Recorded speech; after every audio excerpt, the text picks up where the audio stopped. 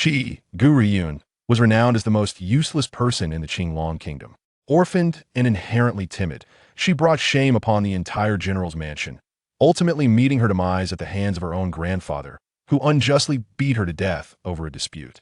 When she opened her eyes again, shedding her former timid self, she was no longer the feeble young lady of the past, possessing a treasured artifact and having contracted with the four divine beasts.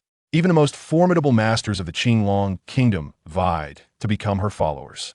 Elixirs? Merely trivial, she could concoct them effortlessly. Are low-grade spiritual weapons truly impressive? Even her subordinates wielded high-grade spiritual artifacts. Do you possess advanced spiritual beasts? Apologies, but the sacred beasts at her command outnumber armies, overpowering all formidable foes. Yet, who could enlighten her on the identity of this powerful and enigmatic man who persistently clung to her, vowing never to relent? In the Donghua continent, atop a lofty mountain, fierce winds howled. Gu Ruoyun stood resolute at the summit, her disheveled hair dancing in the wind, her cold gaze fixed upon a group of individuals. Among them stood a middle-aged man clad in opulent attire. His eyes bore a chilling indifference, sending shivers down Gu Ruoyun's spine, enveloping her heart in icy dread. Gu Ruoyun, you fled for so long, but this time I shall see where you can escape. The middle-aged man sneered, his lips curling into a frigid smile, his gaze akin to that of an implacable enemy, as if the girl before him was not his own bloodline's heir. The ancient divine tower was entrusted to me by my grandfather. I will never relinquish it to anyone else. Gu Ruoyun's voice trembled with an uncontainable loathing. In the past, a mere word from her grandfather had dictated that whoever married a daughter of a Yun family would become the master of the Xia household. Consequently, her so-called father abandoned his childhood sweetheart to win her mother's favor. That very month her mother wed him. He brought his lover into the Xia family as a concubine. As the master of the Xia family, he could take multiple wives, and her mother could only weep daily in despair. Had it not been for her grandfather's compassion, her mother would have been stripped of all dignity within the Xia household.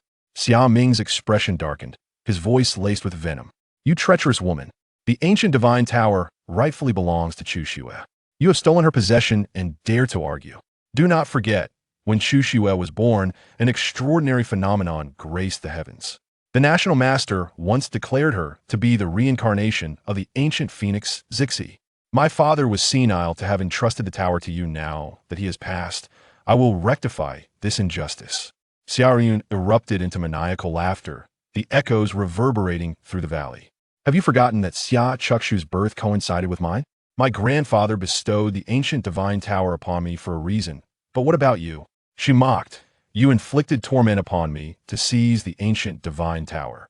My mother died under your brutal treatment in her attempt to save me. Your maternal grandfather's family met the same fate at your hands. Are you even human? You would sacrifice your own wife for the sake of another daughter. Humph! Xiao Ming scoffed, his countenance icy. She was unworthy to be my wife. Regardless of your involvement, I shall not allow her to live. Only with her death can my beloved ascend to her rightful place. Gu Ruoyun closed her eyes in anguish, the harrowing image of her mother's suffering etched in her mind. She had given up, abandoning her grandfather's trust. She had sought to exchange the ancient divine tower for her mother's life. Yet her mother seemed to have foreseen her intentions and sacrificed herself to protect it. Now, recalling it brought forth an agonizing torment. Xiao Ming, all your deeds will lead to your regret. A man devoid of loyalty and compassion like you will be condemned by the masses, forever unable to find peace.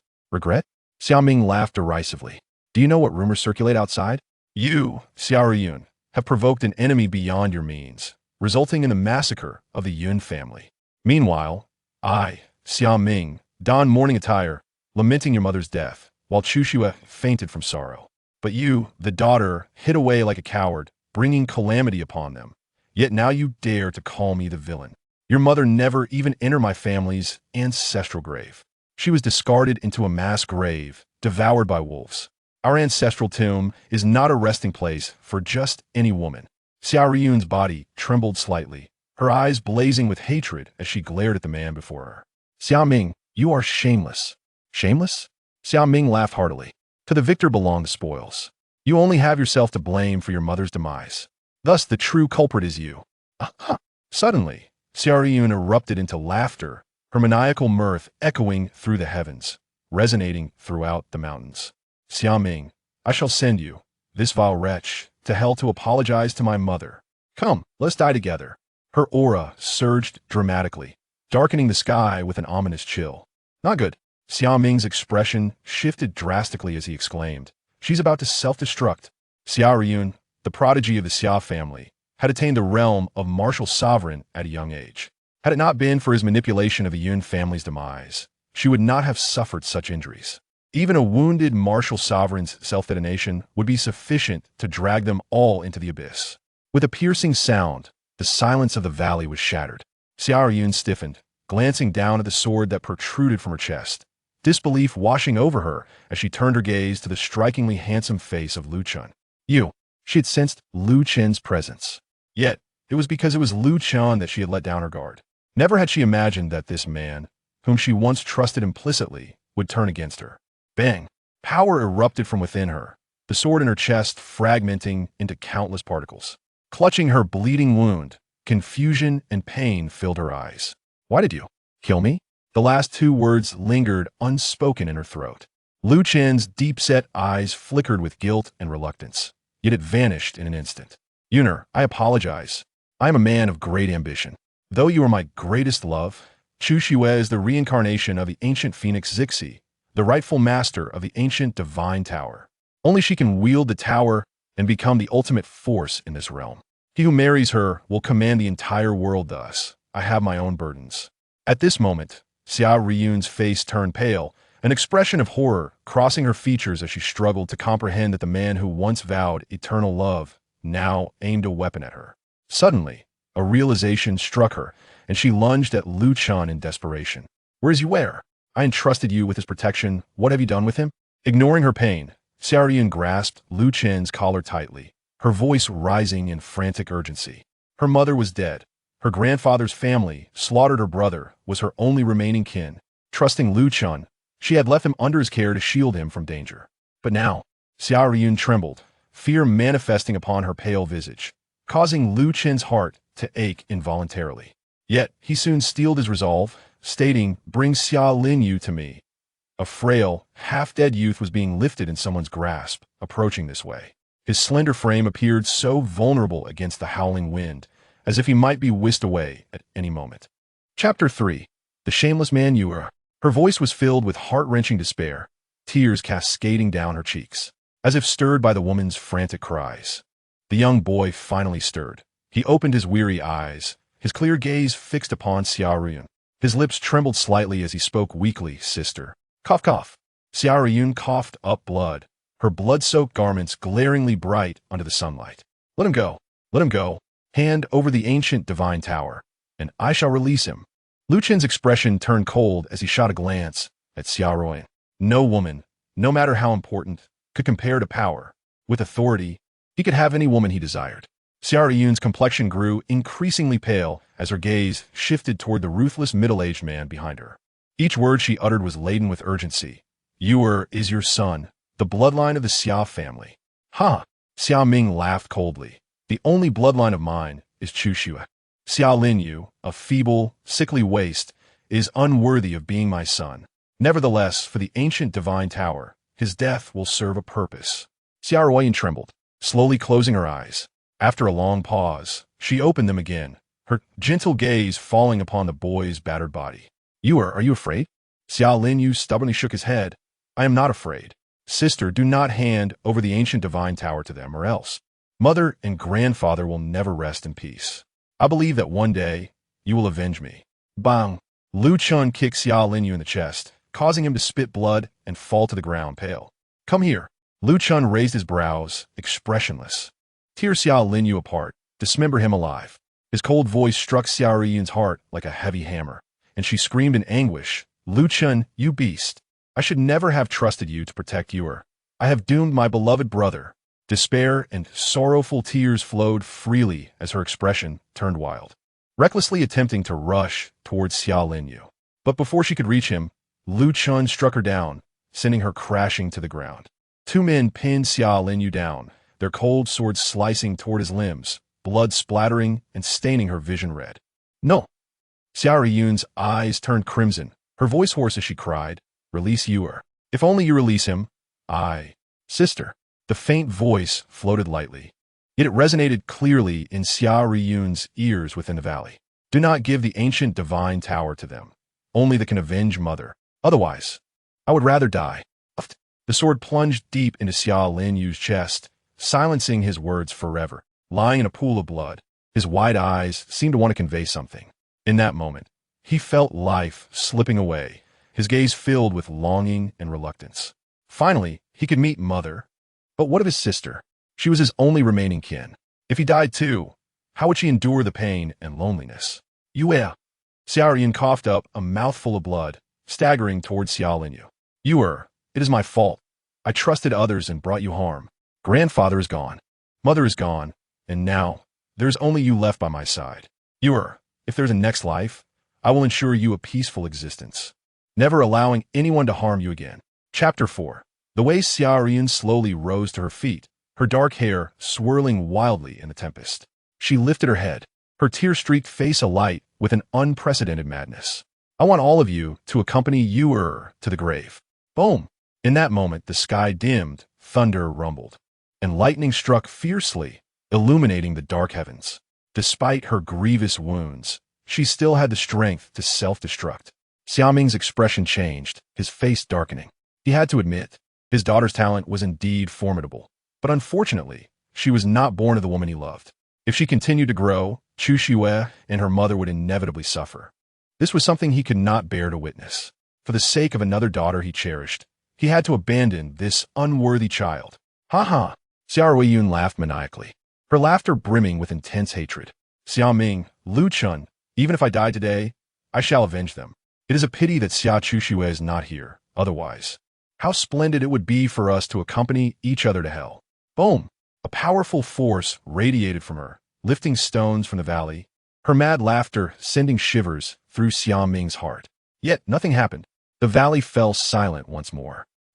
Xiao Yun spat out a mouthful of blood, kneeling heavily on one knee, an unending stream of blood escaping her lips as she glared with resentment at the crowd before her. "Why? Why do you stop me from self-destructing?" She lowered her head, clenching her fists tightly, her weak voice laced with fury.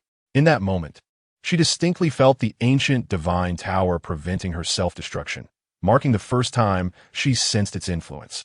"Do you wish for me to remain in this world? But if I cannot avenge them, what use is this existence? Even if my soul is scattered, I shall drag them into hell with me." Xiao Yun's voice trembled, yet she lacked the strength to attempt self-destruction again. "Yue, I am sorry. It is my inadequacy that prevents me from avenging you."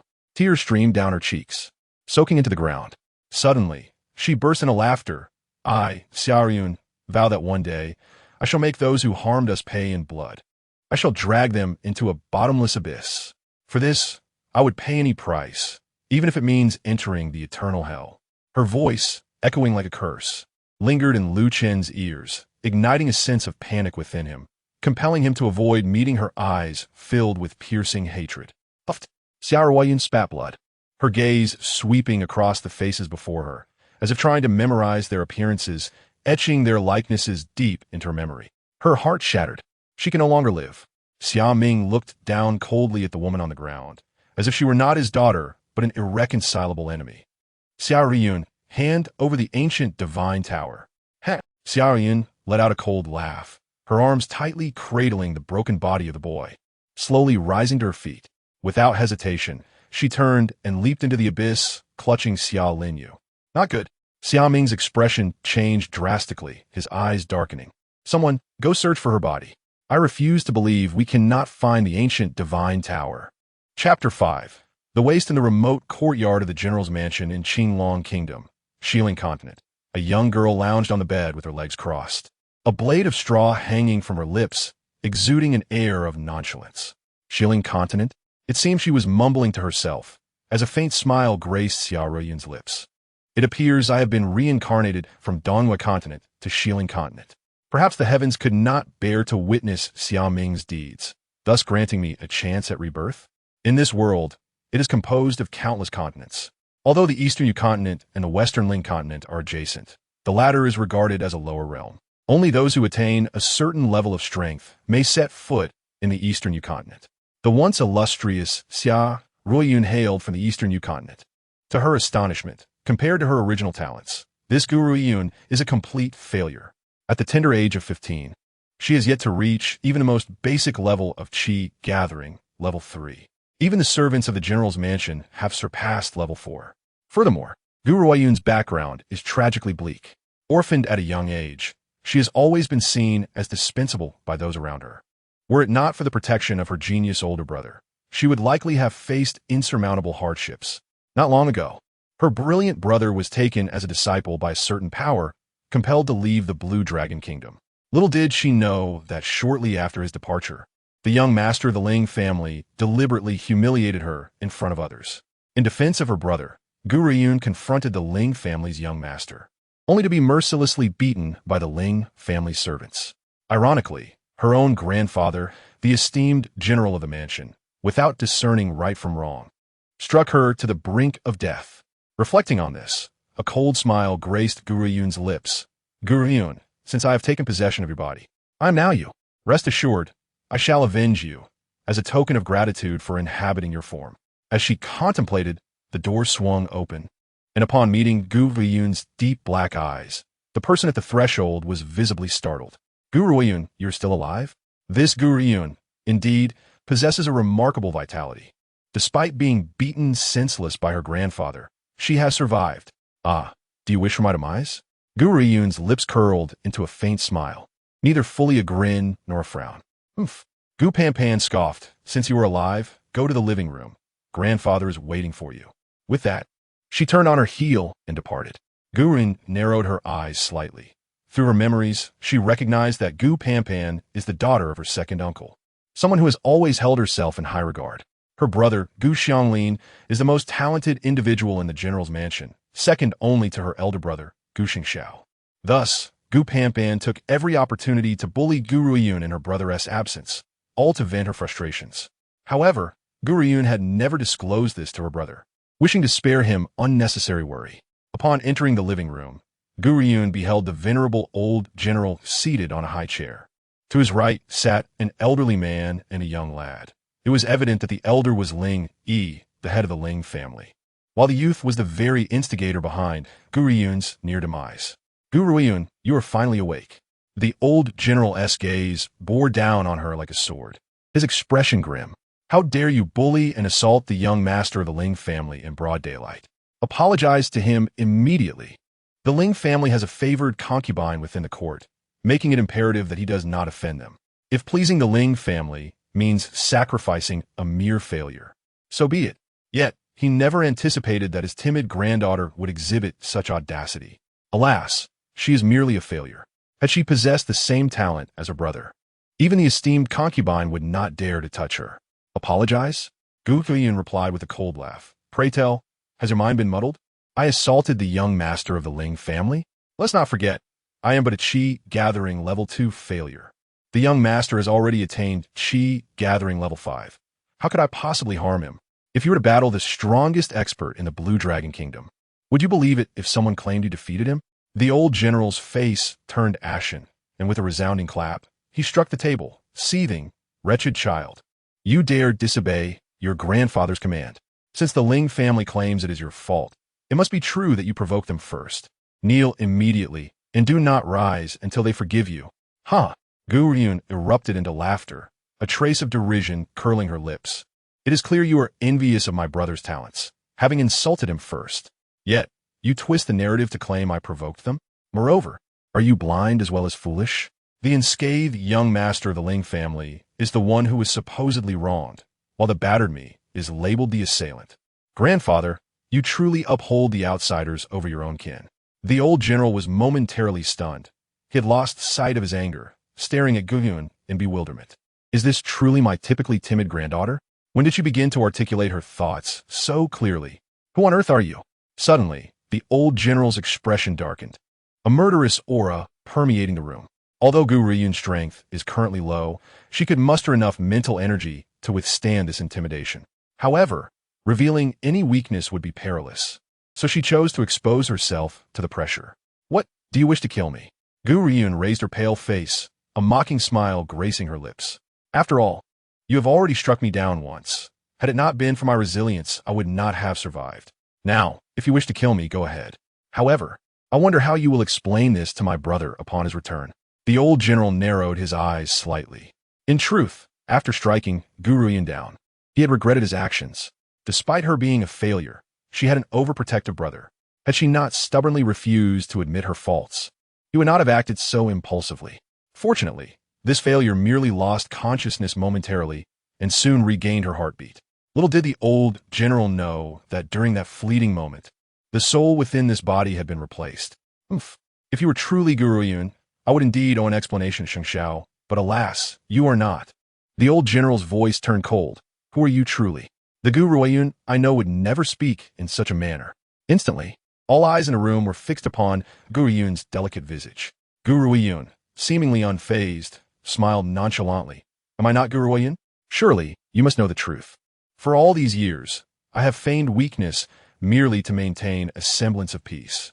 However, after this incident, I have resolved that, even as a failure, I shall no longer remain meek. My cowardice has only invited further bullying from you all. Upon hearing this, the room fell silent as everyone processed her words. No wonder this failure exhibits such courage now. It turns out her meekness was merely an act, and this revelation made perfect sense. Bang! Ling Yi slammed his palm on the table, declaring coldly, Gu Ruoyun, I am naturally protective of my own. I care not whether you are right or wrong. You must kneel and apologize today, or I will ensure you die here, regardless of your genius brother. Gazing at Ling Yi's furious visage, Gu Ruoyun chuckled. You wish to lay hands upon a younger generation? Are you not afraid of being ridiculed for bullying the weak in the Blue Dragon Kingdom? What do you propose? Let us have your grandson duel me. What? In that instant, everyone believed her to be mad. A Qi gathering level 2 challenging a Qi gathering level 5? Surely, she must be insane. Grandfather, I accept her challenge. Before Ling Yi could respond, the young master of the Ling family leapt to his feet, looking down at Gu Ruoyun, who was a head shorter. Gu Ruoyun, you seek death. I accept your challenge. Prepare yourself. Wait. Just as the young master was about to strike, a voice interrupted his movement. He withdrew his hand, sneering, What? Are you afraid? If you are, then kneel and bow 3 times, call me grandfather, and perhaps I shall spare your life. Gu Ruoyun smirked. Had I been afraid, I would not have issued a challenge.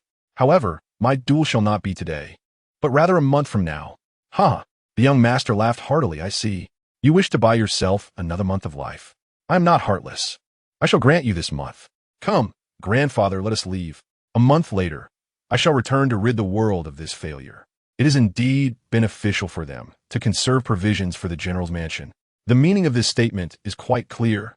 I, young masterling, killed Gu Ruoyun entirely for the sake of your general's mansion. Why waste food on such a useless being? Therefore, not only should your general's mansion not blame me, but you must also express gratitude. As he watched the Ling family depart, the old General Gu's expression darkened considerably. To him, Gu Ruoyun's death was inconsequential, as long as it did not occur at his hands. However, this worthless individual audaciously sought to duel young Master Ling. Was this not a disgrace to the general's mansion? If it weren't for her, he would not have faced humiliation from the Ling family. With such thoughts, General Gu took a deep breath, vigorously shook his robes, and strode out of the parlor, not casting a single glance at Gu Ruoyun throughout the encounter. Gu Ruoyun, you truly are overestimating yourself. Gu Pampan cast a disdainful glance at Gu Ruoyun and mocked. With your abilities, you dare to challenge young Masterling? Do you even know who he is? His aunt is the emperor's favored concubine, and he is a disciple of the foremost master of the Qingtian Kingdom. With such a formidable teacher, would he fear your brother? With that, Gu Pampan scoffed and turned away disdainfully. In the tranquil mountains, with a gentle breeze, Gu Ruoyun sat upon a rock, deep in contemplation. Suddenly, her eyes snapped open, sparkling with a flash of insight. Right, the ancient divine tower. I wonder how it fares now. On that fateful day, had it not been for the ancient divine tower intervening, she would have perished alongside Xiao Ming and the others, and her soul would not have been preserved. Now, she still had the chance to enter the Dongyue continent to avenge her mother and grandfather. However, the ancient divine tower had already fused with her body. How could she extract it? No matter. I shall first ascertain the location of the ancient divine tower within me. With that thought, Gu Ruoyun closed her eyes and focused her spiritual awareness on her body. At that moment, she suddenly realized her spiritual sea was far more expansive than that of an ordinary person. It is well known that when a martial artist begins their cultivation, all spiritual energy is concentrated in the spiritual sea. Once the sea is filled with energy, they can break through the next barrier. Generally, a martial artist's spiritual sea is merely the size of a bowl. Yet, Gu Ruoyun's spiritual sea resembled an ocean, which was the reason for her slow cultivation. Yet, in the Qingtian Kingdom, there were no true masters who understood the benefits of a wide spiritual sea. As one progresses in strength, the bottlenecks become increasingly numerous. And to break through these barriers, the martial artist's comprehension is essential. The broader the spiritual sea, the stronger their comprehension becomes. Had she possessed such a vast spiritual sea in her past life, perhaps she would have already surpassed the martial sovereign level, reaching the rank of martial emperor. Even in the Dongyue continent, martial emperors are exceedingly rare, and upon achieving this level, one could establish themselves as an emperor. It is worth noting that the foremost master of the Qingtian Kingdom is merely a high-ranking martial general, showcasing just how powerful a martial emperor truly is. Suddenly, Gu Ruoyun noticed a small purple tower immersed within her spiritual sea, and her heart surged with joy. Ancient divine tower, I have finally found you. Boom! A powerful force surged from within her spiritual sea, penetrating her mind, causing her head to thrum with a deafening buzz. When she regained her senses, a figure clad in a long purple robe appeared before her. Chapter 8. The Ancient Phoenix. Zixi Gu Ruoyun's gaze traveled up the robe to the man's visage, and she found herself unable to look away. In the Dongyue continent, the most captivating man she had ever encountered was the Golden Emperor. However, the man before her was equally, if not more, enchanting. Clad in a deep purple robe adorned with golden patterns, exuding opulence and grandeur. His long black hair cascaded lazily down his back. As the breeze caressed him, it carried an alluring fragrance. His beauty was such that it rendered the world around him colorless, and as the wind lifted the edges of his robe, the purple flame dancing between his brows became even more beguiling. Suddenly, the man raised his hand, and, as a gentle breeze swept past, Gu Ruoyun found herself in his embrace. So, this is the chosen master of the ancient divine tower? He feels rather frail and uncomfortable. My dear girl, you must ensure you nourish yourself well. Come back to warm my bed once you have gained some weight. Gu Ruoyun's expression darkened instantly. Just as she prepared to kick him, he deftly caught her foot with a light laugh. My dear girl, you were indeed formidable in the past, but now, you are merely a trifling being at the second level of Qi gathering. Do you really think you can ambush me? Gu Ruoyun withdrew her foot and regarded the handsome and noble man before her, asking, Who are you? My dear girl, how could you be so heartless? I brought you from the Dongyue continent, and you have already forgotten who I am? The man feigned grievance. At the very least, I saved your life. Otherwise, you would have perished long ago. Dongyue continent? Gu Ruoyun paused momentarily. You are the ancient divine tower. Upon hearing this, the man's lips twitched slightly. The ancient divine tower? Have you ever seen a tower that can transform into a person? I am the companion beast of the ancient divine tower, Zixi. Zixi? The ancient phoenix, Zixi? While the inhabitants of the Qingtian continent may be unaware of Zixi's existence in the Dongyue continent, this name is known to all. The ancient phoenix Zixi is said to possess the power to create and destroy, capable of leveling entire empires with a single breath, instilling fear in all. However, Zixi had vanished tens of thousands of years ago. Who would have imagined it would appear here? My dear girl, are you not astonished? Zixi smirked. You formed a contract with the ancient divine tower during your flight.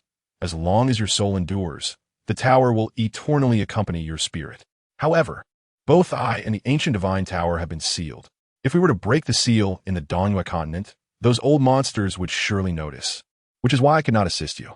It was only upon arriving in the Qingtian continent that I was able to break free from the seal.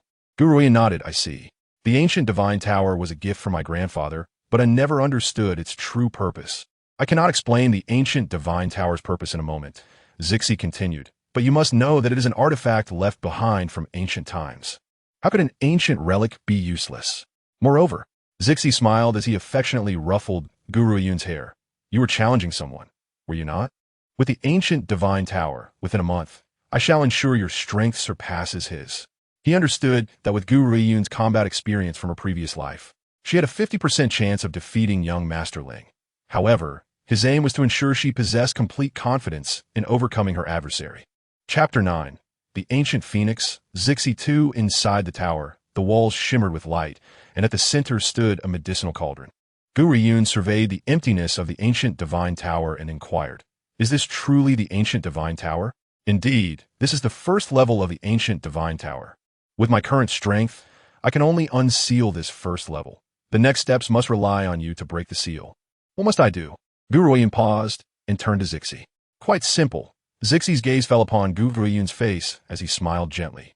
"You need only break through to the 8th level of Qi gathering to reach the martial artist tier, and you will gain access to the 2nd level. With each level you surpass, you will receive the treasures contained within." Upon hearing this, Gu Ruoyun's eyes shifted to the medicinal cauldron within the tower. "Is this cauldron the gift of the 1st level?" "Yes," Zixi nodded, "but it is not just the cauldron. There are also some foundational medicinal formulas." With that, he placed several formulas before Gu Ruoyun's eyes. Qi gathering pills can aid a martial artist in better sensing spiritual energy, allowing them to cultivate at 5 times their usual speed. The cleansing marrow pill can purge impurities from the practitioner's body, making their cultivation efforts far more effective. The beauty elixir can instantly restore the youthful radiance of a woman in her 50s to that of someone in her 20s.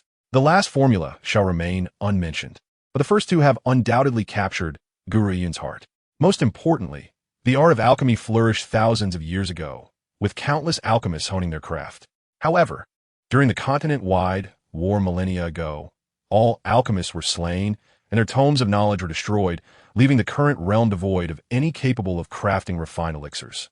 Today, only powdered concoctions exist in the market, which can hardly be classified as true elixirs. One can only imagine the shock that coursed through Gu Ruoyun upon encountering these formulas. Yet, she swiftly calmed her racing heart, leaving Xia momentarily astonished as he cast a glance at her. Were it anyone else, they would likely be eager to experiment immediately. Though these formulas are exceedingly valuable, I have not been trained in alchemy.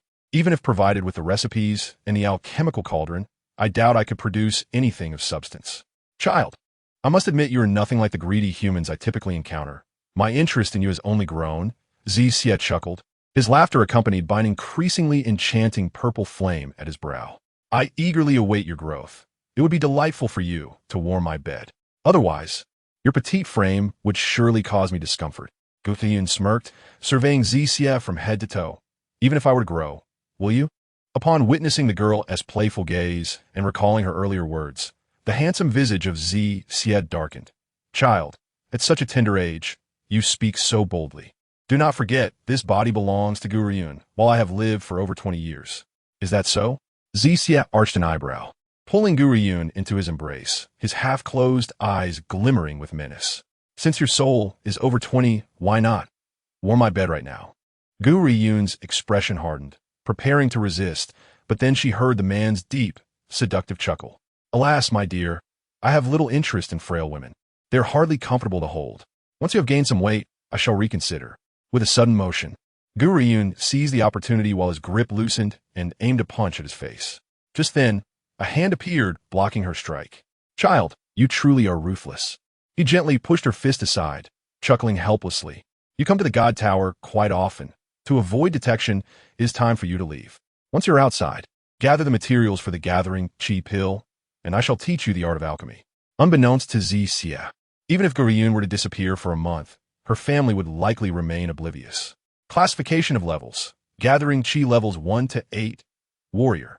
Martial artist. General. King. Emperor. Venerable. Sovereign. Saint. God. Further divided into low, medium, and high levels. Chapter 10. Alchemy. Part 1. A gentle breeze wafted through the air as maple leaves drifted slowly from the treetops. As Gu Ruoyun descended from the back mountain, a clumsy figure caught her eye. It was a young girl, perhaps 15 or 16, clad in luxurious garments that accentuated her perfect figure. However, upon shifting her gaze to the girl's face, disappointment set in. Freckles dotted the girl's fair skin like blemishes on a pristine cloth, marring her initial beauty. Gu Ruoyun furrowed her brow, recognizing the girl's identity after a fleeting mental search. Before she could speak, Luo Yin briskly approached, scanning Gu Ruoyun from head to toe as if she were a stranger. Gu Ruoyun, I heard you dueled that little brat from the Ling family? Gu Ruoyun lightly touched her wrist, smiling without confirming or denying. You are quite well informed. Do you believe I would lose? Luo Yin burst into laughter, clapping Gu Ruoyun on the shoulder. You, Gu Ruoyun, are no ordinary person. I have long said your father was the greatest prodigy of the Qingtian Kingdom, though fate dealt him a cruel hand, causing his early demise. And your brother is the current top genius. As the daughter of Gu Tian and sister of Gu Shengxiao, how could you possibly be worthless? However, Gu Ruoyun had kept such truths hidden from her closest friend for many years, leaving Luo Yin feeling wronged. Luo Yin, Gu Ruoyun said, hesitating for a moment before speaking, I need your assistance with something. What is it? Could you lend me some gold coins? Gu Ruoyun finally admitted with some embarrassment. In her previous life, as the legitimate daughter of the Xia family, she had never worried about such mundane matters, but now, as a so-called waste, her monthly allowance was merely 3 copper coins, hardly enough to purchase materials. All right, how much do you need? Luo Yin agreed without hesitation. Gu Ruoyun pondered for a moment, then gazed at Luo Yin's freckled face. I need 100 gold coins. However, I promise to offer you a reward far greater than that. Gu Ruoyun was not one to leave debts unpaid, so she had already planned to use the gathering chi pill as compensation, which was worth significantly more than 100 gold coins. 100 gold coins? Luo Yin had initially thought Gu Ruoyun would only ask for a few, so she was taken aback by the amount. This was a year's worth of her savings. Yet, she understood that Gu Ruoyun's pride meant she would not ask unless absolutely necessary. All right, I will lend you the money. Wait here while I go fetch it. As for your reward, you need not worry. You couldn't possibly repay me with that much. At this point, Luo Yin was unaware of the nature of the reward Gu Ruoyun mentioned. Only upon witnessing it would she realize Gu Ruoyun had not been exaggerating. A single gathering chi pill was worth far more than 100 gold coins. No updates today. I am returning home tomorrow and will be busy packing early in the morning. There will be no updates for both chapters today, but I will catch up once I return home. Chapter 10, Alchemy, Part 2. The Baishan Hall is the largest pharmacy in the Qingtian Kingdom, where you can procure any materials you desire.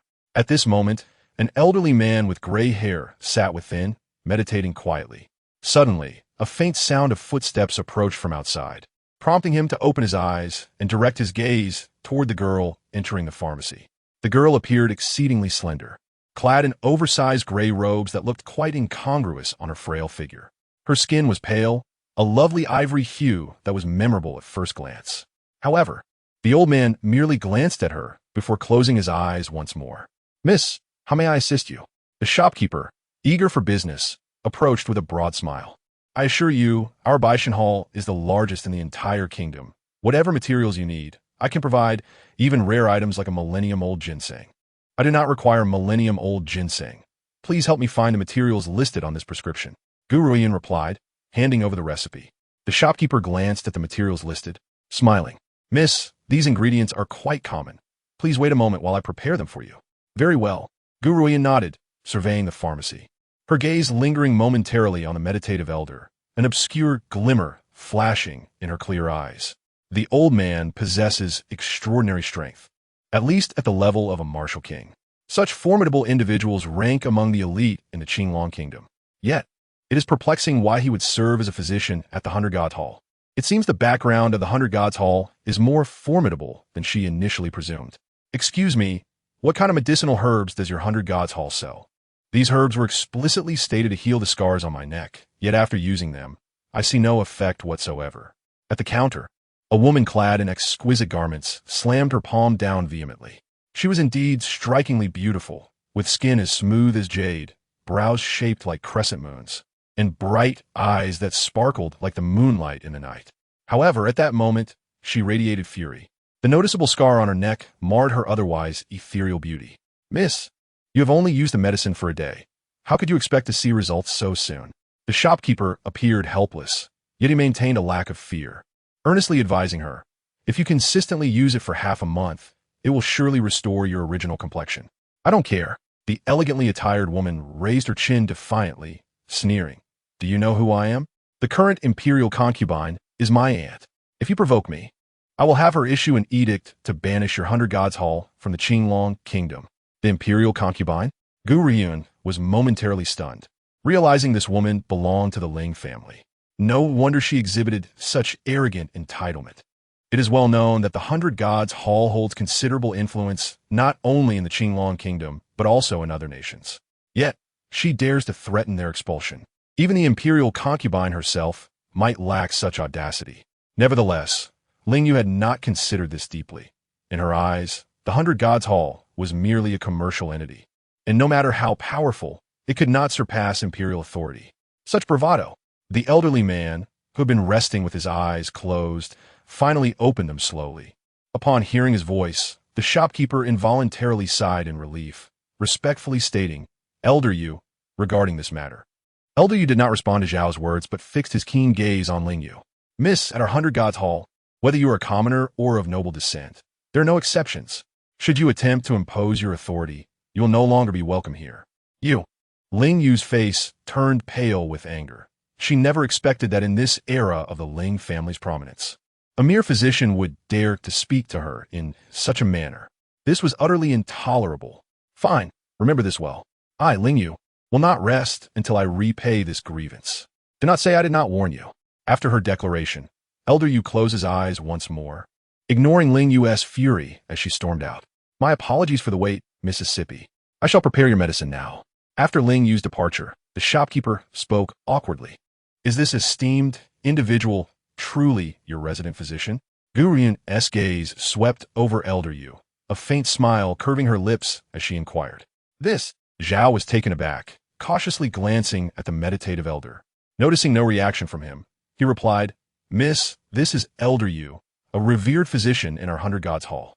"Oh," Gu Ruoyun mused, stroking her chin, "I find his medical skills quite unremarkable. Otherwise, why would he fail to treat such a simple scar?" "What did you say?" Elder Yu abruptly opened his eyes, a cold smile gracing his lips. "A mere scar? You deem it simple? If it were only about removing a scar, it would not be difficult, but achieving results within a day is impossible. Healing requires time, regardless of the injury or ailment." "Admitting a lack of skill is simply a matter of honesty," Gu Ruoyun retorted. "Miss," observing Elder Yu's increasingly displeased expression, Zhao hastily interrupted, "Please, do not continue. Elder Yu's medical prowess is evident. Even the imperial physicians cannot compare to him." "Is that so?" Gu Ruoyun scoffed, her eyes glinting with a barely concealed light. If Elder Yu's skills are indeed so superior, would he dare to compete with a younger practitioner? "Very well." Elder Yu slammed his palm on the table, his gaze icy as he regarded Gu Ruoyun. "What manner of competition do you propose?" "Quite simple. Should I lose, I shall not only apologize, but also concede that your medical skills are unparalleled. However, if you lose, then I shall claim the 100 Gods Hall as my own." With a graceful flick of her garments, Gu Ruoyun seated herself, a confident smile illuminating her delicate features. Elder Yu was momentarily taken aback before bursting into laughter. "Child, you possess great audacity, thinking you can simply take the 100 Gods Hall. To obtain it, you lack the requisite strength." "What? The illustrious 100 Gods Hall lacks the courage to compete against a mere girl? Or perhaps, Elder Yu, you fear defeat?" "Defeat? I, Elder Yu, have never known defeat. However, the 100 Gods Hall is not mine to stake. I must consult the young master before deciding on this duel." In truth, Gu Ruoyun had already deduced Elder Yu's significance. Given the shopkeeper's demeanor towards him, he was no ordinary physician. Yet, even if he held a powerful position within the 100 Gods Hall, he was likely a mere manager or elder. Her aim was to reach the individuals behind the 100 Gods Hall. Moreover, as a newcomer, she needed a formidable force as her backing, and the 100 Gods Hall was undoubtedly the best choice. Most importantly, securing their allegiance would alleviate her concerns regarding medicinal resources. In a finely crafted room adorned with intricate lattice windows, a man stood with his back to the entrance. A gentle breeze flowed in, causing his tied dark hair to sway lightly. Sensing footsteps approaching from outside, he slightly turned his head. The radiant sunlight illuminated his strikingly handsome face, rendering it even more captivating than the light streaming through the window. As the door swung open, Elder Yu entered with measured steps, bowing respectfully, "Young master, I have matters to report." The man raised a hand, halting Elder Yu's words. A charming smile graced his lips, and his warm eyes glimmered with a watery sheen that captivated the heart. Elder Yu, there is no need for further explanation. I witnessed everything that transpired downstairs. This Gu Ruoyun appears to be not as feeble as rumored. At least, I did not detect any signs of cowardice or timidity in her. In the Qingtian Kingdom, who does not know of the once promising genius, Gu Tian, who was deemed a failure, lacking talent and courage, bringing shame to the general's residence? It seems the rumors were largely unfounded. That girl is quite assertive, hardly resembling a timid person. I wonder who spread such slander. Gu Ruoyun? Elder Yu exclaimed in surprise. Young master, are you saying she is the daughter of Gu Tian and Miss Yua? Indeed, the man replied, his long fingers brushing against nearby bamboo leaves. A cryptic smile gracing his lips. I admire few, but Gu Tian is one of them. To grow to such heights from such humble beginnings is commendable. Had he been born into a powerful family, he would undoubtedly rank among the continent's strongest. He and his sister are a match made in heaven, yet alas, some forces are destined to keep them apart. With a sigh, the man expressed a hint of regret. As it stands, Gu Ruoyun ought to address me as uncle, but I have heard whispers of her ineptitude, claiming she cannot be compared to Gu Tian. This visit is indeed for her sake. Elder Yu, the 100 Gods Hall is but a business in my possession. Losing it merely means losing some wealth. Hence, I agree to use the 100 Gods Hall as a wager, but do not go easy on her simply because she is Gu Tian's daughter. I wish to see her true abilities. How could the daughter of such a genius be a failure? I seek to ascertain whether this girl possesses the capability to forge her own path. Downstairs, Gu Ruoyun heard footsteps from above and raised her eyebrows slightly, her gaze sweeping over the hurriedly descending Elder Yu. So, has your young master agreed to my proposal? After learning of Gu Ruoyun's identity, Elder Yu felt a mix of emotions. He never anticipated that this girl was the daughter of Gu Tian and the jewel of the Dongfang family. If he offended her, the consequences could be dire. Although the young master said not to show leniency, perhaps a slight concession would be permissible. Clearing his throat, Elder Yu shifted his gaze and said, Miss, how shall we compete? Quite simply. A smile graced Gu Ruoyun's lips. Elder Yu, I notice your voice is rather hoarse. Could it be an old ailment? Elder Yu was taken aback, but nodded honestly, saying, Indeed, I was gravely injured during a battle with a formidable opponent, which damaged my throat. Though I recover my life with medicine, my condition has not returned to what it once was. Chapter 13. Alchemy, v. What if I told you I could heal your throat? Gu Ruoyun laughed, her bright eyes radiating confidence. Hearing this, Elder Yu burst into hearty laughter. This injury is something I cannot heal myself. For such a young lady to possess such prowess is truly admirable. Even the dimmest of minds could detect the sarcasm in Elder Yu's words.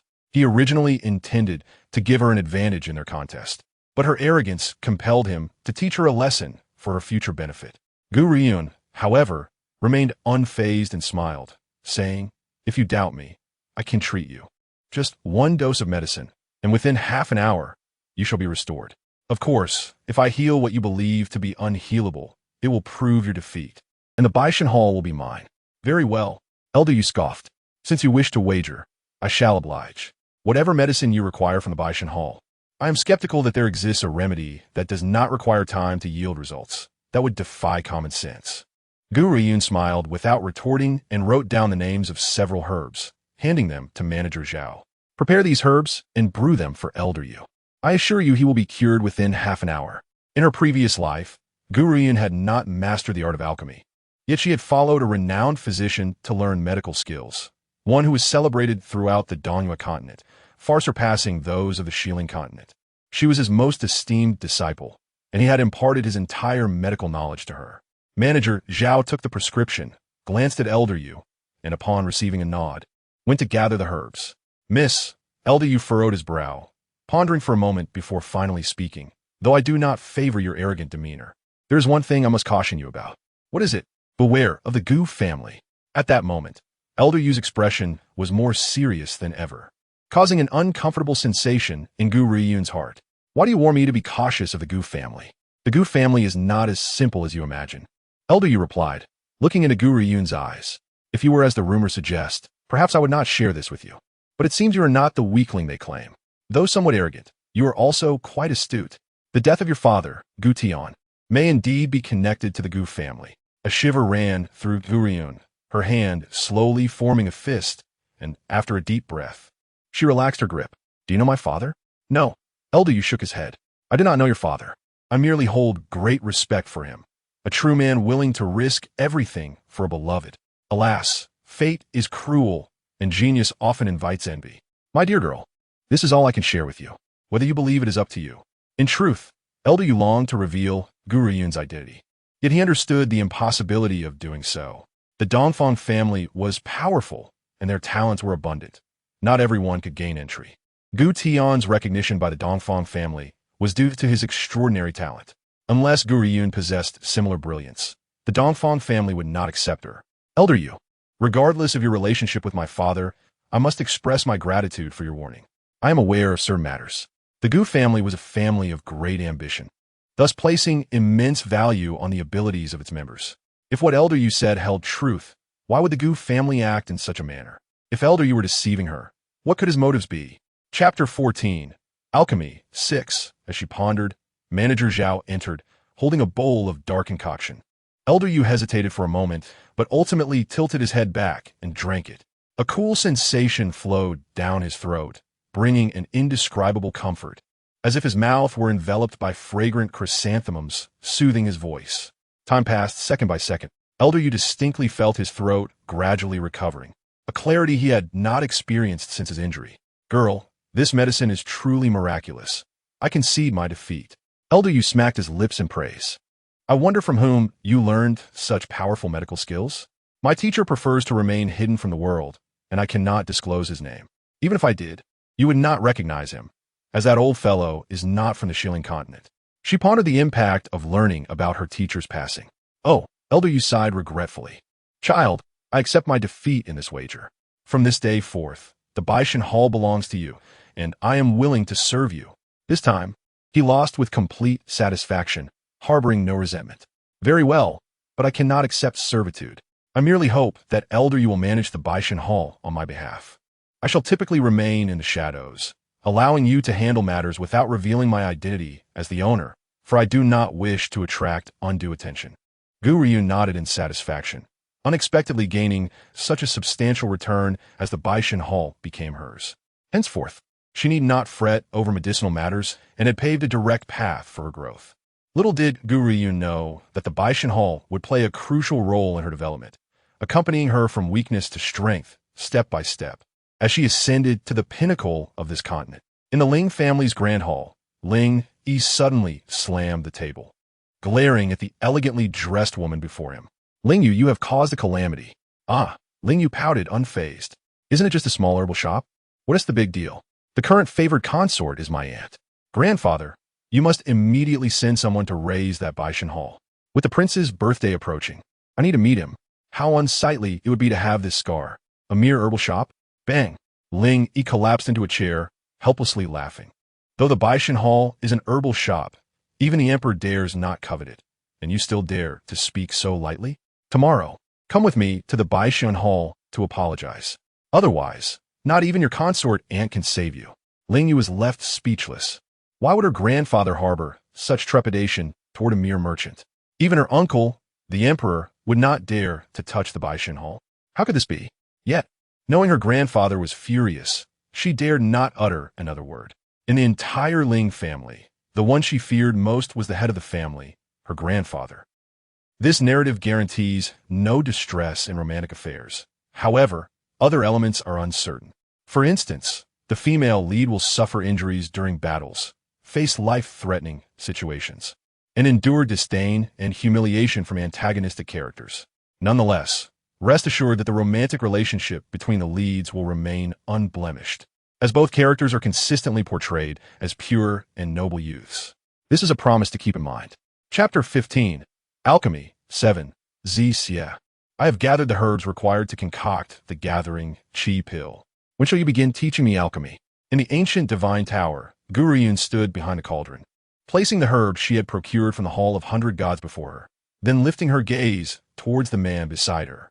Xie's long fingers caressed his chin as he smiled mischievously. From this moment onward, my dear girl, prepare yourself, for I shall soon teach you the art of alchemy. Understood. Gu Ruoyun nodded slightly, unable to suppress her excitement. After all, This was a long-lost technique of alchemy. My dear, when concocting elixirs, you must add the herbs in the precise order dictated by the formula. A single misstep will render the potion unviable. Once you attain a certain level of mastery, you may create new elixirs based on the properties of the herbs. However, do not expect to reach that level for many years. Zixie's eyes glimmered with amusement. In truth, alchemy is not overly complicated, but alas, I am not human and am unable to craft elixirs myself. For now, you must practice diligently. Both the temperature and timing of the herbs must be perfect. A single error could lead to disaster. Remember this well. At his words, Gu Ruoyun's expression turned solemn. She inhaled deeply, her dark eyes shimmering with determination. Elixirs. If I had possessed such miraculous creations in my past life, perhaps I could have altered my brother's frail constitution, and that man would not have been so heartless as to abandon the last male heir of the Xia family. If my brother were to be reborn in this world like me, I would surely change the course of his life. Elixirs were once deemed omnipotent.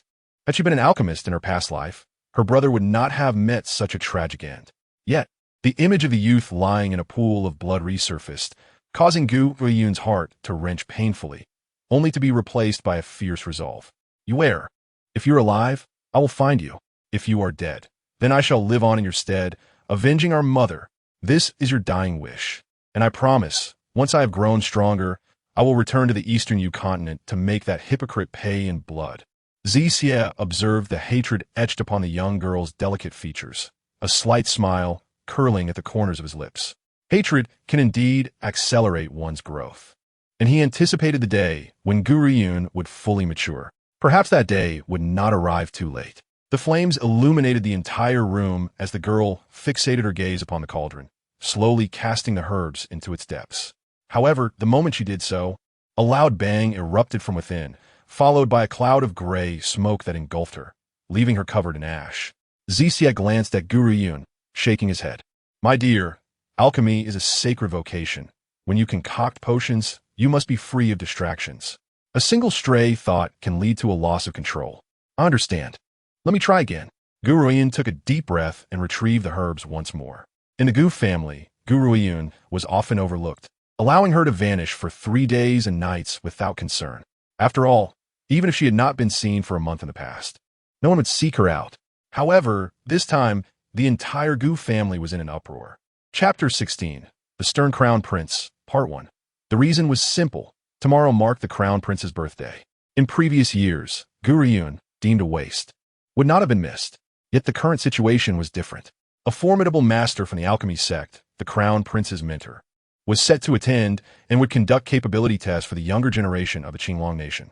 Those with strength could join the sect as outer disciples. The alchemy sect held tremendous power on the continent, feared only by the Dongfang family. To enter the alchemy sect, even as an outer disciple, was a matter of envy.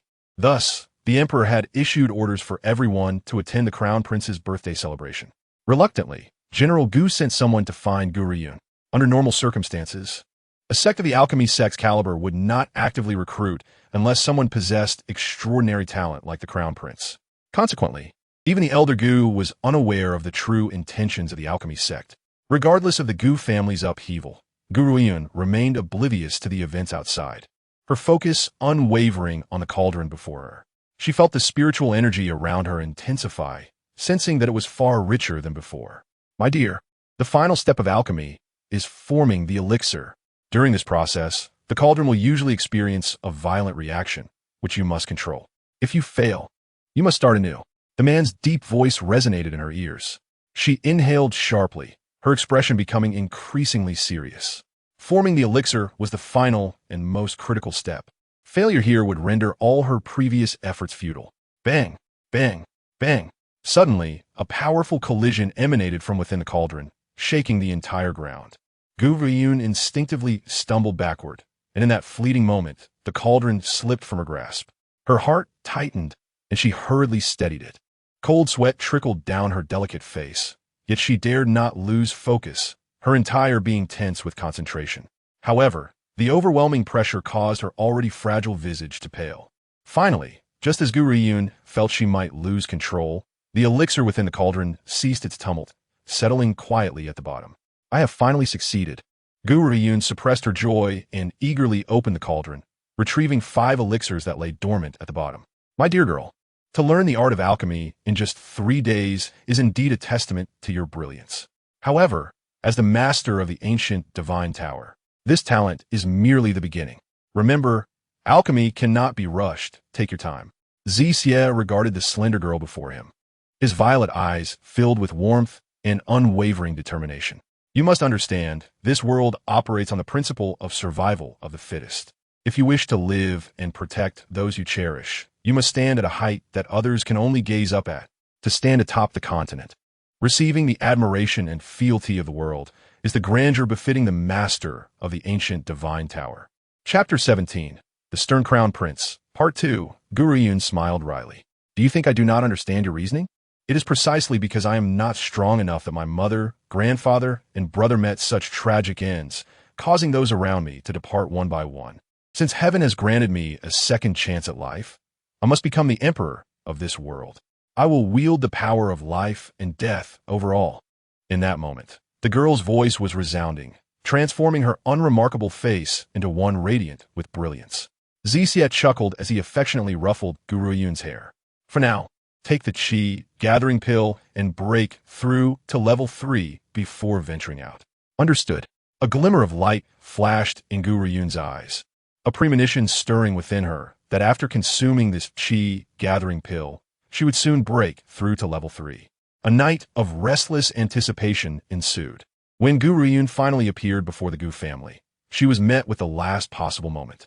The family, who once wished for her to disappear far away, now hoped for her presence more than ever. The elder general, disinterested in conversation, merely cast her a cold glance before commanding.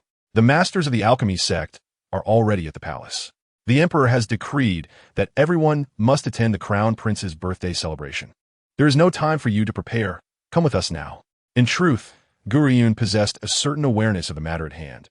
However, her curiosity regarding the prowess of the masters from his continent led her to comply with the old general's words. The room, suffused with a fragrant aroma, featured a man standing with his hands clasped behind his back. The gentle sunlight cascaded down, elongating his silhouette in the radiant glow. Elder Yu stood behind, observing his young master, hesitating for a moment before speaking. Young master, 2 elders from the refining sect have recently arrived in the Qingtian Kingdom. I am uncertain of their intentions. Even though the crown prince is the disciple of Elder Huanfei, his proud demeanor suggests he would not attend a gathering without purpose. Moreover, Elder Tianlin and the sect leader's daughter have accompanied him. I sense something significant is about to unfold. The man curved his lips into a gentle smile. Regardless of their intentions, they bear no relevance to our Dongfang family. However, I recall that Elder Huanfei initially recognized Gu Shengxiao's talent, only to be rejected by her, leading him to take the crown prince as his disciple. Young master, do you imply that he may cause trouble for Miss Ruoyun? No, the man shook his head. The refining sect, after all, holds considerable prestige on the continent. They would not stoop to such actions. By the way, Elder Yu, I intend to return to the Dongfang family shortly. You shall remain here to assist Gu Ruoyun. Elder Yu was momentarily taken aback, his aged face displaying a flicker of astonishment. Young master, this. Elder Yu, you understand that the 100 Deities Hall was established to provide me with financial support. However, if the 100 Deities Hall can elevate Gu Ruoyun, what harm is there in that? After all, she is my sister's daughter. My request for you to stay is also to gauge her capabilities. Should she prove lacking, you may return to the Dongfang family without divulging anything to her. Rather than entangle her in our disputes, it would be more prudent to allow her a carefree existence outside. The man's tone bore a hint of helplessness. Elder Yu bowed his head respectfully, replying, Yes, young master, I shall diligently obey your command. Ruoyun, in the Imperial Garden, Luo Ying immediately spotted Gu Ruoyun, who had come with the Gu family, and her face lit up with joy as she rushed towards her, heedless of the furious glare from General Luo beside her. As is well known, the Luo family and the Gu family stood in opposition, one as the right general and the other as the left general. Despite their long-standing enmity, the Luo family's eldest daughter, Luo Ying, had formed a close bond with the so-called useless Yun, often defending her. However, Luo Ying's voice successfully drew the attention of all present towards Gu Ruoyun. Gu Ruoyun of the Gu family? Isn't she the infamous waste of the Qingtian Kingdom? Even if the people of Qinglong did not know who Gu Xingxiao was, they had certainly heard of Gu Ruoyun. Moreover, it was said she had boldly challenged the young master of the Ling family. TSK. The young master of the Ling family has reached the 5th level of Qi gathering. While I have heard that Gu Ruoyun has languished at the 2nd level for many years, even though His Majesty has summoned all officials to bring their children. Surely Gu Ruoyun is unqualified to attend? Listening to the mocking remarks, the old general's face turned red with fury. Wishing he could strike Gu Ruoyun down to spare himself the humiliation. Just as Luo Ying was about to express her anger, she was gently restrained by a hand. She turned to see the calm and composed profile of the girl beside her. Let them say what they will. It doesn't affect me, Gu Ruoyun replied nonchalantly, shaking her head. For instance, would an elephant concern itself with the chatter of ants? Once I was that elephant. His Highness the Crown Prince has arrived. The Imperial Concubine has arrived. At that moment, a sharp voice rang out, instantly redirecting everyone's gaze. Amidst their scrutiny, a figure clad in bright yellow approached, coming into view. It was an exceptionally handsome young man, his features sharp and deep-set. His inky black eyes held an inscrutable depth, leaving others unable to fathom his thoughts. Upon seeing the young lady in yellow beside him, the crowd understood the meaning of breathtaking beauty. Yet, despite her striking appearance, her face bore an unsettling pallor, a sickness that no rouge could conceal. Nevertheless, her association with the Crown Prince sparked speculation regarding her identity, especially since the Imperial Concubine, Lady Ling, trailed behind them, amplifying the intrigue. Your Highness, the Crown Prince, and the Imperial Concubine, all present gathered their wits and knelt, respectfully proclaiming their allegiance. Thus, Gu Ruoyun found herself abruptly thrust into the spotlight.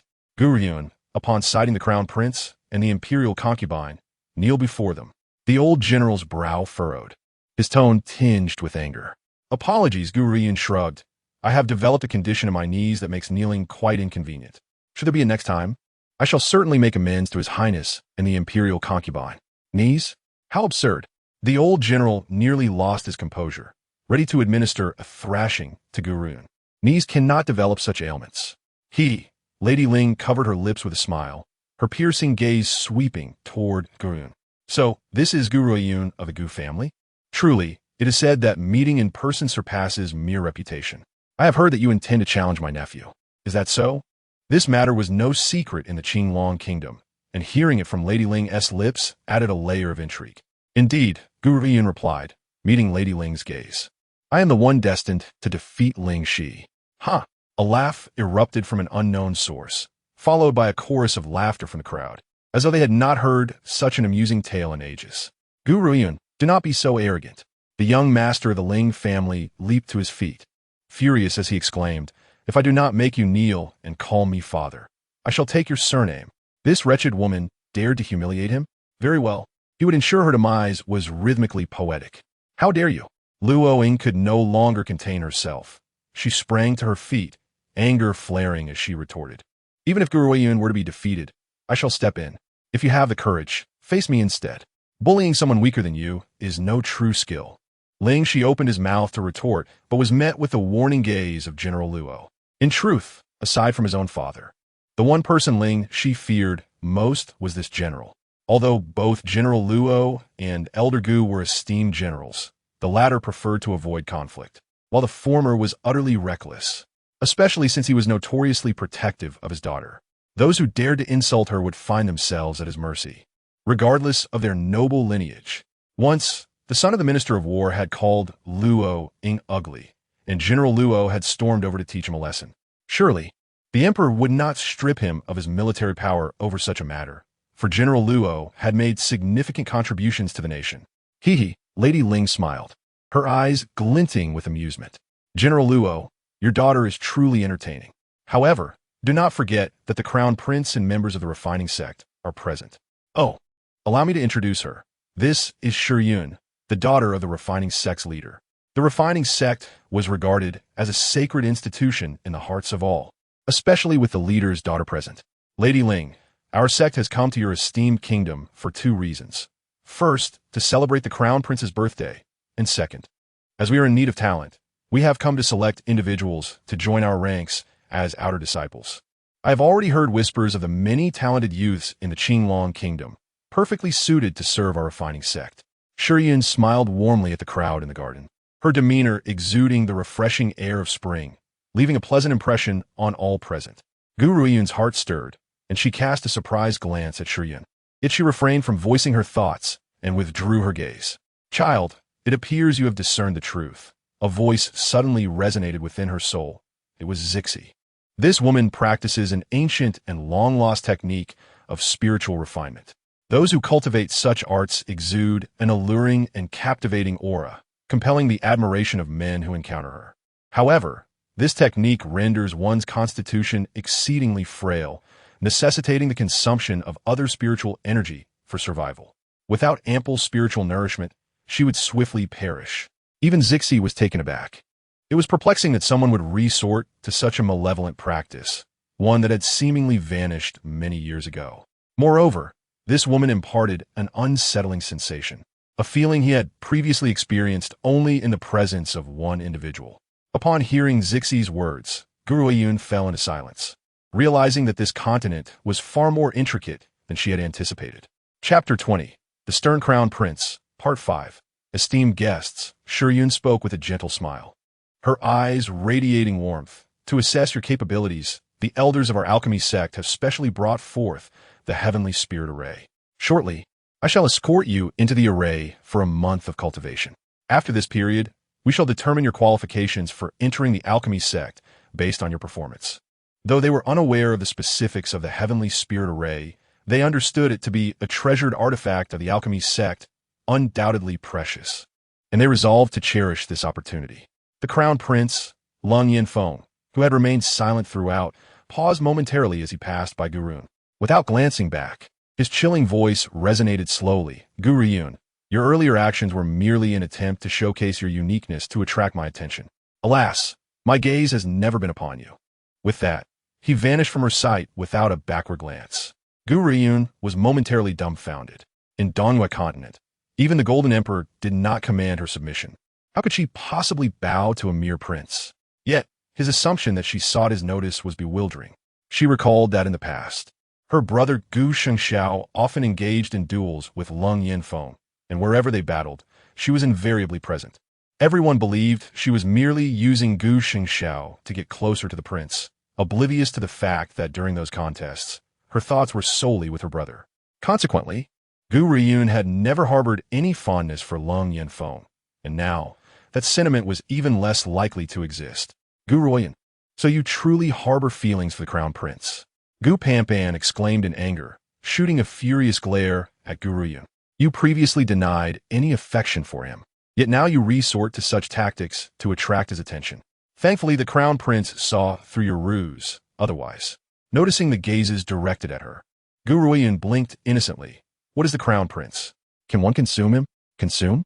You dare suggest devouring the Crown Prince? Gu Ruoyun, your intentions are indeed sinister. Well, this time, it's truly a tangled web of misunderstandings." Gu Ruoyun shook her head, disinterested in explanations, and shrugged. "Let's go see Luo Yin."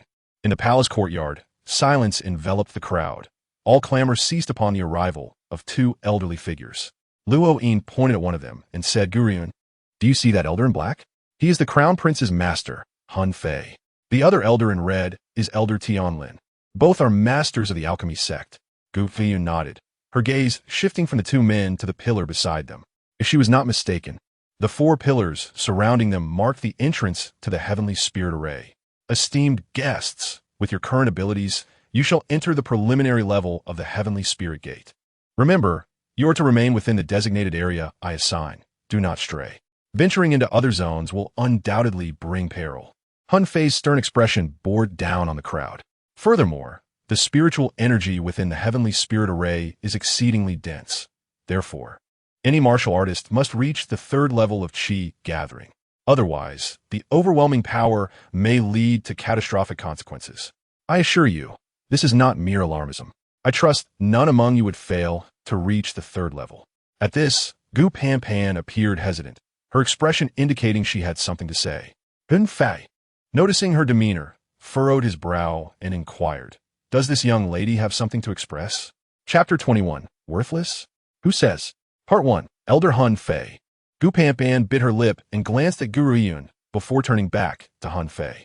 Though it is difficult to voice, the entire Azure Dragon Kingdom is aware that Gu Ruoyun has remained stagnant at the second level of Qi gathering since reaching it years ago.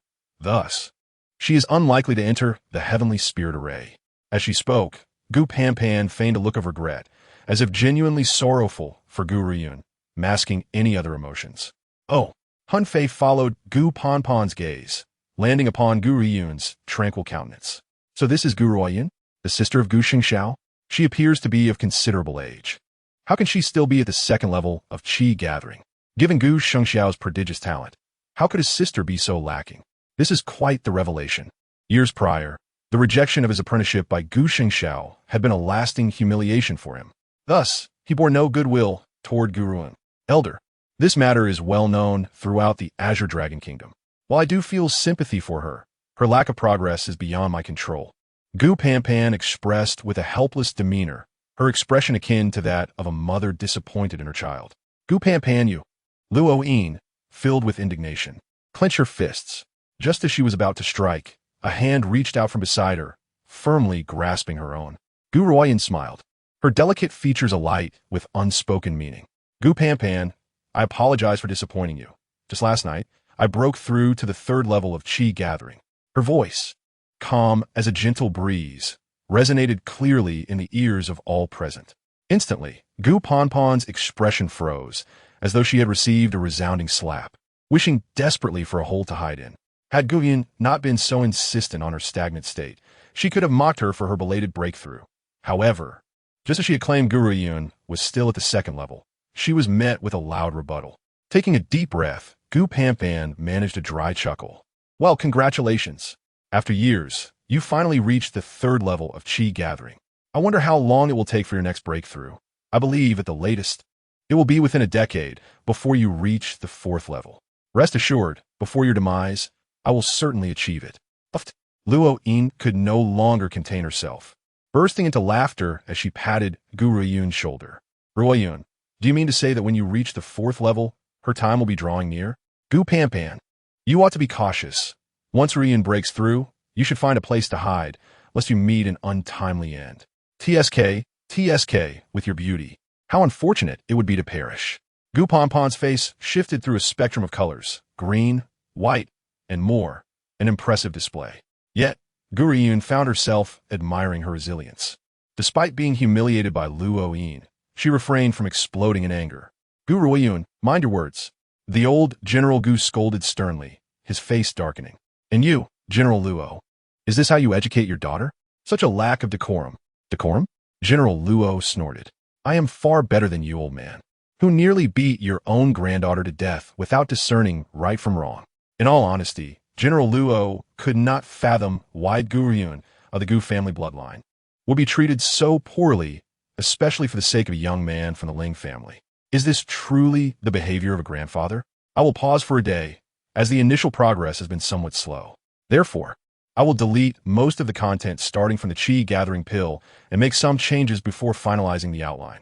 I appreciate your understanding in this matter. Chapter 21. Who is the Waste? Part 2. Enough. Just as General Gu was about to speak, an impatient voice cut through the air, silencing him completely. Hun Fei glanced at Gu Ruoyun, his expression impassive as he stated, since you have broken through to the third level of Qi gathering, you may enter the Heavenly Spirit Array. However, this is merely the minimum standard for entry, and even the lowest regions pose dangers for you. Take care of yourself. The strength of being at the third level of Qi gathering is hardly impressive. A mere breath from him could scatter this girl into oblivion. He couldn't fathom how a genius like Gu Xingxiao could have such a waste of a sister. With a sense of resignation, Hun Fei shook his head.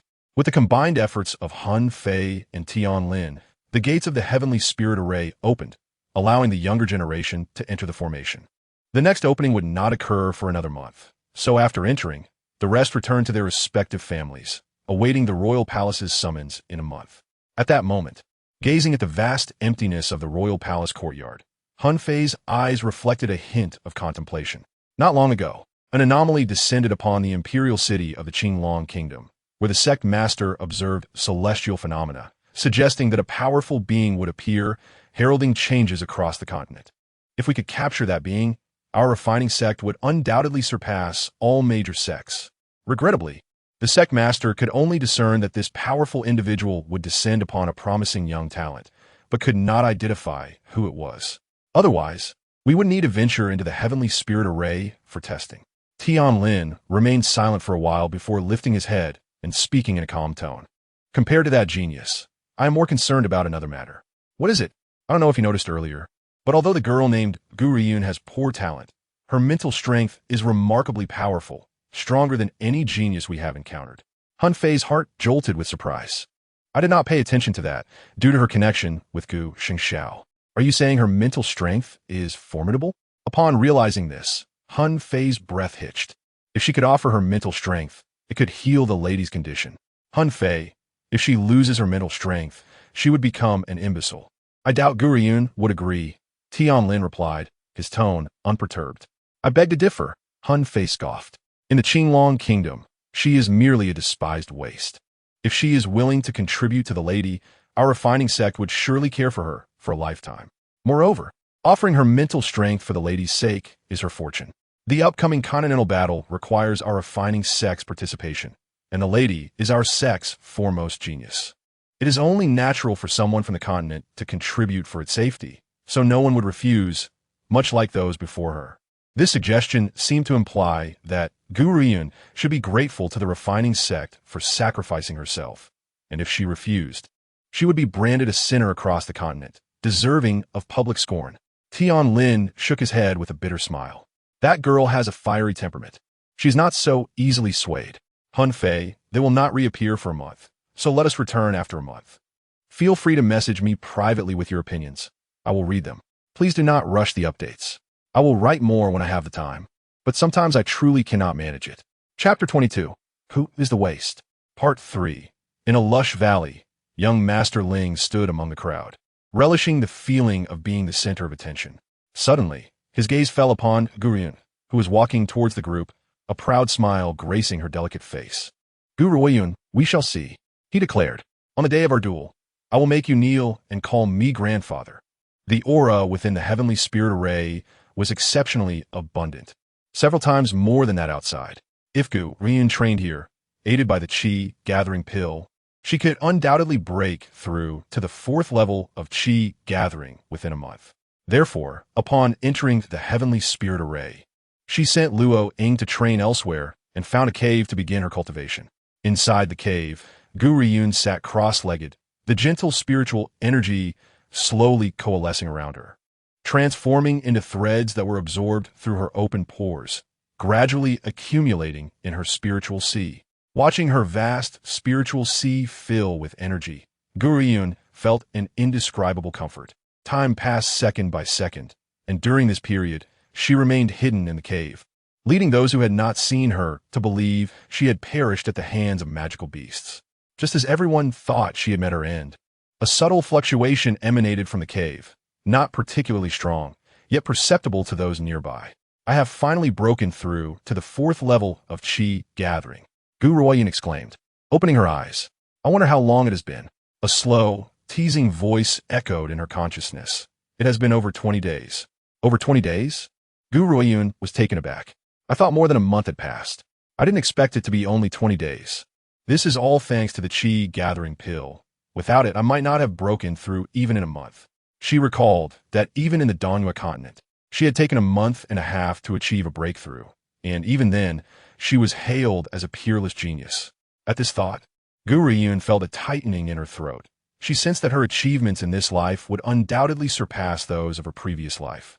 Suddenly, she felt an unusual fluctuation within the cave, her expression shifting to one of surprise. Such powerful spiritual energy. Is that a spiritual weapon? But I did not sense this aura when I first entered. Did I unintentionally trigger something while cultivating? At that moment, her heart raced with excitement. This was a spiritual weapon, not an ordinary armament. Spiritual weapons carry spiritual power, and at higher levels, they even possess spirit souls to assist in combat. In a battle between two equally matched opponents, one wielding a weapon and the other a spiritual weapon, the latter would undoubtedly emerge victorious. Furthermore, spiritual weapons are not as common as cabbages, They are exceedingly rare. Even in her past life, Gu Ruoyun had never acquired a single spiritual weapon. To think that just a few days after crossing over, she would discover this coveted treasure that everyone sought. Indeed, it is the fluctuation of a spiritual weapon. My girl, go take a look. You may uncover unexpected rewards. All right.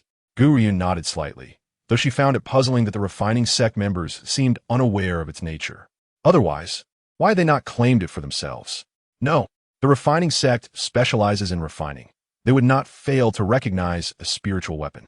Then why has this weapon remained untouched here for so long? When Gu Ruoyun finally laid eyes on the spiritual weapon, she understood why this divine artifact had remained in the refining sect's formation for so long without anyone coveting it. How should she put it? This sword was indeed a spiritual weapon, but it had long since worn down, its surface covered in rust, resembling a master who had lost their spiritual power, indistinguishable from an ordinary weapon. Of course, this was the case for an average person. But who was Gu Ruoyun? The genius of Donghua continent, the master of the ancient divine tower, seeks to reclaim a once mighty spiritual weapon, which is hardly a challenge. It merely requires time. Xie. I find myself without a weapon at the moment. Though this spiritual weapon has lost its spiritual power, it surpasses an ordinary weapon. Furthermore, that powerful spiritual energy I sensed earlier must have inadvertently been absorbed during my cultivation, guiding me to this very spot. A silence enveloped my soul, and after a long pause, Xixia's voice reached Gu Ruoyun's ears. Then take it for now. Later, you can seek something of a higher grade. While this is indeed a spiritual weapon, it is of the lowest tier, unworthy of your status. Gu Ruoyun could not help but twitch her lips in exasperation, rubbing her forehead in resignation. Does this fellow think spiritual weapons are as common as cabbages? A low-tier spiritual weapon alone could incite fierce competition among many experts, let alone a high-tier one. Let us depart. I have nearly completed my cultivation, and it is time to leave. Outside the cave, an unknown number of people had gathered. Upon seeing Gu Ruoyun emerge, a hush fell over the crowd, followed by a voice of accusation. Gu Ruoyun, you worthless wretch, what are you doing here? I sensed unusual fluctuations from the cave, indicating the emergence of a treasure. Hand it over, and perhaps I might spare your life. Gu Ruoyun frowned slightly, following the voice to a youth clad in green among the crowd, a smirk forming on her lips. The son of the Minister of Revenue, a lackey of the young master of the Ling family. Who, may I ask, is this worthless wretch you speak of? The youth sneered. Who else could it be but you, the infamous waste? Gu Ruoyun, if you know what's good for you, hand over the treasure, or I shall make you kneel and beg for mercy. After all, if you die here, your brother will never know. Ha ha! Before the last chuckle faded, a resounding thud echoed as the youth's body transformed into a speck of light, shooting into the sky before crashing back down. The onlookers seemed frozen, their heads slowly turning to settle on Gu Ruoyun's slender figure. She coolly rotated her arms, not even glancing at the fallen youth. His strength is decent. That slap was enough to sting my hand. It must be noted that although the youth was a lackey of the young master, his strength was comparable, both at the 5th level of Qi gathering, while Gu Ruoyun was merely a 3rd level waste. How could she have sent him flying with a single slap? Yet she remarked on his strength, lamenting that her hand was sore. Was she truly paying him a compliment rather than a slight? With a flicker of thought, Gu Ruoyun smiled at the gathered crowd. Is there anyone else who dares to call me a waste? Step forward if you have the courage. Truth be told, forming a contract with the ancient divine tower had already bestowed upon Gu Ruoyun a baptism of both body and soul, enhancing her spiritual capabilities and elevating her overall attributes. Unless one could break through to the level of a warrior, they would not stand a chance against her. Observing the current Gu Ruoyun, the crowd exchanged glances, none daring to advance a single step. Afraid? Gu Ruoyun's smile gradually turned frosty, her clear gaze imbued with an air of dominance. From this day forth, remember this. Should anyone utter the word waste in reference to me again, I shall not hesitate to demonstrate my strength. I am Gu Ruoyun, the daughter of Gu Tian and the sister of Gu Shengxiao. Both are unparalleled geniuses, and I shall never bring shame upon them. Despite her indifference to her own reputation, she held dear those she cared for. In her previous life, she felt like she had a father who was absent and a beloved brother who had not been properly protected. Now, having the chance to live again, she would embody Gu Ruoyun, safeguarding her family and avenging her father. Not far off, A gentle breeze rustled through the grass. Yet a figure clad in bright yellow stood out, unnoticed by all. Lung Yinfeng's gaze was fixed intently on Gu Ruoyun, a fleeting, imperceptible expression crossing his stern features before vanishing entirely. Gu Ruoyun, is this your method of drawing my attention? Alas, no matter how you disguise yourself, you shall never captivate me. In my eyes, there is no place for you. Originally intending to observe the situation at the Heavenly Spirit Array, Lung Yinfeng was taken aback by the scene before him. He could not fathom that Gu Ruoyun would remain oblivious to his presence. She must have noticed him to speak such words. After all, he had previously declared that only the strong were worthy of standing by his side. Yet, it appeared he had overestimated the situation. Gu Ruoyun had indeed sensed him, but she chose to disregard him entirely. You fools! You don't even dare to confront a waste.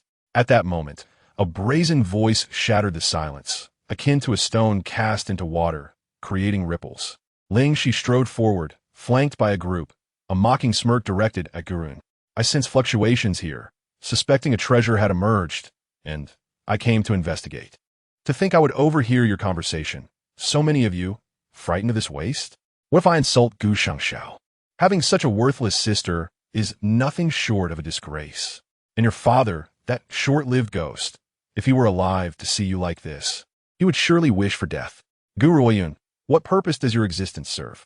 All you do is bring shame to your family, making your father's death a source of embarrassment. Delight radiated from Ling Shi as he reveled in tormenting this waste. However, he remained oblivious to the way Gu Ruoyun's eyes narrowed. Young master, be careful. This woman just defeated Lin Shi from the Minister of Revenue's household. A nearby individual, concerned for Ling Shi's well-being, offered a warning. What? Ling Shi paused, then burst into laughter. Lin Shi is at least a 5th-level Qi gathering. This waste defeated him? I don't believe it, and I doubt anyone in the entire Qingtian Kingdom would either. If you're going to lie, at least make it believable.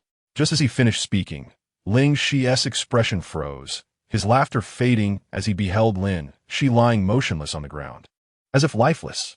He had arrived too late to witness the earlier events. Otherwise, he would not have walked into this humiliation unprepared. But now what did he see? Lin Shi, a 5th-level Qi gathering practitioner, lay silently on the ground, appearing as if he had perished. Staring at Gu Ruoyun's enigmatic smile, Ling Shi swallowed hard and finally steeled himself, saying, Gu Ruoyun, I never expected you to hide your strength so well. I still don't understand why you refrained from attacking when you had the power to fight me. But have you overestimated yourself? You are but one against many. Do you really think you stand a chance against us all? I'll give you a chance. Hand over the treasure, and perhaps I might grant you a swift death. Indeed, this woman was merely one person. How could they fear her? Does she not know the saying that one is outnumbered? Treasure? Is this what you speak of? Gu Ruoyun surveyed the crowd before summoning a sword with a swift motion, its rusted tip pointed directly at Ling Shi. Ling Shi was taken aback, his fury igniting. Gu Ruoyun, are you mocking our intelligence? You dare to call this broken sword a treasure? Do you think I'm a child of 3? Indeed, it is merely a broken sword. I doubt anyone would want it even as a gift. Gu Ruoyun, relinquish the treasure. For your brother, Gu Shengxiao's sake. I might spare you. Oh, in response to your incessant demands, Gu Ruoyun calmly sheathed her sword. Do you believe your intelligence to be superior? In my eyes, you are nothing remarkable. I had already planned to gift you the treasure. It is you who have refused it, not I who withholds it. At this moment, within the jungle, Lung Yinfeng's piercing gaze was fixated on Gu Ruoyun, who remained composed amidst the crowd. His handsome visage bore an inscrutable emotion as he murmured to himself, Gu Ruoyun, it seems you are not intentionally flaunting your abilities before me. Rather, the world has underestimated you. The fact that she had discovered the spiritual weapon of the refining sect indicated that her mental prowess was far beyond the ordinary. After a prolonged silence, Lung Yinfeng cast one last glance at Gu Ruoyun before vanishing into the depths of the forest. Gu Ruoyun, your lack of awareness will lead to your demise. A cold glimmer flickered in Ling Xi's eyes as he sneered. If killing you will reveal the treasure, then your worthless life will serve a purpose. With that, he darted towards Gu Ruoyun. The others exchanged glances, converging from all directions towards the slender figure in the center. If they killed her, the treasure would be theirs. As this thought crossed their minds, their expressions morphed into one of greed, desire, and an overwhelming sense of inevitability. However, The girl raised her delicate visage, her voice, as light as the breeze, gradually reached the ears of the crowd, seemingly echoing through a century. Is this truly the extent of your speed? How slow? I apologize, but I have no interest in such childish squabbles. Almost simultaneously, the weighty force of a fist descended upon them, sending their bodies uncontrollably staggering backward. Impossible. Lingxi's eyes widened in disbelief as he beheld Gu Ruoyun within arm's reach, powerless to intervene. How could this woman be so formidable? How deeply had she concealed her strength over the years? Bang! Regardless of his resentment, Lingxi's body crashed heavily to the ground. In that fleeting moment of impact, a realization struck him, and he roared in fury.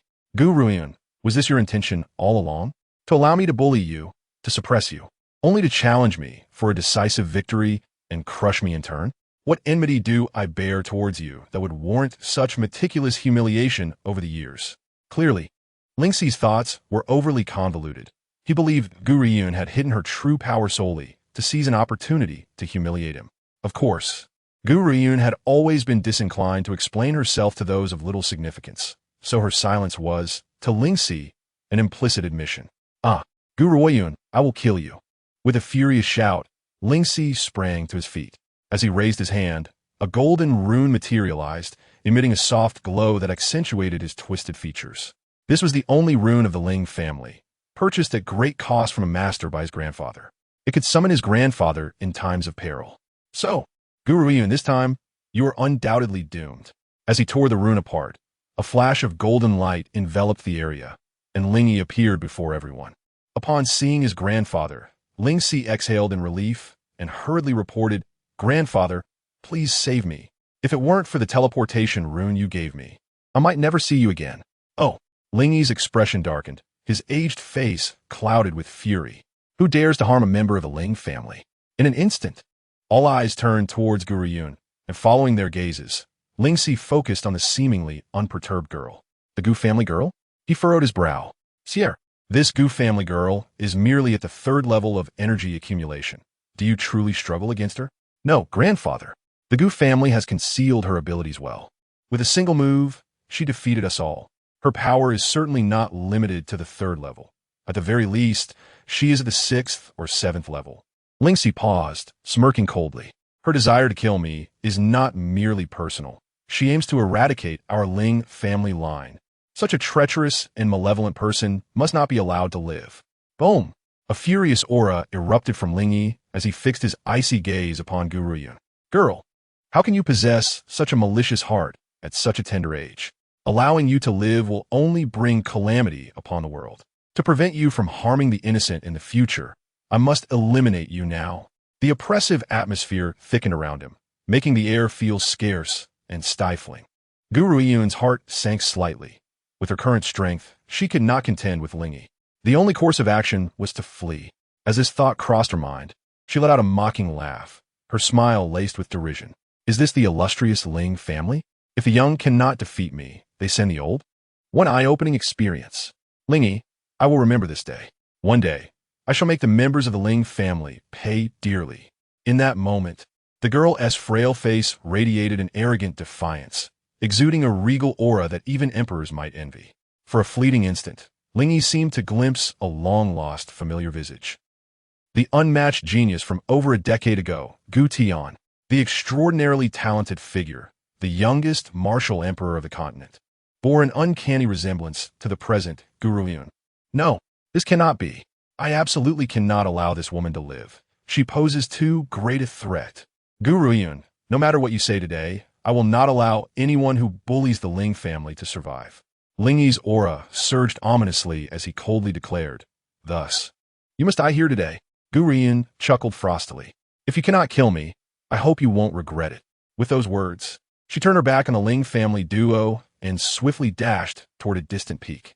Trying to escape? I shall see if you can truly evade me. Lingyi narrowed his eyes and pursued without hesitation. As the distance between them diminished, Gu Ruoyun felt a surge of anxiety. If Lingyi caught her, it would be certain death. She could not perish before avenging herself on Dongyue continent. With this thought, an inexplicable strength surged within her, and she propelled herself forward with renewed vigor. sweat trickling down her delicate face, her clothes clinging to her body as if she had just emerged from a bath. Yet gradually, Gu Ruoyun sensed her strength waning, fatigue creeping in from the depths of her being. No, she could not die here. Child, let me out to help you deal with that old man, Zixi frowned, his charmingly handsome countenance shadowed by a cold light. No, Gu Ruoyun shook her head. This is within the refining sex formation. If you appear recklessly, it may draw their attention. I am not yet strong enough to engage with those powers. This was her hesitation. Zixi was her trump card, her only weapon for revenge. She would never allow him to manifest unless absolutely necessary. As Lingyi closed in, Gu Ruoyun felt cold sweat bead on her forehead. Suddenly, a cliff appeared before her, and she hastily skidded to a stop, watching stones tumble into the abyss below, her heart racing in trepidation. Stupid girl. Let's see where you can flee to this time. A mere 4th-level energy accumulator has kept me chasing for so long. If this gets out, I will lose all face in the Qingtian Kingdom. But fortunately, you shall soon perish in my hands. Ha ha ha. Indeed, this girl was merely a 4th-level energy accumulator. Yet she had defeated his grandson, a notion he could scarcely fathom. The disparity in levels was strikingly evident. Gu Ruoyun laughed. You may not possess the capability to end my life. With that declaration, she resolutely turned and leaped into the chasm without a moment's hesitation. Not good. Ling Yi's expression shifted slightly as he hurried forward to investigate the situation, but amidst the vast sea of clouds, there was no trace of Gu Ruoyun. Given the depth of the cliff, it was likely that a fall would result in her being shattered beyond recognition. With her strength, survival was simply impossible. Yet, to be cautious, he resolved to search for her remains. No opportunity must be afforded to her. Drip, drip. The crisp sound of water droplets reached Gu Ruoyun's ears, causing her to furrow her brow slightly as she gradually opened her eyes. In that instant, a strikingly handsome face loomed before her, their heads so close that a mere inclination could result in the briefest kiss. Startled, Gu Ruoyun regained her composure and pushed Zixia away, her voice tinged with anger. What do you want? Chapter 28. The unparalleled beauty, my lady. Child, you are truly heartless. After I held you for so long, you awaken and push me away without a second thought. Zixia feigned grievance, appearing as though he had suffered a great injustice. Zixia? Gu Ruoyun was taken aback. Why are you here? I thought I told you to. Fear not. I sensed a powerful force here that can conceal my presence. No one will discover me. But you have quite the audacity to leap off a cliff without fear of death. I fear death immensely, Gu Ruoyun replied with a smile, which is precisely why I wouldn't risk my life recklessly. I heard the sound of flowing water while on the cliff and speculated that it wouldn't be too deep, at least not deep enough to kill me. By the way, what do you mean by a powerful force?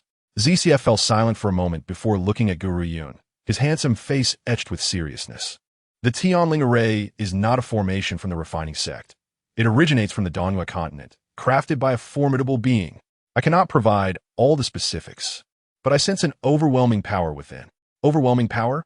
Gu Ruoyun's brow furrowed, an unusual glint flashing in her eyes. Zixia, I wish to uncover the mysteries within this enchanted cave. Zixia's expression wavered. After a brief hesitation, he said, Child, you are aware that my powers are sealed. Just now, I felt the loosening of my first seal. I must enter seclusion to break through it immediately. Therefore, rest assured, I can manage alone. Gu Ruoyun interjected. Very well, Zixia nodded. If you find yourself in any danger, call for me, and I shall awaken from my slumber to assist you. Gu Ruoyun remained silent, understanding the importance of this seclusion to Zixia. Unless an unavoidable peril arose, she would refrain from calling him. Inside the cave, the sound of water flowed distinctly, echoing in Gu Ruoyun's heart and causing it to quicken. She advanced cautiously, fearing to disturb anything. Initially, she did not perceive the mysterious force Zixia had mentioned, but the deeper she ventured, the more palpable that power became, pressing heavily upon her chest. Strangely enough, she encountered no danger along the way. No, she sensed unfamiliar energy surrounding her, yet those unknown beings did not attack. Gu Ruoyun found herself perplexed, unable to comprehend the situation. As she wandered in uncertainty, a stone door appeared before her. Indeed, the source of that mysterious power must lie beyond this door. Taking a deep breath, Gu Ruoyun placed her hand upon the stone door as if prepared. The moment her palm made contact, the door swung open of its own accord. In that instant, her breath caught, her eyes wide with astonishment. Within the stone chamber lay a man, his long, radiant silver hair cascading down to the ground, adorned in a blood-red robe that, while eerie, complemented his ethereal beauty. A flame emblem marked his brow, resembling a blooming rose, captivating her heart. Gu Ruoyun had never encountered a man of such unparalleled beauty. Even the world's most stunning beauty could scarcely compare to him. Just one glance sent her heart racing. Before she could fully recover from her astonishment, the man slowly opened his eyes. Confusion and bewilderment flared within his crimson gaze as it swept across the chamber, ultimately settling upon Gun. For reasons unknown, a sense of danger surged within Gu Ruoyun. This man radiated a peril potent enough to wreak havoc upon the world. Yet, the next words he spoke left her rooted in place, her mind blank. My lady, my lady? The words struck her like thunder. And Gu Ruoyun stared incredulously at the man's exquisite visage. He awakens and immediately calls her my lady? Who are you? Why are you here? The man furrowed his brow and shook his head. I do not know. Do not know? You remember nothing at all? Observing the man's struggle to recall his identity, Gu Ruoyun stroked her chin, realizing that he must have lost his memory, forgetting everything that had transpired.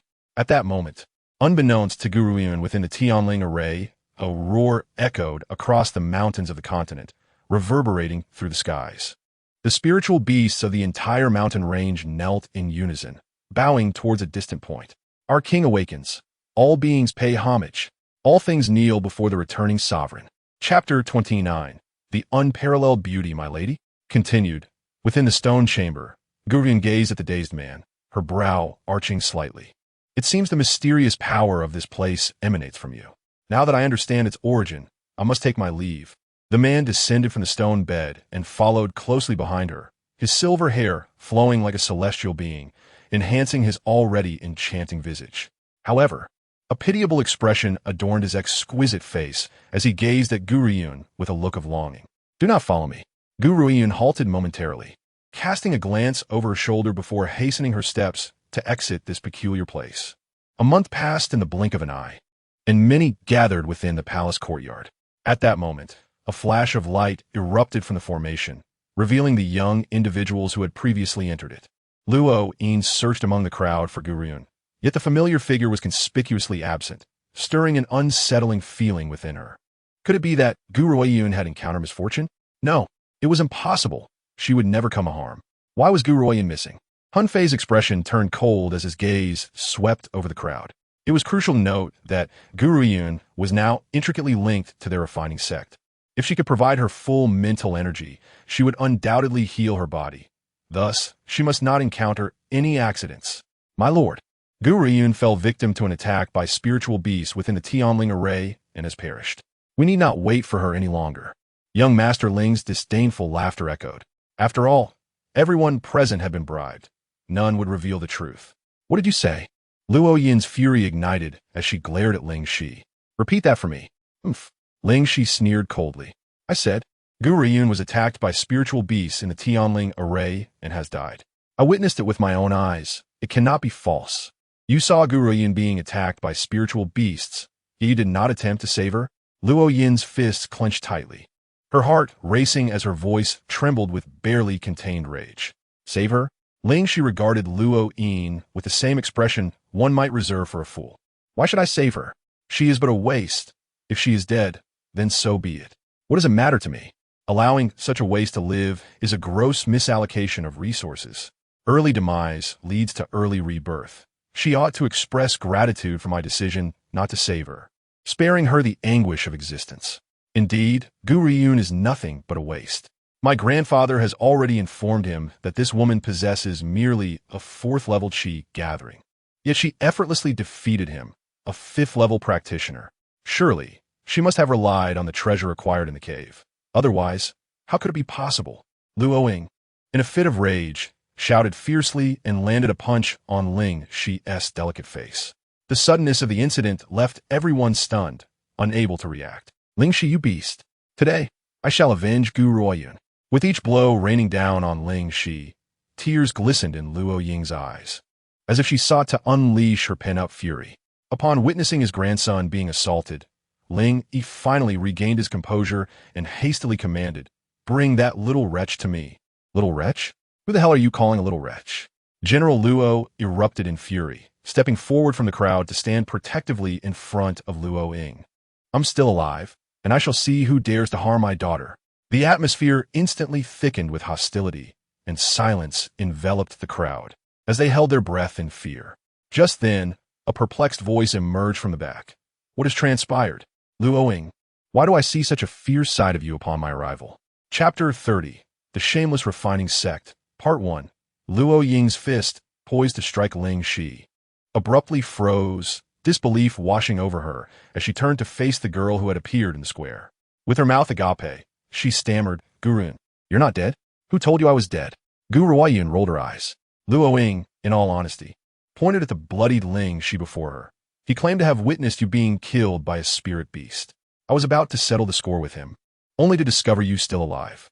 But as the saying goes, good people do not live long, while calamities endure for a millennium. Gu Ruoyun, you are nothing but a calamity. Indeed, this woman is a calamity. Had she appeared just a moment later, I might have been able to slay Ling Shi. He wished for my demise, yet my life persists." A subtle smile graced Gu Ruoyun's lips, her gaze sweeping past Ling Shi's pale visage, imbued with an inscrutable meaning.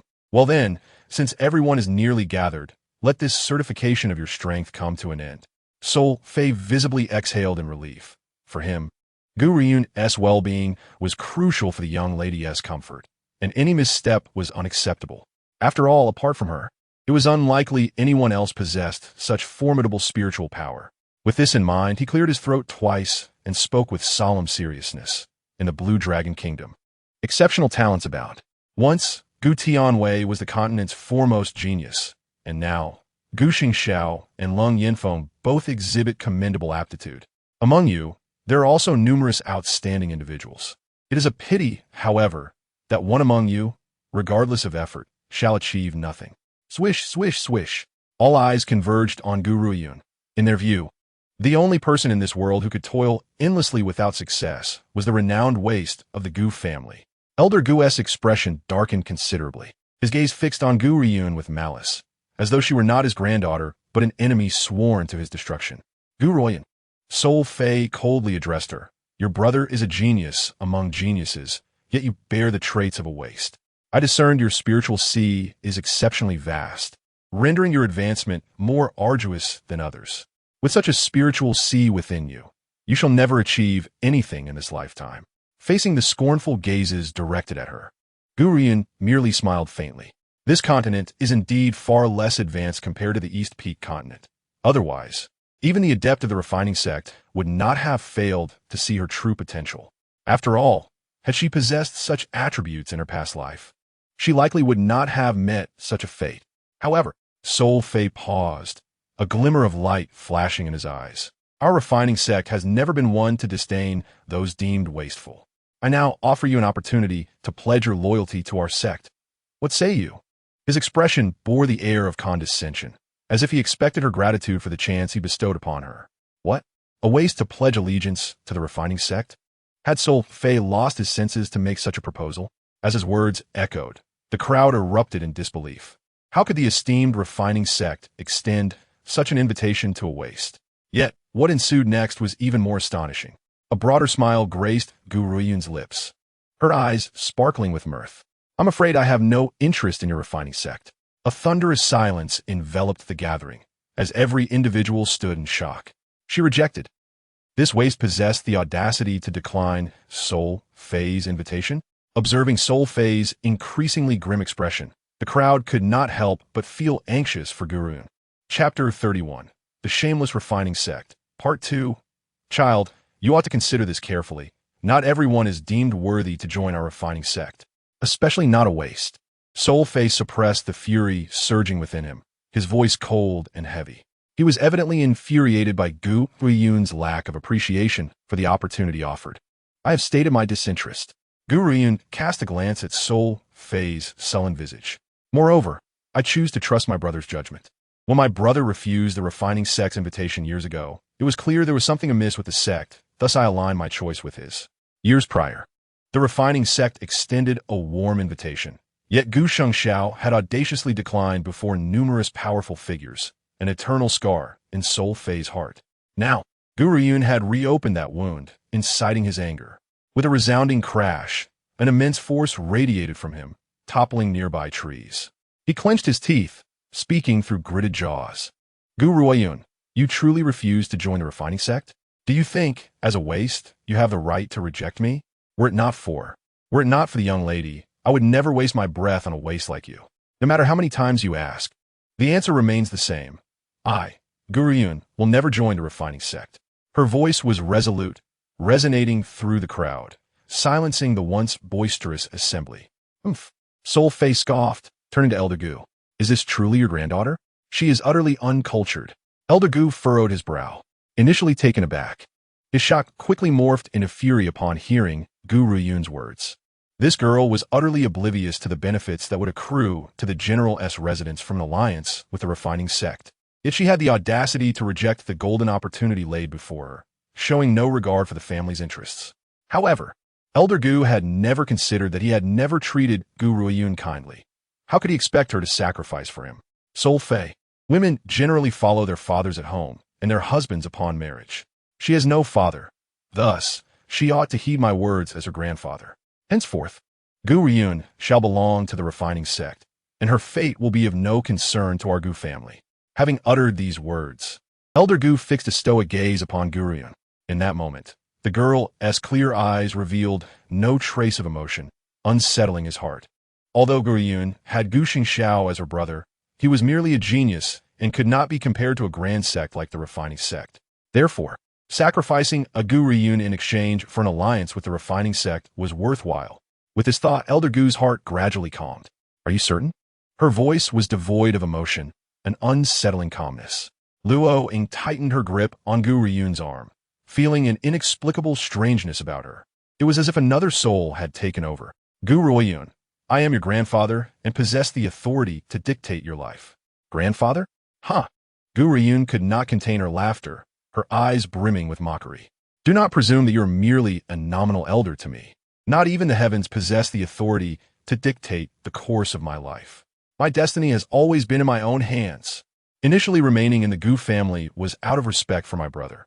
After all, the Gu family is his home. For his sake, I endured indignities without complaint.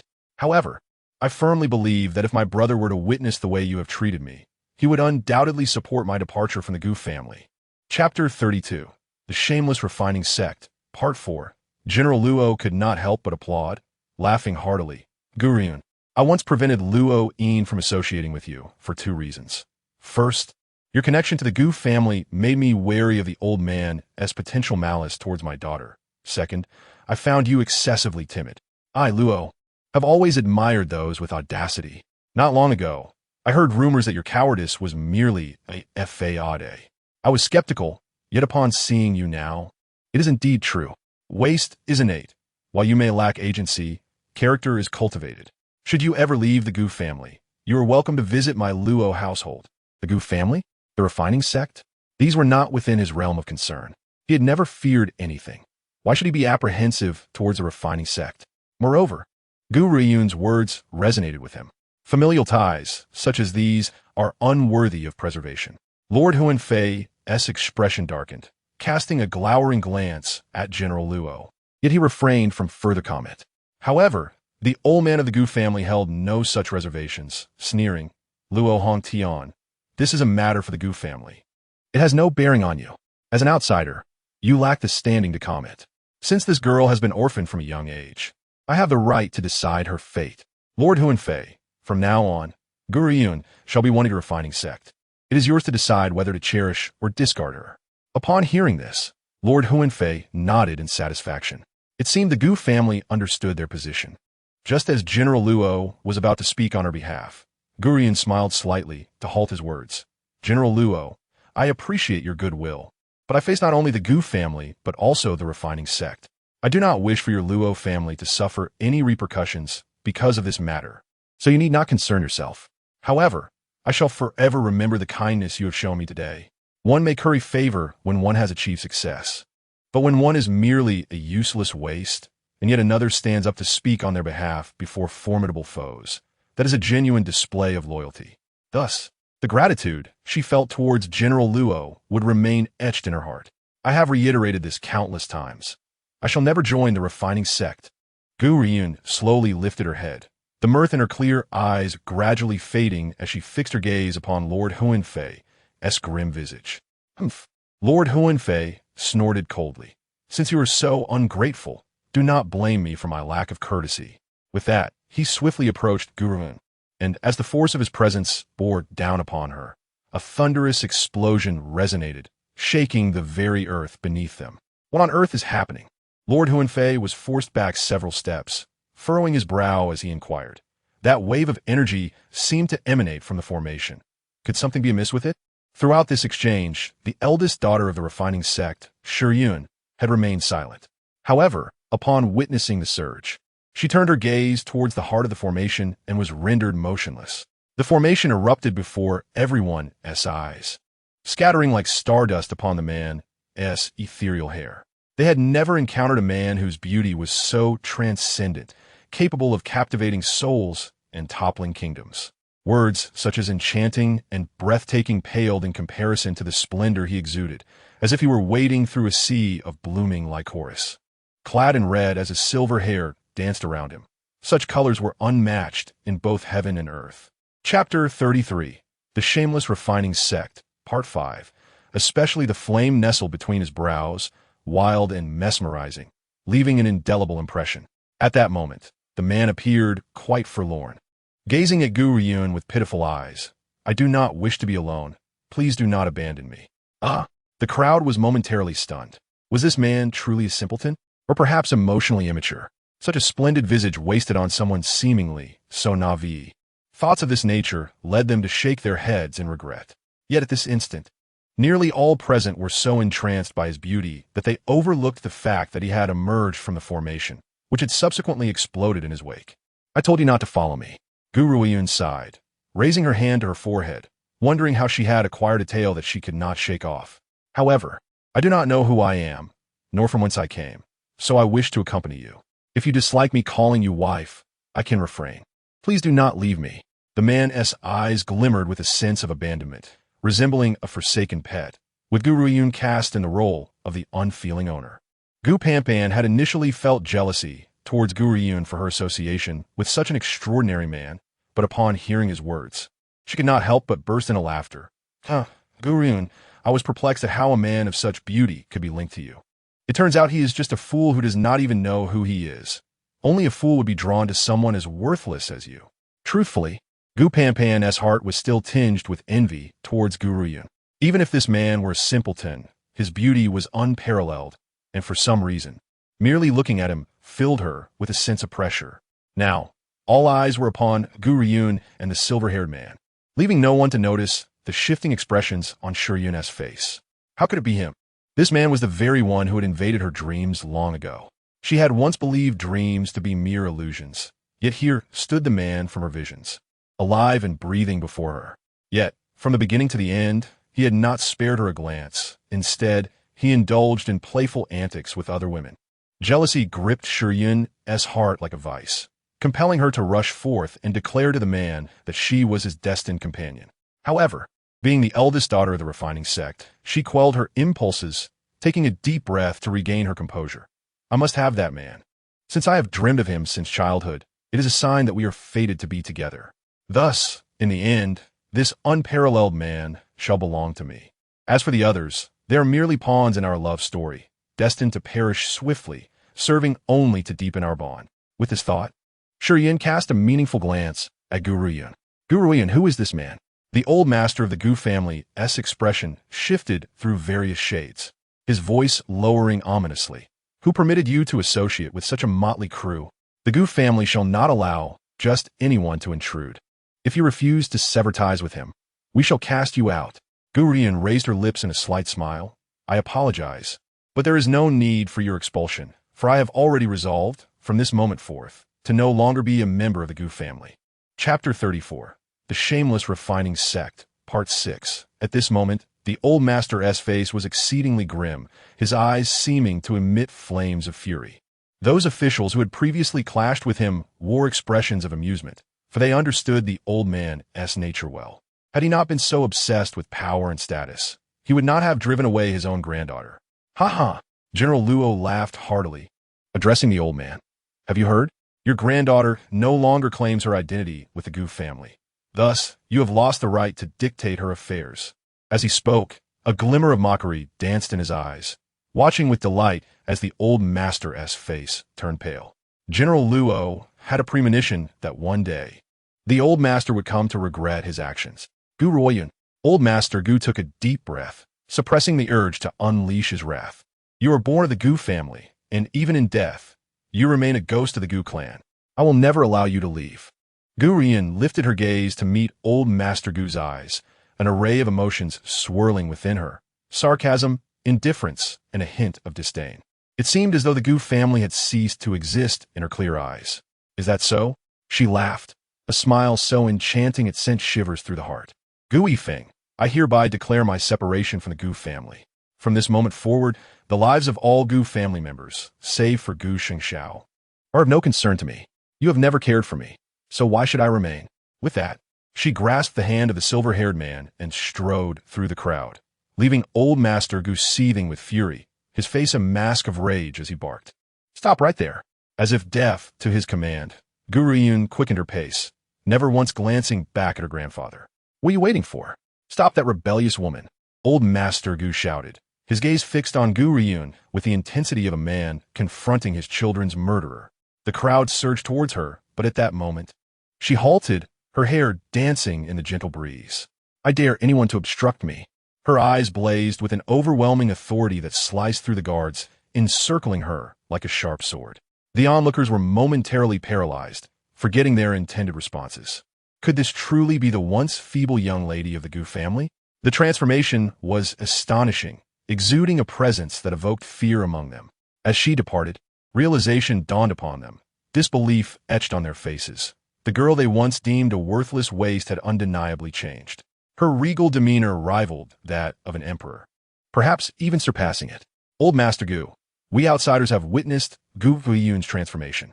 Don't tell me you are oblivious to it. I assure you, you will regret your actions today, roared General Luo, laughing heartily, entirely dismissive of Old Master Gu's grim countenance, before vanishing into the crowd. Old Master Gu clenched his fists, a cold smile playing on his lips. Regret? It will be Gu Ruoyun who regrets it.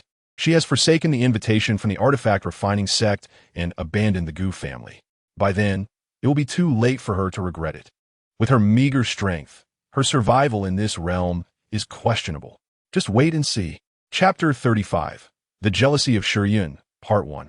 On the bustling streets of the Qingtian Kingdom, Gu Ruoyun came to a halt, turning to address the man trailing closely behind her. I do not know who you are, so there is no need for you to follow me. My current troubles are already overwhelming, and your presence would only complicate matters further. Regardless, her enemies were numerous, and she feared that his companionship might jeopardize his safety. The silver-haired man pouted, resembling a forsaken kitten, gazing at Gu Ruoyun with pitiful eyes. But I just want to be with you. There are many who wish to kill me. Aren't you afraid of being targeted as well? I will not allow anyone to harm you.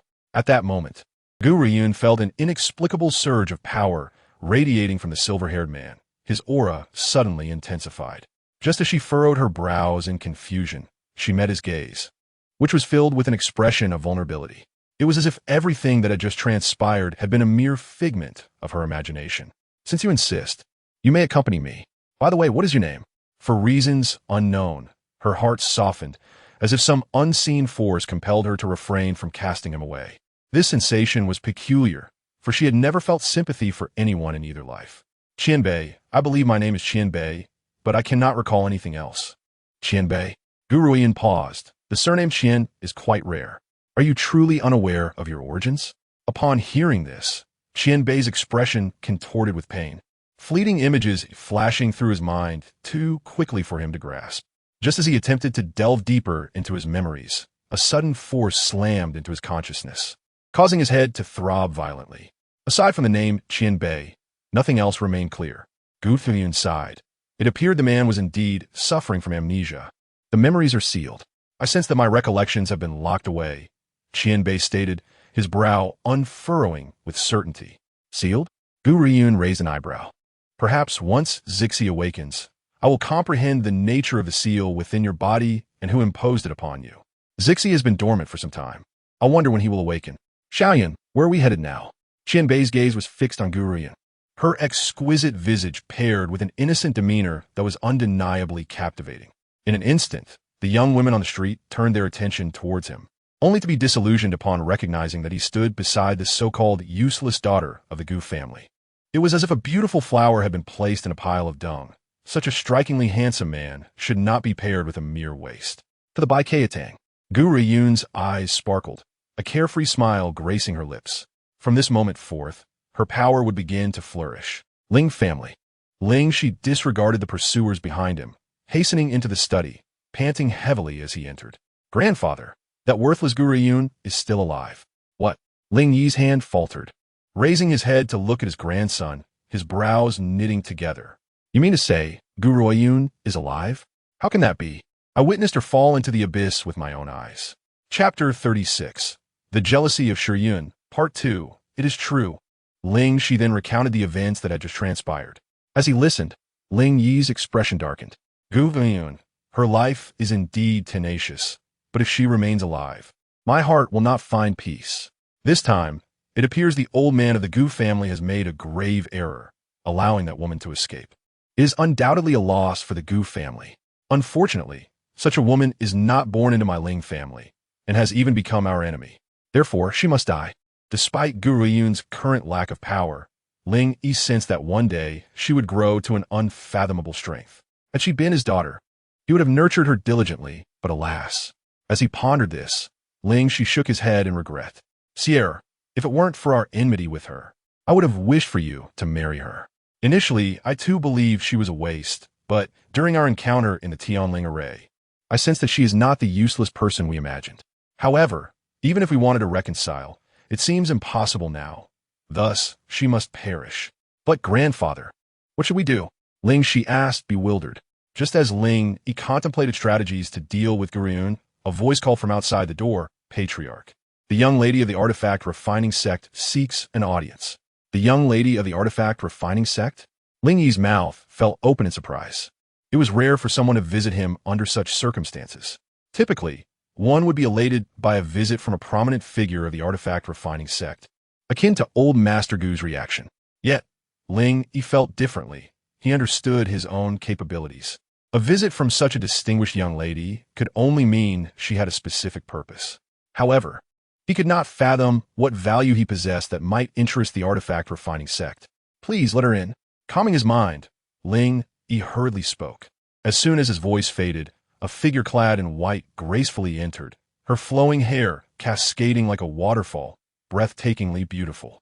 Ling family master, Shiyun has come uninvited. I hope you do not take offense, she said with a gentle smile that felt as refreshing as a gentle breeze. Despite being the eldest daughter of the artifact refining sect, she exhibited no airs of superiority, naturally drawing others towards her.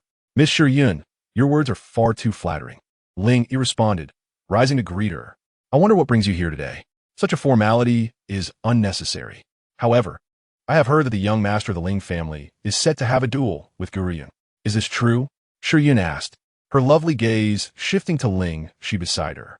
That glance nearly captivated Ling Shi, his eyes fixated on Shiyun's figure. Noticing the intensity of his gaze, a flicker of disdain crossed Shiyun's heart, though she maintained her gentle demeanor. I possess a technique that can immediately elevate Ling Shi's strength to the warrior realm. I hope he can defeat Gu Ruoyun when the time comes. It is widely known that gathering energy is merely an initial endeavor for novices entering the warrior domain. One must break through to the 8th level of energy gathering to truly be considered a warrior. Thus, upon hearing Shiyun's words, Ling Shi's heart tightened, his initial astonishment giving way to excitement. If he could break through to the 1st level of warrior, he would surely make that wretched Gu Ruoyun kneel and call him grandfather. Miss Shiyun, may I ask you a few questions? Ling Yi inquired, his expression serious, unlike Ling Shi's exuberance. Speak freely, she replied. First, does this technique have any side effects? Second, why do you wish to aid us against Gu Ruoyun? And what is the intent of your artifact refining sect? Moreover, if you wish to confront her, why does your sect not take action yourselves, instead requiring our assistance?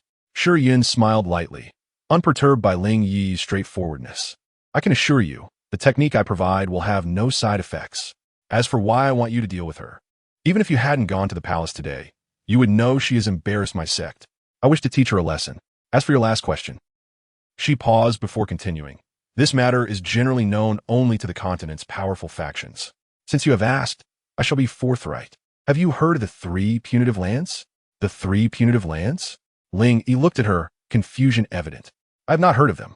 The 3 punitive lands are constituted by 3 powerful factions. The Immortal Land and the Nine Nether Mansion are opposing forces, while the Spirit Sect remains neutral. These 3 factions are esteemed across the continent, having established a rule that any faction listed on the continent's rankings must not act against ordinary people. Otherwise, they will face the wrath of the 3 factions. Of course, that is but one reason. Another is that Gu Ruoyun's elder brother, a once renowned genius throughout the Qingtian Kingdom, was taken by a master from the Spirit Sect. Only those within the sect are aware of this. Even General Gu is oblivious. Otherwise, he would not dare to treat Gu Ruoyun in such a way. Thus, they can only act against Gu Ruoyun covertly, and the Ling family is evidently the expendable pawn they intend to use. When Gu Shengxiao returns, he will only hold the Ling family accountable. He will not implicate the artifact refining sect. Ling family master, I have disclosed all I needed to. What are your thoughts? Remember, Gu Ruoyun must not die. I want you to disable her in plain sight and then hand her over to the artifact refining sect. Additionally, I do not wish for anyone else to learn of this. Do you understand? At that moment, a vision of a silver-haired man in crimson flashed through Shi Yun's mind, and her fist clenched unconsciously. Very well, Ling Yi replied after a moment of silence, nodding in agreement. Miss Shi Yun's order shall not go unheeded. Suppressing her jealousy and anger, Shi Yun stood with a smile. Upon the completion of this task, I will grant Ling Shi a place in the artifact refining sect. I hope you will not disappoint me. With that, she turned and walked towards the door, her smile vanishing, replaced by a chilling aura. Gu Ruoyun, you are unworthy of that man. On that day, I will strip you of your dignity before him, allowing him to witness your humiliation at the hands of others. Then I shall take you back to the artifact refining sect to seize your spiritual power. After all, the gap between you two is insurmountable. In this lifetime, only I, the talented eldest daughter of the artifact refining sect, Shi Yun, am destined to stand beside him. Not you, who is devoid of merit. After Shi Yun's departure, Ling Yi's mind quickly settled, his voice turning cold as he commanded, summon someone to investigate Gu Ruoyun's whereabouts. At that moment, within the herb hall, only a handful of individuals were present. Upon entering, Gu Ruoyun immediately spotted Elder Yu seated in the main hall, meditating. Sensing her presence, Elder Yu slowly opened his eyes and smiled. You have arrived? Yes, I have, Gu Ruoyun replied, merely nodding to acknowledge him, mindful of the others in the herb hall. Let us proceed to the inner chamber. There is someone who wishes to meet you. All right. Since her last visit to the herb hall, Gu Ruoyun had not found the time to return. This time, she sought not only a safe haven, but also had some commands to convey. This would mark the first step in her rise. The elegant inner chamber was graced by a gentle breeze, the white curtains billowing softly. As Gu Ruoyun entered, she beheld a man standing with his back to her, dressed in resplendent garments, radiating an imposing aura. Just the sight of his back was enough to convey the weight of his strength. Young master, I have brought the person you requested, said the attendant. Young master? Gu Ruoyun raised an eyebrow, wondering if this man was the force behind the herb hall. Indeed, while the people of the Qingtian Kingdom knew of the herb hall's formidable backing, no one knew the identity of its master, which remained a mystery to them. Thus, when the man turned to face her, a glimmer of astonishment flickered in Gu Ruoyun's eyes. He was graceful and refined, perfectly embodying those 2 descriptors. His smile felt like a gentle breeze, refreshing and delightful. For some reason, Gu Ruoyun felt an inexplicable urge to draw closer to him. You are Gu Ruoyun, daughter of Gu Tian? Indeed, you possess the same remarkable qualities as your father. Those who insult you as a waste truly have their eyes blinded, the man remarked, noting the resemblance of Gu Ruoyun to Gu Tian. Gu Ruoyun was momentarily taken aback. You know my father? Indeed, I am an acquaintance of your father's. It is unfortunate that talent is often envied by fate. This remains a perpetual loss for the continent. Fortunately, he was formidable enough to father a son accepted as a disciple by the Spirit Sect. Now, you, his daughter, are equally exceptional. Should he witness this moment, he would surely be gratified, the man lamented. Hearing this, Gu Ruoyun's heart stirred. Her family's elder had always been secretive about her brother's whereabouts. Now, she finally gleaned his fate. The spirit sect? I wonder what kind of force that truly is. You are the master of the herb hall? She inquired, raising her gaze to meet his. The man chuckled softly. Indeed, I am the master of the herb hall. My name is Dongfang Xiaoze, and I am an old acquaintance of your parents. If you do not mind, you may refer to me as uncle. I'm also aware of certain matters regarding your parents, but now is not the time to discuss them. At last, Gu Ruoyun comprehended why the herb hall could change hands so effortlessly. She merely attempted it without any expectations, unaware of how smoothly things would unfold, all thanks to the man behind her. It is amusing that she believed her luck could be so fortuitous. Gu Ruoyun chuckled at herself. Young Master Dongfang, I initially thought I truly earned my place in Qingtian through merit. It appears I was mistaken. Chapter 39. Qianbei Ye's Jealousy. Part 2.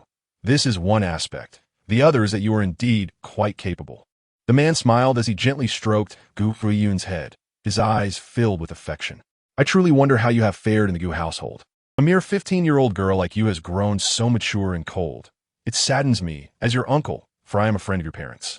Dongfang Xiaoze sighed helplessly, though a smile lingered at the corners of his lips. Elder Yu observed the scene with a twinge of sorrow in his heart, understanding that the young master had long wished to meet Gu Ruoyun, but did not want to involve her in the perilous affairs of the Dongfang family, which had prevented their reunion. Even when they met, they could not acknowledge one another. Who is this? Suddenly, Dongfang Xiaoze felt a surge of malevolence behind Gu Ruoyun and turned to see the silver-haired man standing behind her.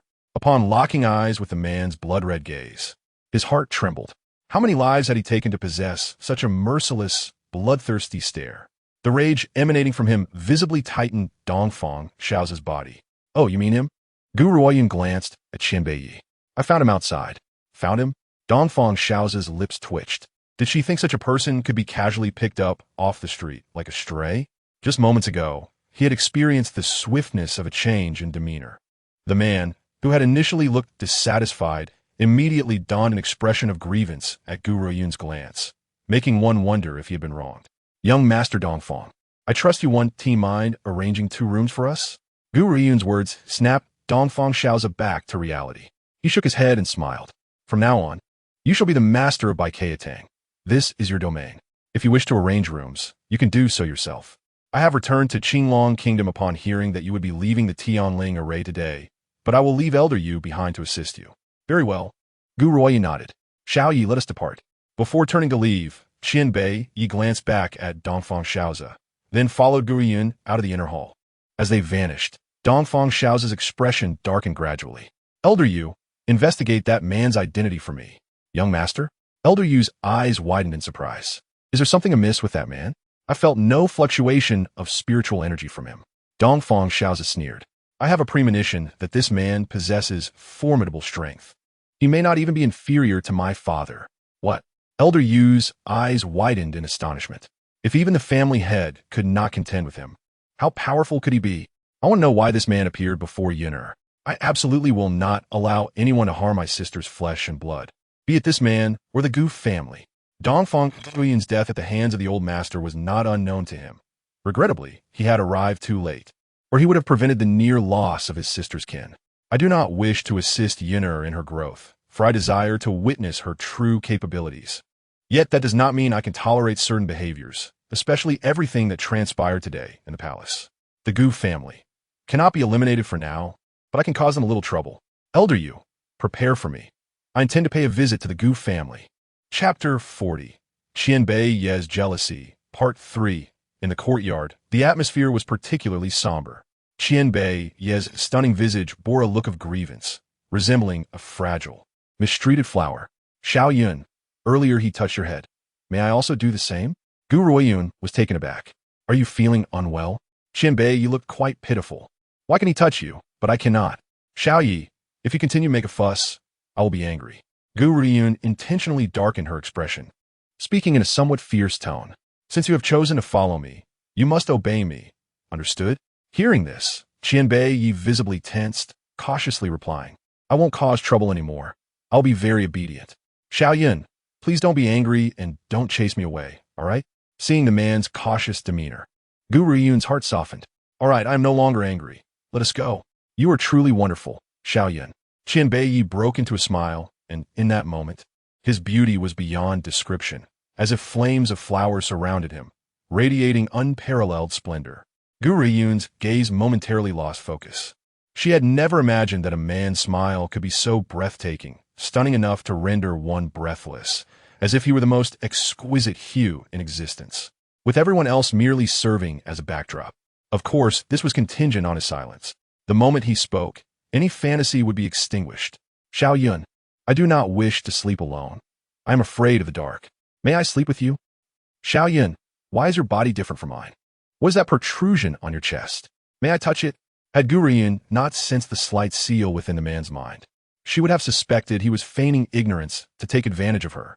What kind of question was that? It was clearly teasing. Gu Ruoyun took a deep breath to suppress the urge to throw him out. If you do not cease your chatter, you shall be thrown out. At that moment, within the Gu family's great hall, the old master was smashing everything he could reach onto the floor, his face dark enough to drip water. Even the favored Gu Panpan stood by in silence, not daring to utter a word. Gu Ruoyun, good, very good. The old master sneered. How dare you be so audacious? It is indeed true that your parents died too early, leaving no one to teach you. Otherwise, how could our Gu family produce such an unworthy offspring? Had I known, I would never have allowed Tian'er to marry that woman of unknown origin. Otherwise, we would not have birthed such a wretched child. In his day, his son Gu Tian was the continent's foremost genius, extraordinary and dazzling, shocking the world. At a young age, he had become a martial king, the embodiment of all his hopes. Had he not died, how could the Gu family have fallen to such a state? Had he lived, perhaps the Gu family would have long since emerged from Qingtian Kingdom, standing alongside the powers of the refining sect. It is indeed true that behind every remarkable man, there lies a good woman, rather than someone who merely drags him down. If Tian'er had not married a woman of unknown background, he would not have met such a tragic end, and certainly not in such a gruesome manner. Clearly, as he spoke, the old master did not mourn his son's death. He merely lamented the loss of a talent in the Gu family. However, throughout, the old master remained unaware of Gu Ruoyun's mother's true identity. Years ago, her mother had concealed her background when marrying Gu Tian, for the Dongfang family had already uncovered the Gu family's secrets and the old master's character.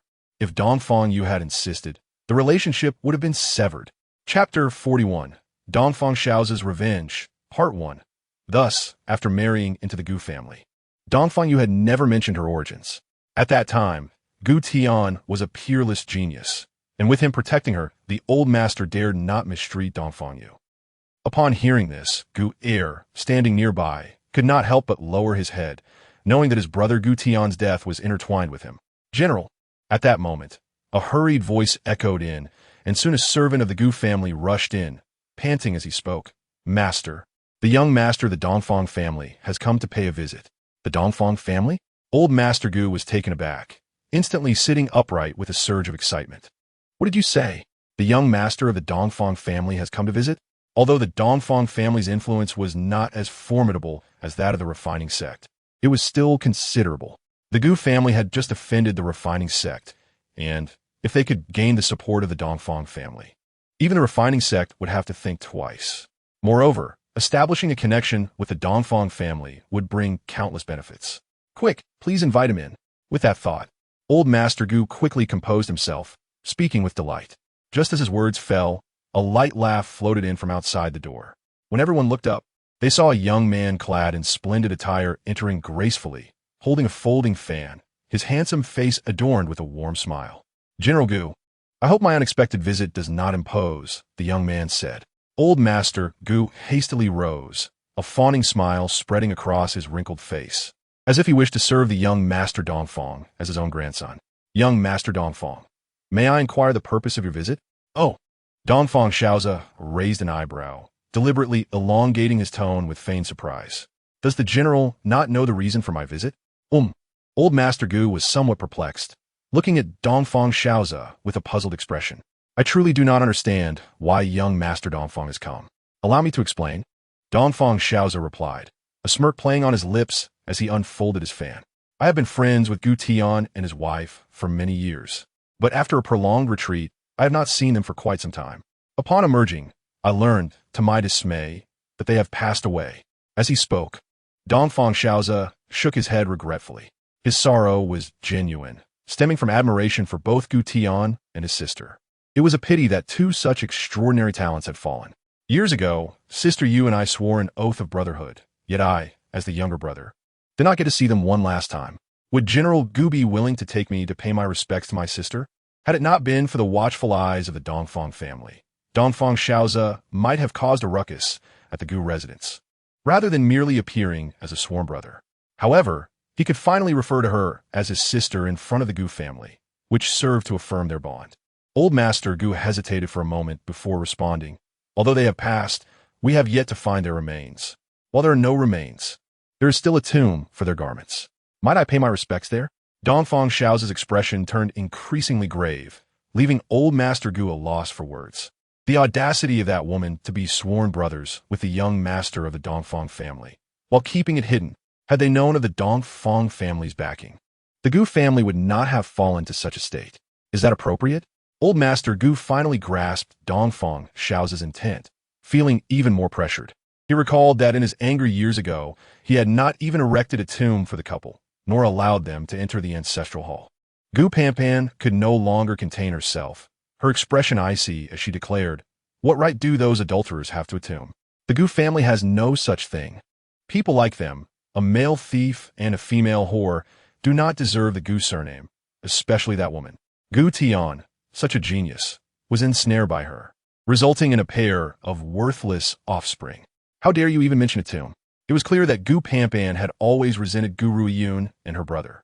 Gu Xingxiao had not only usurped her brother's place of genius, but Gu Ruoyun had also tarnished the Gu family's reputation.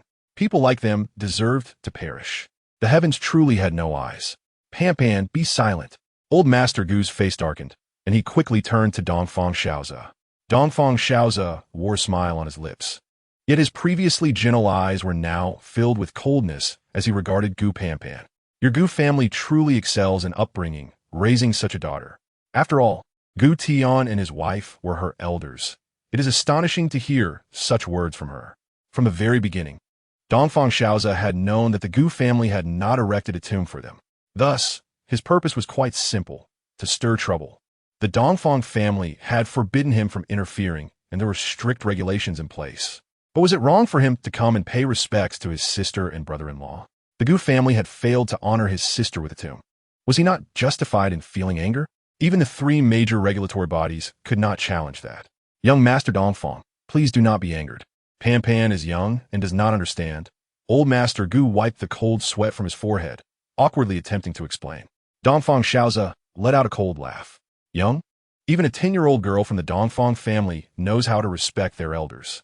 I see your granddaughter is around 15 or 16, yet does not grasp the principle of respecting the old and cherishing the young.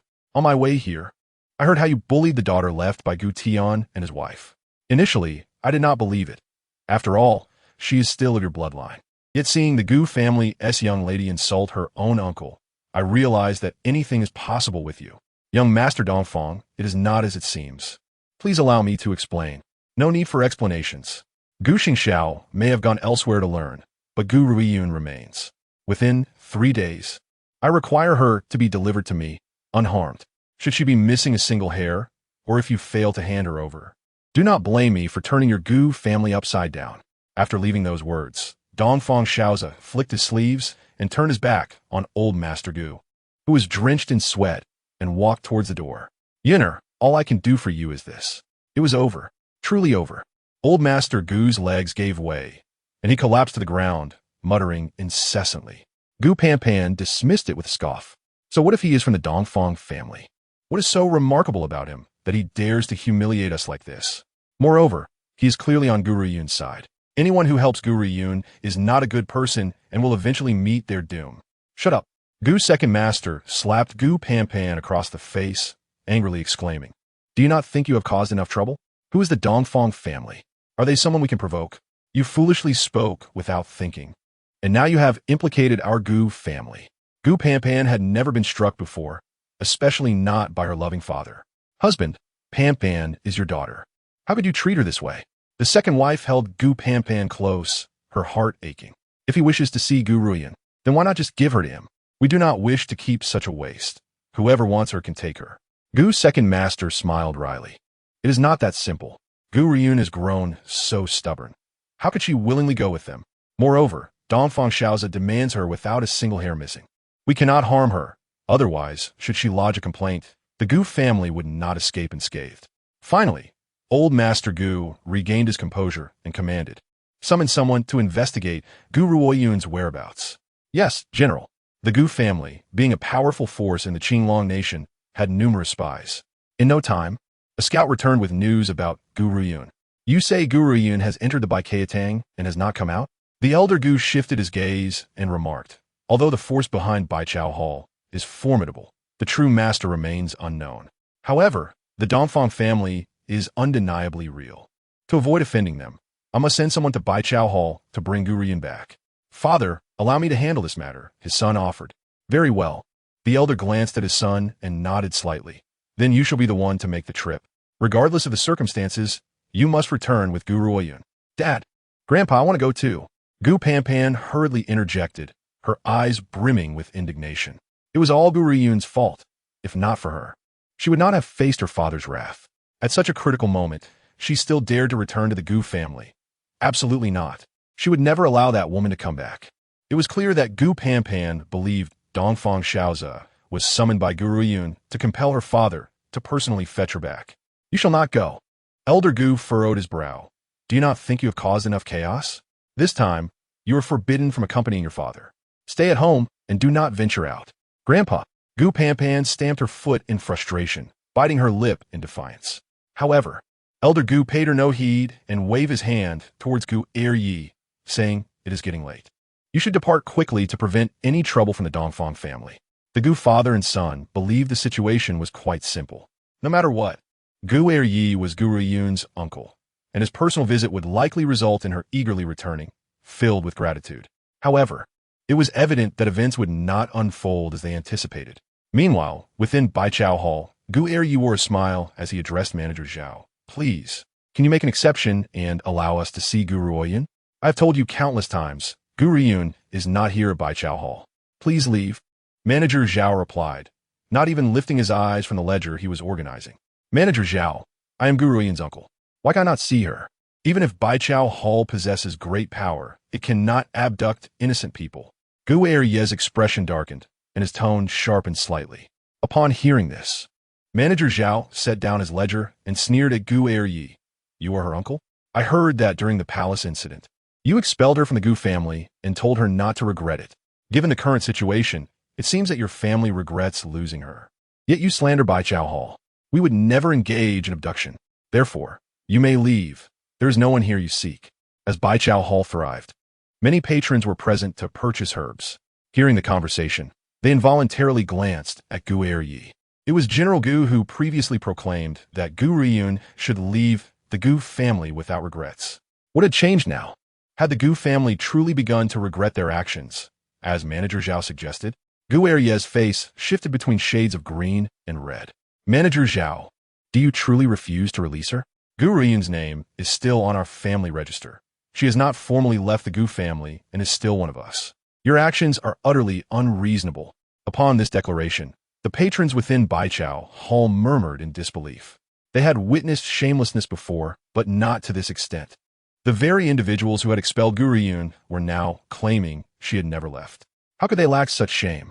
If Gu Yi is unwilling to leave, then so be it. I do not have Gu Ruoyun, nor can I hand her over to you. With that, Manager Zhao resumed his ledger, ignoring the furious Gu Yi. It was absurd. The young master had decreed that no one from the Gu family was allowed to see Gu Ruoyun. Would they dare defy that? Yet, Gu Yi's shamelessness in accusing them of abduction was infuriating. Baichao Hall was a gift from the young master to Gu Ruoyun. He would not dare to act against her. This was clearly an attempt to entrap him in wrongdoing. With this realization, Manager Zhao's animosity towards Gu Yi intensified. However, this time, Gu Yi's predicament was entirely unmerited. He had no idea that one careless remark could incite such hatred from Manager Zhao. Seeing his pleas to Manager Zhao fruitless, Gu Ruoyun steeled himself and shouted towards Bai Chao Hall. Gu Ruoyun, I know you are here. Come out. Do not think that by currying favor with Bai Chao Hall, you can act with impunity. You have disregarded your uncle's words. Do not forget, the blood running through your veins is that of the Gu family. You were born a Gu, and in death, you will be a Gu ghost. Even if your grandfather has heired, must you not show him some consideration in his old age?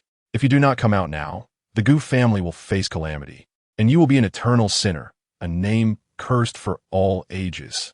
No matter how much you regret it then, it will be of no avail. Manager Zhao was momentarily taken aback. He had not expected Gu Ruoyun to act in such a manner. Upon regaining his composure, he turned pale with fright and shouted, "Someone, get him out of here." It was over. He hoped he had not disturbed the young lady. Otherwise, the young master would undoubtedly punish them.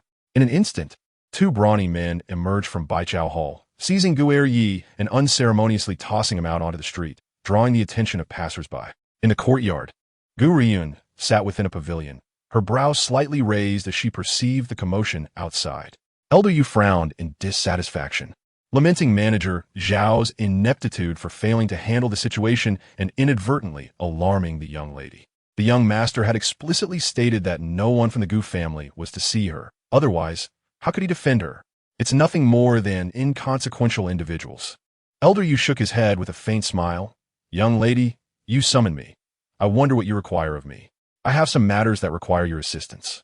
Elder Yu, Gu Ruoyun said, her fingers lightly tracing the stone pillars of the pavilion, her fair face adorned with a gentle smile. I need a formidable team. Her enemies were numerous, and relying solely on herself would yield little success. To establish herself in this realm, she required an exceedingly powerful force. This force would serve as her foundation. Young lady, I understand your intentions. I shall gather a team for you at once. Wait. Just as Elder Yu turned to leave, Gu Ruoyun called out to halt him. Elder Yu, do you have further instructions? He inquired with a smile. Please deliver this list of medicinal herbs to my room later. I need to step out for a moment. After handing the paper to Elder Yu, Gu Ruoyun strode towards the courtyard entrance. Since leaving the palace, she had yet to have a proper conversation with Luo Ying, and now she planned to visit the Luo family. In that instant, the image of Luo Ying's smiling face flashed through Gu Ruoyun's mind, warming her heart. Perhaps this woman was the one who cared for her the most. Aside from her brother, the Luo general's residence was imposing and dignified, its grand entrance far more majestic than that of the Gu family. Though both were generals in the court, the Gu family exuded a lavish and mundane aura, while the Luo residence imparted a weighty solemnity. As the inhabitants of the general's residence recognized Gu Ruoyun and were aware of her friendship with Luo Ying, they did not obstruct her entry, allowing her to pass unhindered. However, as she stepped into the Luo family, a heated argument erupted, causing Gu Ruoyun to furrow her brow slightly. General Luo, even if you possess the Biluo fruit, it is of no use to you. You do not know how to handle it or utilize it. Therefore, if you choose to hand over the Biluo fruit to us, the refining sect will offer you immeasurable benefits. The refining sect? Gu Ruoyun scoffed. What a twist of fate. She had not anticipated encountering members of the refining sect at the Luo family. Moreover, Gu Ruoyun did not overlook the words of the alchemy sect's member. The Biluo fruit. Her breath caught sharply. This Biluo fruit, a medicinal herb that thrives in marshlands, grants immunity to all poisons upon consumption, rendering one impervious even to the mightiest of poison masters. However, as the alchemy sect warned, the Biluo fruit requires specialized processing. Otherwise, its immense power may lead to catastrophic bodily harm. Lord Huanfei, this Biluo fruit was procured years ago from a Western merchant at a hefty price. As you rightly pointed out, it holds little value for me. Should you desire it, you may purchase it with gold coins. I assure you, I will not inflate the price. I acquired the Biluo fruit for 10 million gold coins, and if you are willing to part with that sum, it shall be yours. 10 million gold coins is negligible for the alchemy sect. Yet who is he? To expect money from him is but a dream. Chapter 46. A Legacy in History or Infamy for Eternity. Part 2. General Luo, you must understand our alchemy sect's esteemed position. Huanfei's countenance darkened as he spoke. We bear the solemn duty of safeguarding the lives of our continent's inhabitants. Every decade, we wage war against the barbaric tribes. Should we obtain the Biluo fruit, it would enhance our power to protect the people. To seek personal gain from such a noble endeavor is profoundly selfish. How dare you, who cares not for the world, propose conditions to me? If you wish to avoid becoming a historical pariah, you must relinquish the Biluo fruit to me. In Huan Fei's words, the alchemy sect claimed that their pursuit of the Biluo fruit was for the greater good, leaving General Luo no choice but to comply and express gratitude. To oppose them would be tantamount to treason against the welfare of the people. Ha ha ha. General Luo laughed derisively. A smirk etched on his face. Is this the alchemy sect's true nature? Cloaked in righteousness, claiming to labor for the populace, while merely using it as a facade to further their own ambitions. In truth, you are but a congregation of hypocrites.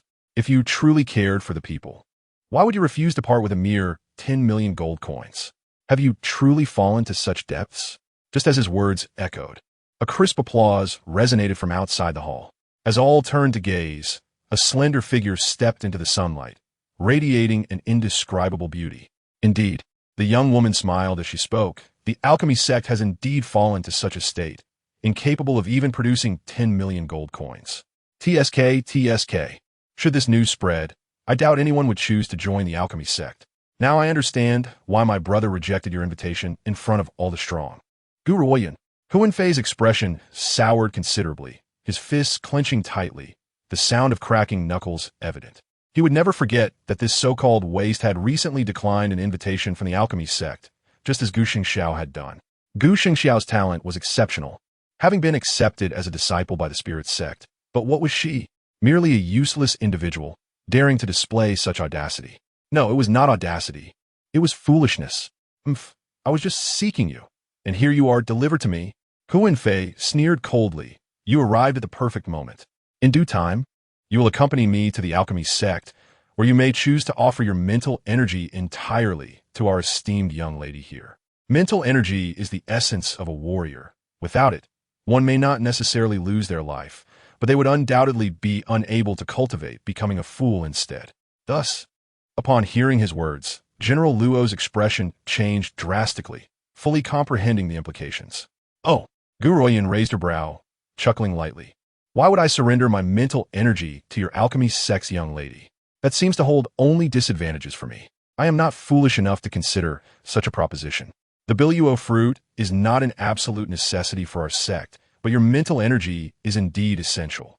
In truth, Huan Fei was infuriated by Gu Ruoyun's defiance, dismissing the warnings and schemes of Shiyun. All he knew was that this detestable waste had rejected the alchemy sect, and he would ensure she faced dire consequences. Gu Ruoyun, you are acutely aware of your own constitution. Surely you know your spiritual sea is vastly larger than that of others. Given your talents, a decade will not suffice for you to break through to a warrior's realm. No matter how hard you strive, you remain a waste.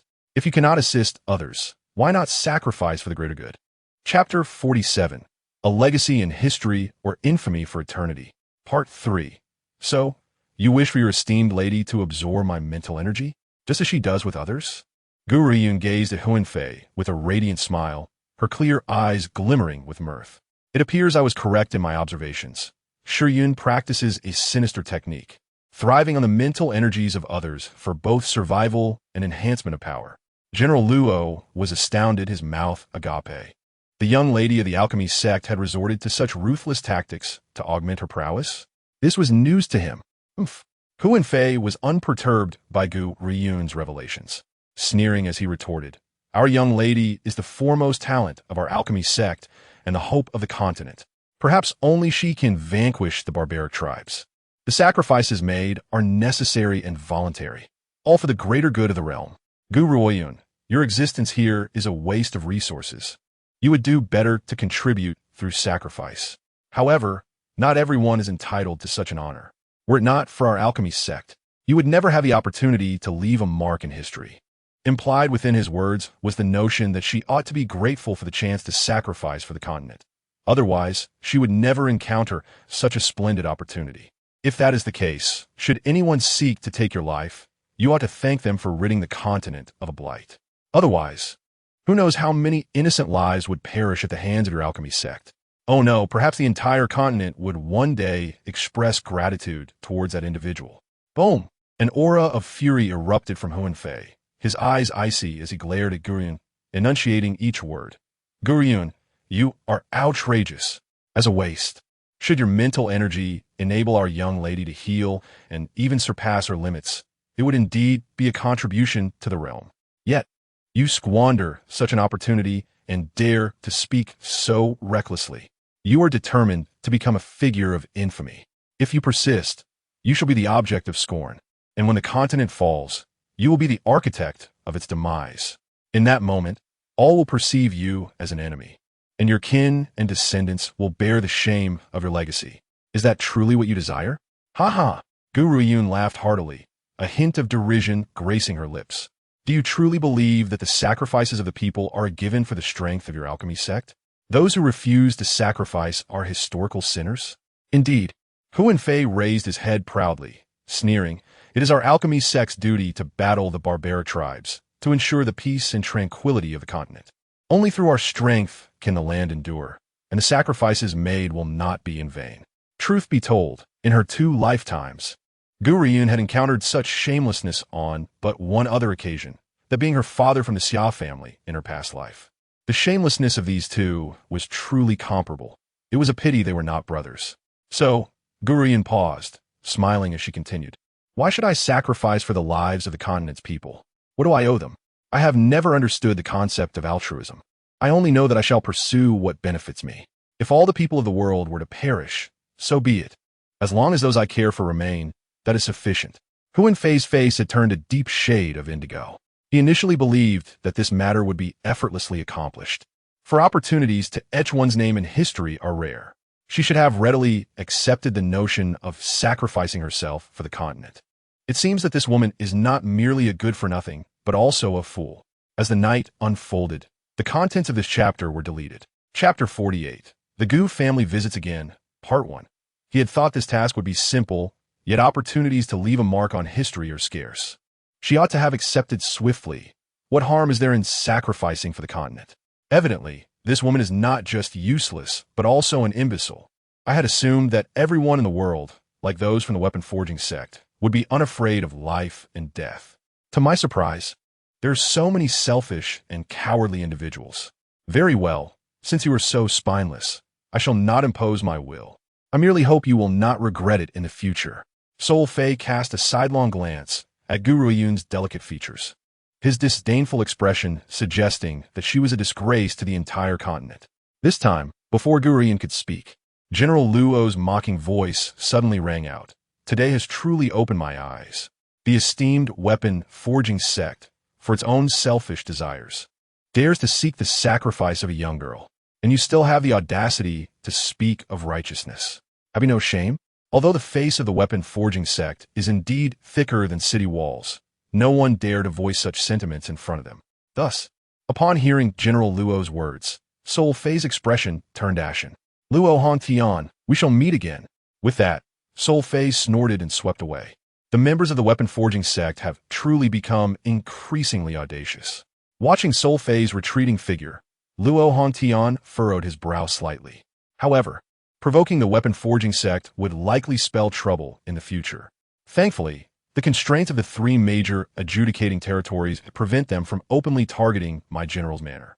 Unbeknownst to him, Luo Hontian was drenched in cold sweat, clearly affected by the pressure Sol Fei had exerted. Miss Gu, you may encounter some troubles in the future. Luo Hontian solemnly advised Gu Ruoyun. You must avoid places with few people. Otherwise, the weapon-forging sect will undoubtedly resort to lethal measures. If you remain in prominent locations, they will dare not act. Gu Ruoyun raised an eyebrow slightly and smiled. Rest assured, I am well aware of my circumstances. By the way, I have come to seek General Luo's assistance. Oh, what do you need? Luo Hontian looked at Gu Ruoyun in surprise. He had initially thought she was here to search for Enigmatic, but it now appeared she had come for him instead. Gu Ruoyun's eyes sparkled as she spoke with a half-smile. I require weapons. Hundreds of them, and they must be forged in a short time. Only you, General Luo, can accomplish this. It is well known that General Luo oversees a forging workshop dedicated to supplying weapons for the royal army, which is precisely why Gu Ruoyun sought him out today. Luo Hongtian's expression darkened slightly. What do you intend to do with so many weapons? While he held great affection for this girl, as the Guardian General, he could not allow anyone to pose a threat to the Azure Dragon Kingdom. Rest assured, I have no interest in the Azure Dragon Kingdom, Gu Ruoyun replied, sensing Luo Hongtian's thoughts. Moreover, as a mere woman, what use would I have for the throne? The throne holds no allure for me. What I seek is a power that transcends imperial authority, one that can stand alongside the three major adjudicating territories. At that moment, an aura of boundless dominance radiated from the young woman, momentarily captivating Luo Hongtian's attention, as if he were gazing upon a legendary figure from over a decade ago. Chapter 49. The Gu Family Visits Again, Part 2. Yet at this moment Luo Hongtian was unaware that in a few years, the continent would witness the emergence of a formidable force akin to a demonic army. Though few in number, each member possessed an overwhelming power that instilled fear across the land, even compelling the three major adjudicating territories to look up to them. This force would be known to the world as the demonic sect, a name synonymous with bloodshed and terror wherever they tread. Little did anyone know that the leader behind this sect would be none other than Gu Ruoyun, the once derided young lady of the Gu family. But that is a tale for another time. Ha ha ha! Luo Hongtian burst into laughter. Child, your ambitions are commendable. This general believes in your words today. So long as you do not act against his majesty, I shall assist you in forging your weapons. Upon hearing this, Gu Ruoyun smiled, her bright eyes sparkling with fervor. Then I thank you, General Luo. I can promise you today that as long as the Emperor of the Azure Dragon Kingdom does not harm me or those I care for, not only will I refrain from harming him, but I will also defend the Azure Dragon Kingdom for the sake of your kindness. However, should the Emperor commit an irreparable mistake, I am afraid the Azure Dragon Kingdom may need a change in rule. You should understand my temperament. I am not one to endure humiliation. Thus, I hope that in the future, the Emperor of the Azure Dragon Kingdom will refrain from wronging me. Had anyone else spoken such words, General Luo might have dismissed them with a laugh. But who is she? The daughter of Gu Tian, the sister of Gu Shangxiao. Especially considering her recent conduct, Luo Hongtian realized that toppling the entire dynasty was merely a matter of time. Very well, I too shall make a promise to you. Should his majesty harm you, I shall not defend him, and I will even support your decision. Thank you. Gu Ruoyun clasped her fists in gratitude, understanding the significance of this promise, which indirectly affirmed Luo Hongtian's position. She then turned to Luoyin. Luoyin, I will be residing at the Baichao Hall for the time being. If you need to find me, simply go there. I've already informed Manager Zhao. You just need to come, and you will find me. With that, Gu Ruoyun smiled and said little else before taking her leave. Luoyin gazed at Gu Ruoyun's retreating figure, momentarily dazed.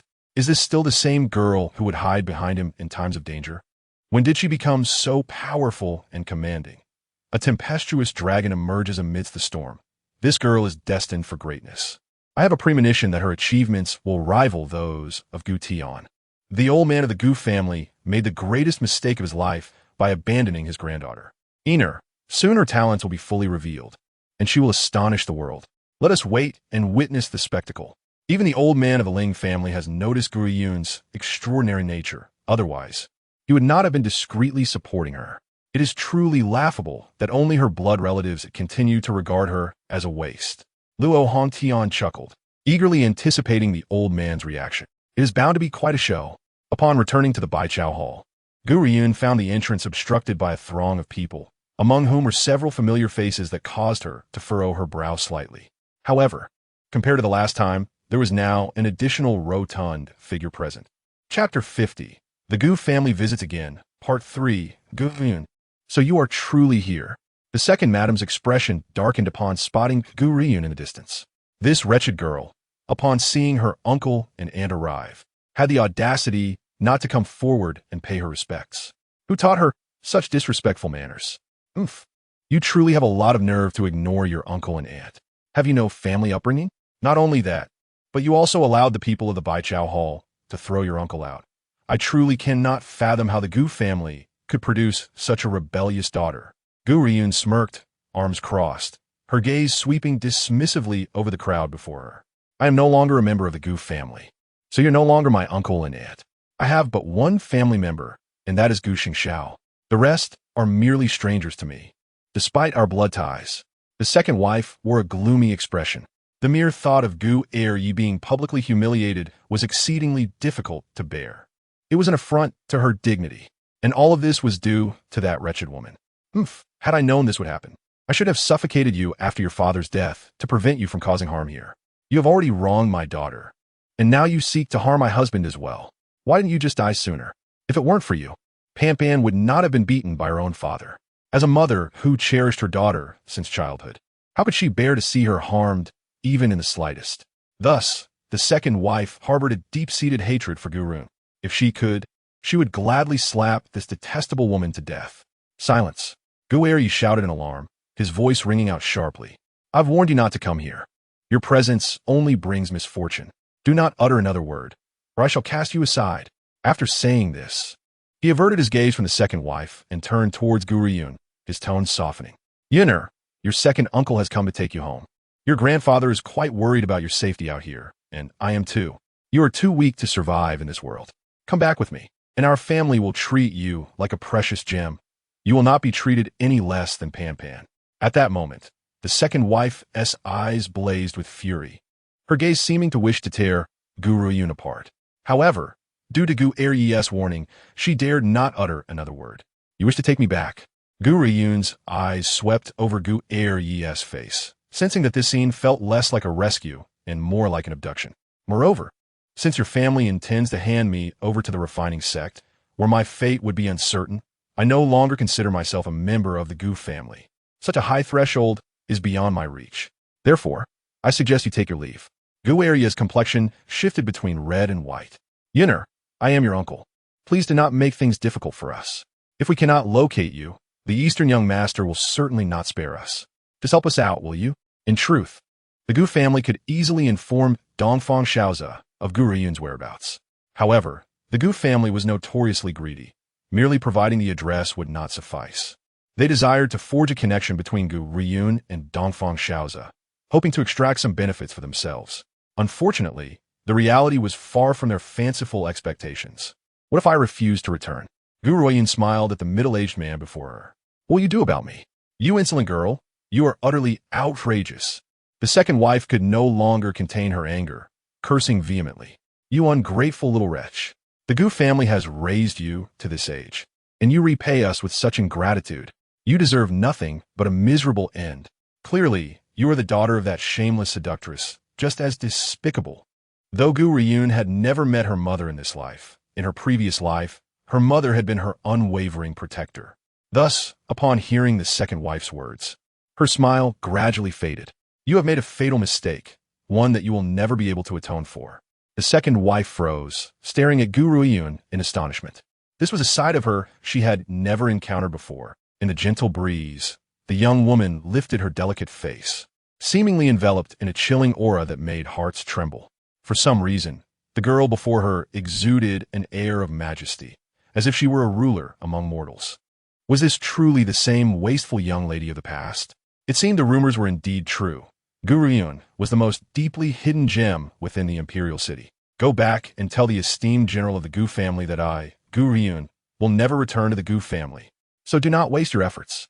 As she spoke, her gaze flicked to the second wife, which made Gu Ruoyun infer that her reluctance to return stemmed from the second wife's words. He instantly erupted in fury, glaring at her. Yunner, just as Gu Ruoyun was about to say more, a furious voice boomed. Who allowed you to disturb my people of Baichao Hall? Where is Manager Zhao? Get out here at once.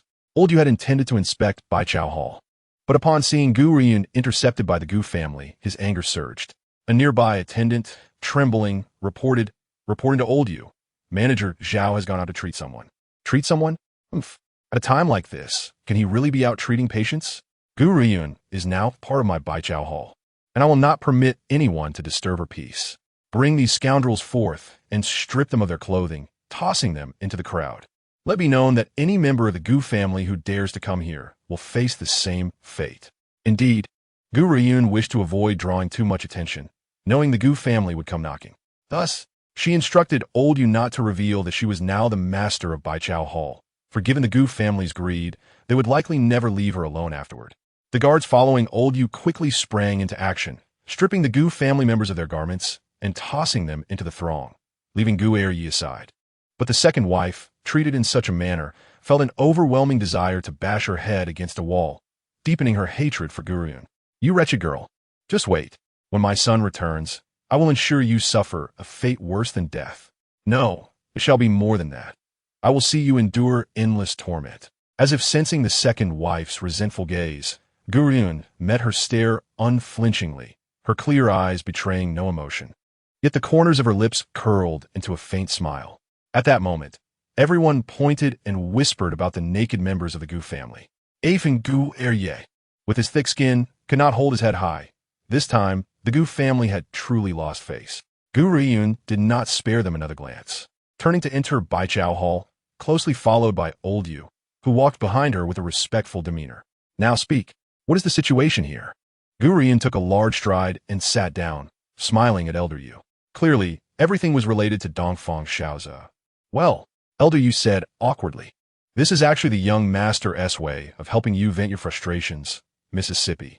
The Gu family has been exceedingly overbearing, and that is why the young master instructed them to undertake an impossible task, intending to torment them. I did not expect you to encounter them at the door. This is also Zhao's fault. The young master had ordered that no one from the Gu family should see you, yet he chose that moment to leave. When he returns, I shall punish him severely. No need for punishment, Gu Ruoyun replied, lifting the teacup beside her and taking a delicate sip before setting it down. Just inform me beforehand of any matters concerning you, so that I may prepare myself. Elder Yu chuckled, but his expression turned serious. By the way, miss, I have found the candidates you requested. They are orphans, without parents, but possess commendable talents. With some training, while they may not become unparalleled geniuses, they will certainly not disappoint. Oh, Gu Ruoyun raised an eyebrow. Where are they? Take me to meet them. Certainly, Mississippi. Please follow me. After saying this, Elder Yu led the way, with Gu Ruoyun following him out of Qingtian. Chapter 53. The Rise of a Powerful Army, Part 1.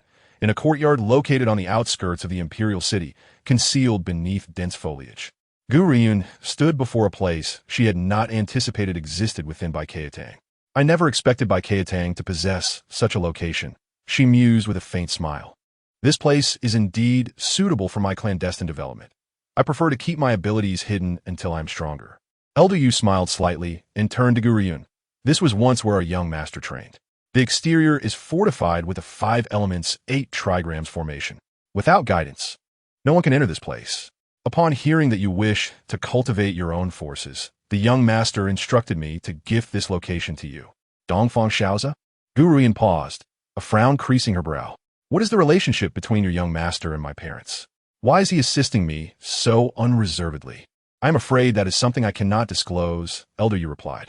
When the time is right for you to know, the young master will undoubtedly inform you. However, sometimes knowing too much can be detrimental to you. The young master has your best interests at heart. The Dongfang family is no longer what it once was, and even the young master is entangled in turmoil. During such times, how could he bear to drag you down with him, especially when your strength is insufficient? Seeing that Elder Yu is unwilling to elaborate further, Gu Ruoyun ceased her inquiries. Stealing her resolve, she said, "Let us proceed. Take me to see the individuals you have selected for me." As Gu Ruoyun entered the courtyard, countless wary gazes fell upon her. She did not speak much, instead observing the individuals within with a calm demeanor. Undoubtedly, those chosen by Elder Yu possessed remarkable potential, true prodigies of cultivation. However, they seemed to share a history of trauma, their eyes lacking the clarity of ordinary individuals, instead reflecting a certain ferocity. This was precisely what she required. Perhaps from the beginning, Elder Yu informed you of your purpose for being here, yet you did not expect that it is someone like me, a mere girl. Who needs you? Gu Ruoyun said, a subtle smile illuminating her face, a smile that radiated an undeniable brilliance. You may feel discontent, believing that a girl of my age should not lead you. However, I wish to convey this. If you desire to alter your fates, to trample upon those who have wronged you, and to attain the highest positions, you must obey my orders. It was evident that Gu Ruoyun had perceived the defiance in their eyes from the very beginning. Although they had fallen to their current state due to various circumstances, it did not mean they were willing to submit to a girl in her teens. Since you have said as much, then you must demonstrate some strength to earn our respect. At that moment, a voice of derision emerged from the crowd. Gu Ruoyun turned toward the sound, her gaze landing on a ragged young man dressed in tattered clothing, a smirk playing on his lips. "What is your name?" she inquired. "Sun Feng," the young man replied, lifting his chin defiantly, his tone cold. "Very well," Gu Ruoyun acknowledged with a nod. You possess your pride and temperament, which is commendable. Here, I shall not suppress your personalities. You need not worry excessively. As for my abilities, if you can pass my trial, I will prove my strength to you. So, do any of you have the courage to take on this challenge? Chapter 54. The Rise of a Powerful Army, Part 2. After all, some things can only be revealed once they have completely become our own. All right, Sun Feng scoffed. My life was saved by Elder Yu, so I shall give it a try. I hope you will not disappoint me. In response, Gu Ruoyun merely smiled. There are over 100 of you here, but I will not keep all of you. Next, I will send you to the Spirit Beast Ridge to battle, and you are not permitted to use spiritual power. Only physical combat is allowed. You may flee during this time, but should you choose to escape, I will not use you again. Ultimately, those who remain will be the unparalleled powerhouses of the future. The time frame is 1 month. Do any of you have objections? The girl lifted her head slightly, her delicate face emanating a faint glow. In that moment, everyone ceased to regard her as a mere girl of 14 or 15. She seemed to transcend the crowd, an innate authority radiating from her. 1 month is but a trifle, I agree. Sun Feng cast a glance at Gu Ruoyun, contemplating that while he would willingly pledge loyalty to Elder Yu, he found it absurd to submit to a girl of such tender age. Very well then, Elder Yu, let's depart. Gu Ruoyun looked back at the crowd and smiled gently. In 1 month, I shall return to assess the results, and I hope you will not let me down. What did you say? The Gu family patriarch slammed the table, his face ashen with fury. Gu Ruoyun refuses to return to the Gu family with you? It is all that wretched girl's fault. Gu Iri glared resentfully at the second mistress. Had she not uttered those words, my niece would not have been so heartless. I can see that she still harbors feelings for the Gu family and wishes to return. Yet she dared to insult her parents in front of her niece. What daughter could endure such humiliation? Bang! The patriarch's palm shattered the table in two. His teeth clenched in anger. Is it not because you married a foolish woman? How could you commit such a blunder? If we do not call upon someone, the young master of Dongfang will surely not let this matter rest. You must immediately divorce this foolish woman. Yes, father. Listening to the exchange between father and son, the second mistress collapsed to the ground, suddenly screaming in madness. No, you cannot do this to me. You cannot divorce me. When Lingxi returns, he will surely hate you. Now, Gu Lingxi had become her only hope, her sole leverage within the Gu family. Indeed, upon hearing this, the patriarch fell silent, and after a long pause, he spoke. For Lingxi's sake, I will allow you to stay in the Gu family for the time being. However, you are forbidden to step outside the Gu family from this moment onward. Otherwise, the family law will apply. Do you understand? The second mistress's body slumped, sweat pouring down her forehead, utterly disheveled. Her hatred for Gu Ruoyun had reached a boiling point. She wished to see her shattered to pieces. It is all her fault. She has reduced me to a discarded woman. Just like her mother, she is no good. No, she is even worse than that seductress.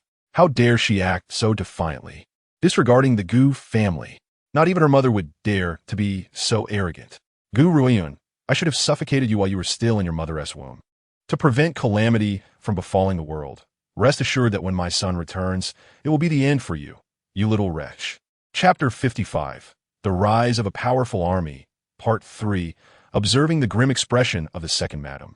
Master Gu furrowed his brow and turned to the elder of the Gu family, asking, Father, what shall we do next? The elder squinted slightly, a cold smile playing on his lips. It seems this time I must personally intervene. After all, I'm her grandfather. I refuse to believe that when I come to plead for her return, she would dare refuse. Should she do so, she will surely become the target of everyone's scorn. The Qingtian Kingdom places great emphasis on filial piety. Now that I have lowered myself to seek her, there is no way she can decline, lest she be subjected to public censure. Unfortunately, this time, the elder was turned away without even seeing Gu Ruoyun. The reason? Since her return, Gu Ruoyun had immersed herself in cultivation, and not even Dongfang Xiaozi could gain an audience with her. Thus, the elder returned in disappointment. After several days without a meeting, the elder remained anxious about whether Dongfang Xiaozi would come to confront them. Just as he was filled with trepidation, he received a report from the spies stationed at the city gate. The young master of the Dongfang family had suddenly departed from the Qingtian Kingdom in haste. At last, the elder's heart was set at ease. In her chamber, Gu Ruoyun slowly opened her eyes, and in that instant, her stunningly beautiful face appeared before her. Xiaoye? When did this fellow arrive? I didn't even notice. The man pouted in grievance, his gaze filled with longing as he looked at Gu Ruoyun. Xiao Yun, you have been cultivating for quite some time now. Implying that he had not seen Gu Ruoyun for a long while, she smiled lightly. It has been almost a month since I entered seclusion, and I have now reached the 6th level of qi gathering. I wonder how General Luo is progressing with the weapon I requested. Suddenly, a wave of energy surged within Gu Ruoyun's soul, and her heart leaped with joy. Zixi, you have awakened? As soon as she spoke, a violet glow emanated from her, followed by the deep, charming laughter of the man. My dear, it has been a long time. What? Did you miss me so much that you were eager to summon me? Dressed in a deep purple robe adorned with a phoenix motif, the man's handsome face bore a wicked smile, exuding an imposing aura with every movement. Gu Ruoyun's expression darkened. I need your help with something. Upon hearing this, she gestured towards Qianbei, saying, This is a friend I have just made. Can you help me understand why he has lost all his memories? Oh, Zixi raised an eyebrow, following Gu Ruoyun's gaze. When he laid eyes on Qianbei, his handsome features froze, and his aura surged to its peak, his gaze turning icy, as if frost had settled. Why are you here? Cold. In that moment, Gu Ruoyun glimpsed an unprecedented chill in Zixi's eyes. Throughout her acquaintance with him, she had never witnessed such a countenance, especially the flames of hatred burning in his violet irises. Zixi, what is going on? What is going on? Zixi scoffed. That is what you should be asking him. Chapter 56. The Rise of a Powerful Army, Part 4. Xiaoyi? Gu Ruoyun turned her gaze to Qianbei, only to find him frowning in deep thought. After a long while, he shook his head, saying, I don't remember. I have forgotten everything from the past. Forgotten? Huh. Do you think a mere declaration of forgetfulness can absolve you of all your past transgressions? Forget the lives you have taken? Qianbei, I thought you had vanished into the annals of history. Yet here you are. Your power is formidable. I refuse to believe anyone could seal your memories but you. Sealing my memories. Only I could do that? Gu Ruoyun's eyes widened in astonishment. What did Zixi's words imply? Was it true that the one who sealed his memories was Qianbei himself? Why would he do such a thing? Qianbei fell silent, his brow furrowing in pain. Fragmented memories flashed before him. A woman clad in white, standing atop a divine dragon amidst the clouds. Yet no matter how he tried to recall, he could not discern her features. Just the fleeting impression of her silhouette brought him immense heartache, a sharp pain unlike any he had ever known, as if pierced by 1,000 arrows. Xiaoye? Gu Ruoyun noticed Qianbei's face turning pale with anguish and quickly interrupted his recollections. If you cannot remember, then do not force it. No. Qianbei looked up at Gu Ruoyun. Xiaoyun, I want to know what kind of person I was in the past. I know you can help me. Even if I committed unforgivable wrongs, I must bear the consequences. Sealing my memories is but an act of cowardice. Gu Ruoyun smiled gently. Very well, I will assist you. Zixi, do you have any methods? Zixi turned away from Gu Ruoyun, unwilling to help this scoundrel. No way. Zixi. This was the first time Gu Ruoyun saw Zixi act so obstinately, and she couldn't help but feel exasperated. I do not know what grievances exist between you two, but if you hate him so much, shouldn't you allow him to remember his past mistakes? That would be a fitting punishment. Upon hearing this, Zixi fell silent. Indeed, you speak the truth. Qianbei, I know I cannot kill you now, but I will not allow you to live comfortably. I will make you remember everything you have done, forcing you to live eternally in regret and guilt, for you are responsible for that person's death. Do you think sealing your memories will allow you to escape everything? I will never let you find peace. This man, forever perched upon a pedestal, looking down upon all, never anticipated his descent into darkness. Despite changes in appearance and aura, the essence of his soul remained unchanged. Zixi let out a cold laugh and turned to Gu Ruoyun. However, my dear, allow me to warn you, this man is not virtuous. Do not place too much trust in him. The man he once was a god. Now, he is merely a demon. With that, he vanished from sight, leaving the room in sudden silence. After a long pause, a cautious voice broke the stillness. Xiaoyan, do you doubt me?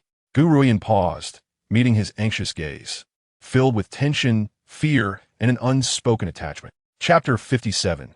The Rise of a Powerful Army, Part 5.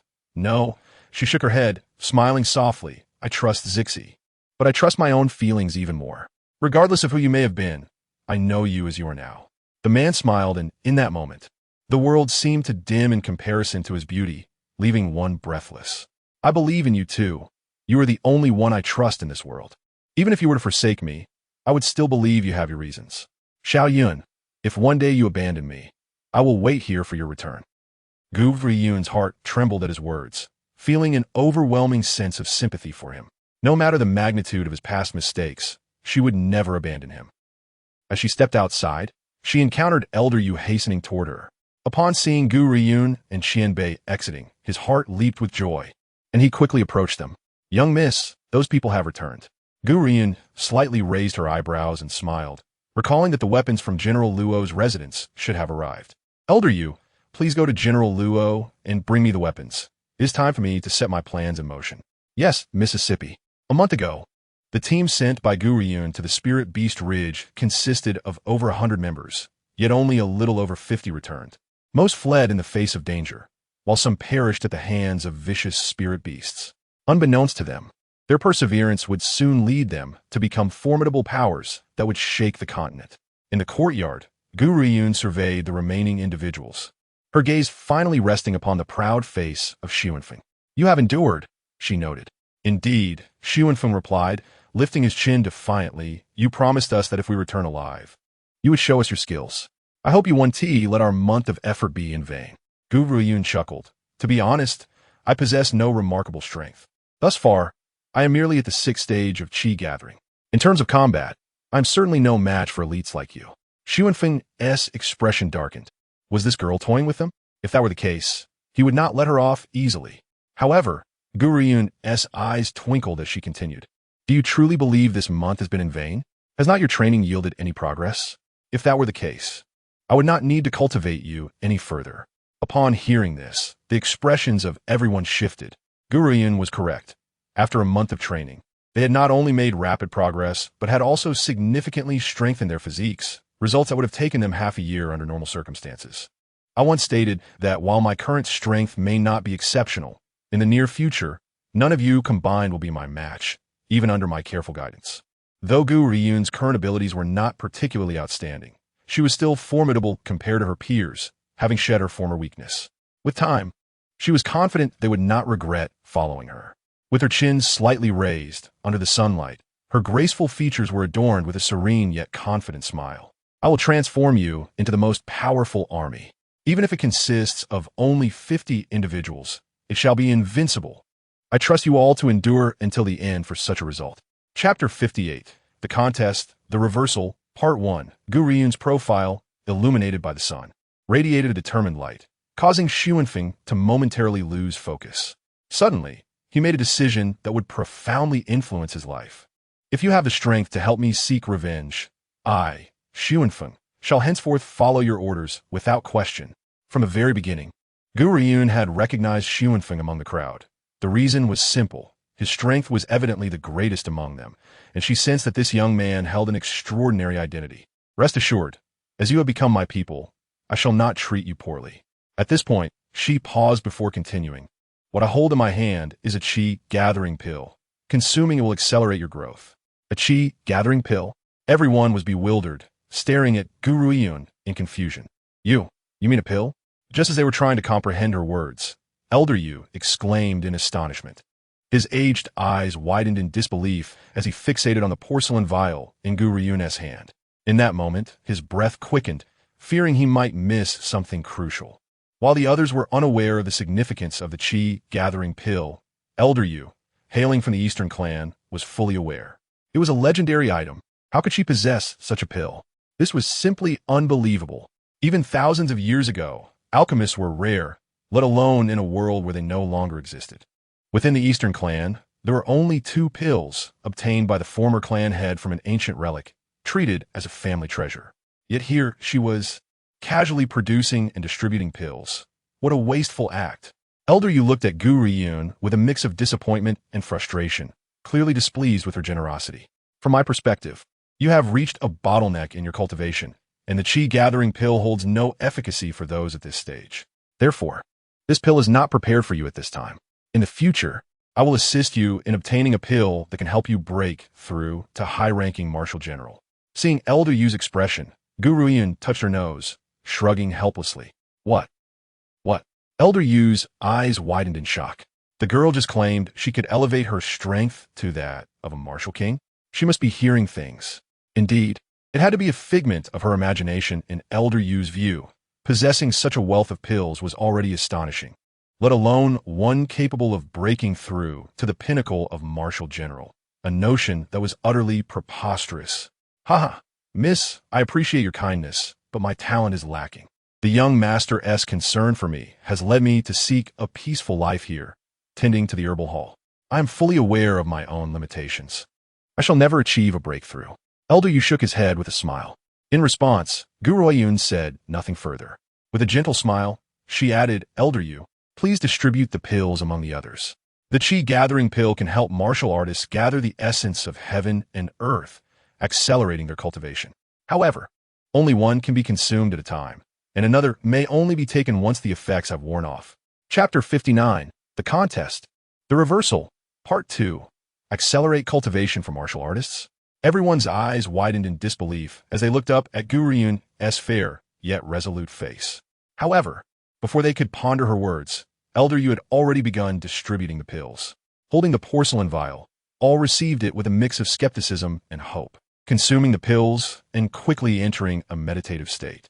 Spiritual energy gradually gathered around them, forming a green mist. Had there been any outsiders present, they would have been utterly astonished, for the density of spiritual energy required to create such vapor was extraordinary.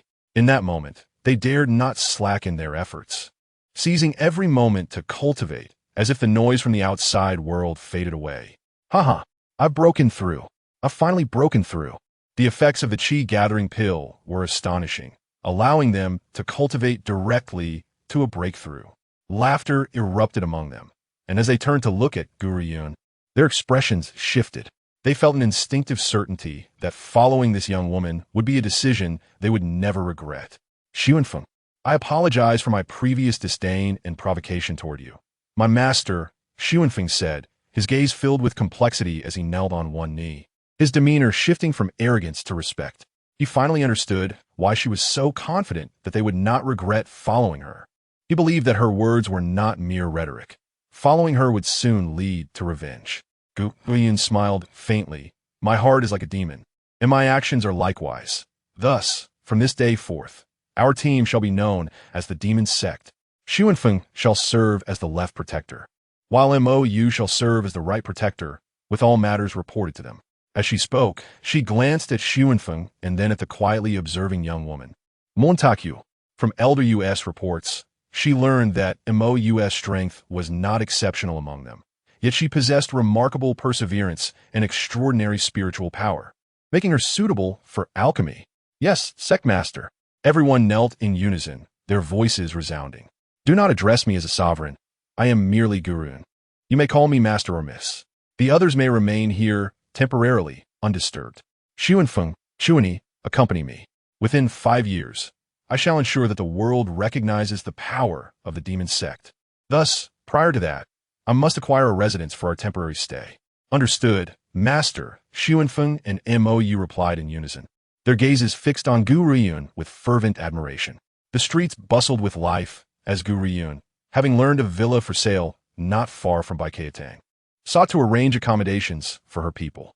The territory provided by Elder Yu was insufficient for 50 individuals. Yet, her ultimate goal was to secure a secluded location, hidden from prying eyes. However, upon arriving at the villa, she found someone already negotiating with the seller. Is it you? Ling Yu's expression darkened upon recognizing Gu Ruoyun approaching from behind. What are you doing here, you worthless waste? The memory of her expulsion from Qingtian ignited her fury, particularly knowing that Gu Ruoyun had been accepted as a servant there. Gu Ruoyun, you are merely a servant of Qingtian. Do you truly believe you can leverage their influence to seize this villa?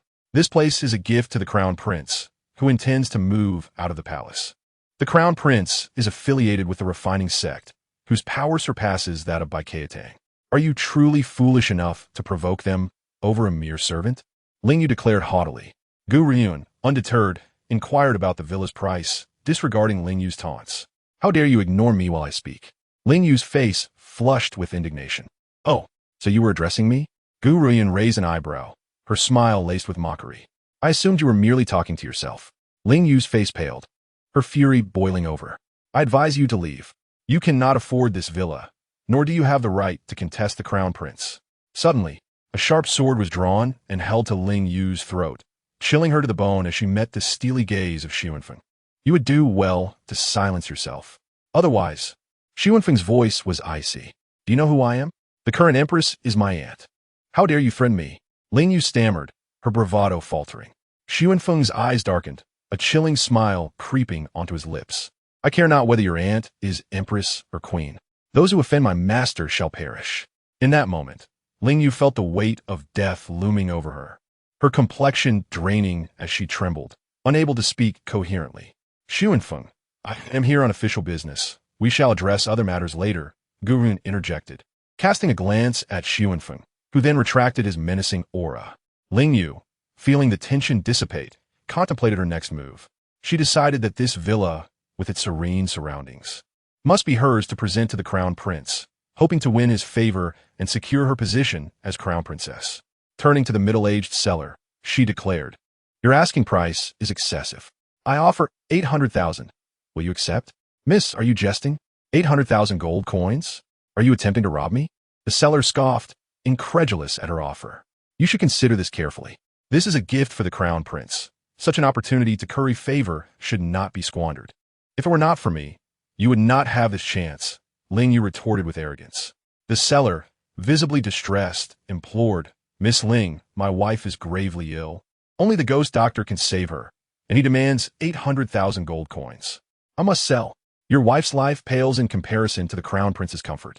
If you cultivate a good relationship with him, your future will be bright. Do you truly think your wife would wish to hinder your prospects? Ling Yu sneered. The seller's expression soured. Miss Ling, I am not denying the crown prince a residence. If you can provide 800,000 gold coins, the villa is yours. Before Ling Yu could respond, Gu Ruoyun interjected once more, Is this villa for sale? I am willing to offer 800,000 gold coins. The seller's heart leaped with joy as he turned to Gu Ruoyun, scrutinizing the youthful visage before him.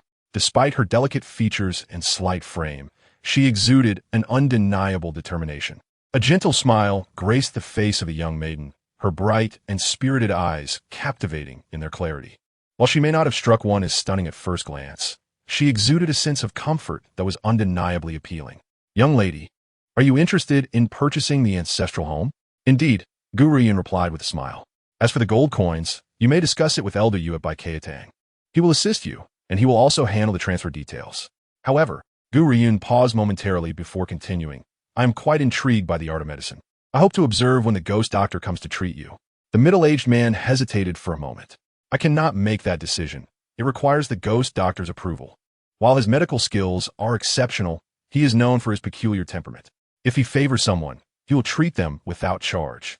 Yet if he takes a disliking to them, no amount of wealth could persuade him to lend his aid. That is of no concern.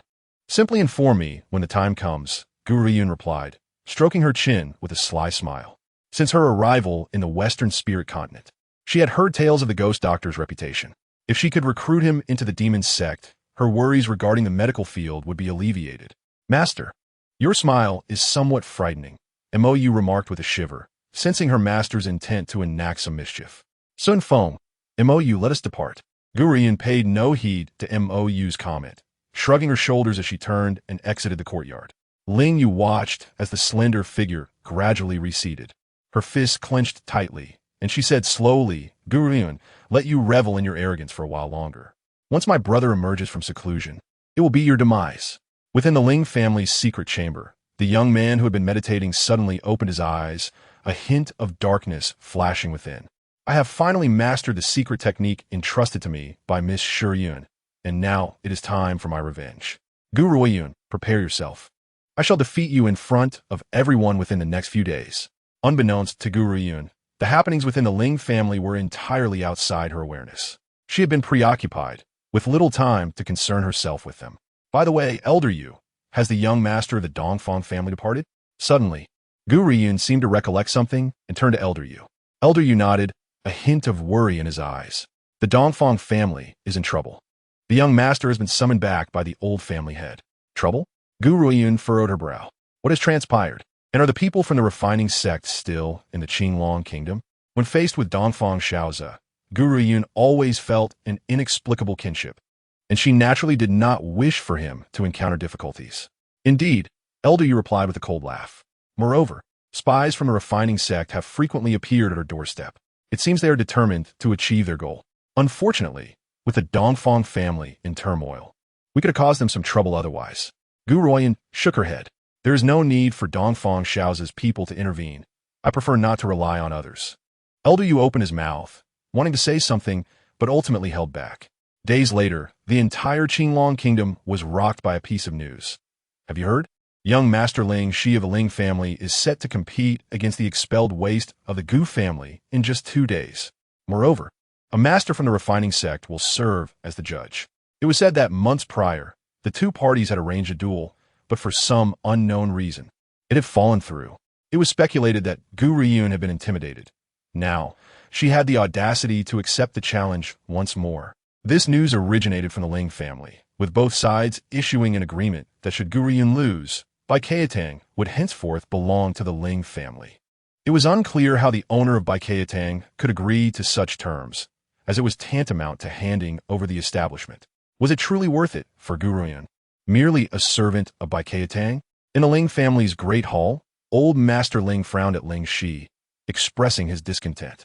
I understand your concerns about Gu Ruoyun's potential refusal to engage in the duel, hence the deliberate rumor that she has consented to battle. But Bai Keitang is not an ordinary establishment. Your reckless words could easily provoke the powerful forces backing Bai Keitang. Ling Shi smiled ominously. Grandfather, do not forget, our backing is the refining sect. Besides, have you not always desired Bai Keitang? This is an excellent opportunity. I have already spread the word. Whether the world believes it or not, should Bai Keitang step forward to clarify the rumors, it would only serve to undermine their reputation. The thought of the precious herbs within Bai Keitang stirred something within old Master Ling, who reluctantly said, Then proceed as you wish. However, you must win this battle. Rest assured, Grandfather, I have now broken through to the realm of warriors. While Gu Ruoyun is but a mere 4th-level Qi gatherer, she will certainly be no match for me. Ling Shi declared confidently. After more than a month, even if Gu Ruoyun was no longer a waste, she would not have made significant progress. Meanwhile, he had transformed into a true warrior within this month. In the courtyard, Luoyin wore an expression of discontent. Her freckled face filled with frustration as she glared at Gu Ruoyun. Gu Ruoyun, in just 2 days you were to compete against that scoundrel Ling Shi, and yet you still have the leisure to bask in the sun? The old man of the Ling family was cunning. He would never allow his precious grandson to face the duel without certainty of victory. A competition? Gu Ruoyun scoffed, dismissively stating, My contest with Ling Shi concluded long ago. He was defeated at my hands within the Tianling formation. Thus that duel should be considered void. How is that possible? The world is abuzz with news of your impending duel with Ling Shi, and Bai Keitang is being used as a bargaining chip. Luoyin's eyes widened in disbelief. Did Gu Ruoyun truly not know of the competition? What on earth was going on? Upon hearing this, Gu Ruoyun sat up, her clear gaze slowly darkening. I have been quite busy lately, and am unaware of the happenings outside. Please, elucidate the situation for me. Seeing that Gu Ruoyun was genuinely uninformed, Luoyin blinked and began to relay the rumors circulating outside. Gradually, Gu Ruoyun's previously cheerful demeanor turned icy. After a long silence, she coldly chuckled. A competition? This must surely be Ling Shi's scheme. Alas, he has made the grave mistake of coveting Bai Keitang. However, since he has taken such actions, I shall repay him in kind. It seems that even before she could seek trouble with the Ling family, they had come knocking at her door. 2 days later, outside Bai Keitang, a crowd had gathered, eagerly anticipating the match between Gu Ruoyun and Ling Shi. At that moment, a cacophony of voices erupted, parting the throng to create a pathway. Amidst the gazes of the multitude, Ling Shi approached with a measured pace. Unlike his previous arrogance, he now bore an air of malice, cold to the core. Gu Ruoyun, I know you are within Bai Keitang. Since the time for our duel has come, why do you not step out to meet me? Are you attempting to flee from the challenge? Upon reaching the entrance of Bai Keitang, Ling Shi halted, a fierce glint crossing his face. The humiliation she had inflicted upon him would be repaid today, exacted upon this despised woman. Ling Shi, you possess an audacious spirit to dare provoke my Bai Keitang. As his words faded, Manager Zhao strode forth, his fierce gaze piercing like a blade directed at Ling Shi. I offer you a chance. Leave this place. We do not welcome the likes of the Ling family. Huh. Ling Shi laughed heartily. Manager Zhao, it seems that very soon, Bai Keitang will change ownership. It was Gu Ruoyun who initially issued a month-long challenge. However, I, being a benevolent soul, feared that she might not grow strong enough in that time. So I extended it by another month. Yet, you foolishly believe a waste could emerge victorious, wagering the entirety of Bai Keitang. Since you were so eager to hand it over to me, how could I not indulge your misguided desires? Rest assured, under my stewardship, the 100 Herb Hall shall flourish more than ever. In truth, without the backing of the refinement sect, Ling Shi would never dare to act so boldly. Yet he stands firmly supported by the formidable refinement sect. Regardless of the strength of the forces behind the 100 Herb Hall, they pale in comparison to the refinement sect. We at the 100 Herb Hall have never acquiesced to such insolent terms. The expression on Manager Zhao's face was exceedingly grim, his fists clenched tightly as he seethed. What? Are you frightened now that you've witnessed my current strength? Ling Shi scoffed. Upon hearing his words, the crowd turned their attention to Ling Shi, and upon perceiving his strength, they erupted into murmurs. A low-level martial artist? Ling Shi has actually broken through to the lower level of martial arts, reaching the 8th level of Qi gathering. How did I miss that? My heavens, a mere month ago, Ling Shi was only at the 5th level of Qi gathering, and now he has ascended to the lower level of martial arts so swiftly. I suspect the 100 Herb Hall has grown accustomed to boasting, and now that they have seen Ling Shi's strength, they are filled with trepidation. TSK, if that is the case, then do not concede to these terms. What good is regret now? Instantly, all disdainful gazes were directed toward Manager Zhao, who was so incensed he could have annihilated the wretched creature before him. Just as the two sides seemed to reach an impasse, a light, mocking voice drifted in from behind. Manager Zhao, allow me to handle this matter. Miss Gu? Manager Zhao's eyes brightened, and he swiftly turned to behold Gu Ruoyun approaching from behind. He opened his mouth, eager to speak. Gu Ruoyun, you have finally made your appearance. Ling Shi sneered, his gloomy demeanor shifting into a tempest upon seeing Gu Ruoyun. If that is the case, we may as well commence our duel. A duel? Gu Ruoyun chuckled softly. That is not out of the question, but do the promises you made still hold weight? What promises? Simply this. If you lose the match, the entirety of the Ling family's fortune shall be mine, and you must kneel before me and address me as your master. Furthermore, you shall publicly denounce the elder of the Ling family as a wretched old beast unworthy of existence. You speak nonsense. Ling Shi bellowed, his face ashen with fury. When did I ever agree to such conditions? Gu Ruoyun raised an eyebrow. And when did I ever agree to stake the 100 Herb Hall as a wager? You. A surge of anger swelled within Ling Shi, and he could not contain it any longer. Very well, but Gu Ruoyun, do you truly believe you can defeat me? A mere Qi gathering level weakling. You hardly qualify as a true martial artist. Even if you were granted 100 lives, you would still be no match for me. To be fair, a Qi gathering level individual is hardly a martial artist. Such strength is nothing but trivial. Beneath the radiant sun, the young woman's face bore a delicate smile, her hair billowing in the gentle breeze. The slight curve of her lips reflected the clarity of her lake-like eyes, which rested upon the young man before her. Since you have acknowledged your words, do not resort to deceit. Otherwise, I fear the Ling family will lose all face in the Azure Dragon Kingdom. Ha! Ling Shi let out a chilling laugh. Gu Ruoyun, I eagerly await the moment you relinquish the 100 Herb Hall to me. At that time, even if I do not pursue you, the head of the 100 Herb Hall will certainly not let you off lightly. By then, there would be no refuge for Gu Ruoyun on the entire continent. Hearing this, Manager Zhao rolled his eyes, utterly speechless. The head of the 100 Herb Hall? Is it not Gu Ruoyun herself at this moment? Is she truly going to cause herself trouble? Surely this fool has lost his mind.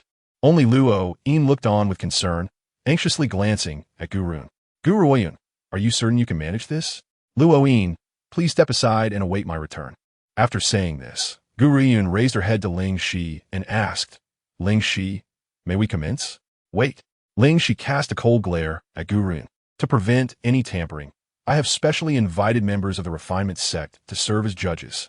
Miss Shiyun, Elder Huan Fei, I entrust this matter to you.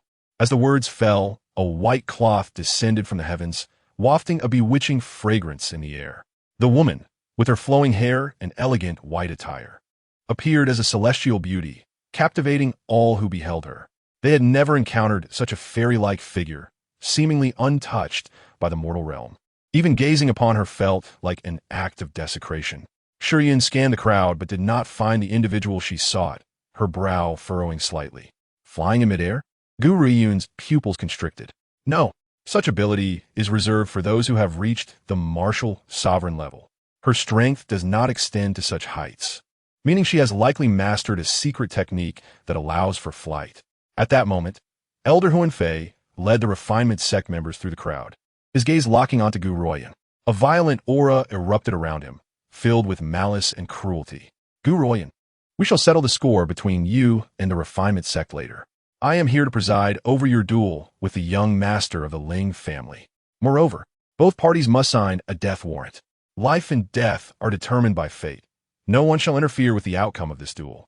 Life and death are determined by fate.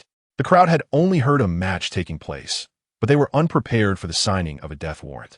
Once signed, it meant that one of the participants must perish for the duel to conclude, unless the victor chose to show mercy. Otherwise, even if the opponent surrendered, the duel could not be halted. It seemed the Ling family was resolute in their intent to eliminate Gu Ruoyun.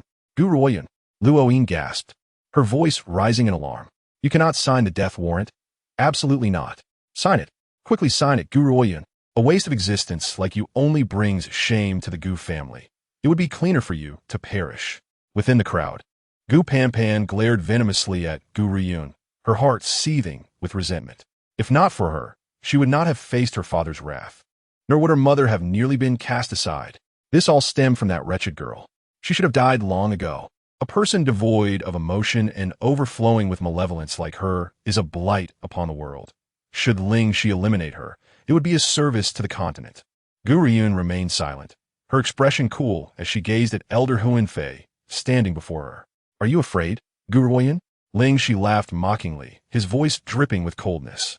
Fear not. If you are frightened, you may concede now and preserve your life.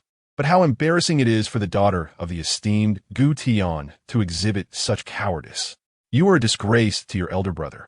Thank the heavens your parents passed away early, or they would surely die of mortification. Ling Shi's words were harsh, yet he failed to notice the chilling aura emanating from Gu Ruoyun. You will soon regret your words. She lifted her head, her formerly clear eyes now glistening with frost. I shall sign this death warrant. Regret? Ling Shi sneered dismissively. Who knows who will end up regretting this? Gu Ruoyun, you have no parents, thus. I do not fault your arrogance. After all, no one has taught you the virtue of humility. He was confident, having broken through to the martial artist realm. How could he fear this woman? Elder Huanfei glanced between the two and stated, You shall both sign the death warrant, and then the match shall commence.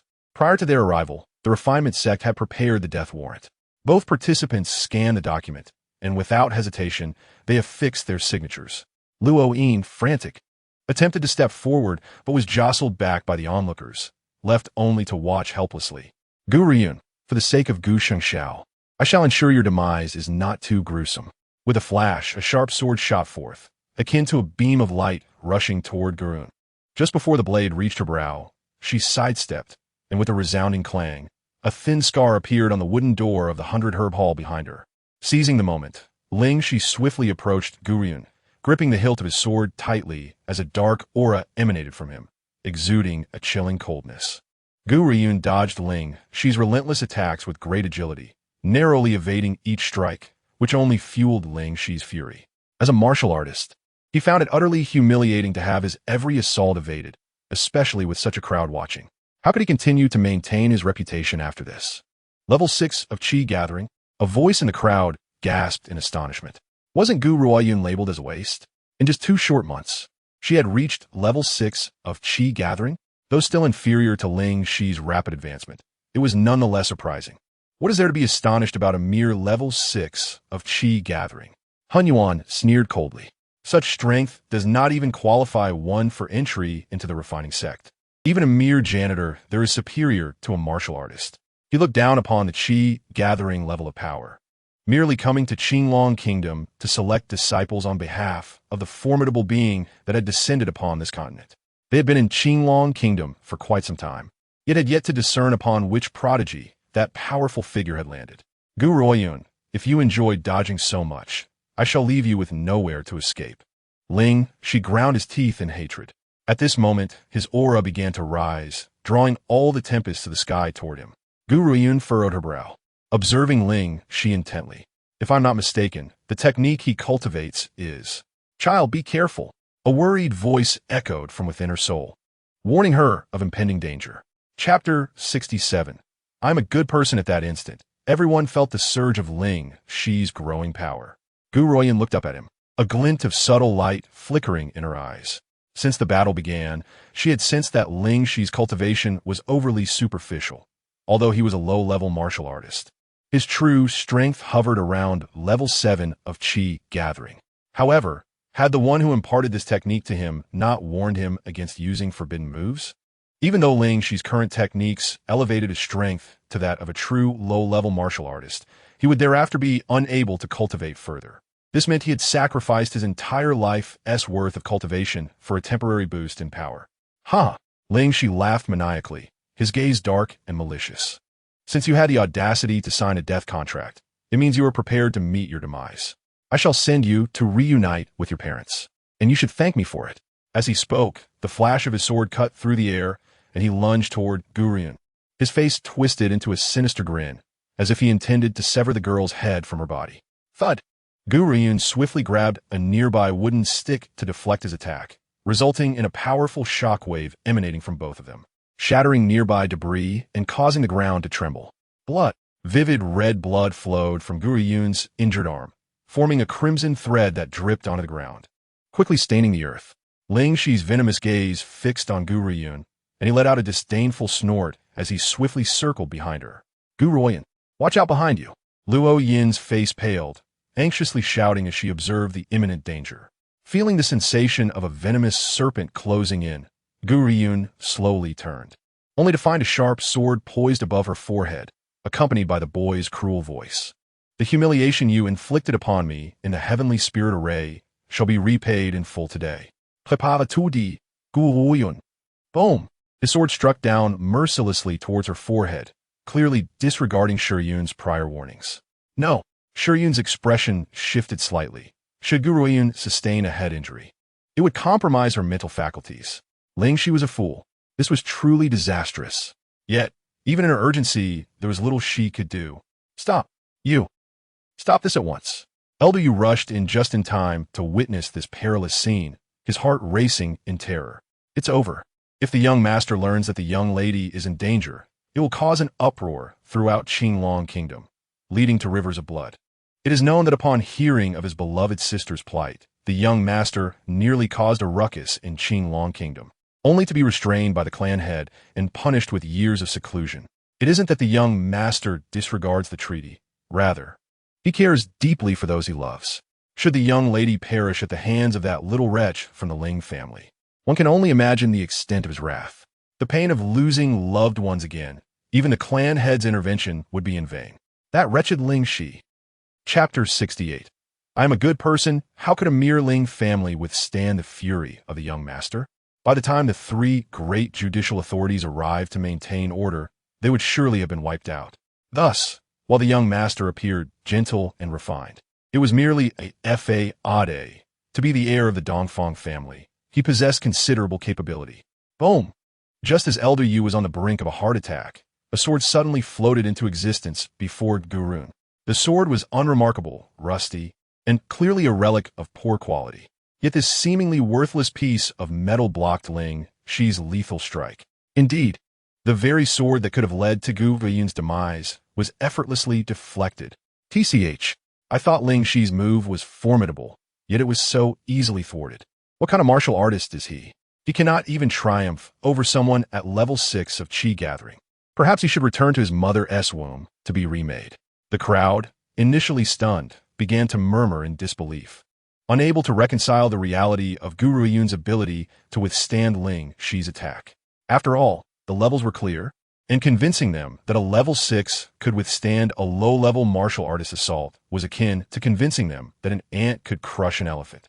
I had no intention of revealing it, but Gu Ruoyun smiled softly. You have compelled me to bring it forth. Tell me, how should I treat you now? Oh, right, you intended to kill me just now, did you? She paused momentarily, then swiftly regained his composure, sneering disdainfully. Even if I wished to kill you. What of it? Gu Ruoyun, do you dare to kill me? Even if you had 100 times the courage.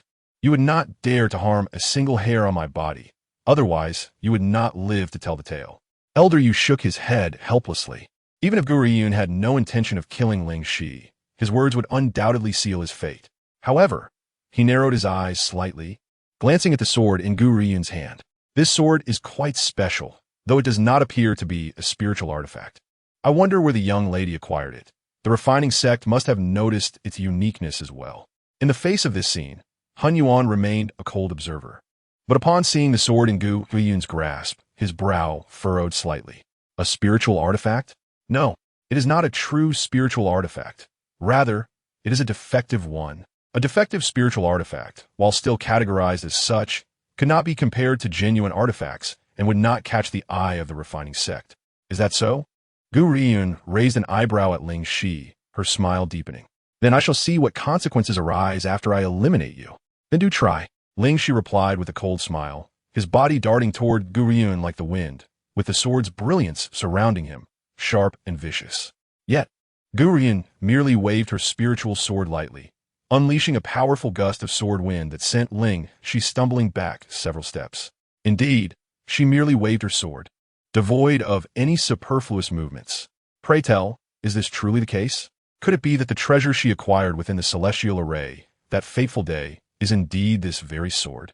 Among the crowd, a youth who had previously sought to seize Gu Ruoyun's belongings in the celestial array rubbed his eyes in disbelief. Previously humiliated by Gu Ruoyun, he had followed Ling Shi to witness the spectacle of the girl being vanquished. To his astonishment, the scene before him was entirely different. Chapter 69. I am a good person, how preposterous. Just moments ago, Gu Ruoyun had taunted him to come and claim her possessions, and he had humiliated her in return. Coughing up blood, Ling Shi fixed a menacing glare upon Gu Ruoyun. You little wretch, you seek death. With that, he lunged at Gu Ruoyun once more. Gu Ruoyun gripped her sword tightly, and a tempest erupted from its blade, forcing its way through her fingers. Before Ling Shi could comprehend the situation, an overwhelming pressure emanated from the spirit sword, rendering him momentarily paralyzed. In those fleeting seconds, Gu Ruoyun had already closed the distance, the long hilt of her sword thrusting forcefully against Ling Shi's abdomen. He spat blood and was sent sprawling backward. Ling Shi began to speak, only to find a girl clad in green approaching him. Under the sun, her slender figure seemed to radiate a celestial glow, her delicate features adorned with a gentle smile. Yet, at that moment, Ling Shi felt an eerie sensation, as if a demon were grinning at him. What do you intend to do? Gu Ruoyun, I warn you, my aunt is the current imperial consort. Moreover, I have the refining sect as my backing. You should carefully consider your own safety before attempting to harm me. Feeling the chill upon his neck, Ling Shi anxiously glared at Gu Ruoyun, shouting in a frenzy. Upon hearing this, Gu Ruoyun sheathed her sword. Instantly, Ling Shi breathed a sigh of relief, a hint of smugness crossing his face. With such powerful allies, she wouldn't dare to kill him, would she? Kill you? Gu Ruoyun chuckled lightly. I'm a good person. How could I possibly bring harm to you? Ling Shi, you're already a waste. No matter how diligently you train henceforth, it will be of no consequence. Therefore, I shall ensure your incapacitation is more thorough. When the time comes, whether you seek my assistance for liberation or to cling to life, that shall be entirely your choice. As she spoke, Gu Ruoyun wore an expression of innocence, her eyes sparkling with mirth. The moment Ling Shi began to utter a word, a piercing pain shot through his wrist, nearly causing him to lose consciousness. The agony was unbearable. Aside from the pain of crushed bones, nothing hurt more than severed tendons. This woman had deliberately sliced through his limbs. Amidst the excruciating torment, Ling Shi screamed in agony, and after Gu Ruoyun severed his final tendon, he fainted from the sheer pain. Ling Shi, this time, I'm avenging Gu Ruoyun. Gu Ruoyun is she, and she is Gu Ruoyun. However, despite the elder of the Gu family being involved in her demise, he could not escape culpability. The severed tendons were the best form of retribution for him. Sierra. Suddenly, a furious roar echoed through the air. As Gu Ruoyun turned to look, she saw an elderly figure rushing through the crowd. Ling Yi's eyes were bloodshot as he gazed upon Ling Si, sprawled in a pool of blood. His gaze then shifted to Gu Ruoyun as he spoke with a voice filled with rage. Gu Ruoyun, you dare to harm my grandson. Today, I demand 1,000-fold retribution. Even if you beg for mercy now, it will be of no avail. Death. Only her death can atone for the injury inflicted upon my grandson. With that thought, Ling Yi charged toward Gu Ruoyun, murderous intent saturating the sky. Just as he reached the girl, a figure stepped in front of her, blocking Ling Yi's assault. Chapter 70. The Treacherous Ling Elder, Part 1. Elder Yu grasped Ling Yi's fist tightly, his aged eyes glinting with coldness. Master Ling, your intervention in this contest between the younger generation seems rather inappropriate, does it not? Get out of my way. Ling Yi roared it, his eyes blazing with fury as if he were a beast ready to devour. I care not for your contests. I only know that she has reduced my grandson to a useless state, and thus she must die here today. Elder Yu laughed heartily. Master Ling, your grandson has mislearned his methods. Even if he were not defeated, he would still be destined for mediocrity. His cultivation will never progress. His words struck Ling Yi like a bolt from the blue, rendering him momentarily speechless. What did Elder Yu mean? Even if Gu Ruoyun did not cripple Ling Si, he was still destined to be a waste? No, that cannot be. Miss Shiyun had stated that the secret method bore no side effects. It must be that this old man is deliberately misleading him to shield Gu Ruoyun. Do you think I would believe such words? Ling Yi bellowed in a fit of rage. I advise you to hand Gu Ruoyun over to me. Otherwise, do not blame me for my lack of courtesy. Sierra is the last hope of the Ling family. Should he be rendered useless, it would spell the end for us. That accursed girl must pay with her life. Ling Si let out a furious roar, yet he did not direct his wrath toward Elder Yu or Gu Ruoyun, who was shielded by Elder Yu. Instead, he lunged toward the crowd, targeting Luoyin. Oh no! Elder Yu's expression shifted, and, just as he attempted to intervene, a fierce wind struck his leg. With a thud, he collapsed to the ground. In that instant, Elder Yu clutched his wooden staff, which snapped in two with a crack. His aged visage twisted in horror as he glared at the refining sect members, enunciating each word with deliberate severity. Refined sect.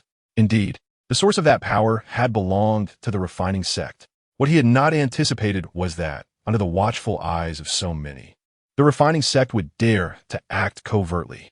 Very well, Elder Yu would remember this debt. Luoyin. Seeing Ling Si reach for Luoyin, Gu Ruoyun cried out in alarm. Yet Luoyin, still in a daze, fell into Ling Si's grasp. Ha ha ha.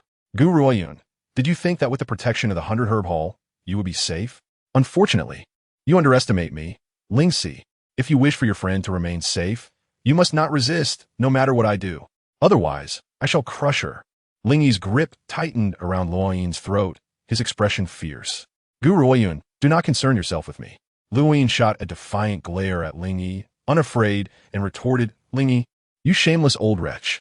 Your grandson chose to challenge Gu Ruoyun and became a waste. Who is to blame? You dare to bring the elder into this? Have you no shame? Silence. Ling Yi raised his hand and struck Luoyin's face with a resounding slap, leaving 5 distinct marks upon her delicate visage. Yet Luoyin did not cry or scream. She merely licked the blood from her lip, eyes glinting with mockery. The contract they had forged was witnessed by the experts of the refining sect. Could it be that you would disregard their authority? As she spoke, her gaze swept toward the refining sect. Chapter 71. The Treacherous Ling Elder, Part 2. Even though Luoyin was well aware of the refining sect's shamelessness, she had thought that, in front of such a multitude, they would at least maintain some semblance of decorum. Alas, she had underestimated their audacity. The contract? Huan Fei cast a cold glance at Luoyin and sneered.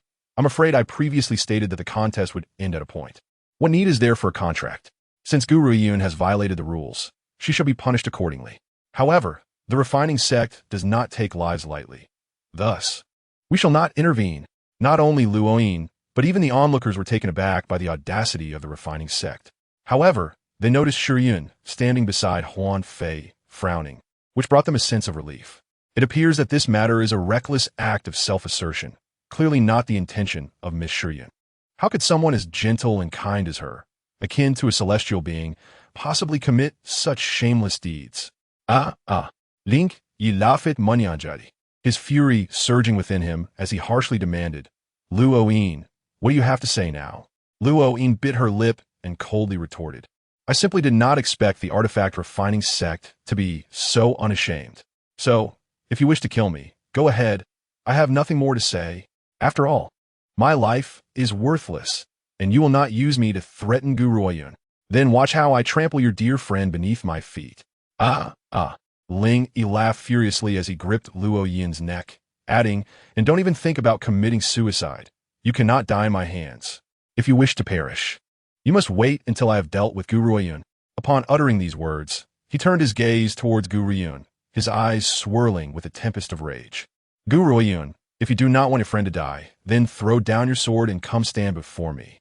Throughout this ordeal, Gu Ruoyun remained silent, her delicate visage devoid of emotion as she cast a faint glance at Ling Yi. Ling Yi, there are things you should not do, since you have done them. You must be prepared to pay the price. Spare me your nonsense. If you do not obey my command, I will ensure your friend meets her demise right here. Lay down your sword and approach me immediately. You have 3 minutes, or your friend's life is forfeit. Ling Yi tightened his grip on Luo Yin's neck, watching as she struggled for breath, a sense of satisfaction coursing through him. Elder Yu, please hold my sword for me. Gu Ruoyun waved her hand, tossing the sword to Elder Yu, then slowly approached Ling Yi. Throughout, her fair features exhibited no excess emotion. Elder Yu, watching Gu Ruoyun, opened his mouth in concern, but the words were swallowed back, his eyes filled with apprehension. Gu Ruoyun, you have harmed my grandson. Today, I shall let you experience what hell truly is. Fear not. I will not grant you a swift death. I shall ensure you repay my grandson's suffering 1,000-fold. Ha ha ha. Boom.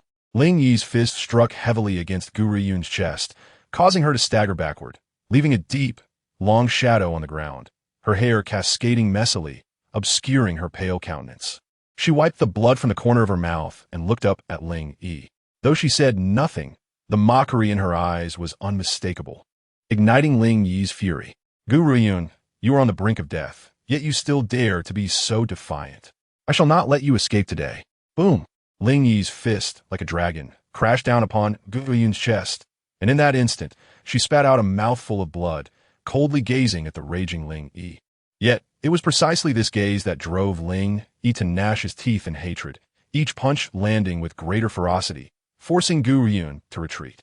Some onlookers averted their eyes, unable to bear the sight, yet they could not help but admire the girl's resilience. At this moment, completely enraged, Ling Yi failed to notice the glance Gu Ruoyun directed towards Elder Yu. Elder Yu nodded slightly, signaling his understanding of her intent. Just as he intended to rescue Luo Yin, while Ling Yi's attention was diverted, a flash of red light darted past him, akin to a bolt of lightning aimed at Gu Ruoyun. Gu Ruoyun, you should never have harmed my grandson. Now I shall send you to hell. A tremendous force coalesced in Ling Yi's fist, his eyes ablaze with fury as he unleashed all his strength towards Gu Ruoyun. Gu Ruoyun, do not worry about me, flee. Luo Yin's complexion paled as she cried out urgently. If she were to die because of her, she would never forgive herself. As these thoughts coursed through her mind, anxiety, deep self-reproach, and regret welled up in her eyes. But now Gu Ruoyun stood defenseless beneath Ling Yi's onslaught, with no escape in sight. Just as it seemed the girl would perish under his attack, a large hand reached out from the side, forcefully pulling Gu Ruoyun into an embrace. Who dares to intervene and save this little wretch? Ling Yi roared in fury, unable to fathom who had the audacity to rescue the very person he sought to kill. Yet, when he turned to look, he was momentarily stunned. He had never encountered such an extraordinary man, clad in red with silver hair, resembling a celestial being, his flawless visage captivating all. However, at that moment, the man's gaze remained fixed on Gu Ruoyun, his crimson eyes filled with concern. Who are you? Quickly regaining his composure, Ling Yi frowned and retorted, Kid, do you wish to meddle in affairs that do not concern you? The young man exhibited no trace of spiritual energy fluctuations. Yet Ling Yi could not dismiss the fact that this was the very person who had rescued Gu Ruoyun from his grasp. If it was mere coincidence, not even he could convince himself of that. Did you injure Xiaoyan? The man turned to Ling Yi, his expression void of emotion as he inquired. Kid, I advise you to leave now.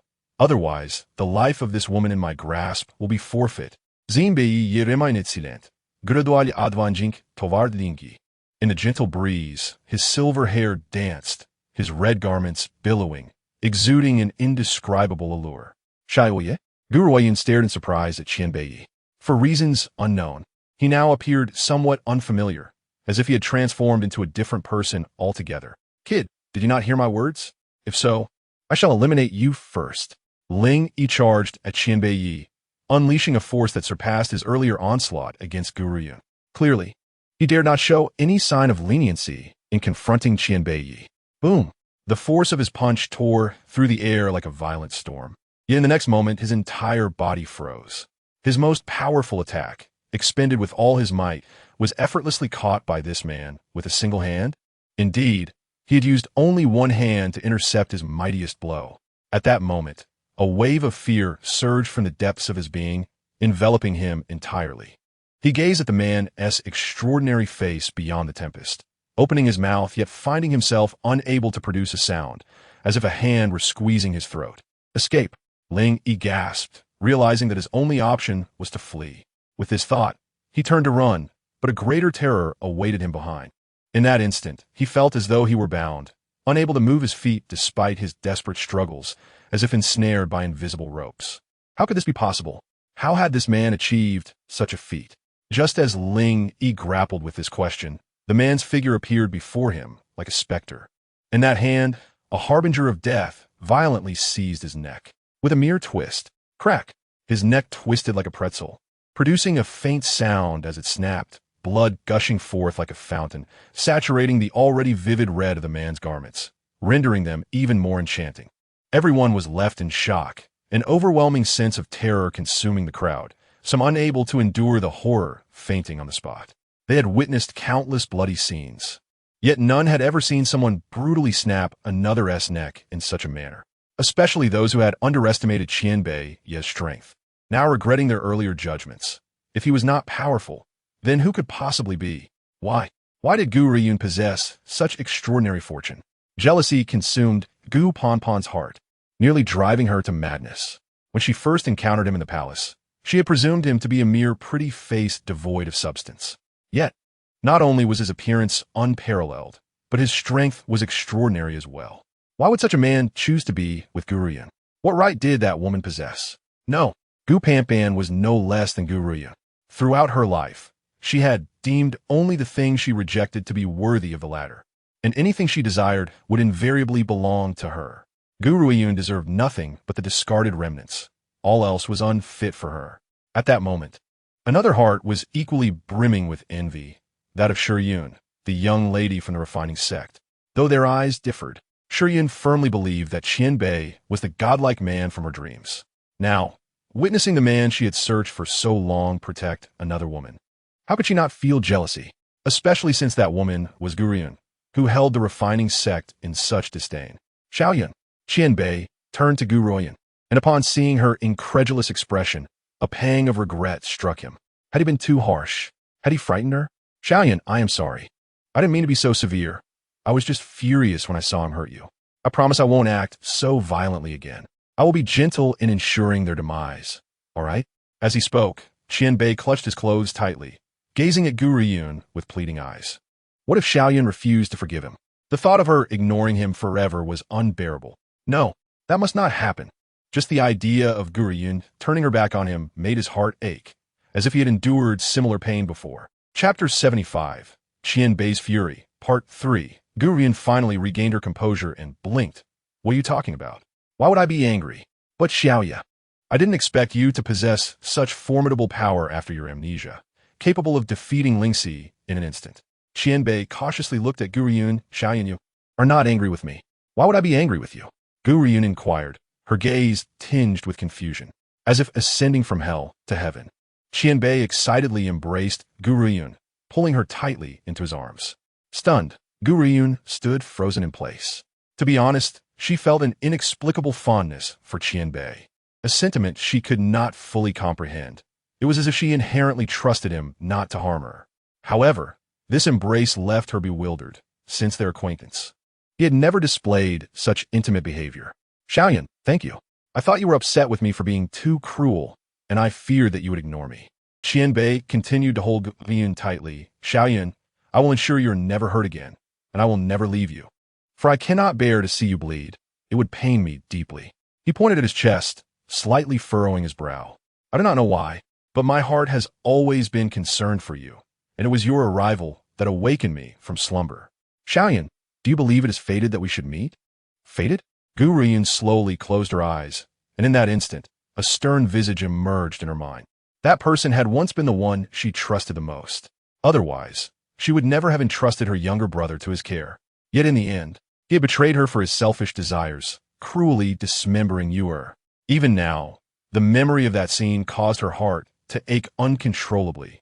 A pain so profound it would be hard to forget in several lifetimes. Fated? Suddenly, a soft laugh interrupted her thoughts, and Gu Ruoyun slowly returned to herself, gazing at Shiyun, who approached her. From the beginning, Shiyun's gaze remained fixed on Qianbei. Sometimes, one's feelings could be misleading, especially concerning someone who had lost their memory. If it were destiny, then it was only she and he. Gu Ruoyun was merely a waste, unworthy to stand beside such a man. Besides herself, no one else on the continent could match him. Qianbei furrowed his brows, unconsciously tugging on Gu Ruoyun's sleeve, speaking in a pitiful tone. Xiaoyun, I dislike too many strangers. Shall we return to rest? For some reason, the woman before him evoked a discomforting feeling, a sensation that urged him to distance himself. Fine. I also dislike these people. Gu Ruoyun nodded, then seemed to recall something and walked slowly to Luo Ying's side. Luo Ying, I apologize for dragging you down due to my affairs. Luo Ying shook her head. The one who should apologize is me. Otherwise, you wouldn't. Just the thought of that perilous moment tightened her heart. Had Qianbei not arrived in time, she would never have forgiven herself. Do not worry. Lingxi cannot harm me. Gu Ruoyun smiled. Even without Qianbei's intervention, she still held the trump card of Zixi, but she would never reveal it unless absolutely necessary. Wait. Just as Gu Ruoyun was about to depart, a voice called out from behind. Shiyun smiled softly. Gu Ruoyun, I must express my admiration for you.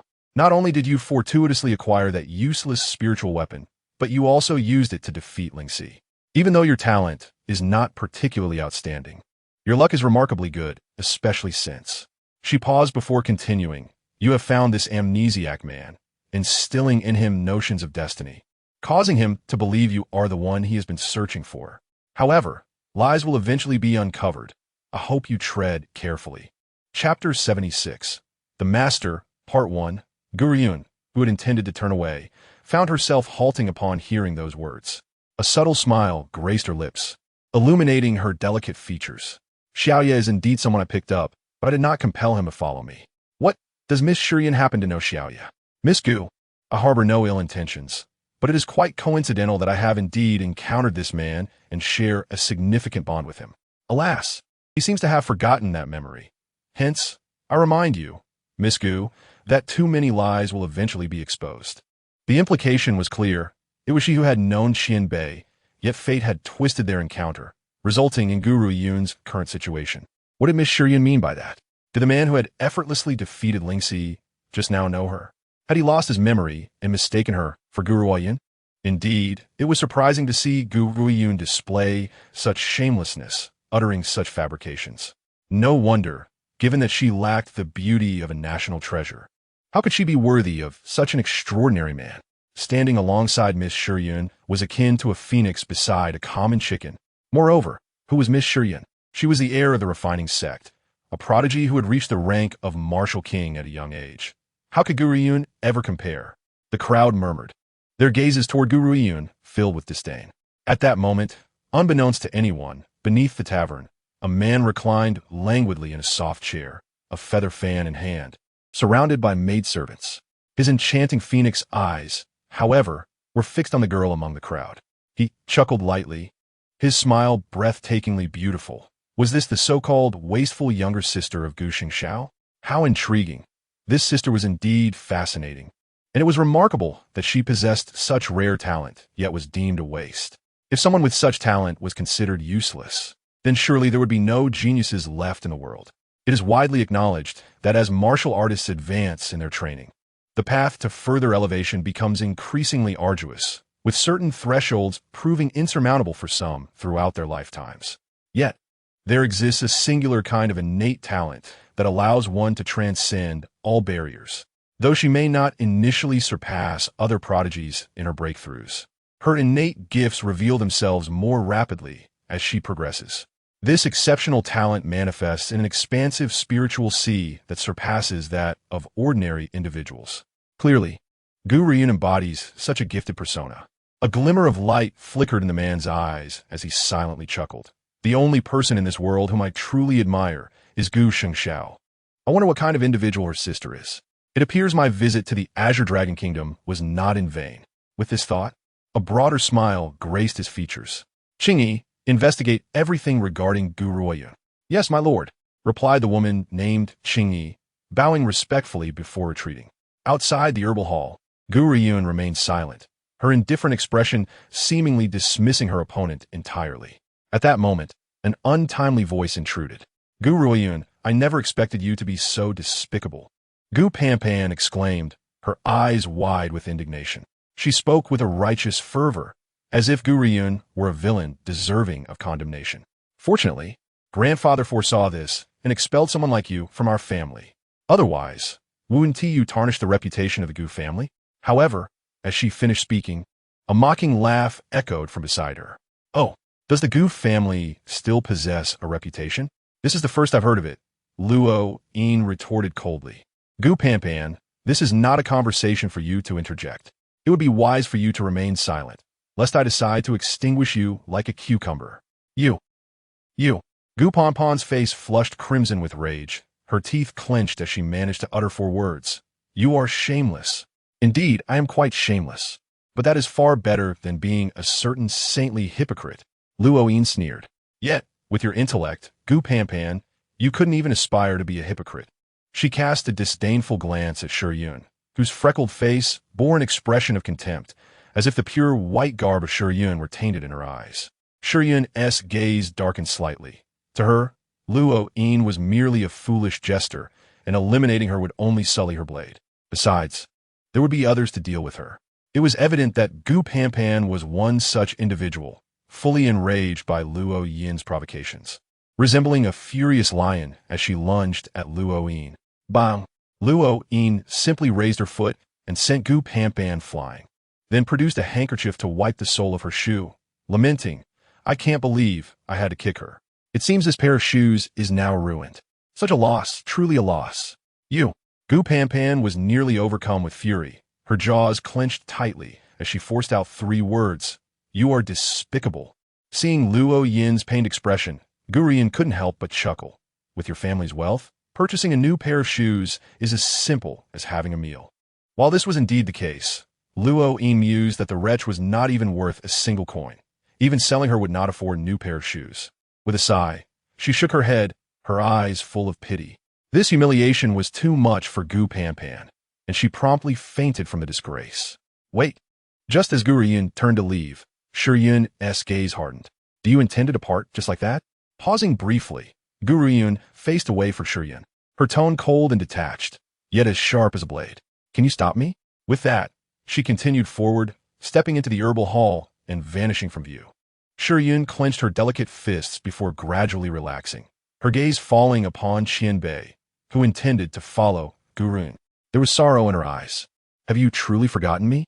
She could not believe that this man could forget her.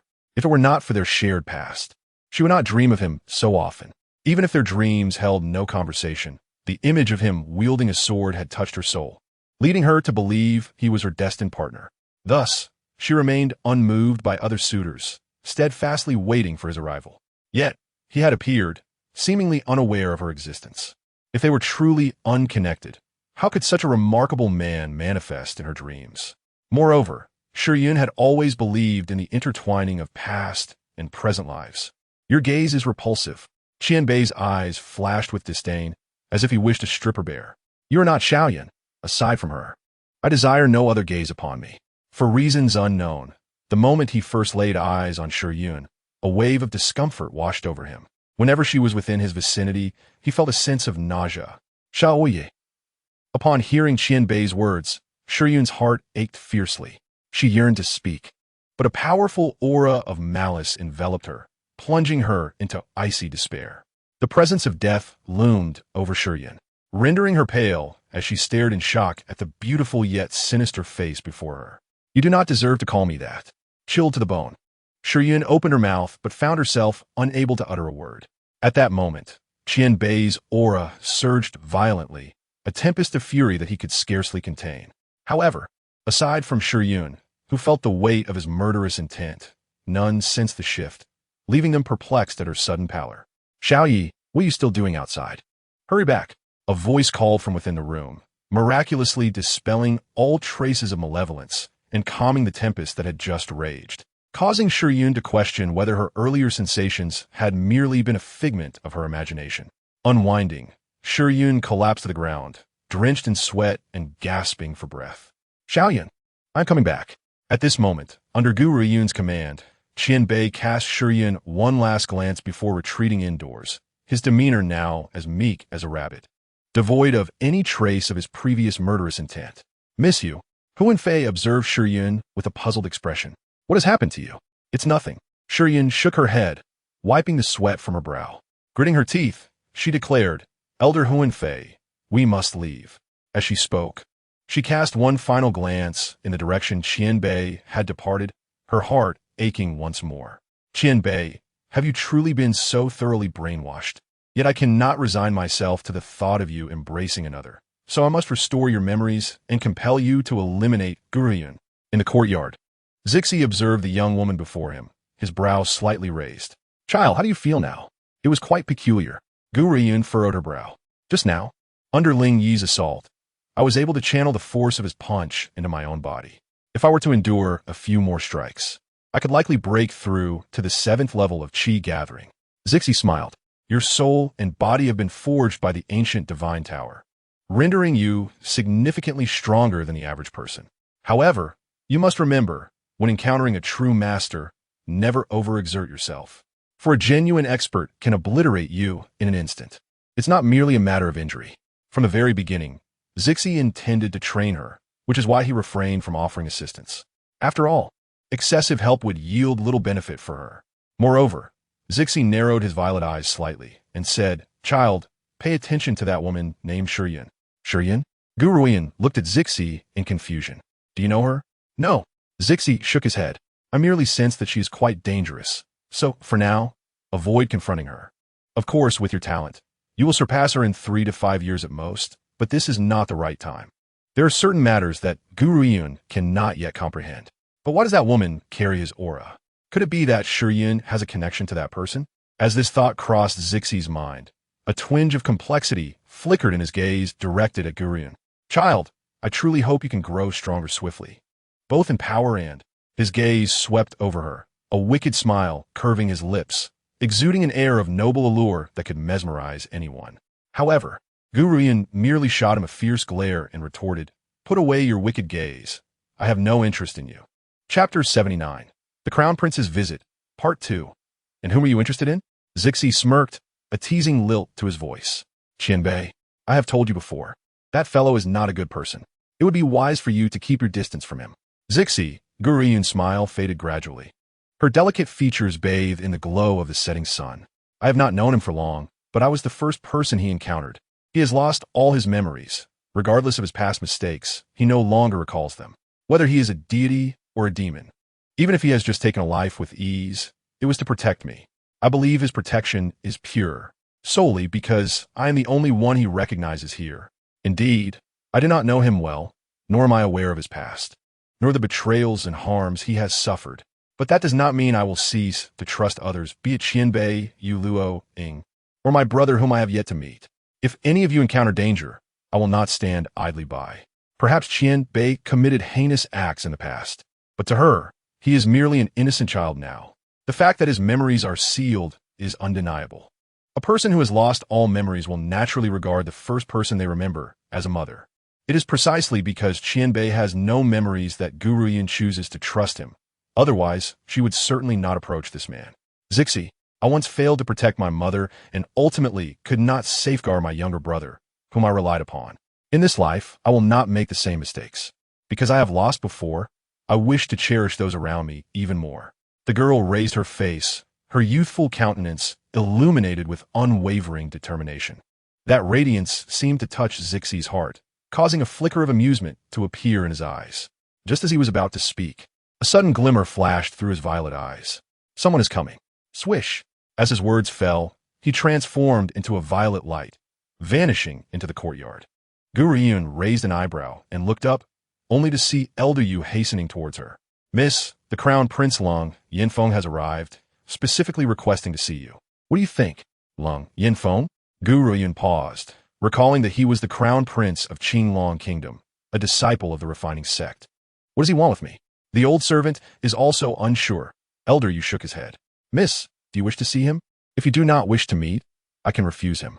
There's no need, Gu Ruoyun replied with a cold smile. I am rather curious about what business Lung Yinfeng has with me.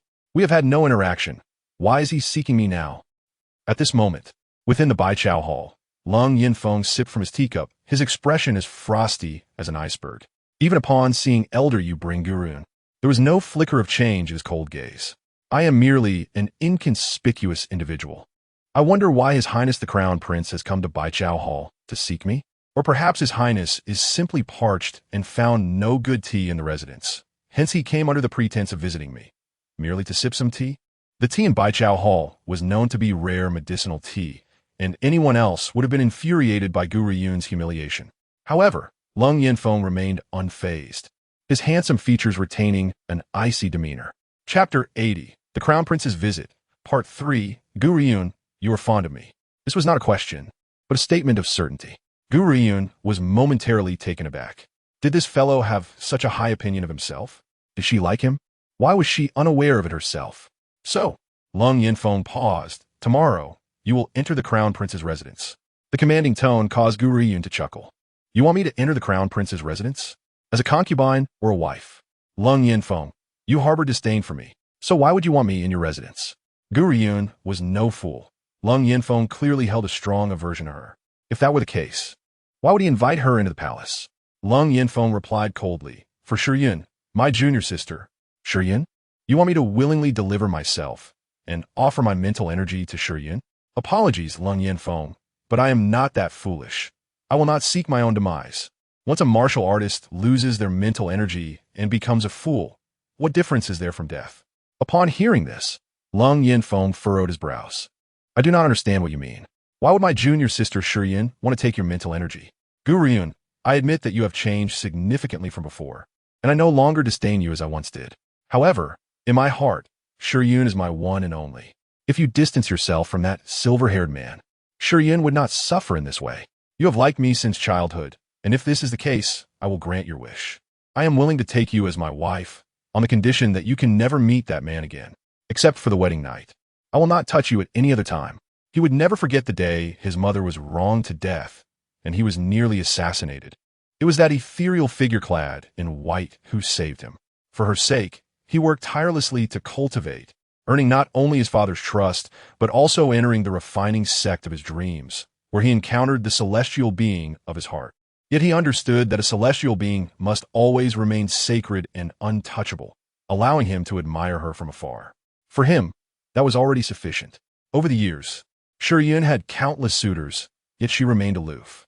He once thought she was merely disinterested in worldly matters, only to realize now that her years of solitude were all to await one person, while that person's gaze was fixated solely on another woman.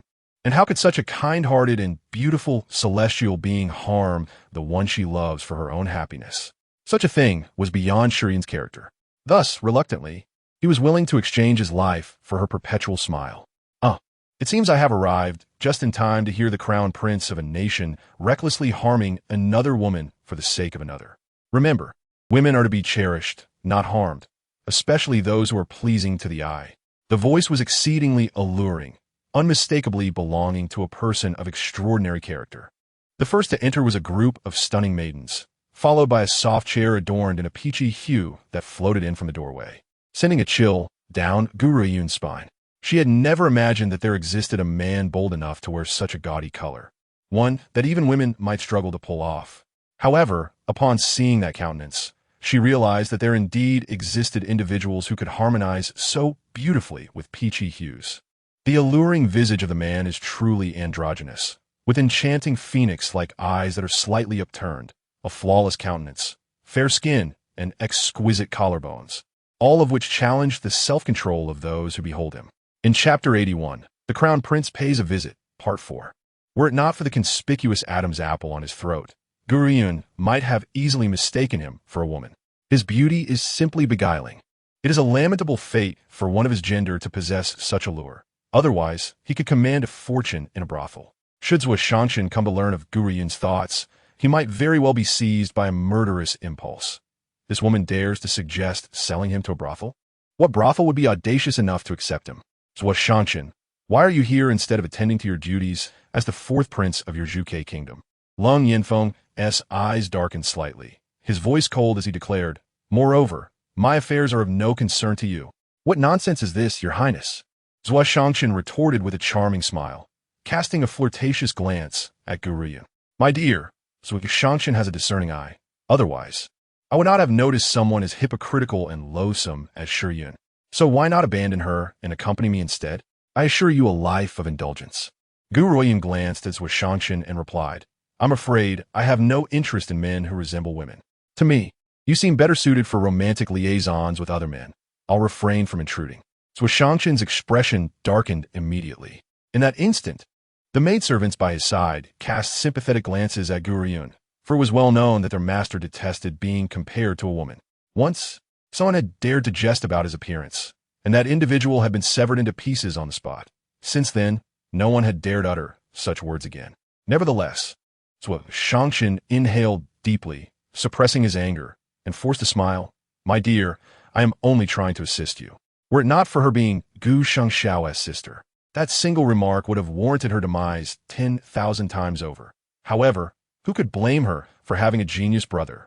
If he were to harm even a single hair on that fellow's sister, there would be no doubt that the man would come rushing back to exact vengeance. I'm sorry, I do not know you, nor do I require your assistance, Gu Ruoyun said, touching her nose and speaking with an indifferent tone. Zhuo Shangshan was momentarily taken aback. Was this woman truly the adorable and gentle sister that Gu Shengxiao spoke of? Where was her charm? Where was her gentleness? She was clearly a prickly little creature.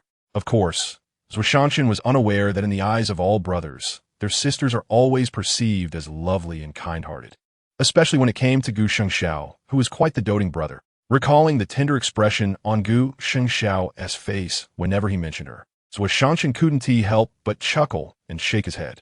My dear, you are truly a little hedgehog, covered in spines that deter others from approaching. I am not a villain. There is no need for you to be so guarded. Gu Ruoyun surveyed Zhuo Shangshan from head to toe, her clear eyes reflecting curiosity. Is that so? Then why do I sense the presence of a villain in you? Zhuo Shangshan was rendered speechless. What about him gave off the impression of villainy?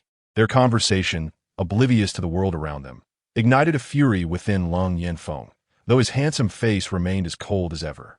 Zhuo Shangshan, it is common knowledge that Gu Ruoyun has harbored affections for me. Thus, I shall fulfill her wish by offering her a title and a night of passion, as a means of repaying her kindness. You need not meddle. Zhuo Shangshan's smile faded gradually, his eyes betraying scorn. Was Gu Shengxiao's precious sister only worthy of a title as a crown princess? For everything she desires, that man would undoubtedly conquer the world to present it to her. Lung Yanfeng, at best, was merely a disciple within the refining sect, and he was overestimating his own worth. After all, only Shi Yun and a few core elders knew Gu Shengxiao's true identity within the sect. Lung Yanfeng would never be aware of this, or he would never have spoken so boldly. Moreover, do not blame Xiaoya for not having eliminated Shi Yun. Currently, he lacks memory, akin to a child who knows nothing. It is as if a child is playing outside while his mother calls him home. He would abandon everything and heed her call. Xiaoya is in such a state now, and for him, Gu Ruoyun's words are commands. When she beckons him, everything else is forgotten, and he only hears her voice. Furthermore, Shi Yun cannot die. For her future demise to be truly tragic, she must live for now. In Chapter 82, Fate Arises in the East, Part 1, Lung Yanfeng's voice trailed off, his already cold gaze turning even more frigid. I will not permit anyone to insult my junior sister, Shi Yun. So Shangshan laughed heartily, his phoenix eyes slightly upturned, brimming with mocking mirth. Your defense of your junior sister is your concern, not mine. However, you cannot lay a finger on this girl. Otherwise, do not say I did not warn you. If you touch her, there is one person who will not let you off lightly. Gu Ruoyun was momentarily stunned, looking at Zhuo Shangxin in confusion. What did he mean by that? Humph. Lung Yinfeng scoffed coldly, sweeping his sleeve as he stood. His stern visage bore a considerable frown. Zhuo Shangxin, our matters in the Qingtian Kingdom do not require your interference. Moreover, our kingdoms are not on friendly terms. What business do you have here? Zhuo Shangxin merely smirked. He could not admit that his presence here was solely due to curiosity about Gu Shengxiao's beloved sister. If that fellow were to discover that he had come here in secret, he might very well come to eliminate him. With this thought, he narrowed his eyes slightly and smiled with charm.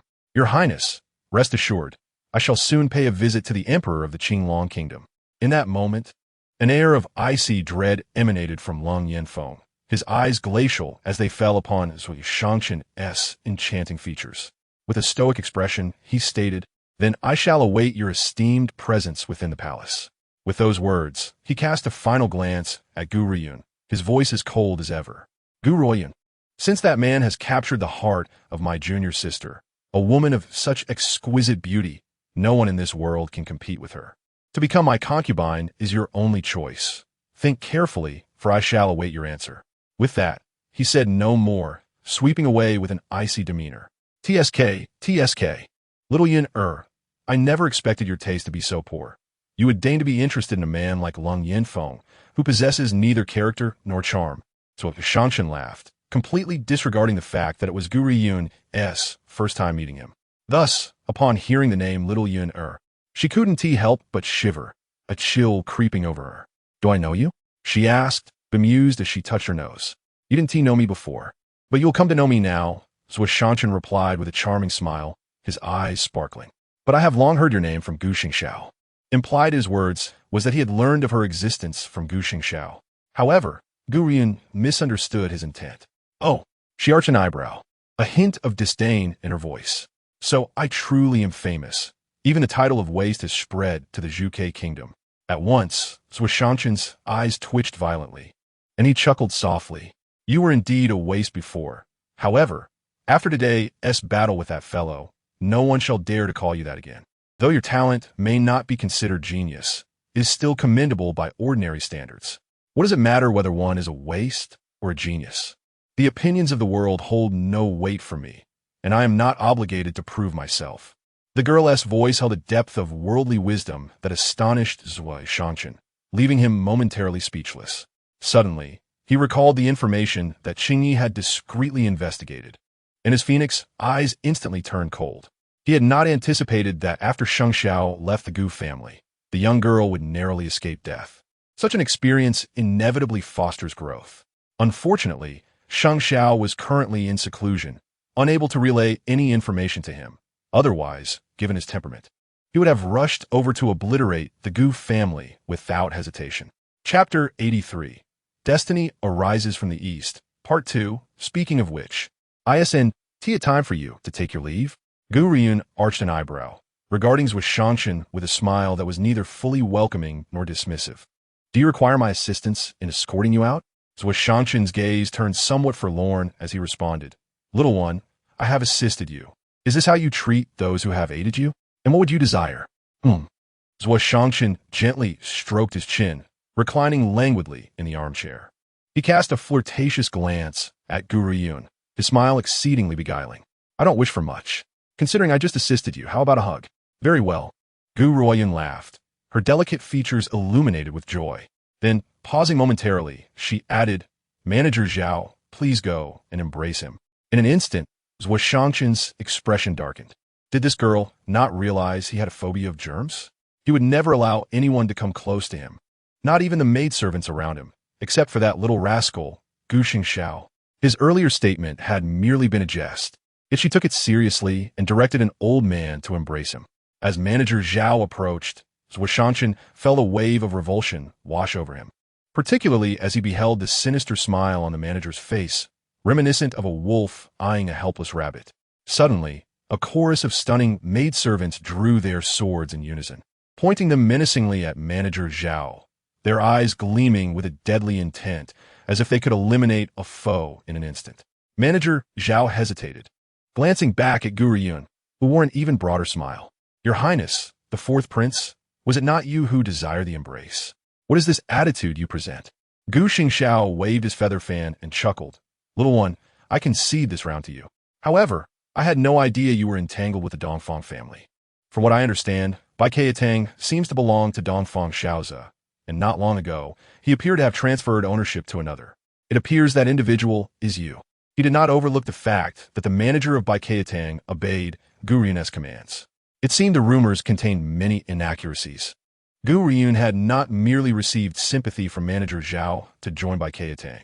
Rather, this establishment was hers. Realizing this, Zhuo Shanshan squinted slightly and smiled. You possess far too many secrets, and I am eager to uncover them. Then you shall be disappointed, Gu Ruoyun replied coldly. Manager Zhao, see our guest out. Upon hearing Gu Ruoyun's dismissal, Zhuo Shanshan revealed a lazy smile. Little Yin'er, one day, I shall unveil all your secrets. He then turned to the maidservants beside him and said, Let us depart. Yes, master. The maidservants clasped their swords and bowed, lifting the soft sedan chair and turning to exit. At the moment they shifted direction, the lazy smile faded from Zhuo Shanshan's lips. He slowly closed his eyes, lost in thought. Destiny arises from the east? Could it be that the one who will alter my fate truly resides in the east? Yet, how could my esteemed master deceive me? As he pondered, a bitter smile crept onto Zhuo Shanshan's face. The one capable of changing my fate, alongside the unparalleled genius my master foresaw, is indeed in the east. But with such vastness in the Qingtian Kingdom, I remain uncertain of who I seek. Chapter 84. Destiny Arises from the East. Part 3. At this moment, within the residence of the artifact refining sect, Han Fei's countenance was ashen, while Shi Yun sat nearby. Seemingly lost in thought, her brows knitted tightly as if troubled by something. Rest assured, Miss, I shall capture Gu Ruoyun and present her spiritual power to you, he declared, clenching his fists and gritting his teeth. I cannot find peace without eliminating that little wretch. Shi Yun's expression darkened as she slowly set down her teacup. Hun Fei, do not act rashly. If the three major jurisdictions catch wind of this, it will implicate the entire artifact refining sect. Then what shall we do, miss? Shall we allow her to continue her carefree existence? No. Shi Yun shook her head, a fierce glint flashing in her eyes, before she smiled lightly. Killing her is not impossible. The three major jurisdictions prohibit violence against the weak, but once she transcends to the martial general level, she will no longer be protected. However, it will take her at least a decade to reach that level, and I cannot wait that long. Moreover, I do not wish for Gu Ruoyun to perish. Shi Yun's smile was laced with malevolence. I intend to absorb all her spiritual power, then cripple her limbs and torment her for a lifetime. Since she chose to ensnare Qian Bei with her words, leading him to rely on her so profoundly, she shall inevitably pay the price for her actions. As Shi Yun's current demeanor unfolded, Han Fei felt a tremor within him. Despite her gentle demeanor in public, he understood her true nature concealed beneath her facade all too well. To secure her supreme position within the artifact refining sect, she had once resorted to heinous acts against her own sister, a woman who, like her, possessed an exquisite appearance, but was genuinely kind-hearted and exceptionally gifted. Though all of this had occurred with his assistance, the fact that she had betrayed her own sister revealed that there was no limit to her ruthlessness. Miss, do you have any good strategies now? Hun Fei inquired, furrowing his brow. Is there any method to evade the eyes of the three major jurisdictions and capture Gu Ruoyun without their knowledge? Shi Yun smirked. Why must we evade their scrutiny? Lung Yinfeng is one of us from the artifact refining sect. Should he marry Gu Ruoyun, she will belong to our sect, and we can do as we please without concern for the three major jurisdictions. I have subtly hinted at my desire for Gu Ruoyun to part ways with Qian Bei. Lung Yinfeng is astute and infatuated with me. He will undoubtedly go to great lengths for me. Why not make good use of such a person? If successful, Gu Ruoyun will owe me gratitude. Otherwise, with her talent and aptitude, she will never be worthy to marry Lung Yinfeng. Even if Lung Yinfeng is not one of our artifact refining sect members, that woman is still unworthy to be his wife. After all, he bears the title of a nation's prince. Han Fei's jaw dropped in astonishment. He had always believed himself to be sufficiently ruthless. Yet Miss Ruoyun was clearly even more merciless. To achieve her ends, she would stop at nothing.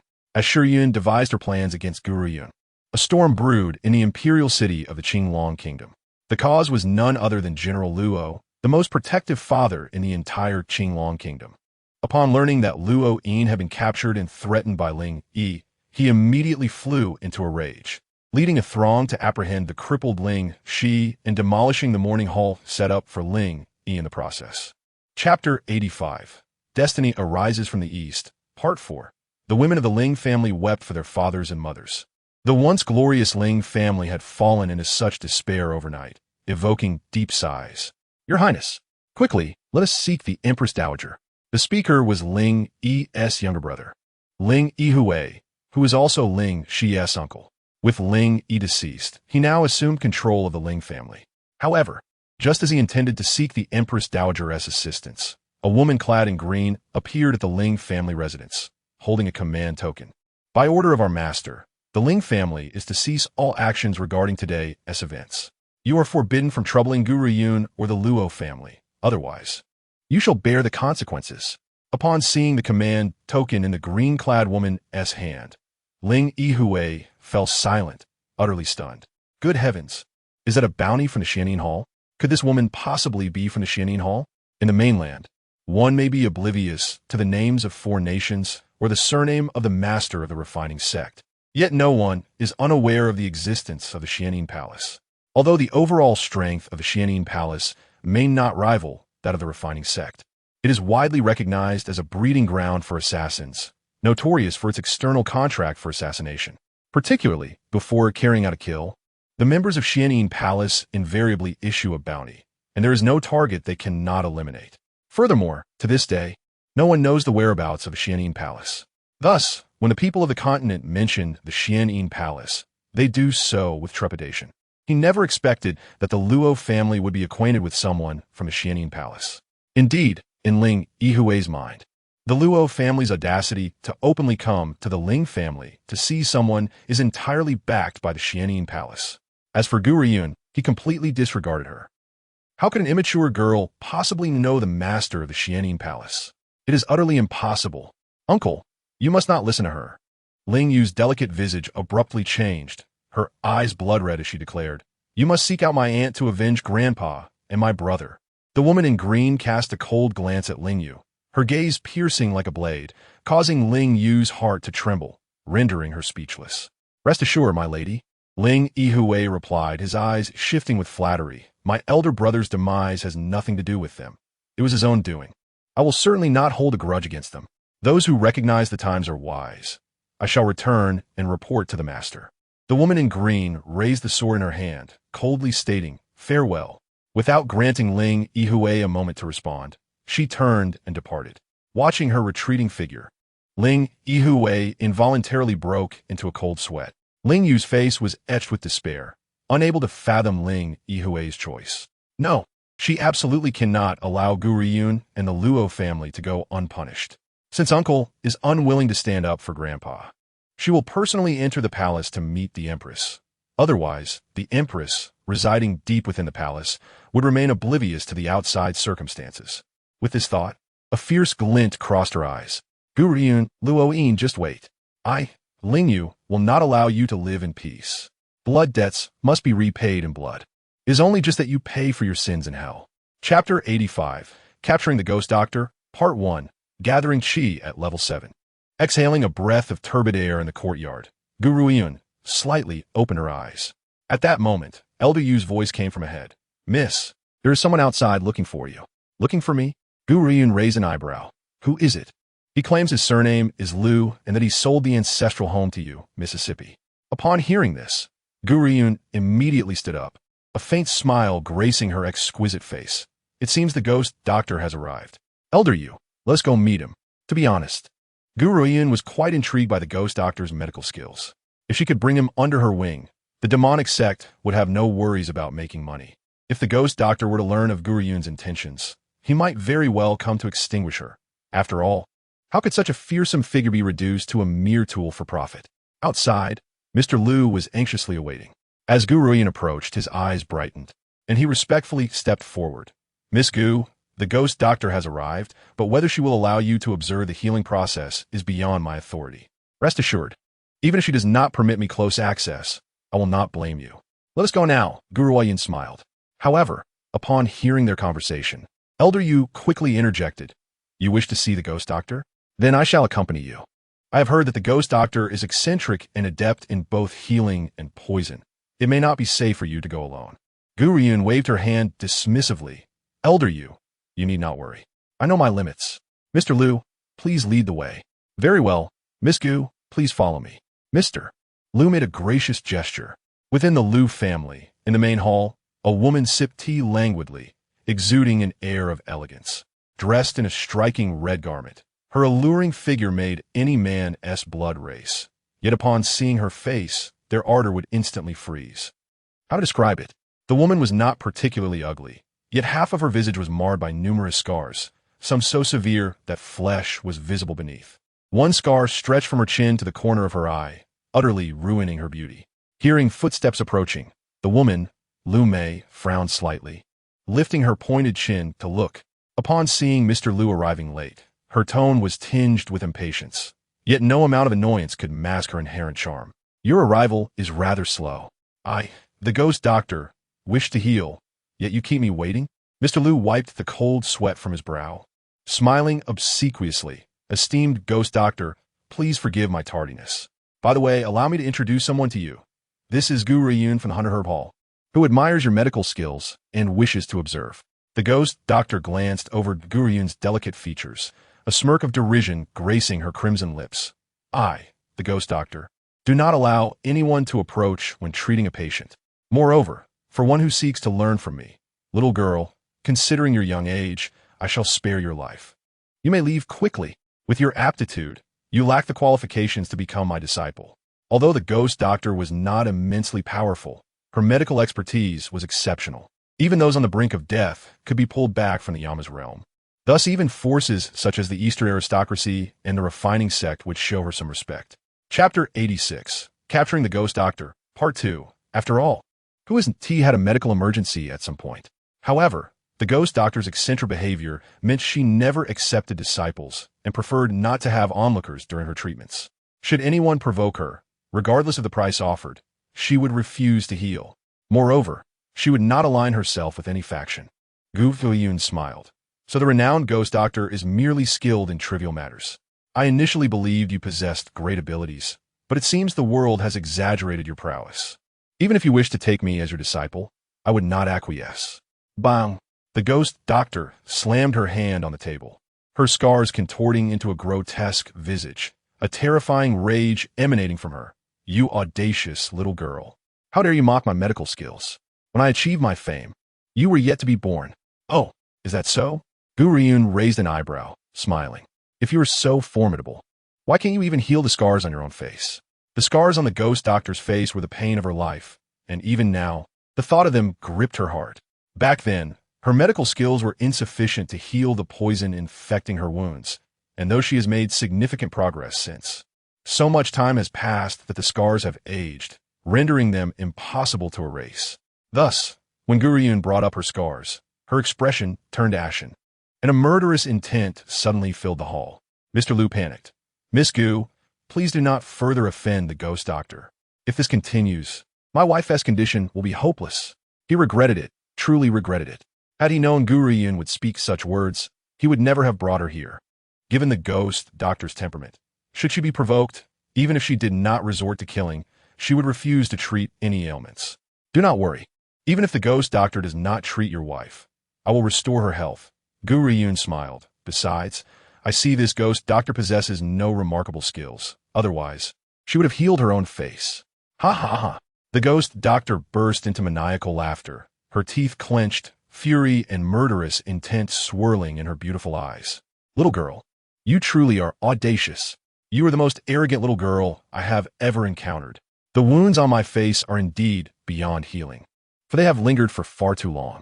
If even I cannot mend them, then no one on this continent can. Is that not so? What if I could heal them? The girl's calm voice momentarily stunned the ghost doctor, who then burst into laughter. You are exceedingly arrogant, little girl. I have already stated that if I cannot heal my own wounds, no one else can. A smirk danced at the corners of the ghost doctor's lips as her derisive gaze swept across the girl's delicate features. She could not fathom that anyone's medical skills could surpass her own, especially not this Na'vi child. Seeing the ghost doctor take the bait, Gu Ruoyun's smile widened. If I were to heal you, what would you offer in return? Humph. The ghost doctor scoffed. If you manage to heal me, I will proclaim to the entire continent that the ghost doctor is inferior to you. Gu Ruoyun raised her index finger and shook her head with a smile. No, I do not require you to utter such words. You shall remain the foremost in the continent, but I demand that henceforth you obey my every command and dedicate your life to me, bound to serve eternally without betrayal. Should you dare to swear this oath, I shall prove my worth. The ghost doctor paused, taken aback. She had always yearned for freedom, thus rejecting all sect invitations. Now, this girl sought her allegiance? What? Are you afraid? Gu Ruoyun shrugged. I initially thought the esteemed ghost doctor possessed greater courage than anyone else, yet a mere wager has caused you to retreat. Very well, I shall take my leave. With these words, Gu Ruoyun shook her head, feigning regret. As she turned to depart, the ghost doctor gritted her teeth and said, Humph, who said I am afraid? Unless a celestial being descends, no one can erase the scars on my face. Even if you possess extraordinary abilities, you cannot achieve this. Fine, I accept your terms. If you heal my scars, I shall adhere to your every command. Should I betray you, I willingly curse myself to eternal damnation. Do not underestimate the power of an oath. In this land filled with miracles, no one dares to violate their vows, lest they regret it when calamity befalls them. There was once a formidable warrior who broke his oath, and, as a consequence, he lost his limbs and was obliterated by heavenly retribution. Thus, once an oath is spoken, it must be fulfilled. Gu Ruoyun halted, turning to observe the ghost doctor's clenched jaw, and a smile broke forth, one that bore the satisfaction of a scheme successfully executed. Take this skin rejuvenation pill. A skin rejuvenation pill? The ghost doctor was momentarily taken aback, eyeing the pill in Gu Ruoyun's hand with hesitation. Ultimately, she grasped the pill and cautiously swallowed it. The ghost doctor's willingness stemmed from her expertise in toxins. She had become immune to all poisons and feared no treachery from Gu Ruoyun. Humph, I shall see how this unfolds. She taunted. However, no sooner had she spoken than an intense itch erupted at the sight of her wounds, as if 1,000 ants were crawling upon her skin, compelling her to scratch. Just then, Gu Ruoyun's voice halted her hand in its tracks. Do not scratch, lest you face the consequences. You, the ghost doctor fumed. I have been immune to all poisons since 8 years ago. Why can your medicine still affect me? What grudge do I bear against you for you to target me so? She had underestimated the situation, believing her immunity would protect her, only to find herself ensnared by this girl. Ghost doctor, your face. Mr. Liu exclaimed in shock, his eyes wide. What is wrong with my face? The ghost doctor furrowed her brow, grabbing a nearby mirror, and upon gazing into it, she became utterly still. Before her lay the grotesque scars, gradually scabbing over and flaking away, revealing a pink hue as her skin visibly healed back to its former fair complexion. This must be a trick of the light. Surely, she must be seeing things.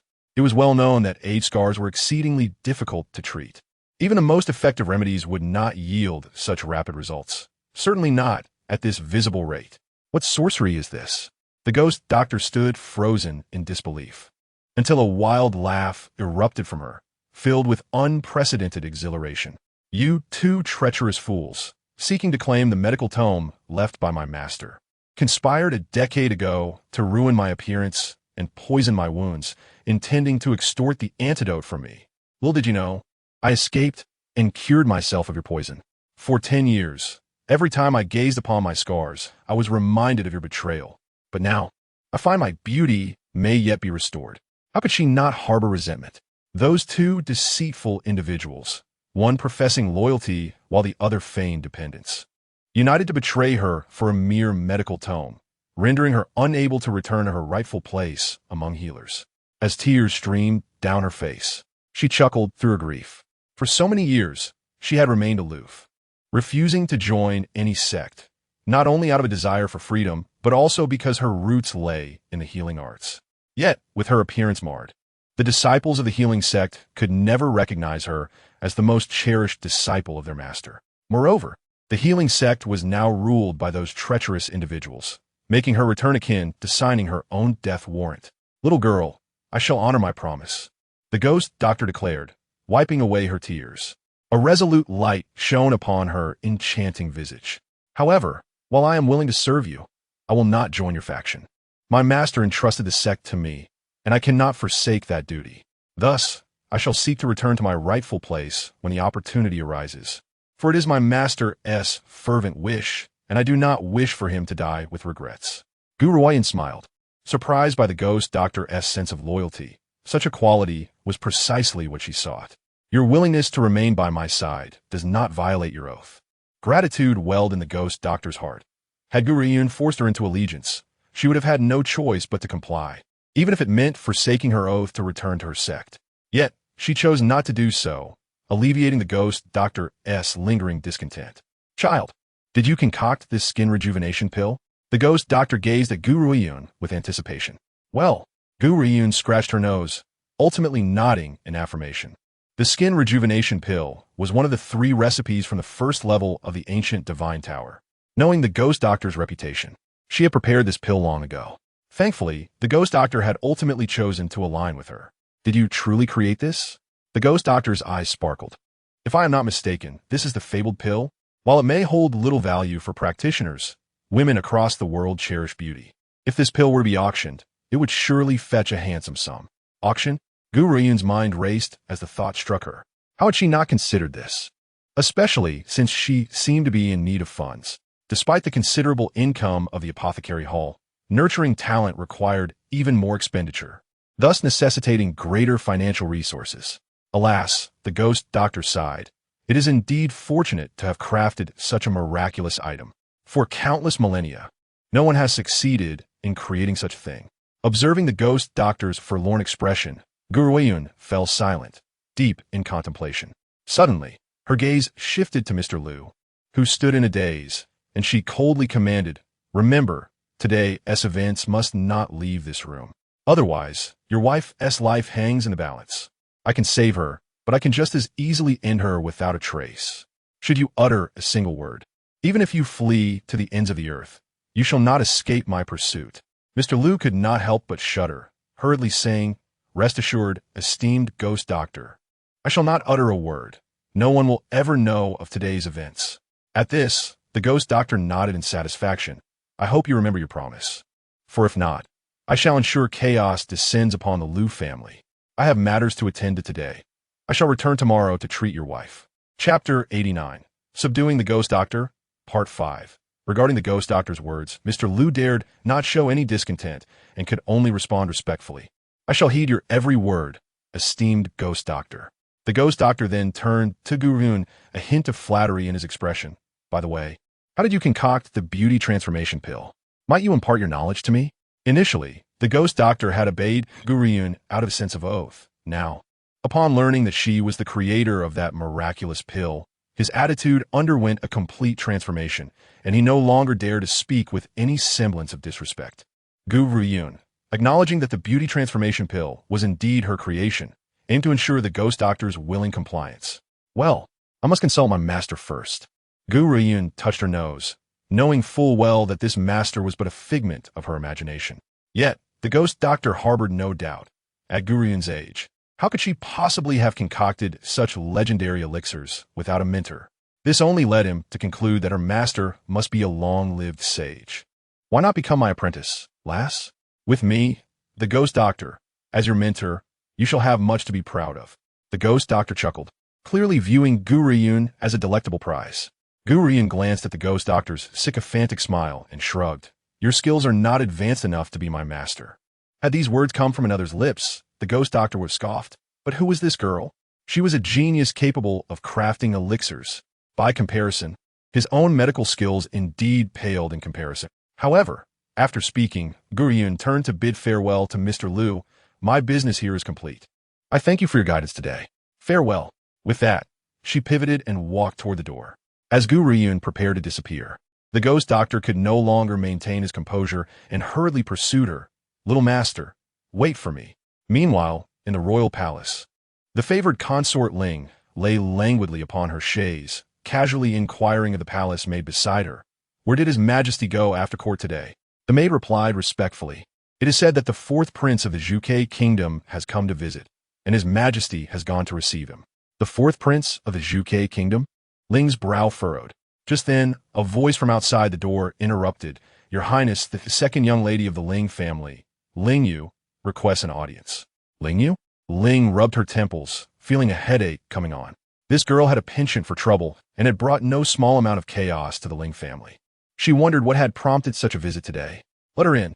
As her words fell, a wailing sound accompanied by a fragrant breeze wafted in from outside the hall.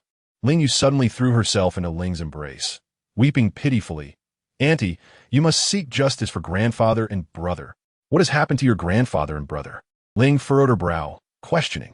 Given that His Majesty disliked his consorts meddling in worldly affairs, once in the palace, one was effectively cut off from the outside world, leaving Ling unaware of the troubles befalling the Ling family. "Auntie, grandfather was harmed by Gu Ruoyun. She also crippled brother and had him taken away by the Luo family." "What did you say?" Ling sprang to her feet, fists clenched tightly, her words deliberate. "Is what you just said true?" "It is true," Ling Yu sobbed. "Gu Ruoyun had her people kill grandfather, and she herself crippled brother. Yet, uncle did not wish to avenge them after grandfather's death. He seized power and even had people monitor me, preventing me from coming to inform you. I barely managed to evade their watch and come here." Chapter 90. Ling Yu's Greed, Part 1. Ling slowly closed her eyes, her fists tightening. Her noble visage twisted unknowingly with rage. After a long moment, she finally opened her eyes, exhaling a heavy breath. "What a Luo family! What a Gu Ruoyun! You truly have my utmost attention. Knowing that my father has a daughter like me, you still dare to harm him. If that is the case, do not blame me for seeking vengeance." "Auntie!" Ling Yu raised her tear-streaked eyes, looking at Ling pitifully. "You go convey my decree. Summon Gu Ruoyun to see me," Ling commanded coldly. In the court, General Luo held significant favor with His Majesty. Though she was a consort, Ling found it difficult to confront a general wielding such power. However, Gu Ruoyun was different. Despite the immense influence of Baichao Hall, she was merely a lowly apprentice therein. Manager Zhao of Baichao Hall was a man of discernment and would never risk provoking the entire Qingtian Kingdom for the sake of a mere apprentice. "Understood, Auntie." Ling Yu's heart leapt with joy, a malicious glint flashing through her eyes. "Gu Ruoyun, this time, even if you have 100 lives, it will not suffice. With Auntie's decree, not only will I be able to command you, but I can also bring Baichao Hall under my control if I so desire." Clearly, in Ling Yu's mind, Baichao Hall, no matter how powerful, was but a merchant enterprise, far from being able to contend with imperial authority. In the study, Shangshan reclined in a soft chair, his demeanor languid and nonchalant, a bewitching smile playing upon his phoenix eyes, not sparing a glance at the emperor seated above. "Zhuo Shangshan, as the fourth prince of the Qingtian Kingdom, is this your etiquette?" Lung Yanfeng's brow furrowed slightly, a chill and evident disdain crossing his stern countenance. Upon hearing this, Zhuo Shangshan chuckled, his laughter dazzling and unparalleled, captivating all in his presence, even the men. "Your Highness, I am accustomed to acting as I please and am indeed ignorant of any decorum. If this disqualifies me from conversing with your esteemed Majesty, I shall take my leave." With that, the chair bearing Zhuo Shangshan began to move away. The emperor, Lung Wujing, suddenly called out to halt his progress. "Wait, what? You claim that this prince lacks manners, yet you would prevent me from leaving?" Zhuo Shangshan waved his feather fan, a beaming smile upon his face. Lung Wujing narrowed his eyes slightly. He believed he had seen countless individuals, yet this smiling enigma before him remained unfathomable. He felt as if he were gazing into a perilous riddle, one that evoked a deep-seated wariness within him. Indeed, it was wariness. Even Lung Wujing could not comprehend why, as a sovereign, he would feel such trepidation toward a man barely in his 20s. "Fourth prince, speak plainly. Why have you come from the Qingtian Kingdom to my Qingtian Kingdom?" "Ah," Zhuo Shangshan stroked his chin, smiling languidly, for the sake of one person. "Who?" "Gu Ruoyun." "Gu Ruoyun?" Lung Wujing was momentarily taken aback, as the name had recently echoed in his ears with increasing frequency. He had not anticipated that Zhuo Shangshan's arrival would be for her sake. "Humph." Lung Yanfeng snorted coldly, his face impassive, so was Shangchen as far as I know. You and Gu Ruoyun seem not to be acquainted. Indeed, we were previously unacquainted, so Shangchen raised an eyebrow. However, I have long heard her name. I traveled this far solely to meet her. It is absurd that such a peerless genius is labeled as a waste by you. Had I not fortuitously arrived, I would have remained unaware of the existence of such extraordinary talent. Chapter 91. Ling Yu's Greed. Part 2. As if he had heard something unbelievable. Lung Yinfeng was momentarily stunned. Suddenly, that typically austere face of his involuntarily broke into a faint smile, though it bore a hint of mockery. A figure of such stature, who has remained at the Qi gathering level for so many years, is deemed a genius by your standards. It appears that your Qingtian Kingdom is indeed in decline. If such individuals can be considered geniuses, does this imply that everyone in your kingdom is at the Qi gathering level? Not only did Lung Yinfeng find this statement laughable, but even Lung Wujing felt that Zhuo Shangchen's words were rather absurd. The fourth prince jested, claiming that if someone of her caliber could be labeled a genius, then what title should be ascribed to the young Shuyun, who has already attained the martial king level? Shaking his head in amusement, Lung Wujing wondered how the fourth prince could possibly perceive Gu Ruoyun as a genius. The falsehood was far too apparent. So Shangchen chuckled, asserting that, to his knowledge, Shuyun was already 20 years old, whereas little Yun was merely 15. He boldly guaranteed that in 5 years, her achievements would undoubtedly rival Shuyun's. Silence. Instantly, Lung Yinfeng's demeanor turned icy, his dark eyes gleaming like swords as they pierced Zhuo Shangchen. You have no right to discuss the talent of my junior sister, Shuyun, and to compare her with that waste, Gu Ruoyun. She is unworthy. Be it 5 years, 10 years, 20, or even 30, she will never surpass Shuyun. Shuyun was a deity in his heart, his entire faith. Thus, he would not allow anyone to belittle her. Fenger, Lung Wujing interjected, casting a glance at Lung Yinfeng before returning his gaze to Zhuo Shangchen. Fourth prince, would you care to wager with me? Even if Gu Ruoyun were granted more opportunities in time, she could never eclipse Miss Shuyun. Apologies, Zhuo Shangchen smirked, a teasing smile gracing his lips. This prince sees no merit in wagering on a predetermined outcome. Moreover, your Qingtian Kingdom cannot possibly offer a stake that piques my interest. Lung Wujing's expression darkened significantly. Although Zhuo Shangchen instilled a sense of trepidation in him, he was, after all, a sovereign ruler, and being so brusquely dismissed left him quite displeased. I came here merely to advise His Majesty to caution your son against pursuing Gu Ruoyun any further. He is unworthy of her status. Now that my message has been conveyed, it is time for me to take my leave.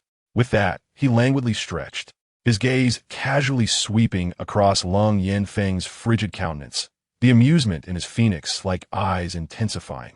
Gu Shengxiao, how do you plan to express your gratitude for my protection of your sister? Imagining Gu Shengxiao standing before him with a face full of gratitude, Zhuo Shangchen let out a hearty laugh. Qingyi, let us depart for Baichao Hall. I wish to tease my little Yuner. Yes, master. Qingyi, her expression impassive, clasped her fists as she regarded the languidly charming man, a hint of helplessness flickering in her eyes. After years of following her master, she was all too familiar with his obsessive cleanliness. He never allowed anyone to assist him. Not even his own mother could draw near. Yet, only in the presence of that man did he allow himself to be so carefree and jovial.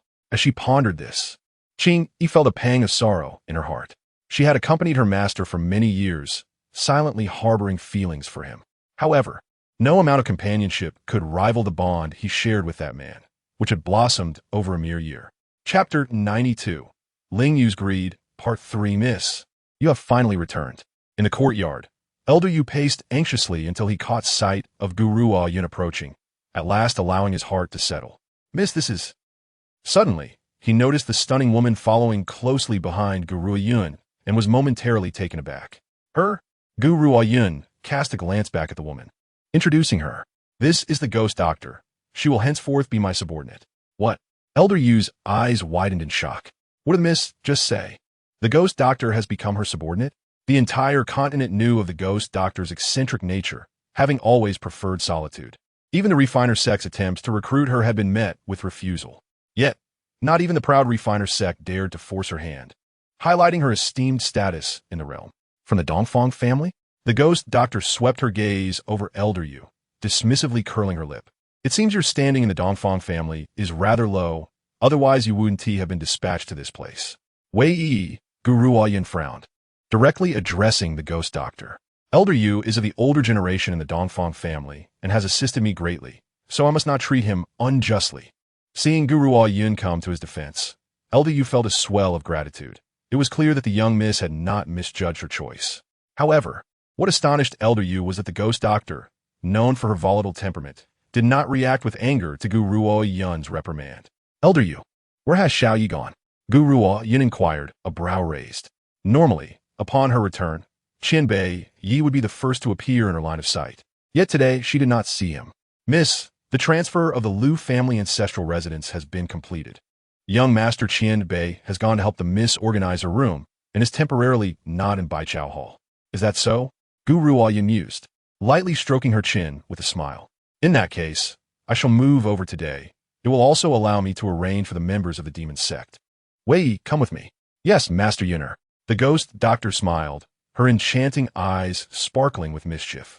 Master Yuno? Elder Yu's eyes widened in disbelief. Had he just heard the ghost doctor refer to the miss as her master? Before Elder Yu could fully comprehend the situation, the two figures vanished from his sight. The members of the demon sect had long been waiting in the ancestral residence for Gu Ruoyun.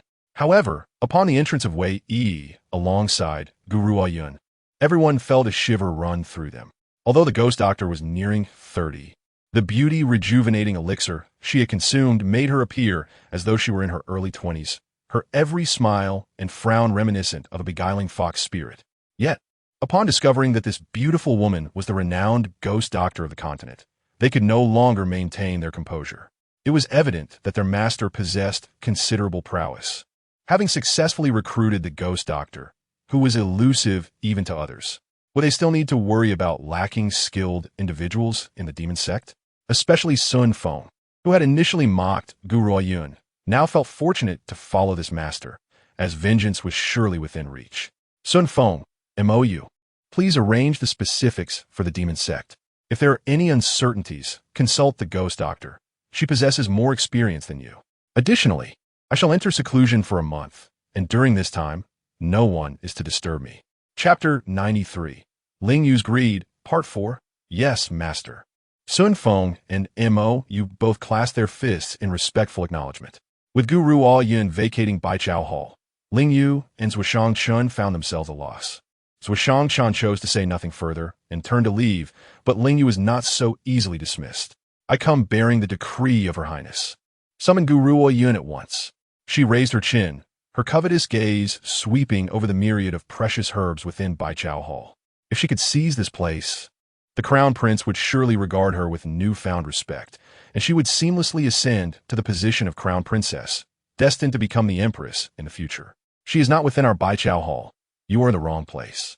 Elder Yu's expression darkened, his demeanor stony. I care not where she is.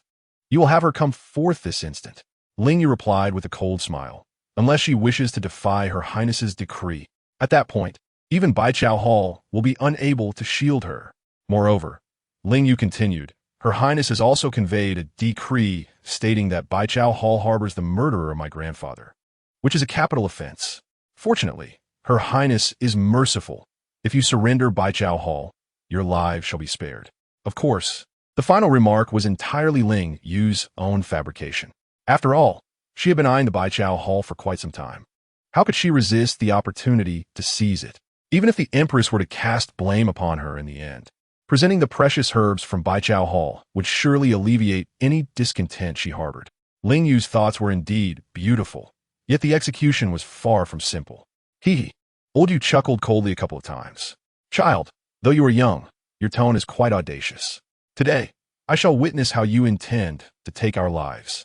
Having lived for so many years, he had never encountered such a brazen girl. Although Baichao Hall now belonged to Gu Ruoyun, he was still a member of the Dongfang family. How could the niece of a mere concubine dare to threaten him? This is truly laughable. Old fool, you are but a merchant, and yet you dare to stand against imperial power? My aunt is the current empress. Why should I fear a mere merchant like you? I advise you to hand over Baichao Hall. Otherwise, you shall find it difficult to establish yourself in the Qingtian Kingdom. Ling Yu could see that old Yu held significant authority within Baichao Hall. Thus, she naturally regarded him as the true mastermind behind it. As for Gu Ruoyun, she didn't even consider her. After all, she was merely a child who wasn't even born when Baichao Hall was established. Very well, then. Old Yu laughed in fury, his eyes blazing with wrath. Today, I shall see how you intend to prevent me from standing in the Qingtian Kingdom. It seems you truly are one who does not heed advice. Ling Yu sneered and waved her hand, instructing her companions. Seize this old fool and bring him to the Empress. However, just as those words fell, the old man's figure suddenly vanished, and when he reappeared, he was already before Ling Yu. Before Ling Yu could react, old Yu's palm struck fiercely against her chest, sending her body hurtling backward with a dull thud. A voice laced with murderous intent suddenly echoed in her ears. Get lost! The old man waved his sleeve, his aged face cold as ice. Coughing, Ling Yu spat out blood, gritting her teeth as she said, Old fool, just wait. I will not let you off easily. Having uttered those words, she hastily rose to her feet and fled in haste. Chapter 94. Low-Level Warriors, Part 1. A month later, within a room where the soft curtains fluttered, the warm spring breeze caressed Gu Ruoyun's delicate face. She appeared to be asleep, her eyes gently closed, and her long hair brushed against her cheeks, emanating an air of tranquility and charm. At that moment, within the ancient divine tower, a man clad in a gilded purple robe stood with his hands clasped behind his back, purple eyes sparkling with mirth as he gazed at the girl before him. A wicked smile gracing his lips. Here, in the second level of the ancient divine tower, you can receive your rewards for breaking through as a warrior. Though Gu Ruoyun was unaware of what she would receive, it could not possibly be inferior to the elixir formula from the first level. Is this the formula for the Gathering Spirit Pill? The Gathering Spirit Pill was an upgraded version of the Qi Gathering Pill. For instance, someone like Old Yu, who was stuck at the high-level warrior stage, could not successfully break through using the Gathering Spirit Pill. This was precisely why she had not allowed Old Yu to take the Qi Gathering Pill in the first place. However, with the Gathering Spirit Pill, it would be a different story, as this pill would also be effective for warriors. It could indeed facilitate a successful breakthrough. Realizing this, Gu Ruoyun felt a tightening in her heart. Although she had already acquired the forces of Baichao Hall and the demon sect, she still lacked a true powerhouse. If Old Yu were to become a martial king, he could easily dominate within the Qingtian Kingdom. It seemed there were three formulas in the second level: the Gathering Spirit Pill, the Healing Pill, and the Spirit Recovery Pill. As is well known, warriors fought using spirit energy. When it was depleted, they faced dire danger, which is why the Spirit Recovery Pill was used to restore their energy. As for the Healing Pill, its purpose was self-evident. It treated injuries. Gu Ruoyun carefully tucked the formulas away, smiling as she said, I was just worrying about how to help Old Yu break through. I didn't expect to receive the formula for the Gathering Spirit Pill. Suddenly, Gu Ruoyun sensed a stir from the discarded spirit tool she had put away. With a whoosh, it flew out and stood upright before her. Purple Evil, what is happening? The discarded spirit tool had lost its spirit energy. Why would it? Purple Evil remained silent, his gaze deeply fixed on the discarded spirit tool. After a prolonged silence, he slowly spoke, Child, try channeling your spirit energy into the discarded spirit tool. All right. Gu Ruoyun nodded slightly, her jade hand gently resting upon the surface of the discarded spirit tool. Then she softly closed her eyes. A stream of spirit energy flowed from her palm at a deliberate pace into the discarded spirit tool, which gradually accepted it. At that moment, a brilliant light erupted from the spirit tool, enveloping the entire ancient divine tower. What is happening? Gu Ruoyun was momentarily stunned, completely unaware of what was transpiring. It seems I was correct. Purple Evil smiled. Child, this second level of the ancient divine tower has bestowed upon you a new ability, the ability to nurture weapons. Nurture weapons? What does that mean? Gu Ruoyun blinked, gazing in bewilderment at the man's devilishly charming smile. Purple Evil chuckled lightly. In simple terms, you can inject spirit energy into weapons, transforming them into spirit tools. Of course, what you currently possess is merely a low-level spirit tool. Should you wish for it to become a mid-level or high-level spirit tool, your current strength is insufficient. As for the legendary divine artifacts, one must have the materials to forge them. Nonetheless, having a genuine spirit tool at the beginning of your journey will greatly benefit your future growth. Chapter 95. Low-Level Warriors, Part 2. Gu Ruoyun's heart momentarily stopped, her gaze fixated on the spirit tool in her hand, utterly dazed. What purple evil implied was that as long as she wished in the future, she could have as many spirit tools as she desired. It is worth noting that even in the eastern Qian continent, spirit tools were exceedingly rare, not to mention the western spirit continent, which fell short in every aspect compared to the eastern Qian continent. Even within the forging sect, only the sect master possessed a low-level spirit tool, which was treasured like a gem. If she could create countless spirit tools, what would that signify? It would mean that very soon, she would possess the most powerful team. Child, time is of the essence. Purple evil ruffled Gu Ruoyun's hair, a hint of worry surfacing in his otherwise mischievous purple eyes. You must grow as quickly as possible. The faster you progress, the sooner my strength will be restored. Purple evil. Gu Ruoyun looked up at the handsome face of purple evil, biting her lip as she asked, "Who is your enemy? And who are the foes I will face in the future?" Purple evil lowered his head, smiling as he gazed at the girl before him. "Child, there are some things I cannot disclose to you at present. However, I can promise you this. Once you return to the eastern Qian continent and avenge your mother and brother from your past life, I will reveal everything to you." Upon hearing this, Gu Ruoyun paused for a moment. "All right, I will seek revenge swiftly. At that time, you must tell me everything you know, including Qianbei Ye's true identity. It's a promise." The smile on Purple Evil's face grew more pronounced, though his purple eyes unknowingly brimmed with affection. Just as Gu Ruoyun stepped out of the ancient divine tower, she sensed a warm breath approaching from the front, and suddenly, an alarm bell rang in her mind. Without even glancing, she threw a punch forward. Bang! The punch landed squarely on an eye, and the figure crouched in the corner looked most aggrieved, his watery eyes filled with accusation, as though Gu Ruoyun had committed an unspeakable crime against him. Alas, paired with that unparalleled beauty, it is simply a feast for the eyes. Even the phrase stunning beauty falls short of capturing such astonishing allure. Of course, this is contingent upon ignoring the dark circles beneath the left eye. Xiaoye? Gu Ruoyun blinked. What is wrong with your eye? What is wrong with his eye? Was it not her own handiwork? Qianbei pouted, looking as aggrieved as a little bride. I came to wake you, but... Upon hearing this, Gu Ruoyun suddenly recalled her earlier actions and bashfully touched her nose. I apologize, I did not realize it was you. By the way, why didn't you dodge just now? Dodge? Qianbei frowned. I don't know how to dodge. I only know how to resist. At this, Qianbei raised his gaze to meet Gu Ruoyun's. Perhaps the concept of evasion did not even flicker in his mind, as he could not conceive of such an action. To him, whoever dared to harm him would face death. How could he possibly retreat? Then why did you not resist? Gu Ruoyun asked, somewhat perplexed. Given Qianbei's prowess in eliminating Ling Yi, it seemed implausible that he could be harmed if he did not wish it. Qianbei pondered for a moment, then shook his head. I cannot resist. When I do, I cannot control my power and might hurt you. So, he willingly endured that punch. Gu Ruoyun's mouth fell open in astonishment, leaving her momentarily at a loss for words. Chapter 96. The Lowly Warrior, Part 3, Xiao Yun. Did I say something wrong? Noticing Gu Ruoyun's silence, Qianbei felt a twinge of anxiety and cautiously inquired. Gu Ruoyun shook her head, her expression complex. Xiao Yi, why did you protect me from Ling Yi's attack back then? Why have you been so kind to me?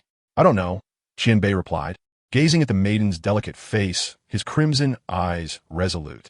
From the very first moment I saw you, I wanted to protect you. Gu Ruoyun's heart trembled, and she slowly closed her eyes. Once, someone had vowed to protect her, yet in the end, her misplaced trust had indirectly led to her brother's demise. Xiao Yi, I have been here for over a month now, and I am unsure if Baikatang is peaceful. Therefore, I must first visit Baikatang. The young girl opened her eyes, a smile gracing her refined features. Mother, your grandfather. Do not worry, one day, I shall ascend to Dongxian continent and pave my path of return with the blood of my enemies. Fortarmore, Xiaoye. I need you to assist me with something. Baikatang was tranquil.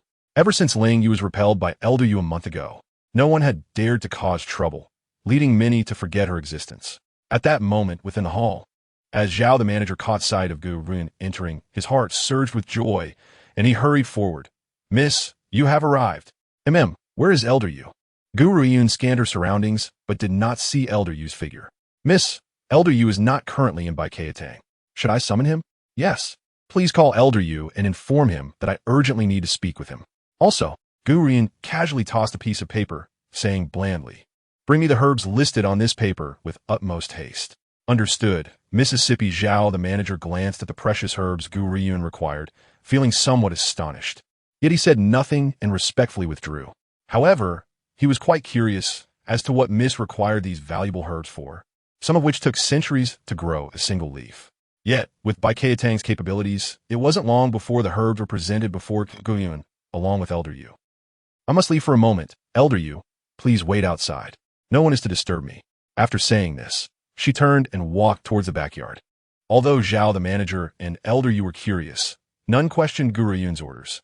In the ancient divine tower, as Gu Ruoyun entered, she immediately inquired, Zixi, I have gathered the herbs for refining the gathering spirit pill. Shall we commence? Zixi smiled. The gathering spirit pill bears similarities to the gathering chi pill. Thus, it should not be particularly challenging for you. All right, you may begin now. Good. Gu Ruoyun nodded slightly, then focused her gaze on the furnace. As the sun dipped below the horizon, an elder stood motionless like a statue outside the door. The young lady had been inside for a day without any movement, leaving him puzzled about the situation. Just as he contemplated what Gu Ruoyun sought from him, the door creaked open, and the maiden's melodious voice resonated. Elder Yu, please come in. Yes, Mississippi. Hearing this, Elder Yu turned and entered the room, gazing at the young girl standing in the center. He respectfully inquired, What brings you to seek me today? Chapter 97. The Lowly Warrior, Part 4. Elder Yu, consume this pill. She opened her palm, revealing a round green pill nestled within. This is... Elder Yu was taken aback. The gathering chi pill? But did you not say that the gathering chi pill offers no assistance to someone stuck at a bottleneck like me? No. Wait. Elder Yu furrowed his brow. This was not the gathering chi pill. The spiritual energy contained within this pill was far more potent. As if sensing Elder Yu's confusion, Gu Ruoyun parted her lips, softly uttering 3 words. Gathering spirit pill. Gathering spirit pill? At the mention of these words, Elder Yu's heart quaked. He trembled as he extended his hand to grasp the green pill and slowly placed it into his mouth. Suddenly, a dense wave of spiritual energy surged forth, enveloping him in a thick mist. If the gathering chi pill had produced a rich fog, Elder Yu was now shrouded in it, obscuring even a single strand of hair. At that moment, the spiritual energy coursed through his meridians, jostling the blockage within his spiritual sea. Elder Yu was overcome with ecstasy. Heaven knows how many years it had been since he felt such a sensation. Initially, he thought he would be confined to the rank of a high-level warrior for life. Yet now he had the chance to break through to the rank of a king warrior. This was nothing short of a miracle. With this thought, Elder Yu hurriedly sat cross-legged to cultivate, eager to seize every moment. Gu Ruoyun observed Elder Yu enveloped in the green mist, a contemplative expression crossing her features. Just then, a commotion erupted outside Bai Keitang, prompting her brow to furrow involuntarily. What is happening outside? She glanced at Elder Yu, remained silent for a moment, and said, Elder Yu will not be able to break through for a while. I'll go check it out. With that, she did not cast another glance at Elder Yu and turned to leave. Meanwhile, on the street, Ling Yu stood with her hands on her hips, glaring at the crowd before her, filled with resentment. She would never forget that it was this cursed Bai Keitang that had thrown her out a month ago, humiliating her without mercy. To make matters worse, after learning of her outburst outside Bai Keitang, her aunt had scolded her fiercely, and even her uncle had sought to reprimand her. Had it not been for her aunt's intercession, she would likely have found herself imprisoned by now. She couldn't understand why Bai Keitang, a mere merchant establishment, had such power. Did even her aunt's influence hold no sway? However, she no longer felt fear. Recalling the individuals behind her, Ling Yu raised her chin, haughtily proclaiming, Bring Gu Ruoyun and that old man, Elder Yu, out to face their doom. Just as Zhao the manager was about to interject, he was taken aback to see Gu Ruoyun emerging from Bai Keitang, his mouth opening and closing, but ultimately falling silent. Gu Ruoyun, I had thought you were hiding under the protection of Bai Keitang. Yet after a month of concealment, you dare to emerge. Ling Yu scoffed, her eyes ablaze with the flames of hatred. You have slain my grandfather and brother, leaving my family in ruins. Today, I shall use your blood to honor their spirits in the afterlife. Ling Yu was aware that she had been expelled by Elder Yu a month ago, and now, seeing her boldness in returning, Gu Ruoyun couldn't help but raise an eyebrow, her gaze shifting to the imposing figure of the man in black behind her. The man in black was enveloped entirely by his cloak, rendering his face indistinguishable. However, Gu Ruoyun's cold laughter echoed in the air. No wonder Ling Yu had the audacity to approach Bai Qingtian. She had this man as her backing.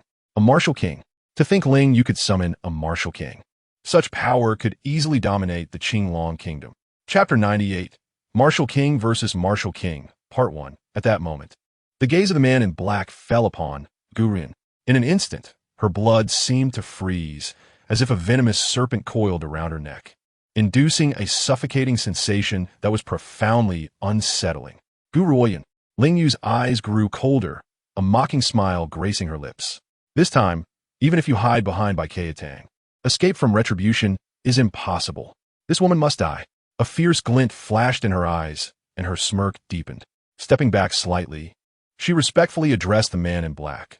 Mr. Sai, I entrust this to you. The man in black rasped, his serpentine gaze locking onto Gu Ruoyun, as a formidable pressure emanated from him. Under this overwhelming force, Gu Ruoyun's body trembled slightly, a cold glimmer flashing in her eyes. Ling Yu suddenly, Gu Ruoyun began to laugh, her smile imbued with an inscrutable meaning. I truly admire you for managing to find a martial king to support you. With her words, the man's eyes turned into sharp blades, seemingly attempting to pierce through Gu Ruoyun's form. He had never anticipated that she would see through his prowess. For martial artists, only upon reaching such a level could one understand the corresponding power. Thus, unless Gu Ruoyun became a martial king herself, she should not have been able to discern the extent of his strength. Yet, she had perceived his rank solely through his aura, which was utterly unexpected for him. After all, if those aware of his covert arrival in the Qingtian Kingdom discovered his presence, contemplating this, the man in black's murderous intent intensified, his expression darkening. Unbeknownst to him, although Gu Ruoyun's current strength was merely that of a martial artist in her past life, she had been a martial venerable and had dwelled in the realm of martial kings for several years. How could she not comprehend the true might of the man in black? A martial king? Goodness, Ling Yu had actually managed to find one. From what I know, our Qingtian Kingdom's top expert, the elusive assassin Ji Wuqing, is merely a high-ranking martial general. Now, a martial king emerges. This is truly a celestial anomaly. It appears that the Ling family is destined to rise. As the crowd gasped in astonishment, a proud smile spread across Ling Yu's face. In truth, she was unaware of the man's origins. It was he who had first sought her out, wishing to leverage the Ling family's name to eliminate Gu Ruoyun. However, this did not prevent others from perceiving him as one of the Ling family. Ling Yu, I am curious, from where did you procure this martial king? Gu Ruoyun suppressed the cold light in her eyes, her lips curling into a smile as she inquired with feigned innocence. Just as Ling Yu was about to respond, the raspy voice of the man in black interrupted. Are you stalling for time? Upon hearing this, Gu Ruoyun's smile broadened. Indeed, she was indeed stalling for time. If she could wait for Elder Yu to complete his breakthrough, he would be able to overcome the man before her. Ah, Gu Ruoyun, you wish to delay? Ling Yu suddenly realized, her jade finger pointing angrily at her. Do you think anyone can come to your rescue at this moment? Bai Qingtian? Or that silver-haired man you seduced with some nefarious means? I tell you, before a martial king, everyone is but a speck of dust, and this time, no one can assist you. Chapter 99. Martial King versus Martial King, Part 2. Gu Ruoyun smiled lightly, her clear eyes fixed on the man in black. Regardless of whether I am stalling for time, before you kill me, should you not reveal your name? My name? The man in black scoffed. You are not worthy to know it. Gu Ruoyun, no matter how you stall, it will be futile. No one can save you. Who says no one can save her? Suddenly, a furious roar erupted from behind Gu Ruoyun, and soon after, the crowd beheld the Luo family, father and daughter, leading tens of thousands of elite soldiers as they emerged from the throng. It was as if orchestrated, as all present parted to allow them passage to Gu Ruoyun's side. In an instant, tens of thousands of soldiers drew their weapons, encircling Ling Yu and the man in black. General Luo, Ling Yu's expression darkened. As a general of the realm, how dare you abuse your authority and use the royal army for personal vendetta? General Luo swiftly drew his great sword, thrusting it into the ground with a resounding thud. Clad in armor, he stood formidable, a war god shielding Gu Ruoyun, who claims that I am abusing my position for personal gain. I am here to protect the Qingtian Kingdom. He shot a cold glare at the man in black. An unknown individual has infiltrated our Qingtian Kingdom. As a general, it is my duty to investigate this matter thoroughly. Who knows what threat you pose to His Majesty's safety? Therefore, before your identity is clarified, you must accompany me." The man in black radiated an icy aura, his venomous gaze fixated on General Luo, towering like a mountain. In a hoarse voice, he replied, "I do not wish to conflict with a nation's army. If you are wise, step aside at once. Otherwise, I shall take your life first." In that instant, a fierce murderous intent surged toward General Luo. Under this pressure, his complexion paled, his body wavering. However, considering he was a national general, he could not afford to be humiliated in front of so many citizens. Thus, he straightened his back, standing defiantly before the man in black. "Gu Ruoyun, are you unharmed?" Luoyin rushed to Gu Ruoyun's side, her expression fraught with concern. "Who is this individual? Why is he aiding Ling Yu in attempting to kill you?" She could not fathom that Ling Yu had the capability to summon such a formidable ally. "I do not know."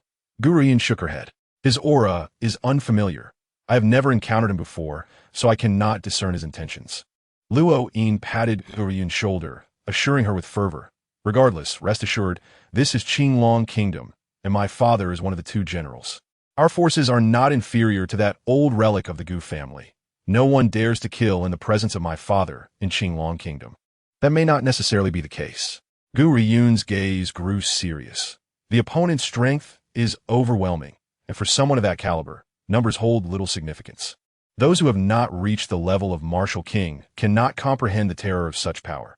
Even faced with 1,000,000 soldiers, he could eliminate them effortlessly. Nevertheless, the willingness of the Luo father and daughter to confront a martial king for her sake filled her heart with profound gratitude. However, as long as General Luo's people can hold him off, there remains a glimmer of hope for a turnaround. Chapter 100, King of Warriors vs. King of Warriors, Part 3. Yet, Gu Ruoyun narrowed her eyes slightly and communicated through her soul, "Zixi, if the Luo family father and daughter find themselves in danger later, do not hesitate.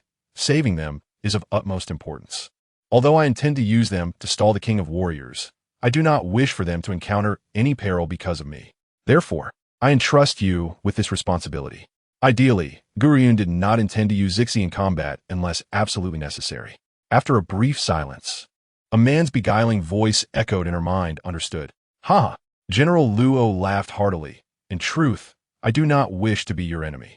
If you accompany me for a moment, once I ascertain your identity, I shall surely release you." "Humph."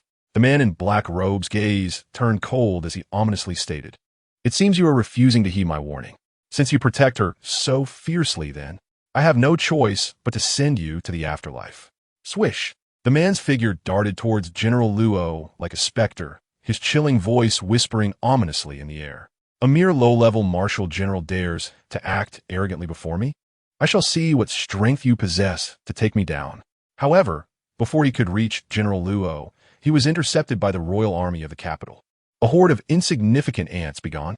Boom! A furious roar erupted from the black-robed man, crashing into the chests of those present as if struck by a boulder. They were violently thrown back, blood gushing from their noses and mouths, their expressions utterly horrifying.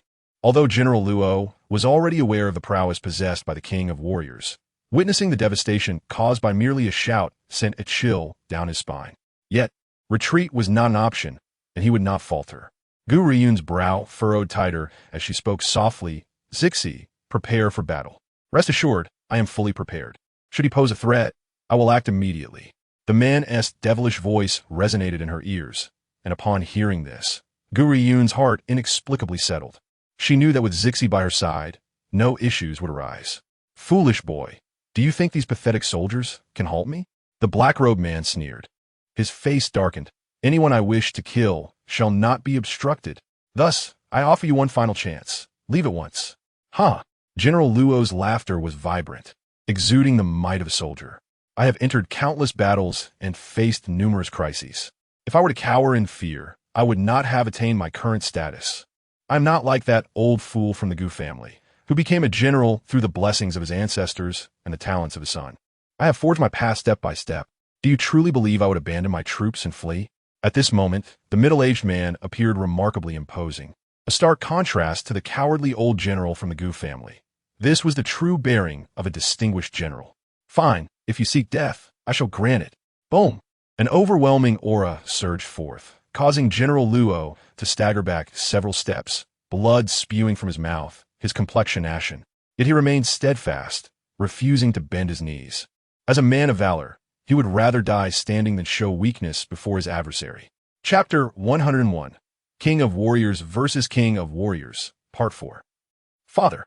Luo Yin's expression shifted dramatically as she quickly released Gu Ruoyun's hand and rushed to General Luo's side.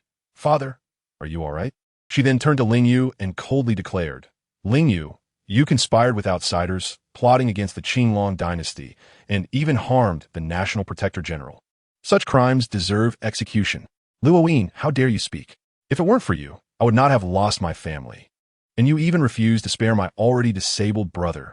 The retribution you face today is well-deserved. Ling Yu sneered, her gaze filled with intense hatred. They were responsible for her grandfather's death, allowing her uncle to seize power, leading to her downfall within the Ling family. She would not easily let this grievance go.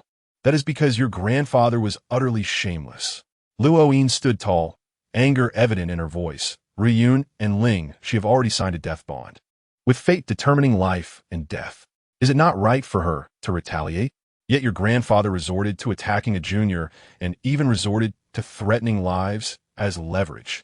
This incident was well known throughout the Qingtian Kingdom, and hearing Luo Yin mention it again, those who gazed at Ling Yu did so with disdain.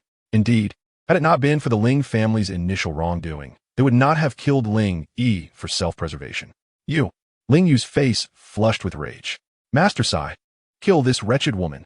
At her command, the black-robed man frowned, clearly displeased with Ling Yu's order, yet he said nothing and swiftly appeared before Luo Yin. Yuanea, be careful. Witnessing this perilous scene, General Luo could no longer concern himself with anything else. He reached out and pulled Luo Yin into his embrace, exposing his back to the enemy's attack.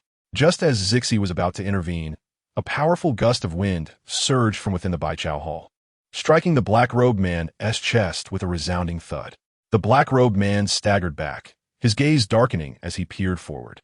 A figure in white robes, an elderly man with hands clasped behind his back, casually emerged from the medicine hall, his wrinkled face etched with fury. Who possesses such audacity to stir trouble in my Baichao Hall? The familiar and aged voice finally eased Gu Ruoyun's heart. The emergence of Elder Yu proved that he had successfully ascended to the level of a king of warriors. A king of warriors? The black-robed man's expression darkened, his black eyes glinting with inscrutable intent. However, he did not make another move, instead coldly observing the approaching elder. I never anticipated that this insignificant Qingtian Kingdom would harbor a king of warriors. I have indeed underestimated the situation. But what does it matter? This old man appears to have just reached the king of warriors level, while I have been at this level for 3 years. He shall never be my match. Elder Yu, you have arrived? Gu Ruoyun smiled at Elder Yu. From the looks of it, you seem to have succeeded? Elder Yu smiled and nodded at Gu Ruoyun, then shifted his gaze to Ling Yu. Little girl, I warned you long ago not to return to Baichao Hall. It seems you took my words lightly. Humph. Ling Yu scoffed dismissively. I would not have come here without confidence. Do you truly believe you possess the strength to defeat a king of warriors? Though I am unaware of your capabilities, you are at best a mid-level martial general, utterly insignificant before a king of warriors. This chapter is erroneous. It was mistakenly released to the public while issuing VIP chapters. Please skip this chapter. The entire Xia family courtyard fell silent in an instant following Shiyun's words, everyone simultaneously turning their gaze toward Gu Ruoyun, seemingly awaiting her decision. After all, the opponent was the young lady of the refining sect, raised with the finest training. Although Gu Ruoyun was a genius, she was still vastly inferior compared to the young lady of the refining sect. Nevertheless, under the keen scrutiny of the crowd, Gu Ruoyun slowly stepped forward, her expression calm and steady. And what if you lose? Boom! Like a clap of thunder, the crowd froze at Gu Ruoyun's words. What did she mean? Was she accepting Shiyun's challenge? Moreover, there was a possibility of her losing. How could that be? After all, Shiyun had already attained the level of a king of warriors 4 years prior. In the span of 4 years, she would only grow stronger. Shiyun was momentarily taken aback by Gu Ruoyun's words, but she quickly regained her composure and smiled gently, saying, Miss Gu, You possess quite the confidence in your ability to defeat me. Our refining sect has always cherished talent. If you truly have that capability, then even if you were to defeat me, our sect would not pursue any accountability. Implicit in her words was the understanding that should she be defeated, Gu Ruoyun would receive the benefit of the refining sect, not holding her responsible. Upon hearing this, Gu Ruoyun laughed. Monsieur, we are merely engaging in a fair competition. Do you truly believe that if you were to lose to me, the members of the refining sect would come seeking revenge? Here is my proposal. Should you lose this match, I require you to kneel before the Xia family and apologize. Furthermore, you must proclaim to the world how shameless your refining sect is. Shi Yun's expression shifted dramatically, a glint of coldness flashing in her eyes. Gu Ruoyun's audacity compelled even me to admire her. However, our refining sect has always served the people of the continent. I am uncertain what you mean by shamelessness. Of course, if I were to lose, our sect would willingly accept your terms, even if you were to unjustly accuse us. As long as the entire continent recognizes our refining sect's integrity, that is sufficient. Draped in white like freshly fallen snow, Shi Yun's delicate features radiated a determined and confident smile. To an uninformed observer, her words would undoubtedly paint her as a person of integrity, while casting Gu Ruoyun as a selfish and scheming individual. It was apparent that Lung Yinfeng was among those who did not understand Shi Yun. Witnessing Gu Ruoyun pressuring his idol filled him with rage. Frost seemed to envelop his handsome visage, his eyes sharp as swords. A look of disdain etched upon his cold expression. Gu Ruoyun, in terms of strength and demeanor, you are leagues behind Shi Yun. You shall forever remain in her shadow, never walking alongside her, let alone defeating her. Lung Yinfeng scoffed, finding her utterly deluded. Not only did she accept Shi Yun's challenge, but she also dared to utter such arrogant words. Even a blind person could discern the vast chasm between them. Throughout the exchange, Gu Ruoyun remained unfazed, her expression placid as she regarded Shi Yun. Come at me. Miss Gu, I do not wish to fight you. However, your growth over the years has rendered you excessively arrogant, and should this continue, it will undoubtedly lead to a dire outcome.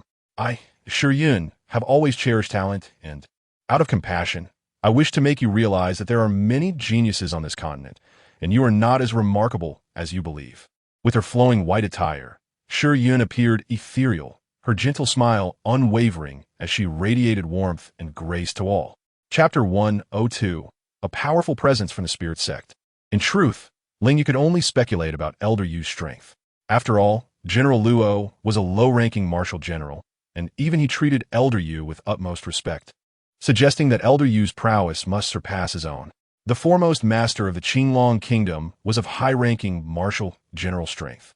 Yet Elder Yu was not mentioned in the same breath, indicating that he was likely of intermediate rank among martial generals.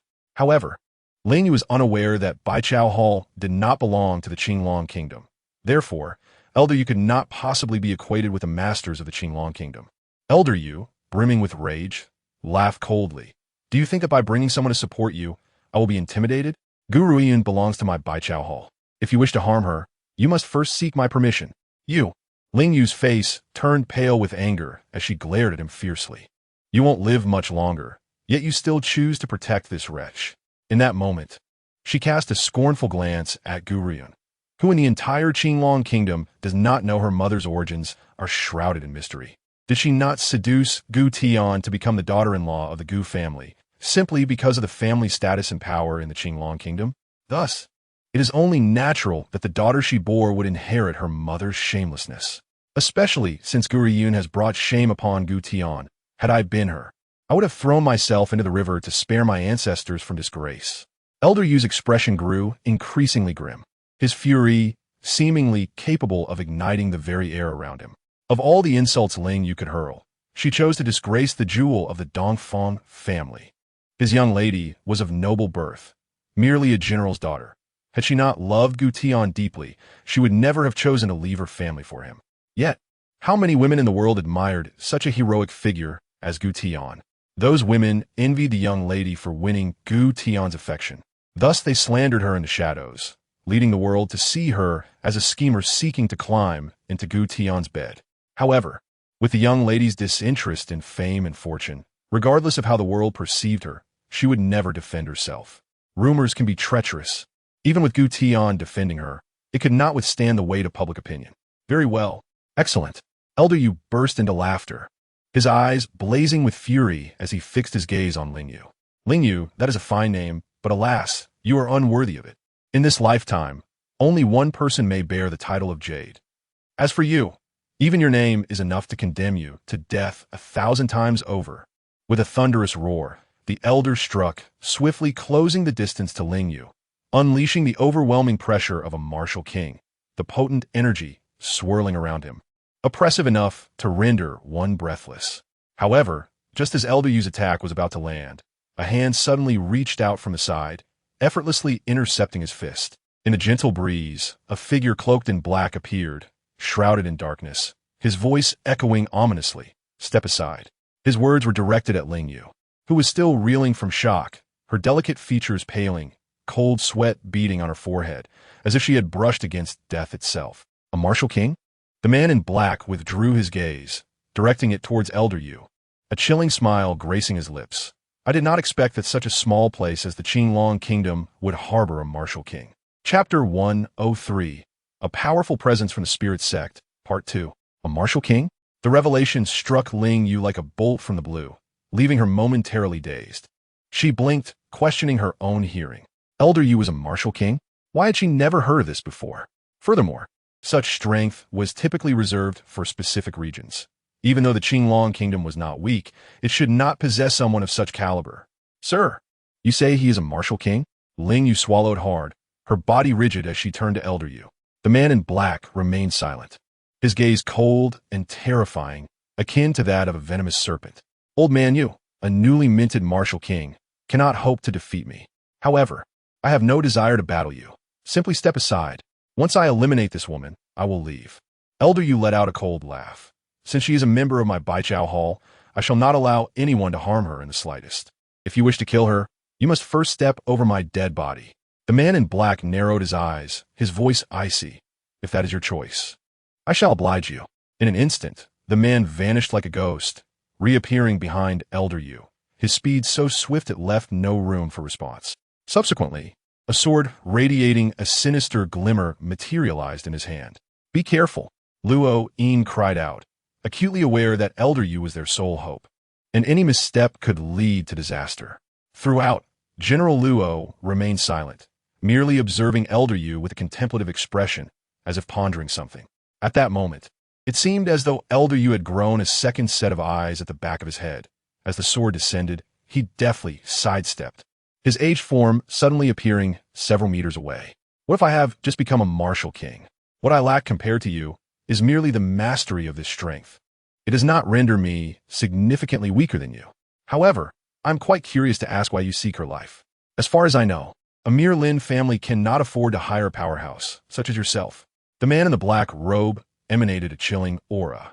He did not respond to Elder Yu's words, but launched another wave of attacks.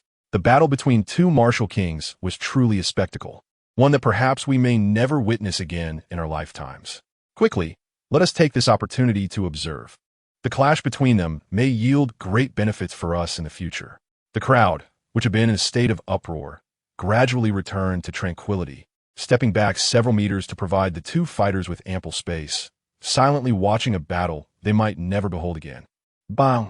Bang!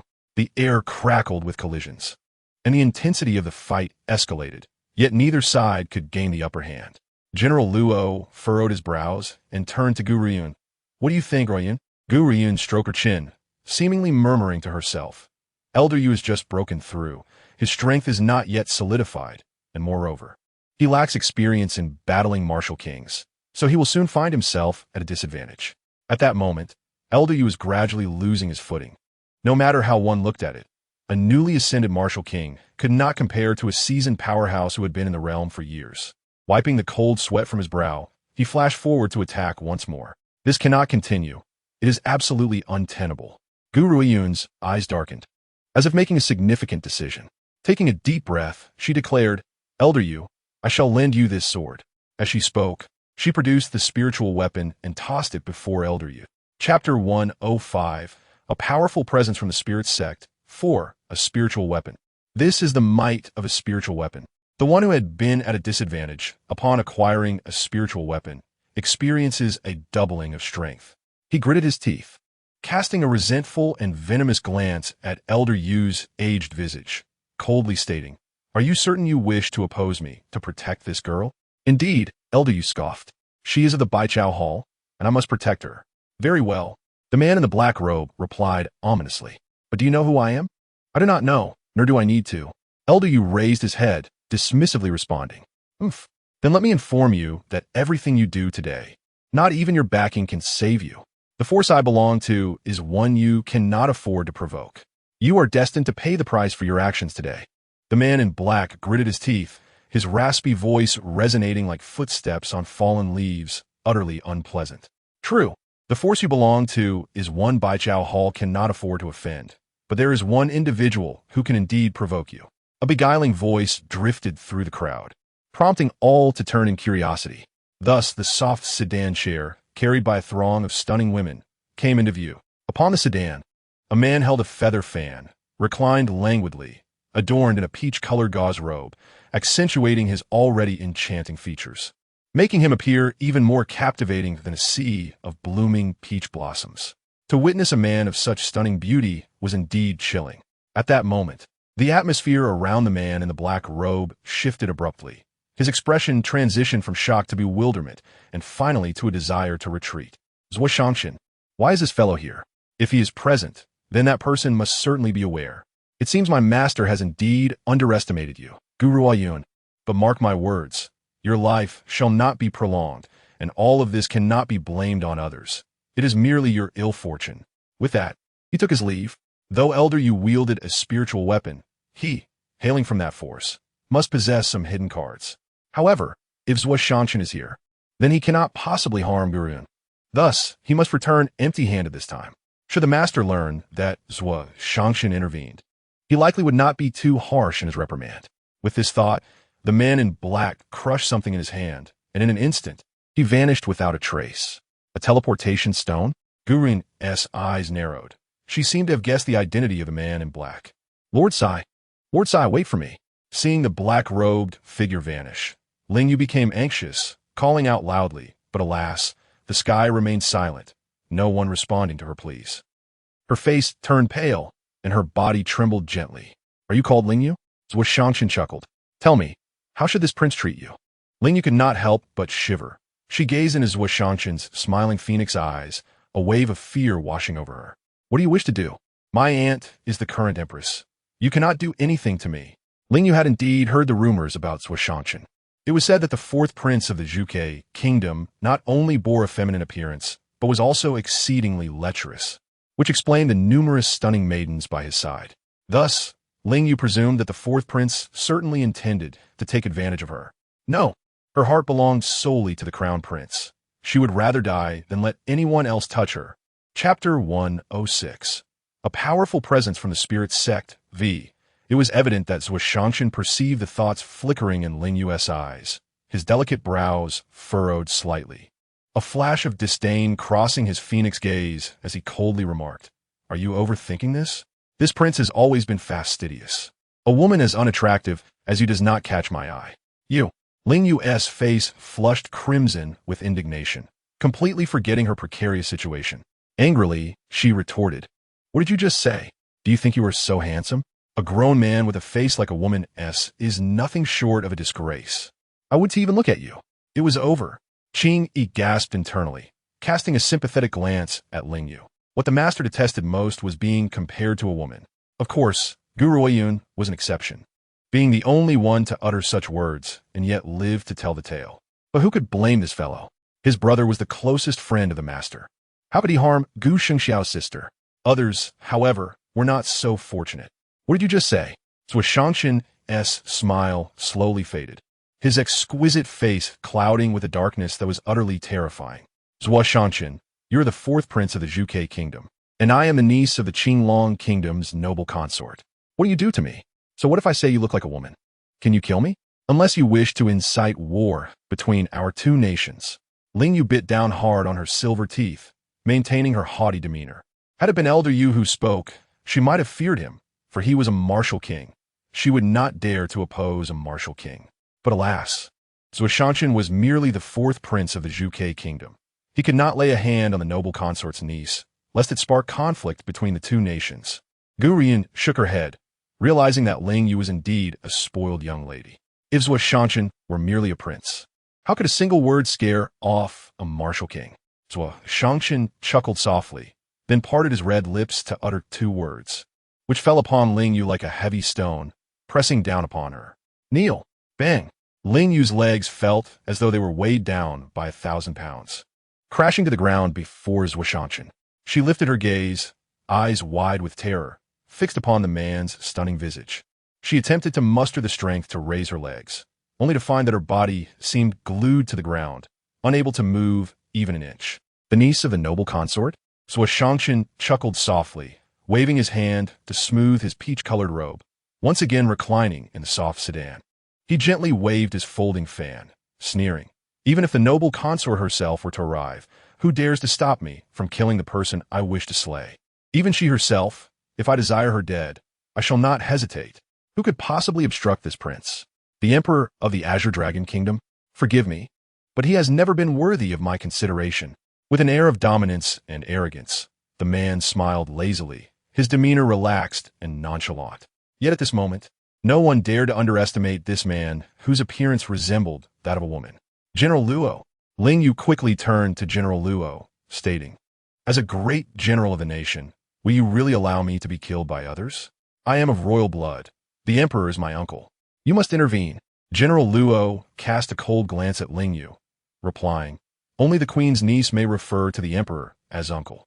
You are merely the niece of a concubine and lack the qualification to claim royal lineage. Moreover, it was you who conspired with traitors and plotted against others first. That is different," Ling Yu exclaimed, growing agitated. Though Gu Ruoyun was once the granddaughter of a general, she was cast aside by the Gu family. Her death is inconsequential. My aunt is the empress. My lineage is noble. How can a commoner compare? General Luo scoffed.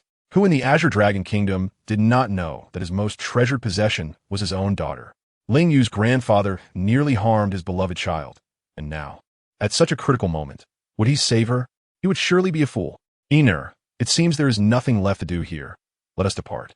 Upon hearing General Luo's words, Luo Yin's gaze fell upon Gu Ruoyun's delicate face. She took the girl's hand and said, "It appears there is nothing more to be done here. Father, and I shall return to the general's residence. If anything arises, remember to seek us out." "Thank you." Gu Ruoyun said little more, yet all her gratitude was encapsulated in those two words. This time, the Luo family had effectively made an enemy of the powerful figures of the continent for her sake. They had truly risked everything, and she would remember this sentiment. It is not uncommon to add beauty to a flower. However, those who provide timely help in times of need are scarce. "Father." Luo Yin smiled as she approached General Luo. "Let us go home." "Very well." General Luo waved his hand and declared sternly, "Ling Yu of the Ling family has conspired with outsiders to harm our nation. Fortunately, the fourth prince of Qingtian Kingdom has uncovered this scheme. I shall report this to the emperor at once. All soldiers, accompany me to meet his majesty." As the man's commanding voice resonated, Ling Yu's last glimmer of hope extinguished. She collapsed to the ground, her petite face reflecting despair. It is over. Everything is over. Reflecting on her grandfather's tragic death and her fall from grace, resentment filled her heart. Suddenly, she burst into a frenzied laugh, her disheveled hair resembling that of a madwoman, her eyes gleaming with malice and hatred. "Gu Ruoyun, how can there exist such a cruel and heartless woman in this world? You have destroyed the entire Ling family. I, Ling Yu, vow that even as a ghost, I shall not let you off." A cold glint flashed in Zhuo eyes, and he chuckled. "A ghost? Forgive me, but under my command, there will never be an opportunity to become a ghost." With that, he waved his hand, and a fiery red flame shot forth from his sleeve, igniting Ling Yu instantly. The pain, it felt as though her soul was being torn apart. Within the crimson flames, Ling Yu's features contorted, as if she were enduring immense suffering.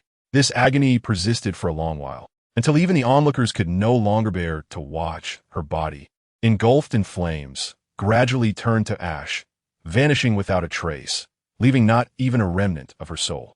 She was entirely erased from this world. In stark contrast, the man who had just committed such a ruthless act maintained his usual charming demeanor, his visage as radiant as peach blossoms, exuding an air of nonchalance, lazily fanning himself as if nothing had transpired. "I have long stated that you have no chance of becoming a ghost," so Shanshan remarked, a playful smile gracing his lips. Then, in full view of the crowd, he beckoned Gu Ruoyun, his face beaming with delight. "Xiao Yuner, you have made me wait for an entire month. Come, let me embrace you, for I long for you dearly." Gu Ruoyun rolled her eyes, her lips twitching as she replied, "Fourth Prince, could you possibly act more seriously?" So Shanshan raised an eyebrow, his phoenix eyes sparkling with mischief. "Does my little Yuner find me insufficiently serious? Then, how would you like me to be serious?" Gu Ruoyun felt somewhat speechless. Could he not behave normally? Yet, she did not harbor much animosity towards Shanshan, as she sensed that he was merely frivolous in nature. "All right, let's discuss serious matters. Do you know the individual from earlier?" The girl's inquiry caused the devilish smile on the man's face to gradually fade, his phoenix eyes narrowing slightly, revealing a cold smirk. However, he quickly masked the storm brewing within his gaze, taking a deep breath before responding. "Xiao Yuner, let us change locations to converse." "Very well." Gu Ruoyun's eyes glimmered with surprise, yet she said nothing further. "Let us go to my place then." In the courtyard, the spring breeze stirred and willow leaves swayed. Wei Yi appeared oblivious to the astonished gazes of those around her, bustling beside Gu Ruoyun, serving tea and water. If one were unaware, they might assume she was merely Gu Ruoyun's maid. So Shanshan retracted his astonished gaze and smiled. "Xiao Yuner, I did not expect you to possess such capabilities, even having the legendary ghost doctor, Wei Yi, in your service. It seems I have underestimated you. Who has been spreading rumors that she is useless? You are a genius. Can you make the ghost doctor willingly serve you? Moreover, this girl is the sister of Gu Xingxiao. How could the sister of such a figure be a waste?" "She chose to follow me," Gu Ruoyun replied softly, taking a sip of tea before setting the cup down. "Besides, Wei Yi is not my subordinate. She is merely assisting me. Her sole allegiance lies with the medical sect." "It appears you are aware of the medical sect's affairs," so Shanshan remarked with a faint smile. "Then you should also be acquainted with her circumstances. Currently, Wei Yi is a target of the medical sect's bounty. While the medical sect may not possess the power of the spirit sect, their strength is comparable to that of the refining sect. The members of her sect are well aware that she has stolen the medical scriptures, thus she can no longer return to that place. Furthermore, Wei Yi has previously been poisoned. Although the toxin has since been purged, it has significantly diminished her strength. Associating with her will undoubtedly bring you endless trouble." Gu Ruoyun was momentarily taken aback. "The medical sect is unaware of the ghost doctor situation. How do you know she is the Wei Yi they are hunting?" "There is nothing that this prince does not know." He paused, smiling. "However, the identity of the ghost doctor is something that even those with discerning eyes could guess. For who else but the possessor of the medical scriptures could wield such extraordinary medical skills? As for the medical sect's failure to pursue her, it is entirely due to their own troubles in recent years, rendering them unable to act." Wei Yi remained silent for a moment before asking, "You mentioned I am being hunted. What is the reason?" "Years prior, that pair of scoundrels sought to harm her life, but she escaped and fled to the Azure Dragon Kingdom, leaving her unaware of what transpired thereafter. The daughter of the previous sect master was said to have gone mad, and it was rumored to be your doing. Thus you have been targeted by the medical sect with the bounty issued by your little junior sister, who is now the sect master." "What did you say?" Wei Yi became agitated, shaking her head in disbelief. "That is impossible. How could Xiao Tong go mad? This cannot be true. That wretched woman, Tianyin, might turn on herself for the sake of the medical scriptures, but Xiao Tong is the only daughter of the master. How could she bear to harm her? To understand, had it not been for the master back then, those young ones would likely have perished at the hands of bandits." So Shanshan cast a glance at Wei Yi. "Her foolishness is a fact, and I can tell you that it was your junior sister who orchestrated it. In this world, there is nothing this prince is unaware of." Hatred, an endless torrent of resentment gnawed at Wei Yi's heart like a swarm of ants, infusing her eyes with a crimson glow. In truth, beyond hatred, there was a greater sense of self-reproach. Years ago, when she was captured by that treacherous couple, it was Xiao Tong who overheard their conversation, revealing the harrowing ordeal she had endured, and devised a plan to rescue her. Otherwise, she would never have escaped. Yet Xiaodong was unwilling to leave the medical sect. At that time, she had promised Xiaodong that once her strength was restored, she would return to the sect to expose those individuals. Little did she know that this departure would span a decade. She had initially believed that the treacherous couple would spare Xiaodong out of respect for their master, but it seemed she had underestimated them. Xiaodong still faced misfortune, and due to her past weakness, she could never return to the medical sect. Tianyin, I shall not let you go unpunished. Our master has bestowed upon us immeasurable grace. She is his only treasured pupil, and yet you have driven her to madness. One day, I will storm the medical sect and take Xiaodong away, but now is not the time. Wei Yi took a deep breath, calming the guilt within her, and clenched her teeth as she spoke each word deliberately. Since Tianyin did not kill Xiaodong, it meant she was temporarily safe. Or perhaps Tianyin sought to use Xiaodong to lure her out. Thus, what she could do now was to enhance her strength and strive to return for revenge as soon as possible.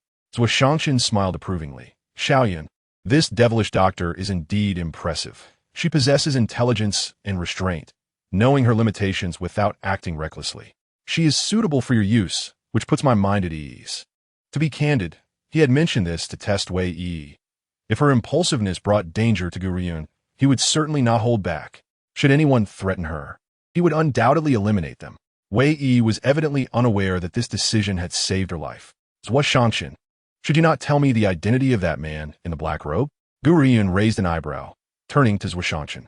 At this, Zhuo Shangshan's smile vanished, his expression turning cold.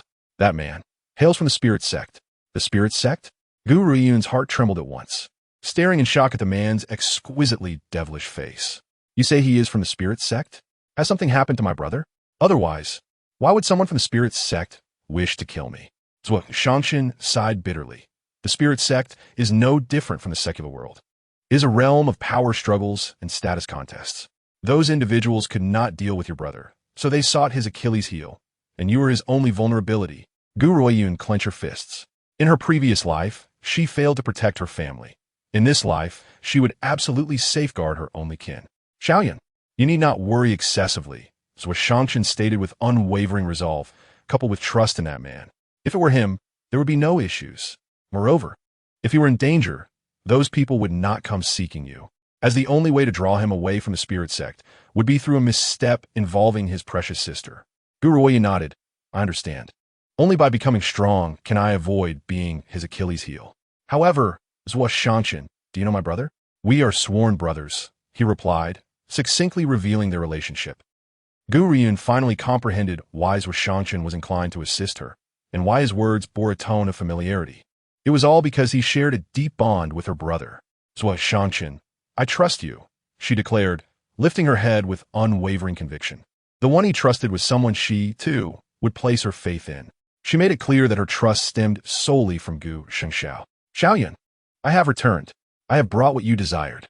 Suddenly, the voice halted, and Qianbei's blood-red eyes bore down on the extraordinarily beautiful Zhuo Shangshan, his silver hair flaring dramatically. In that moment, it was as if he had encountered a rival, and his formidable power surged uncontrollably.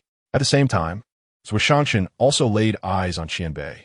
Truth be told, prior to encountering Qianbei, Zhuo Shangshan had believed his appearance unparalleled. Only now did he realize that there existed a man who embodied both divine and demonic attributes so perfectly that anyone in his presence would merely serve as an accessory. His silver hair resembled a celestial being, evoking a sense of untouchability, while his red attire seemed to have emerged from the depths of hell, stained with the blood of many. Strong. Indeed, for this man, Zhuo Shangshan could only think of that one word.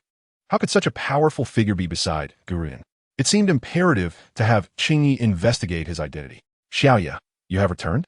Upon seeing the man, Gu Ruoyun looked up in surprise.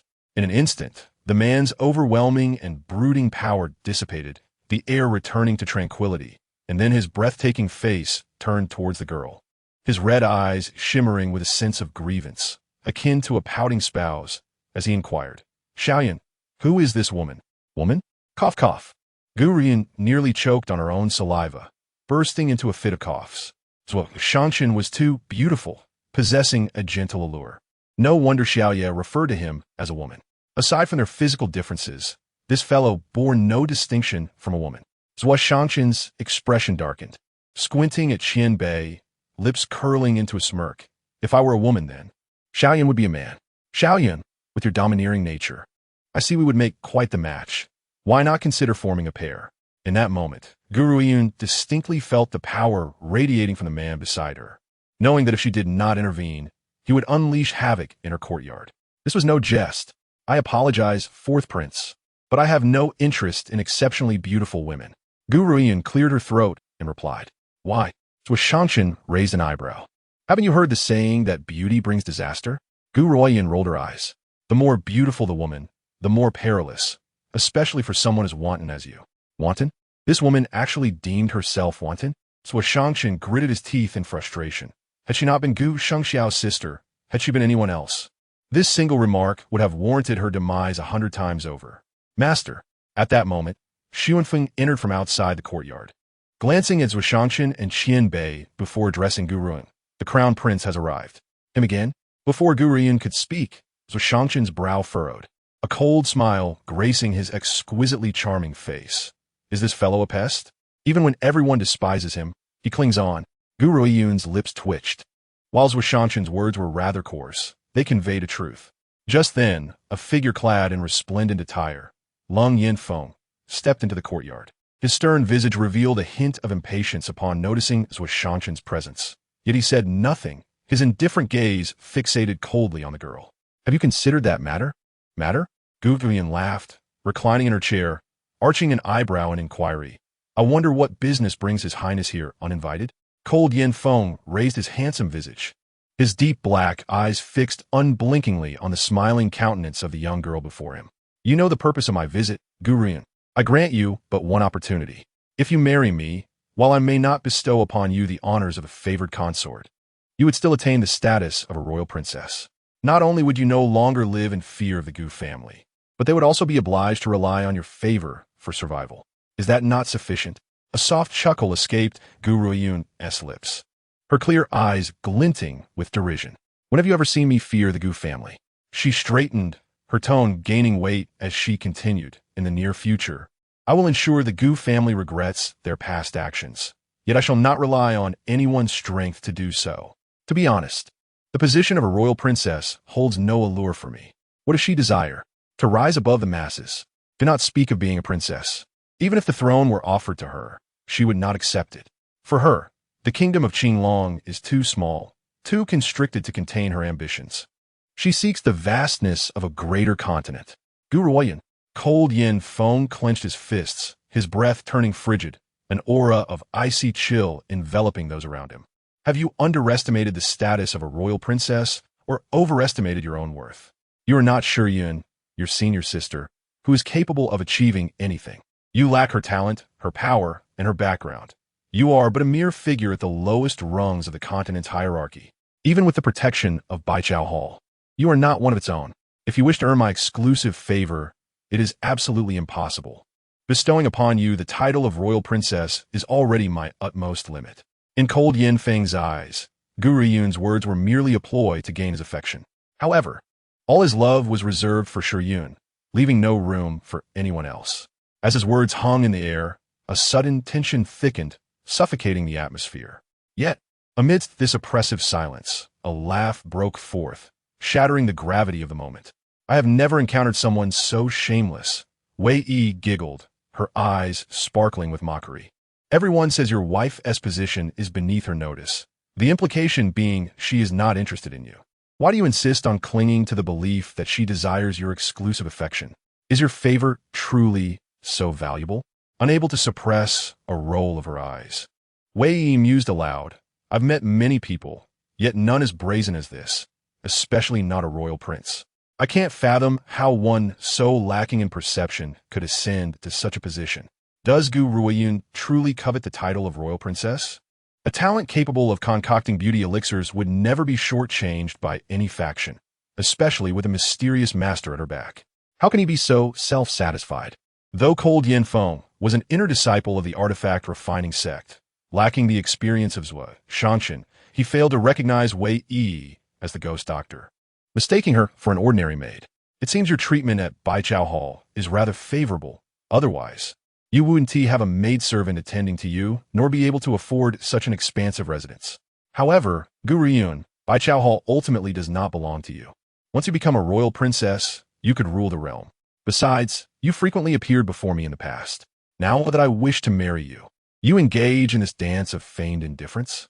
Gu Ruoyun's expression turned icy, and it was evident that Qianbei and Zuoshangshan were equally displeased, particularly Qianbei, who remained silent, his blood-red eyes betraying a tempest of thoughts. It seemed that the royal prince could not comprehend human sentiment. Gu Ruoyun stood, her voice laced with disdain. I do not like you, nor am I interested in the position of royal princess. If you have affection for your senior sister Shiyun, then go and marry her. As for me, to be candid, Cold Yanfeng, in my eyes, you're no different from a passerby. If there is any connection between us, it is merely that you hail from the artifact refining sect, and I am destined to be your foe. The reason is simple. She harbors no fondness for anyone who seeks to harm her. Furthermore, had it not been for the artifact refining sect, Luo Yin would not have fallen into Ling Yi's hands. Cold Yanfeng remained silent, his dark eyes still fixed on the young girl's delicate features. She had changed.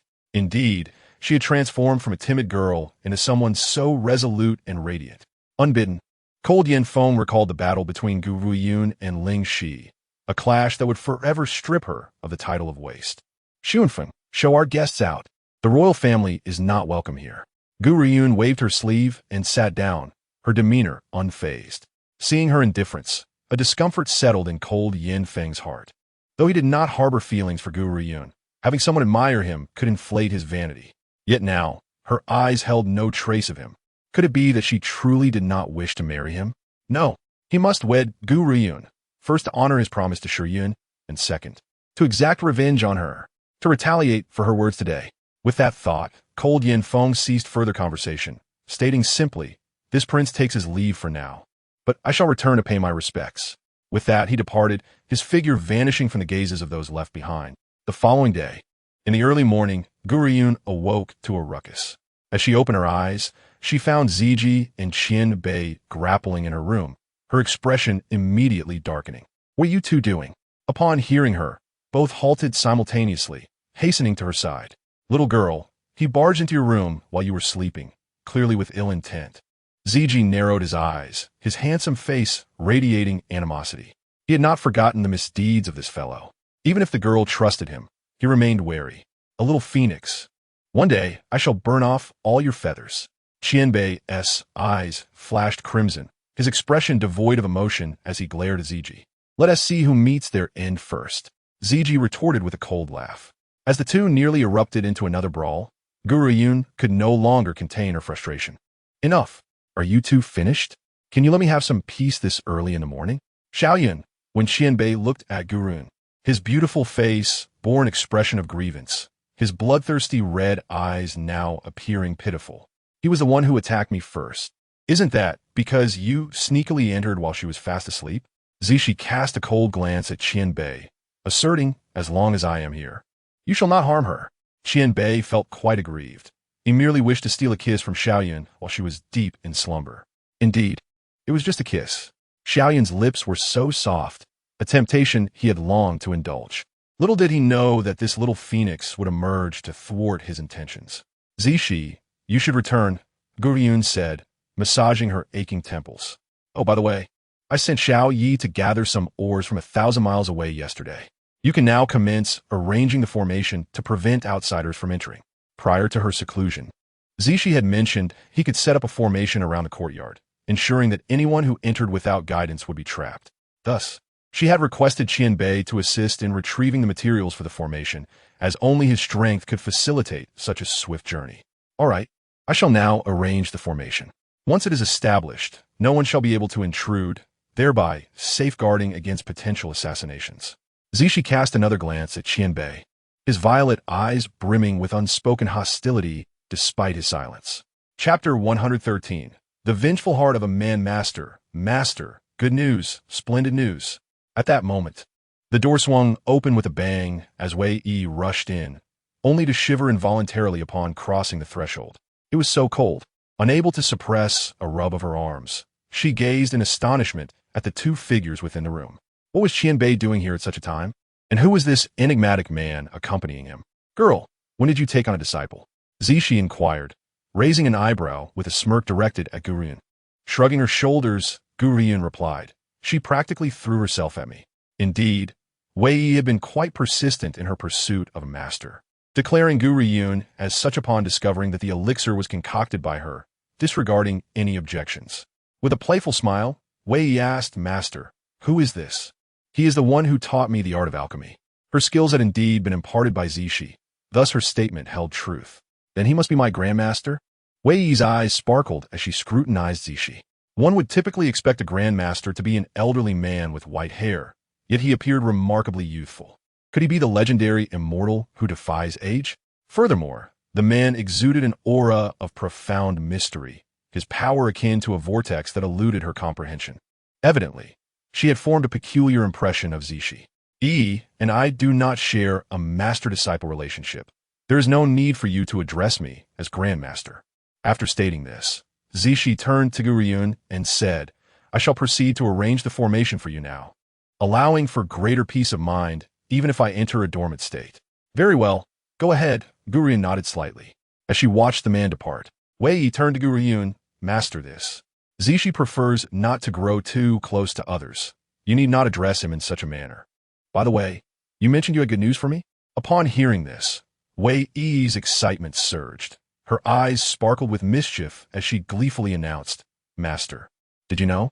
The imperial study in the palace was set ablaze, and the crown prince, Lung Yanfeng, has been rendered impotent. Rendered impotent?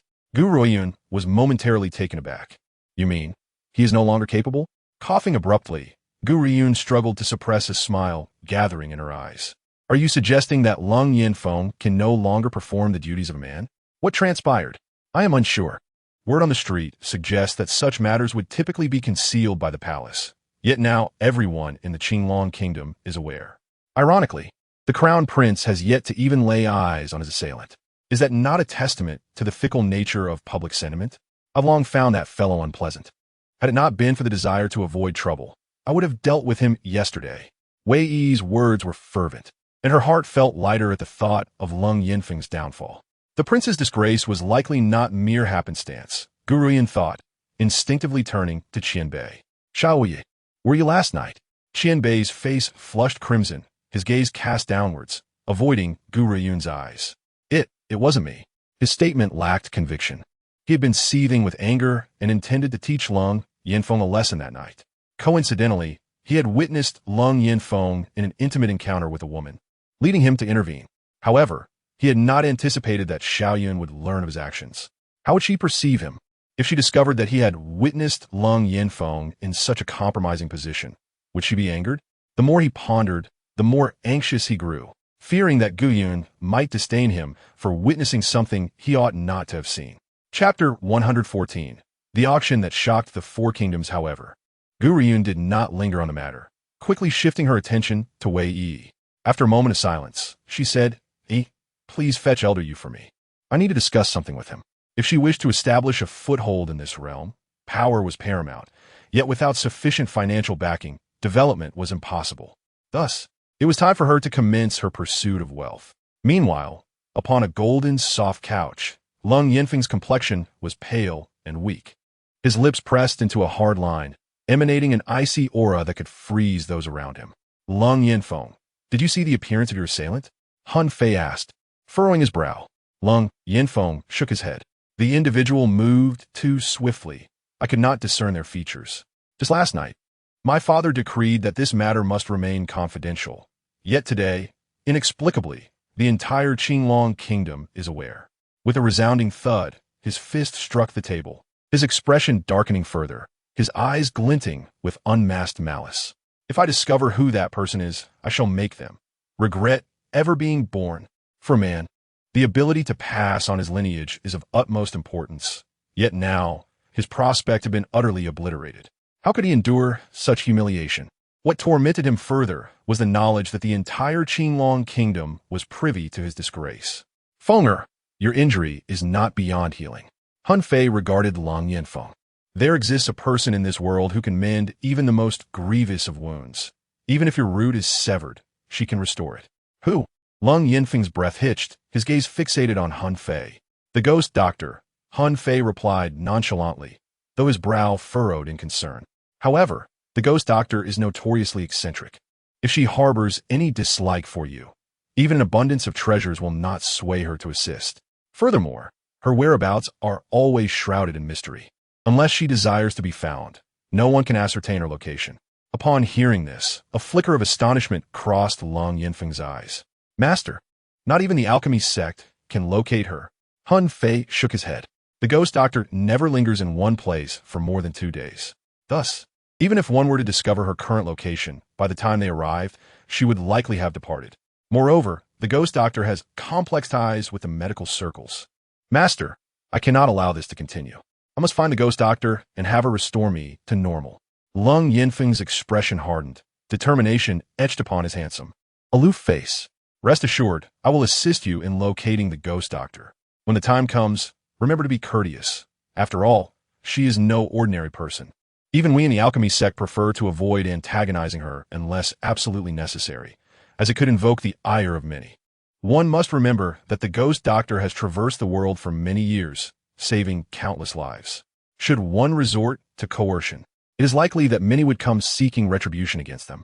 However, unbeknownst to him, Lung Yinfeng had long since offended the ghost doctor, and the offense was severe enough that any hope of reconciliation was utterly futile. It was only at that moment that Lung Yinfeng felt profound regret for his earlier actions, even grappling with the impulse to extinguish himself. Yes, master. He lowered his gaze, a deep light flickering within his dark eyes, lost in contemplation. Chapter 115. The Auction That Shocked the Four Nations. Part 2. Young master, the task you entrusted has been completed. At this moment, within the secluded courtyard, Qingyi stood respectfully before a man clad in peach pink. Thanks to our people's efforts, everyone is now aware that someone castrated Lung Yinfeng last night. The news has spread throughout the Qingtian Kingdom. Good, splendid. So Shangshan chuckled, and with that smile, the landscape bloomed with 1,000 cherry blossoms, enchanting and beguiling. That fellow merely castrated Lung Yinfeng, but that was insufficient. I must further incite his downfall, ensuring he is disgraced and has no pretext to approach Xiao Yuner. As this thought crossed his mind, Zhuo Shangshan's smile grew even more radiant, a sight to behold. In truth, he had initially shared the same intent as Qian Bei, wishing to teach Lung Yinfeng a lesson. However, that man had beaten him to it, and the satisfaction of seeing Lung Yinfeng humiliated was undeniable. After all, for Zhuo Shangshan, Lung Yinfeng's pride could not go unscathed. How could he allow this man to escape disgrace? Why must he entangle himself with my Xiao Yuner? What movements are occurring at the prince's residence? Zhuo Shangshan sneered. Given Lung Yinfeng's character, he would undoubtedly refuse to abandon his pursuit. Qingyi bowed her head respectfully and replied, My lord, it is said that both the refining sect and the prince's residence have dispatched individuals to find the whereabouts of the ghost doctor, Wei Yi. Huh. Zhuo Shangshan chuckled softly, a mocking glimmer dancing in his phoenix eyes.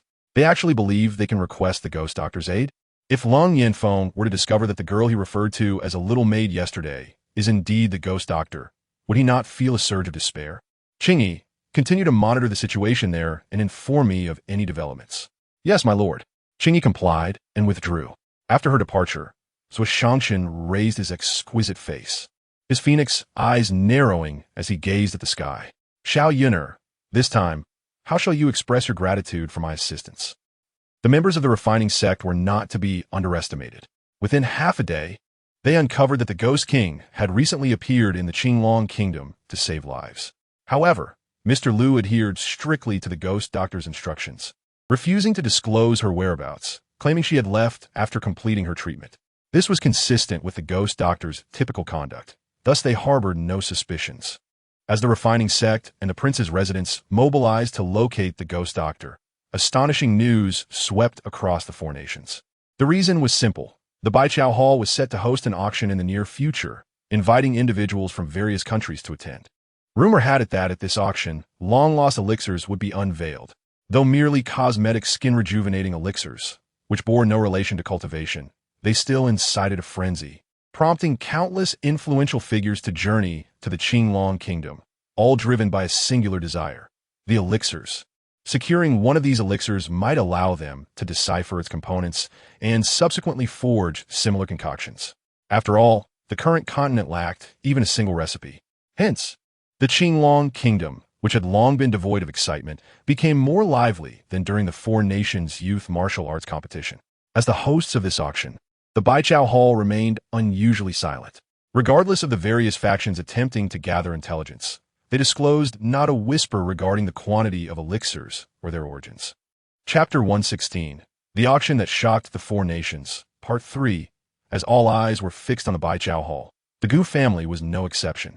At this moment, within the main hall of the Gu family, Second Master Gu glanced at the venerable elder seated prominently and remarked, "Father, while the skin-rejuvenating elixir holds little importance for cultivators, many have set their sights on it, including the Mei faction. Just yesterday, an elder from Mei came to see me, stating that since Gu Ruoyun is employed at Baijiao Hall, if we assist in gathering information, they would reward me with a low-grade spirit stone. In the continent, spirit stones are categorized into several grades: low-grade, mid-grade, high-grade, and top-grade. These spirit stone mines have largely been monopolized by the continent's major factions, utilized for nurturing disciples. It is worth noting that a low-grade spirit stone harbors enough spiritual energy to elevate a low-level warrior to mid-level in an instant. This is why these prominent factions continually produce exceptional talents. The Mei faction possesses only a handful of low-grade spirit stones, and their willingness to part with one for a mere favor speaks volumes about their desperation. The Mei faction? The elder pondered for a moment before replying. Though the Mei faction may not rival the refining sect in strength, they are by no means weak, especially considering that their disciples and elders are predominantly women. However, I have heard that the faction leader is exceedingly unattractive. It is no wonder she covets the skin-rejuvenating elixir so desperately. Alas, Gu Ruoyun has severed ties with our family. How can I obtain the information she seeks? Second Master Gu's expression darkened slightly, yet he smiled and said, "Father, Yunner is still young and somewhat headstrong. Her anger should have subsided by now. If you personally visit her, would she really want to see her grandfather toil so? Moreover, Yunner has always valued familial bonds. We might leverage the Gu-Tian couple to win her over. Surely she will comprehend our intentions." "Very well." The elder slammed his hand on the table, declaring, "Then I shall make the journey myself." The allure of the low-grade spirit stone was simply too great for him to resist, compelling him to swallow his pride and seek her out once more. At that moment, within the Baijiao Hall, Gu Ruoyun was discussing important matters regarding the auction with Elder Yu, when suddenly an announcement echoed from outside. "Elder Yu, the Gu family seeks an audience with Miss Gu." "The Gu family?" Elder Yu frowned, impatiently replying, "I have already instructed the Gu family that they are not to be received. Their arrival now can only bring trouble. However, the old general insists it is urgent and wishes to speak with Miss Gu, claiming it concerns Gu Tian and his wife." Instantly, Gu Ruoyun's eyes narrowed slightly, a fleeting coldness flashing across her face as she sneered, "Let him in. I am curious to hear what he has to say." It is well known that in her heart, Gu Tian and his wife were her forbidden topics, and she would never allow anyone to speak of them. Clearly, the elder of the Gu family had unwittingly provoked her ire this time. Sighing, Elder Yu shook his head helplessly, a bitter smile on his lips. He truly could not fathom the rationale of the Gu family. Coming to forge connections at such a time was utterly misguided, and dragging Gu Tian and his wife into this was an egregious error. "Miss, how do you intend to handle this?" Gu Ruoyun smiled, a smile laced with chilling intent. "I shall give them hope, only to plunge them into despair." Chapter 117, The Auction That Shocked the Four Nations, Part 4, Under the Guidance of a Servant. The arrogant elder of the Gu family appeared before Gu Ruoyun. Upon seeing Elder Yu seated beside her, he momentarily faltered, his haughty demeanor swiftly replaced by a sycophantic smile. "Elder Yu, what a surprise to see you here." Clearly, the elder held a deep-seated respect for Elder Yu, a figure of martial prowess. Elder Yu merely snorted, not even deigning to glance at the elder of the Gu family, as if he were a mere nuisance polluting his vision. "Speak. What business do you have with Miss Gu?" Elder Yu's voice was cold and devoid of warmth. "Well," the elder of the Gu family hesitated, casting a glance at Elder Yu. "Might I speak with her privately?" "What? Is there something I cannot hear?" Elder Yu finally cast his gaze upon the venerable Gu, yet his eyes glimmered with an icy disdain. It was surprising to find himself regarded with such contempt in his own domain. Indeed, You are the sole individual who wishes to expel me. In that instant, the expression on Elder Gu's face shifted, rendering him speechless and uncertain of what to say. For with Elder Yu present, there were numerous matters he could not discuss with Gu Ruoyun. Yet he remained perplexed regarding the nature of the relationship between Gu Ruoyun and Elder Yu, and why he defended her so fiercely. Yinner, he thought, turning to Gu Ruoyun with a face full of affection. You have been away from home for so many days. Your grandfather misses you dearly. It has been quite some time since you last visited the place where your parents once lived. I have instructed the servants to maintain it daily. You could stay there without any issues. Suddenly, a sharp chill pierced through Elder Gu's body, causing him to shudder involuntarily. He looked up in astonishment, only to meet the piercing gaze of the young woman, as cold as frost. Is this truly my useless granddaughter? Such a gaze could instill fear even in a seasoned warrior like myself. When did she undergo such a significant transformation? It must have been after I ordered her to be punished. Unconsciously, every action of Gu Ruoyun over the past few days replayed in his mind, leading him to realize that the girl before him was no longer the trivial child he once dismissed. Unfortunately, he had come to this realization too late. To speak plainly, you came here for the beauty rejuvenation pill, did you not? Gu Ruoyun remarked with a cold smile. Very well. I can arrange for Bai Chao Hall to provide you with one, but you must locate the remains of Gu Tian and his wife for me. Otherwise, I will not grant you this opportunity. Initially, Elder Gu's face lit up with joy, for he had only expected to acquire information about the beauty rejuvenation pill from the Mei faction. He had not anticipated that it could be so easily obtained, and thus, the Mei faction would surely be grateful to him. However, upon hearing the latter part of her statement, he was taken aback. The remains of Gu Tian and his wife. How could that be possible? They had been deceased for so many years. How could one find their remains? Yuna, are you not making an impossible request? Elder Yu interjected awkwardly. Their remains might have long since been devoured by spirit beasts and may no longer exist. How can I procure them for you? Could you consider another request? Even if you wish for me to hand over the Gu family to you, I would not refuse. Gu Ruoyun merely rolled her eyes. If it were an easy condition to fulfill, she would not have proposed it. Then I am at an impasse, she shrugged. Although I am a member of Bai Chao Hall, I am merely a lowly servant without any authority, and I fear I cannot assist you. No authority? Elder Gu felt an impulse to spit in her face. If she had no connection to Bai Chao Hall, how could Elder Yu repeatedly risk himself to save her? Despite her lack of extraordinary beauty, she was quite charming, and perhaps that was why Elder Yu favored her. If Elder Yu were to know the thoughts swirling in Elder Gu's mind, he might very well be tempted to beat him to death. Elder Gu hesitated for a moment, but ultimately resolved to comply. Very well, I will agree to your terms. When the time comes, we will exchange the pill for the remains. Agreed, Gu Ruoyun smiled. After the auction, you may come to find me, and I will provide you with what you seek. Upon hearing this, Elder Gu's heart soared with joy, further solidifying his suspicions. It appeared that this girl indeed had a close relationship with Elder Yu.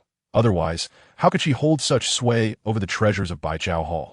He pondered why Bai Chao Hall would take in a so-called useless individual, only to discover that there was more to her than met the eye.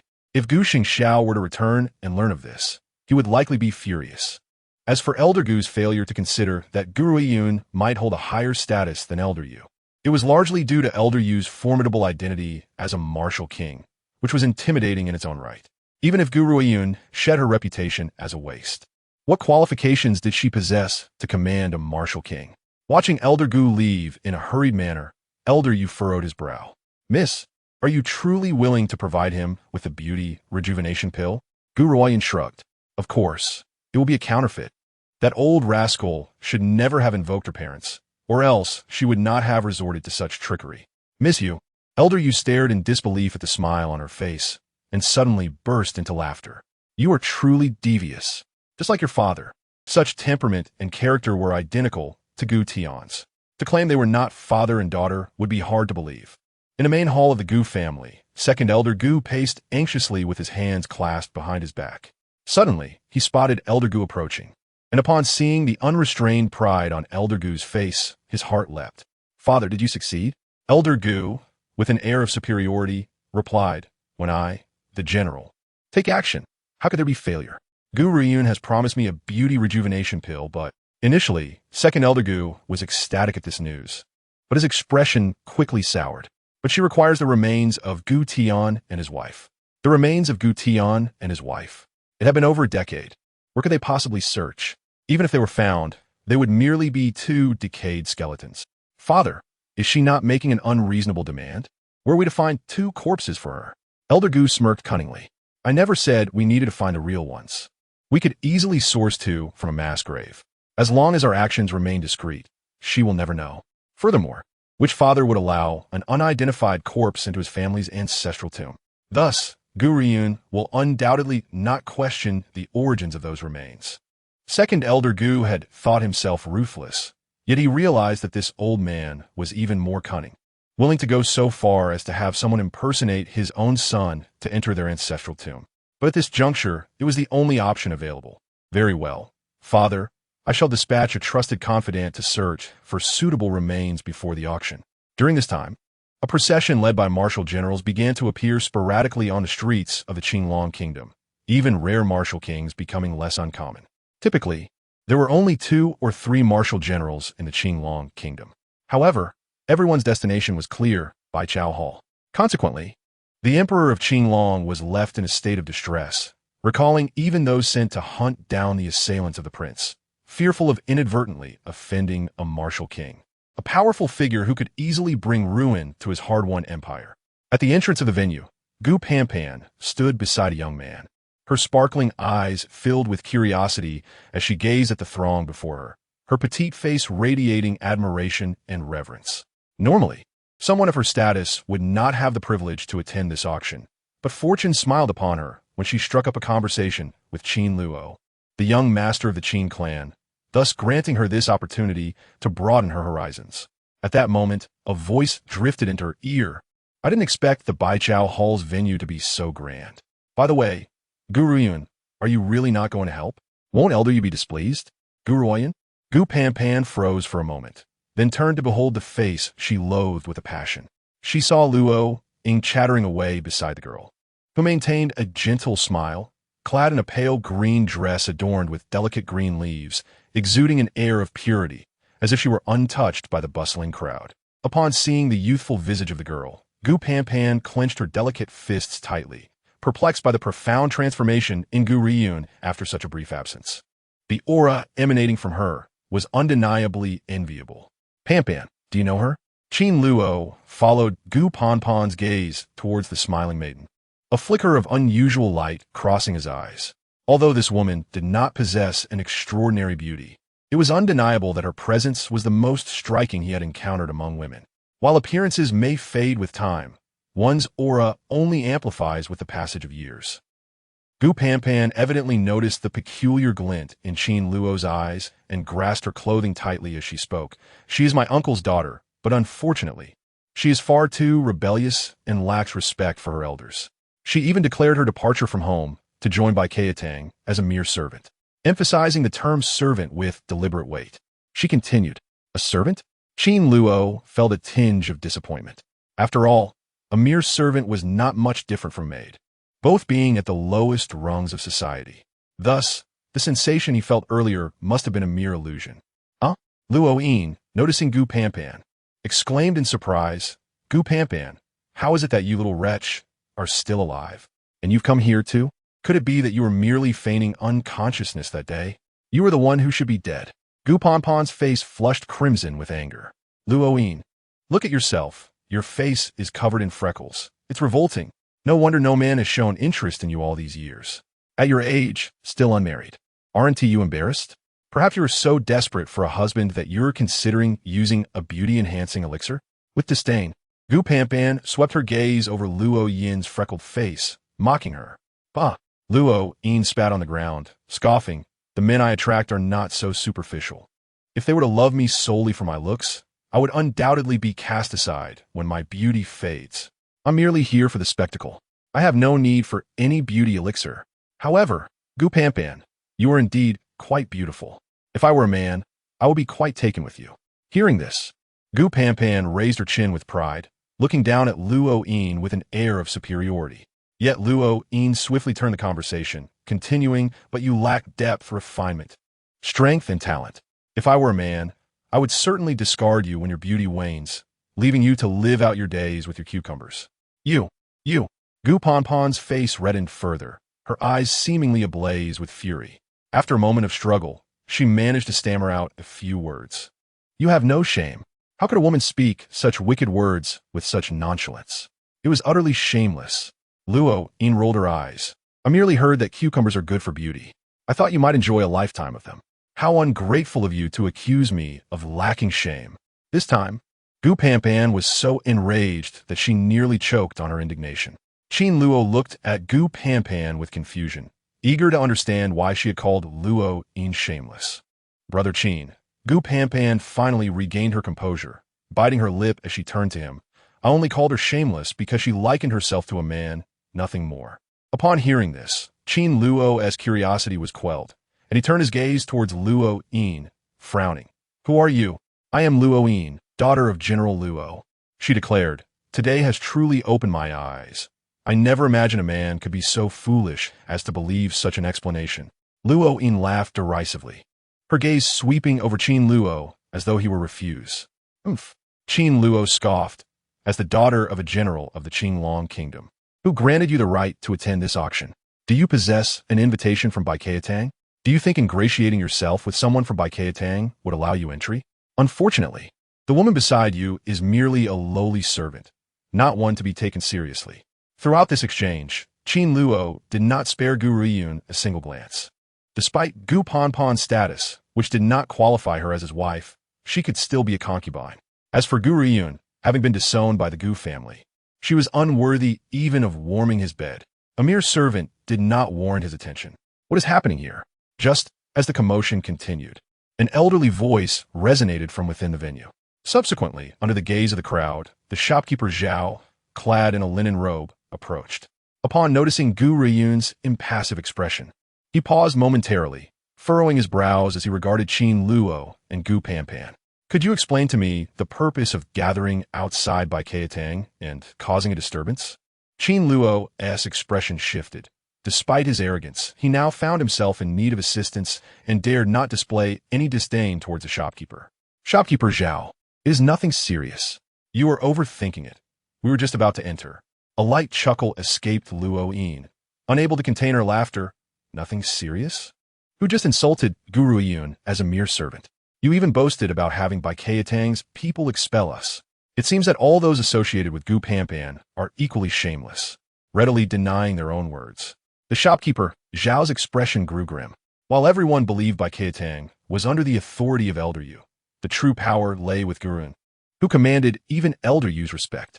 Did this man believe he could have her expelled from Bai Kaetang? Young Master Qin, your words are rather presumptuous, are they not? It appears Bai Kaetang is too small a venue for such grandiosity. Kindly take your leave. Gu Ponpon's countenance shifted from surprise to a scowl as she retorted, Shopkeeper Zhao, you are merely a lowly shopkeeper. Without Elder Yu's command, what authority do you have to demand my departure? Is it truly worth it to oppose Gu Ruoyun for the sake of the Qin family? If you insist on expelling me today, I shall not leave. What do you do to me? In that moment, Gu Panpan seemed to forget that, for Gu Ruoyun's sake, Elder Yu had already confronted the refining sect and battled a martial king. Did he truly intend to act against a single Qin family? To Gu Panpan, this appeared to be Zhao's selfish decision. After all, only Elder Yu had the authority to speak on behalf of Bai Kaetang. Without his input, what right did Zhao have to make such a unilateral decision? Panpan, Qin Luo's expression darkened, regretting bringing Gu Panpan to the auction. Who could have predicted that this woman would act so foolishly? Although shopkeeper Zhao was not the highest authority in Bai Kaetang, he still held significant influence in such matters, and offending him was clearly unwise. Shopkeeper Zhao snorted, saying, do you require me to repeat myself? Leave Bai Kaetang immediately, or I won't hesitate to have my men throw you out. Upon hearing this, Qin Luo's face turned ashen. He understood that Zhao would certainly follow through on his threat, but if he were to leave empty-handed, his father would undoubtedly chastise him. All of this turmoil stemmed from Gu Panpan's provocations. Had she not instigated this situation, he would not be facing such public humiliation. At this moment, all eyes were drawn to this side, and under the scrutiny of so many, Qin Luo felt a profound sense of embarrassment. Let us leave. He could no longer endure the situation and hurriedly led the members of the Qin family away from the Baichao Hall. As for the troublemaker, Gu Panpan. She was clearly no longer worthy of standing by his side. Brother Qin, Gu Panpan stamped her foot in frustration, glaring resentfully at Gu Ruoyun. Just wait and see. One day, I will make you kneel before me and admit your mistakes. After saying this, she felt too ashamed to remain and rushed out before Manager Zhao could issue any commands, disappearing from sight. Upon witnessing the departure of the two, the onlookers dispersed as well. Manager Zhao quickly approached Gu Ruoyun with a smile. Say, Miss, Elder Yu has arranged a seat for you. Please follow me. Miss. Luo-yin was taken aback. Why did Manager Zhao address Gu Ruoyun as Miss? What was going on? Gu Ruoyun herself was surprised by this appellation. Yet she knew that Luo-yin would eventually learn the truth, so she merely nodded and said, Lead the way. Yes, Miss, please follow me. The attendees of this auction were, at the very least, from third-rate sections. Although they belonged to the third tier, they still held a superior status compared to the royal nation. Consequently, the once arrogant nobility of the Qingtian Kingdom could only sit in the crowded hall, none daring to utter a word of dissent. Suddenly, a striking figure captured everyone's attention. The man was dressed in a vibrant peach hue, holding a feather fan, with a face as charming as a peach blossom and eyes like the moon. A smile graced his lips as his gaze leisurely swept across the crowd, only blossoming into a radiant smile upon spotting Gu Ruoyun entering the private room behind Manager Zhao. Brother Chun, wait for me. I traveled all the way from the Qingtian Kingdom to be here. Why aren't you speaking with me? A voice filled with reproach came from behind the man, causing his well-defined brows to furrow involuntarily, revealing his evident impatience. This place is not for you. You should return to the Qingtian Kingdom and stop bothering me. Zhuo Shangchen glanced at the girl in the pink dress behind him, his tone somewhat harsh. Brother Chun. Su Su reached out to grasp Zhuo Shangchen's sleeve, but before she could touch him, he disdainfully brushed her hand away, his voice devoid of warmth. Su Su, you know I dislike being touched by others. Su Su froze, her crystalline eyes brimming with unshed tears. Brother Chun, I've heard that you've repeatedly protected a woman in the Qingtian Kingdom, and that woman is a mere novice in martial arts. What makes her superior to me? In terms of family background and strength, she cannot compare to me. I even pursued you to the Qingtian Kingdom. Why do you not see me, Brother Chun? Chapter 113. The auction that shocks the four kingdoms. 10. Zhuo Shangchen's usual playful demeanor vanished, his cold gaze sweeping past the girl behind him as he replied coolly. Su Su, she is not someone you can compare with, and do not offend her. Otherwise, I cannot guarantee your safety. Su Su looked at Zhuo Shangchen in disbelief, her eyes reflecting her sorrow. Brother Chun, you have always protected me since childhood, and now you warn me for another woman? If I have done something wrong, please tell me, and I will change. No, you have not done anything wrong. Zhuo Shangchen shook his head, putting away his fan.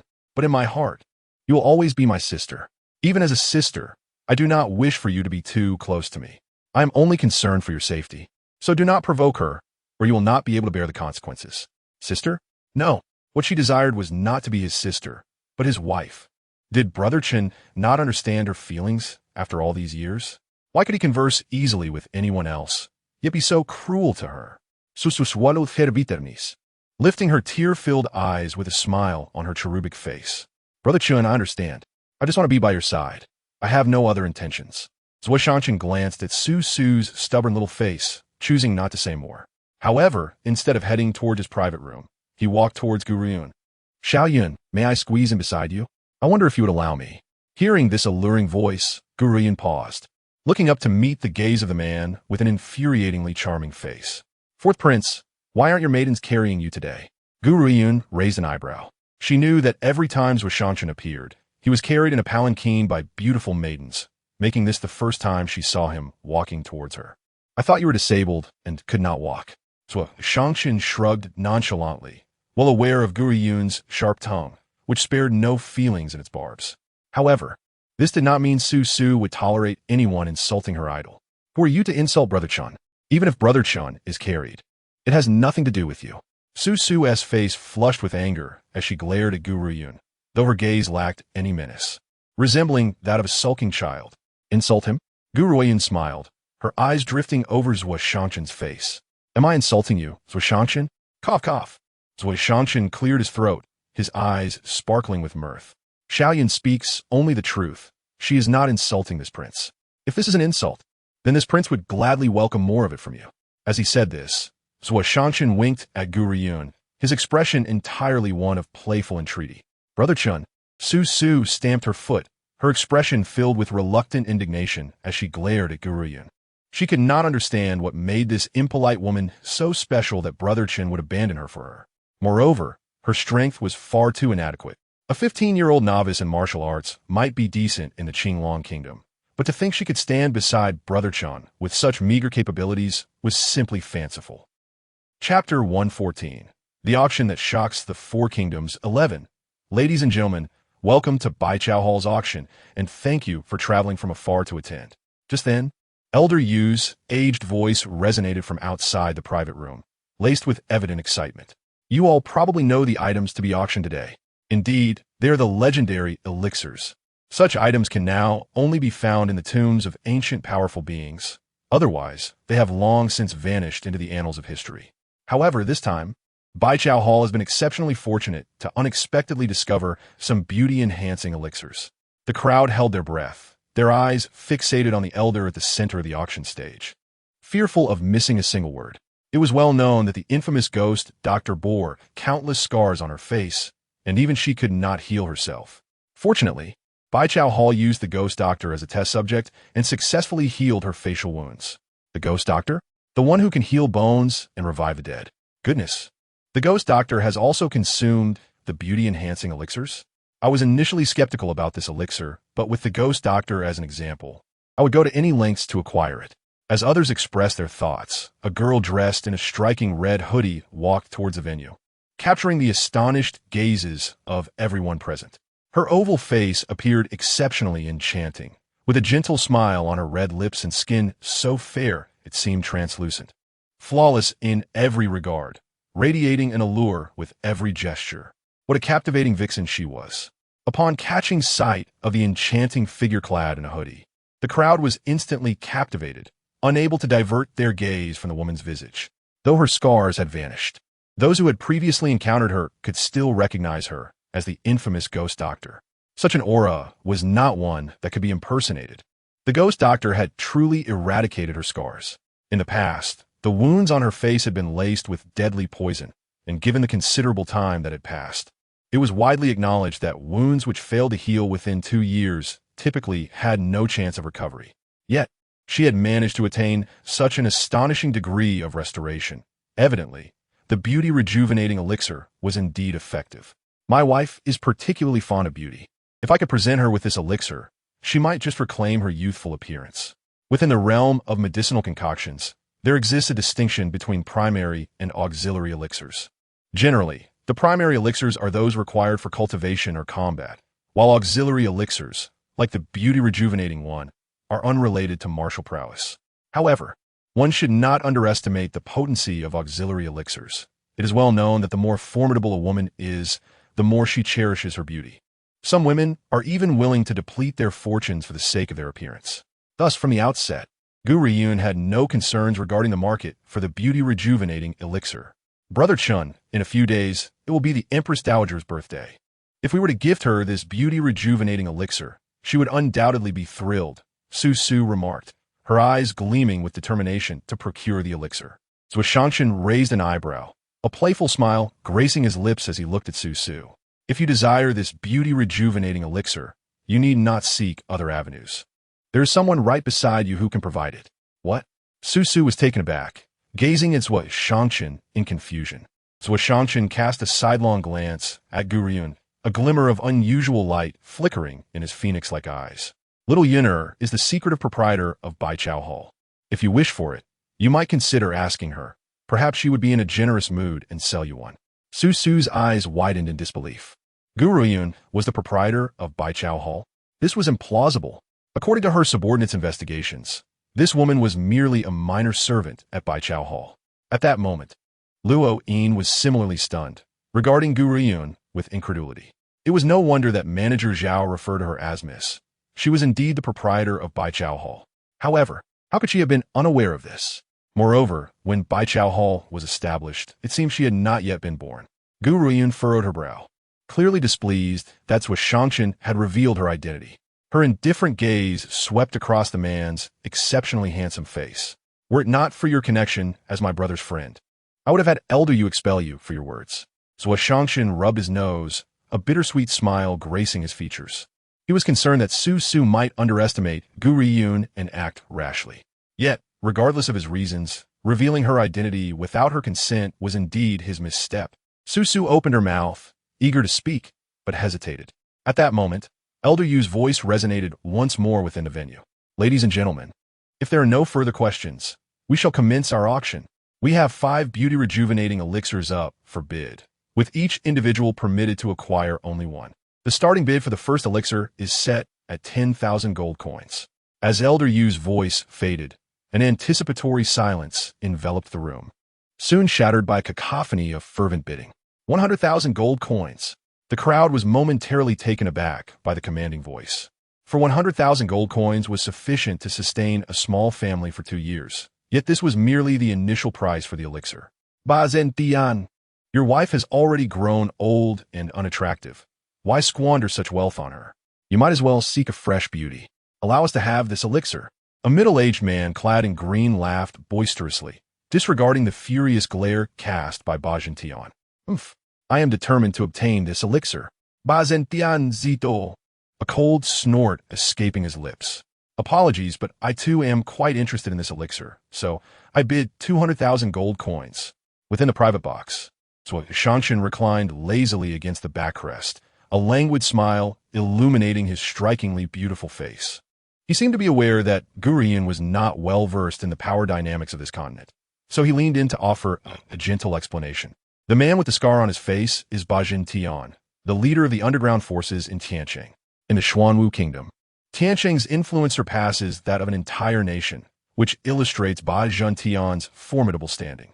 However, he is also notoriously known as a devoted husband. Gu Ruoyun raised an eyebrow, her gaze fixed on Zhuo Shangshan. Zhuo Shangshan waved his fan and continued with a light-hearted tone. I suspect Ba Zentian is here to procure the beauty-rejuvenating elixir for his wife. The other contender, vying against him, is the manager of Tianqing's largest medicinal shop, likely aiming to acquire the elixir as a prized possession to attract clientele. Tianqing? Gu Ruoyun pondered for a moment before inquiring, what kind of power is Tianqing? I have never heard of it. In the Xuanwu Kingdom, Tianqing is the most authoritative force. Should the royal family wish to instigate a change in dynasty, it is insufficient to merely have the support of ministers. They must also secure the consent of Tianqing. Even the appointment of a crown prince is determined with Tianqing's assistance. Thus, Tianqing holds unparalleled supremacy within the Xuanwu Kingdom. Gu Ruoyun was somewhat astonished. Even in the Qingtian Kingdom, there existed forces more powerful than the royal family. It was unheard of for such forces to dictate the rightful heir to the throne. What manner of mysterious place was Tianqing? Could you elaborate further on the situation in Tianqing? Gu Ruoyun asked excitedly. So Shangshan's phoenix eyes sparkled with amusement as he responded. The Summer family governs all of Tianqing, and it is said that the young master of the Summer family was frail and sickly since childhood, destined not to live beyond 15. However, just a few months ago, the young master's health suddenly improved, and his cultivation advanced rapidly, a situation quite reminiscent of your own. As he spoke, he narrowed his eyes slightly, scrutinizing the young woman before him. According to reports from Qingyi, Gu Ruoyun had indeed been a timid and ineffectual individual. All her transformations occurred after a life-altering rebirth.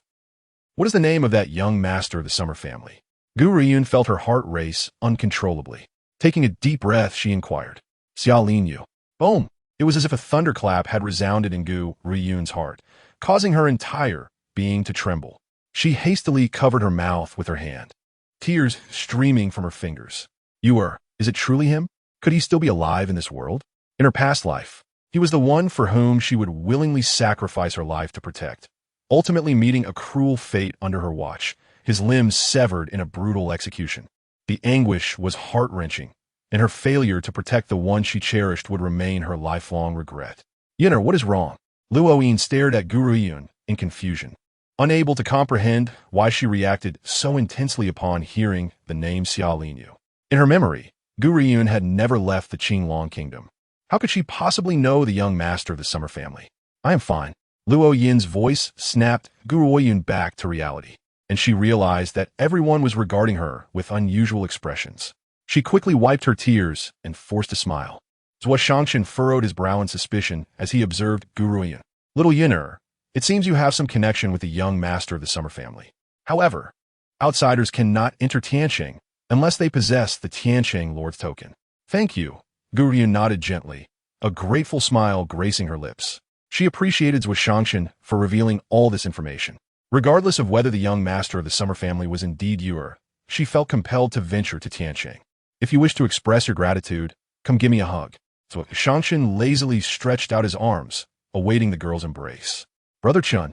Su Su stamped her foot in displeasure.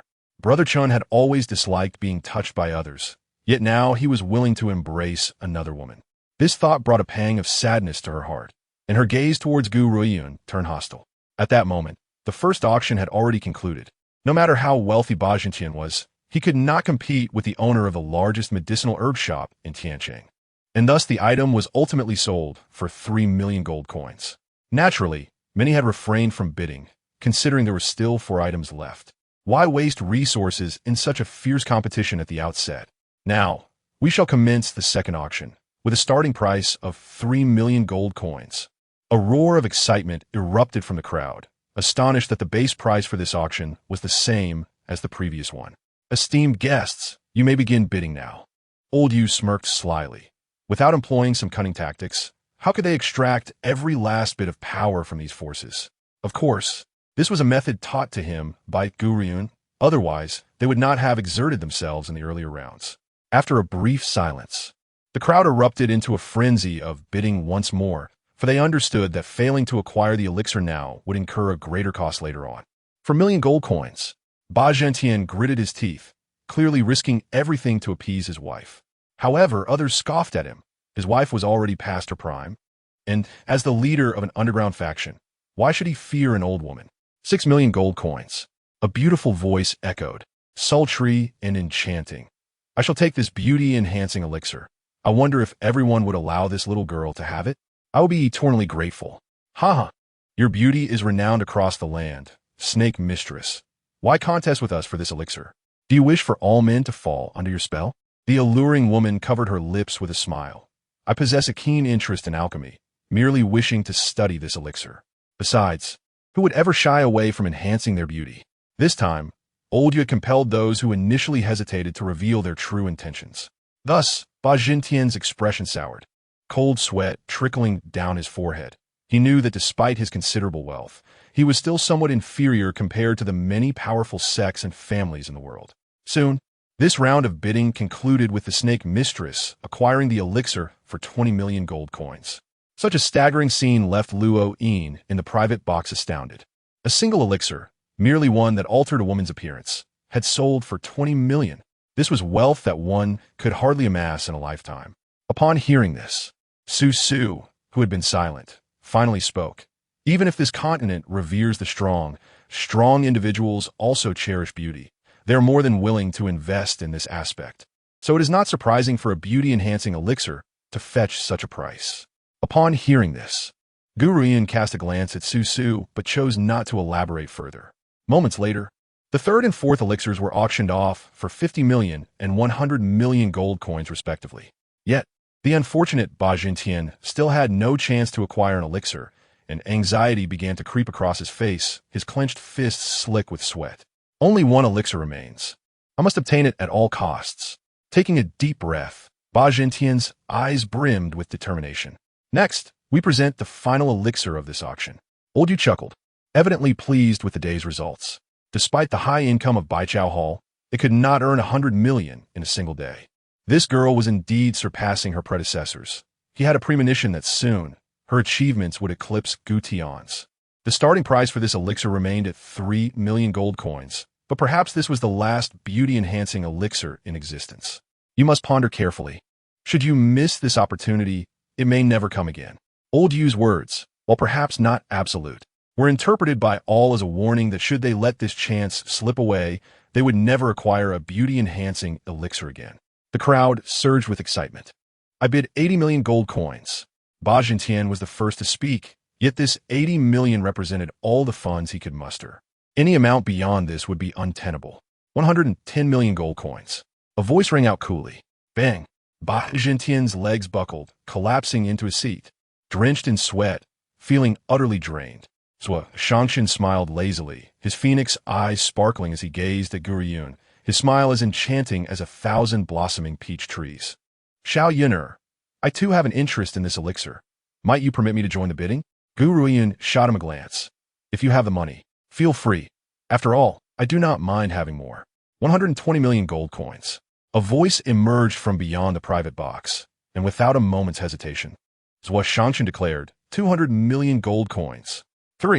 500 million. The bidder faltered, choked by Shangshan's audacity. Gasp. The crowd collectively inhaled sharply. While they too were wealthy, deploying such a staggering amount of gold coins at once was an arduous task. Who was this individual that could casually spend 500 million? 500 million gold coins once, 500 million gold coins twice, 500 million gold coins thrice sold. Bang! The gavel fell, and old Yu's heart surged with exhilaration, his face glowing with excitement. 500 million gold coins.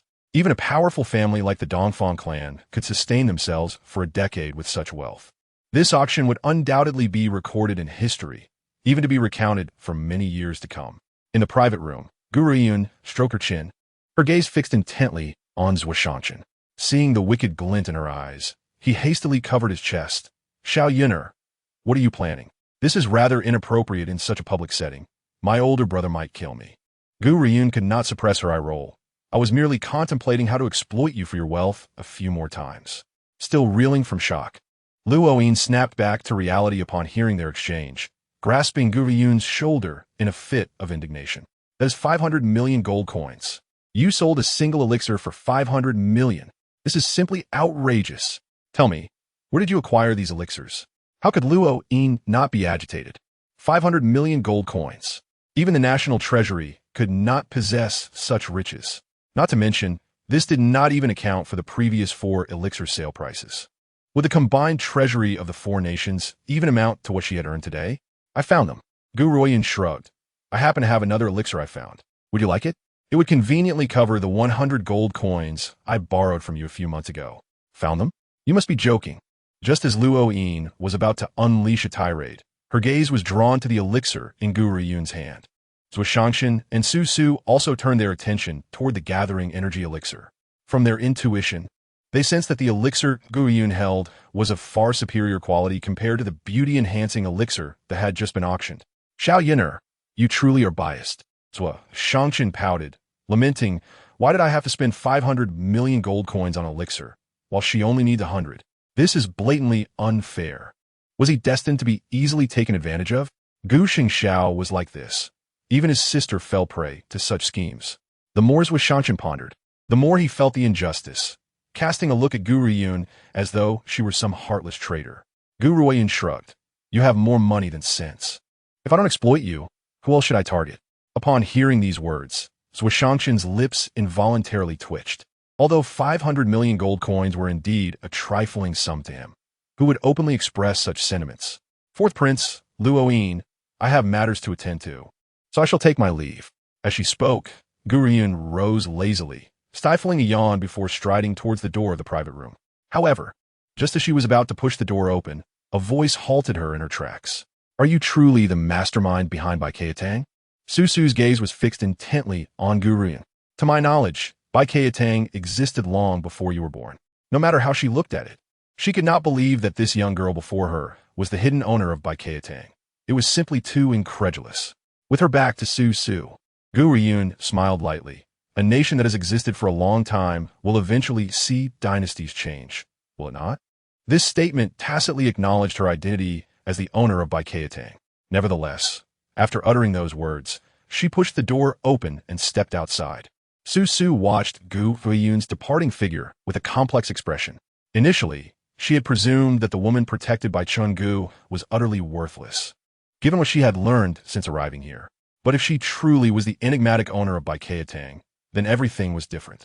Even if Qingtian underwent changes, how could a person without capability command the respect of others? Su, I have told you before, do not provoke her. Shangshan's devilish smile appeared as he languidly leaned back in his chair, his tone lazy. Su was not inherently ill-natured. She had merely been spoiled since childhood, leading to some capriciousness. He He did not wish for her to offend Gu Ruoyun, which is why he had deliberately spoken those words to her. Brother Chun, if she is so formidable, why does she not wish for others to know her identity? If they knew she was the owner of Qingtian, they would cease to provoke her. Susu blinkt her sparkling eyes, passive. With undeveloped wings, she conceals her brilliance. Yet in front of friends she is sincere, which is something I admire. So Shangshan spoke lazily, a gentle smile gracing his peach blossom-like exquisite face. If the world were to discover that the beauty-enhancing and skin-rejuvenating elixir originated from her hands, and that she could produce even more precious pills, even the ghostly doctor would willingly submit, it would undoubtedly cause an upheaval across the continent. Yet, she evidently preferred otherwise. At least until her wings were fully developed, she needed to hide her light. Within the hall, Qingtian observed the stream of people exiting the venue. A look of disappointment etched on his profound face. Just as he contemplated turning to leave, a voice called out, halting his steps. "Leader Ba, our boss requests your presence." Qingtian paused, turning to look at Elder Yu, his eyes filled with suspicion. "Elder Yu, why does your boss seek me?" "You will know once you go." Elder Yu replied with a faint smile. To be honest, even he was unaware of Gu Ruoyun's intentions in summoning Qingtian. "Then, I shall trouble you." Qingtian regained his composure, respectfully cupping his fist. "Please." At this, Elder Yu gestured amicably and led Qingtian towards the meeting room. However, upon seeing the young girl awaiting him inside, Qingtian was momentarily stunned, an expression of astonishment unmistakably displayed on his imposing face. Chapter 120. The Sky-High Auction. 4. How could he have anticipated that the owner of Qingtian would be such a young girl? It was difficult to fathom that she was the one hosting this auction of pills that had shocked the continent. "You are the owner of Qingtian?" Qingtian quickly recovered from his surprise. "Indeed." Gu Ruoyun smiled warmly at him, her fingers lightly brushing over the teacup on the table. "Elder Yu, serve him some tea." "No need." Qingtian waved his hand, directly asking, "Miss, let us speak frankly. What exactly do you require of me?" "It is nothing much. I merely admire your character, Leader Ba, and wish to assist you. Do you not require the beauty-enhancing and skin-rejuvenating elixir? I can gift you one." "What?" Qingtian's eyes widened in shock. Did she just say she could gift him the beauty-enhancing elixir? This was certainly not a dream. Moreover, what could her motive be? "Miss, you are a businesswoman. A businesswoman never allows herself to incur a loss. Thus, I would like to know why there exists a free lunch in this world." Observing Qingtian's puzzled expression, she indeed had her own agenda, for he was from Tianqing. Should she ever enter Tianqing, he might be of assistance. Besides, she could easily concoct a batch of beauty-enhancing pills. Exchanging one unnecessary pill for a favor was worth it. Of course, before clarifying Xia Linyu's identity, "Leader Ba, you think too much. I merely heard of your unwavering affection for your wife. Therefore, this elixir is not a gift for you, but for your wife." The world might claim that Qingtian was weak, too afraid even of a woman. Yet, as the leader of the underground forces in Tianqing, how could he truly be afraid of a frail girl? Without love, how could there be fear? Such affection would move even outsiders. Were it not for this deep sentiment, she would not have wished to bestow him with the elixir. Hearing this, Qingtian's expression softened. Everyone deemed him cowardly. Yet only this young girl recognized that it stemmed from profound love. "Indeed, miss, you are correct. I truly love my wife. She has been by my side from the beginning when I had nothing, even through life and death. Yet now, my career is flourishing, while she feels insecure, aging and subjected to the whispers of the outside world. I desire the beauty-enhancing elixir, not out of a preference for youthful beauty, but to restore her confidence." Whenever he spoke of his wife, warmth radiated from Qingtian's eyes. Gu Ruoyun smiled gently. "Leader Ba, I can provide you with the beauty-enhancing elixir. But do you truly believe that a mere pill can restore her confidence? The only one who can instill her confidence is you. Your actions must convey to her that regardless of whether she is a stunning beauty or has aged, she remains the woman you love most dearly throughout your life." Her words were like a sudden awakening. Indeed, although he cherished her deeply, he often found himself preoccupied with affairs, failing to address the doubts planted in her mind, which had led to her growing insecurity. Chapter 123. Gu Ruoyun's Deception. 1. Miss, thank you for your words today. They have illuminated my path forward. Qingtian expressed his gratitude with a smile, cupping his fist to Gu Ruoyun. "Had it not been for you, I might have remained entrenched in my own stubbornness. Now that I have clarity, I shall take my leave. Should you find yourself in Tiansheng in the future, do not forget to visit my guild. With that, Ba Zhentian let out a hearty laugh and turned to leave. Just then, the young girl's voice called him back. Wait. Ba Zhentian paused, turning to glance at the girl's delicate face, inquiring, do you have further matters? Gu Ruoyun revealed a smile, her dark eyes radiating confidence and calmness. Leader Ba, have you been feeling unwell lately? Is there pain in your left abdomen? This. Ba Zhentian stared blankly at Gu Ruoyun, bewildered. How do you know this? Due to my background in medicine, I am able to discern your ailment. Your neck appears somewhat discolored, and you exhibit signs of insufficient vitality, indicative of poisoning. Fortunately, it is merely a chronic toxin, and since it has been detected early, it is not of grave concern. From a moment Gu Ruoyun laid eyes on Ba Zhentian, she recognized his affliction as a rare poison. Ba Zhentian's eyes reflected skepticism. Yet Gu Ruoyun chose not to elaborate, stating simply, if the leader of the Ba clan doubts my words, I suggest consulting a physician. I merely offer this as a caution. Now, I am weary. Elder Yu, please see our guest out.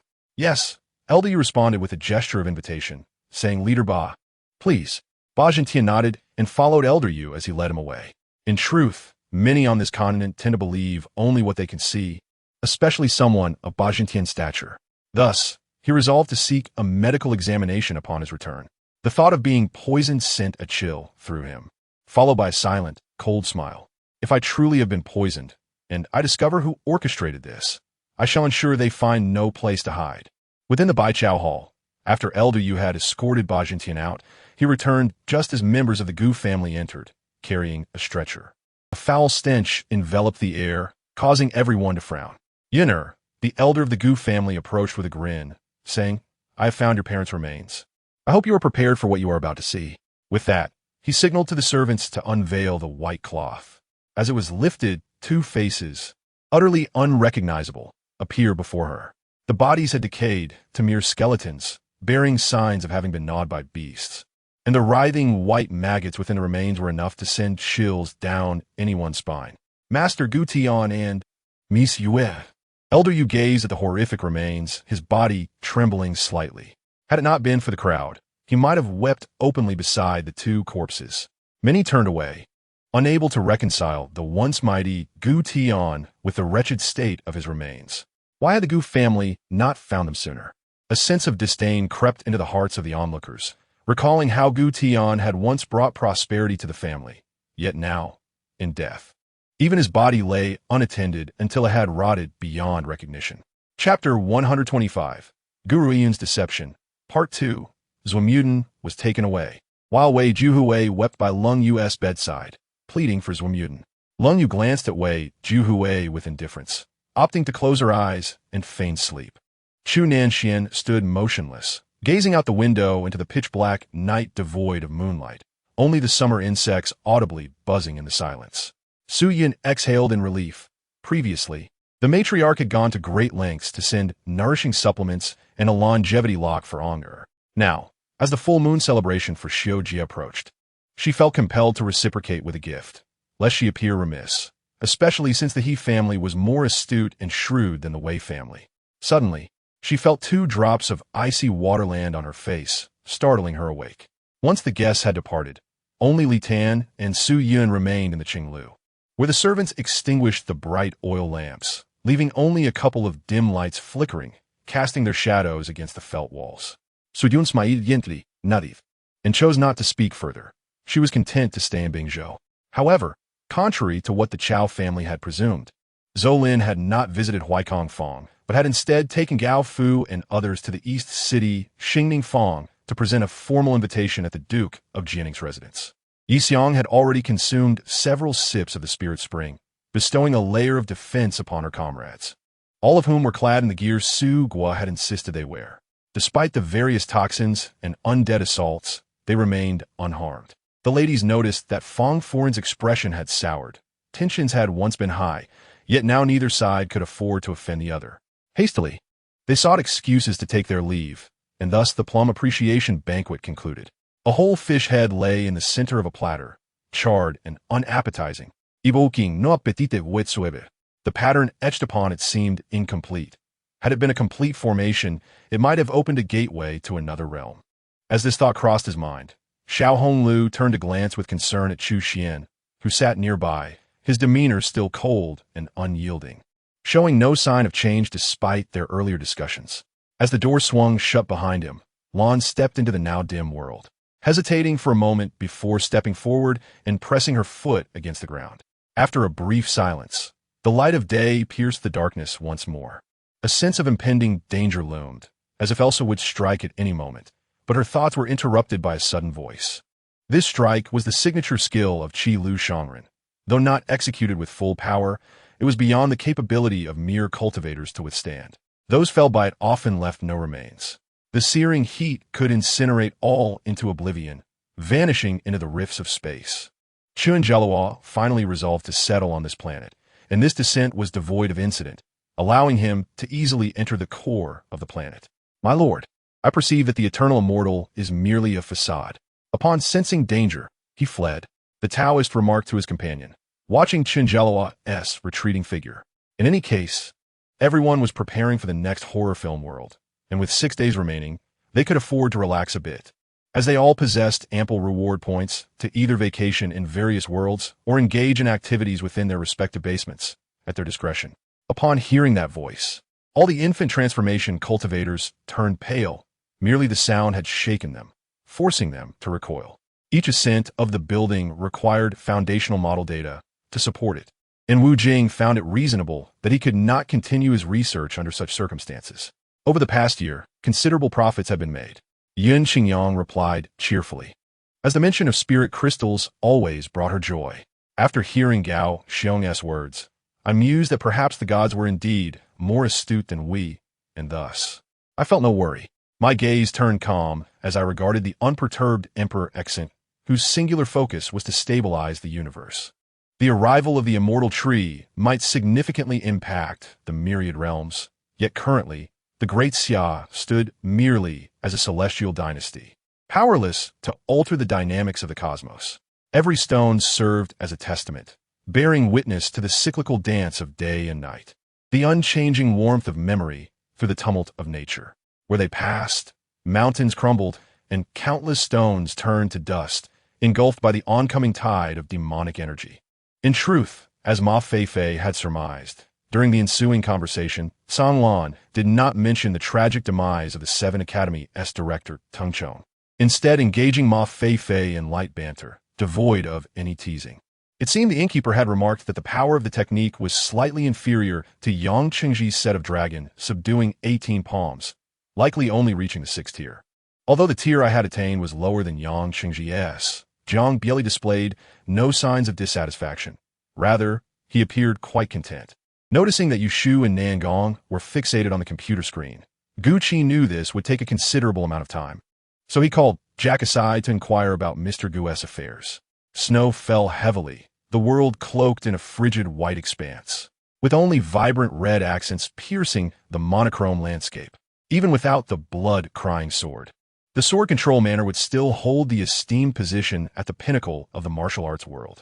No one would dare to belittle the manor simply because it had lost the blood-crying sword.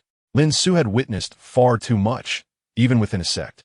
It was impossible for everyone to maintain constant harmony and unite against external threats. In her embrace, Shi Luo appeared outwardly indifferent. Yet internally, she was connecting the threads of this unfolding saga. Chapter 125, The Insidious Nature of Gu Ruoyun, Part 3, like a thunderclap. Disbelief coursed through the onlookers as they beheld Gu Ruoyun and Elder Yu. It was no wonder that Elder Yu had risked his life to save her during moments of peril. Their relationship was indeed of a peculiar nature. This woman, devoid of shame, dared to seduce a man older than her grandfather. Such behavior brought disgrace upon the Gu Tian couple. Utter nonsense. Elder Yu, who had always valued his reputation, finally succumbed to his frustration and uttered an expletive, just as he was about to retaliate against the old rogue. A delicate jade hand reached out, halting his movement. Gu Ruoyun's gaze was piercing, as if a sharp blade had pierced through the body of the elder. Gradually she spoke, her voice imbued with an invisible pressure. For the sake of my brother, I had no intention of exterminating you from start, but all of this has been forced upon me. Henceforth, The herbal pavilion shall place the Gu family on its blacklist, regardless of any ailments afflicting the Gu family. No physician shall extend their aid. To do so would mean waging war against the herbal pavilion. Didn't you just say I was leveraging Elder US name to intimidate others? Well, allow me to demonstrate that intimidation to you. In truth, Gu Ruoyun did not wish to eradicate the Gu family. Such an act would undoubtedly attract undue attention. Moreover, she preferred a complete annihilation, especially since the Gu family's second master had a son abroad. She aimed to uproot them entirely upon his return. Moreover, allowing them to believe she was merely riding on Elder US coattails was preferable to revealing her true identity as the master of the herbal pavilion. Elder Yu cast a sympathetic glance at the elder of the Gu family, easily imagining how miserable his future days would be after offending the young lady. Outside the manor, a group of individuals came to a halt. Their attire clearly indicated they were palace attendants, each adorned with a jade pendant that revealed their origins. According to reports, the ghost physician had made an appearance at the herbal pavilion's auction, and some had followed her here. Only the ghost physician could save His Highness the Crown Prince. We must first attempt diplomacy before resorting to force. If she is unwilling to assist, we will take a more aggressive approach. The leading middle-aged man's expression darkened. His hawk-like eyes sharpened. He waved his hand. Let us proceed inside. Strangely enough, as they stepped through the door, they found themselves unable to move, as if ensnared in a labyrinth, unable to find an exit. Commander, what should we do now? Hearing this, the middle-aged man furrowed his brow. If I am not mistaken, this must be a formation. I never anticipated the herbal pavilion would have set up such a formation. I have indeed been careless. However, if we cannot locate the ghost physician, the crown prince's life will be in jeopardy, and the very foundation of the royal family will be shaken. At that moment, a cacophony of chaos erupted, and as the group looked up, their expressions changed drastically. They beheld countless soldiers charging toward them with swords drawn. Even within the formation, the pain was all too real. Outside the formation, Wei Yi sat leisurely, cracking seeds and savoring fine wine. Her interest piqued by the sight of those flailing their swords in vain. To an outsider, this scene would be utterly bewildering, bordering on the supernatural. There was no one around to engage them, yet they bore numerous wounds with no apparent cause. Under the formation of Lord Zixi, how could such insignificant figures hope to escape? And they had the audacity to request her to treat the crown prince. Did they truly believe she would heal just anyone? As for someone as narcissistic and arrogant as him, she would be the first to refuse. Particularly infuriating was the fact that the crown prince had the audacity to refer to her as a servant. Chapter 126. The Insidious Nature of Gu Ruoyun, Part 4. With such thoughts, Wei Yi was consumed by rage, wishing to plunge a few blades into that insufferable young man's chest. Meanwhile, in the inn, the elder of the Gu family cowered before the irate woman, fear evident in his voice as he stammered, "Elder, this has nothing to do with me. It is all that wretched Gu Ruoyun's fault. She deceived me." Elder May's countenance was frigid, exuding an aura of unrelenting frost. Her hand slammed heavily on the table, causing it to splinter in two, making the elder tremble in terror. At that moment, he cursed Gu Ruoyun in his heart, blaming him for the predicament that forced him to grovel before a woman. "General Gu, your son previously promised me that if you retrieve the remains of the Qingtian couple, you would receive a beauty-restoring elixir needed by our sect leader. Yet, is this how you repay our Mei sect for their assistance? You cannot even find 2 corpses?" The elder of the Gu family was truly at his wit's end. They had failed to recover the remains of Qingtian and his wife over a decade ago. Where could they possibly search now? "Elder Mei, allow me to explain. From the very beginning, Gu Ruoyun never intended to provide me with the elixir.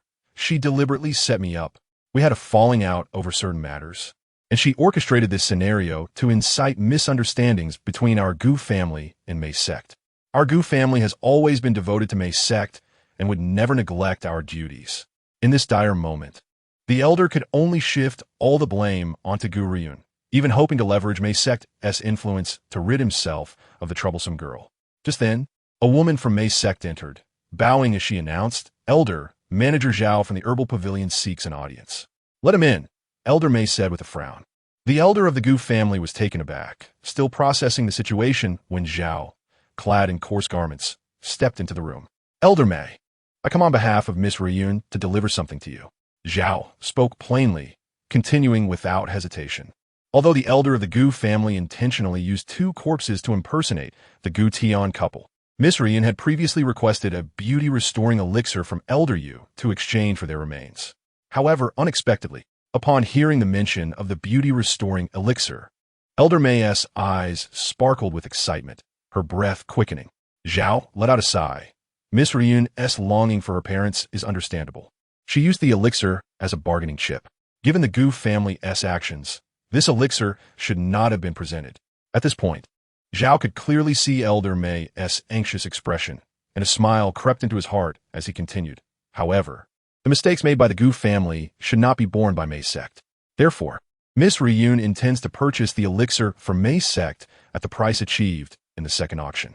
In truth, Gu Ruoyun had her reasons for this. To her, a beauty-restoring elixir was easily concocted, and trading an unnecessary pill for 20 million gold coins while simultaneously undermining the Gu family was a worthy exchange. Is what you say true? Elder May's face lit up with joy. For May's sect, 20 million gold coins was not a significant amount, yet, should it reach the auction block, even with that sum, they might not secure the beauty-restoring elixir. Chapter 127. 3 Years, Part 1. Miss Ruoyun is unlike certain individuals who lack integrity, Zhao remarked, casting a glance at the pale-faced elder of the Gu family, sneering as he added, However, Elder May, I advise you to be cautious. This elder of the Gu family delights in stirring the pot and fabricating stories. I hope you do not fall for his one-sided narrative. Such a person would not hesitate to use corpses to impersonate his own son. What else could he be capable of? Elder May felt a twinge of shame. Had it not been for the timely intervention of Master Zhao, he might have genuinely believed the words of old Master Gu and even harbored animosity towards Gu Ruoyun, potentially leading to dire consequences. Master Zhao, please return and inform Miss Ruoyun that her father, Gu Tian, was regarded as a hero by all. As his daughter, I trust she will surpass him in every respect. Should she find the time, she is always welcome to visit our May sect. I will convey your message to Miss Ruoyun. Farewell. Master Zhao cupped his fists and turned away without casting a glance at the old man from the Gu family. Once he departed, the old man felt a chilling gaze upon him. He stiffly turned to face Elder May, whose expression was as cold as ice. Elder May, allow me to explain. The reality is not as you perceive. Then enlighten me, what is the truth? Elder May retorted with a mocking smile. Your incompetence is appalling, and yet you dare to shift all the blame onto an innocent girl. Had Master Zhao not delivered the elixir just now, I might have been swayed by your deceit. The mere thought of this old scoundrel treating him like a fool ignited a fiery wrath within Elder May, his piercing gaze akin to a sword, capable of penetrating the old man's very soul. Elder May, enough. Elder May interrupted coldly. We, the May sect, initially sought to assist the Gu family, yet you squandered that opportunity and plunged yourselves into an abyss of despair. The old man felt a wave of cold wash over him, as if he had plunged into an icy abyss. He opened his mouth to continue his defense, but no sound emerged. General Gu, you may depart.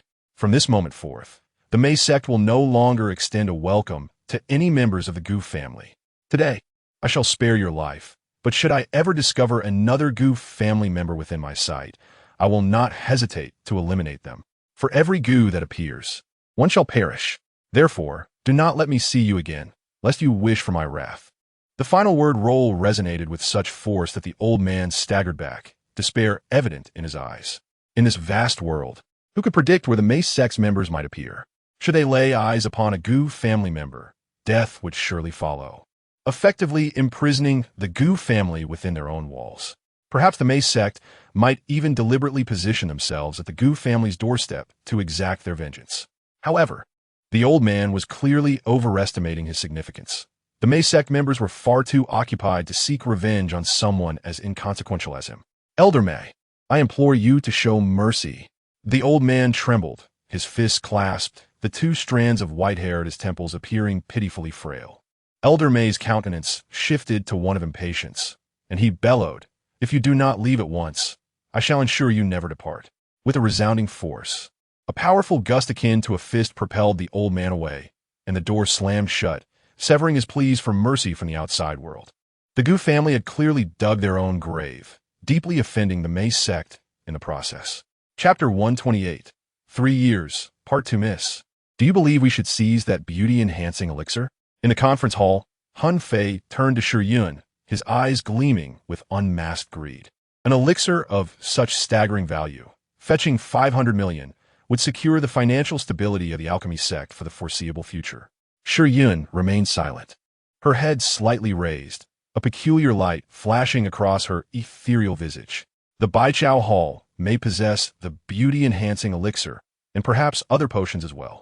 Elder Hun Fei, we must acquire those treasures at all costs. Power.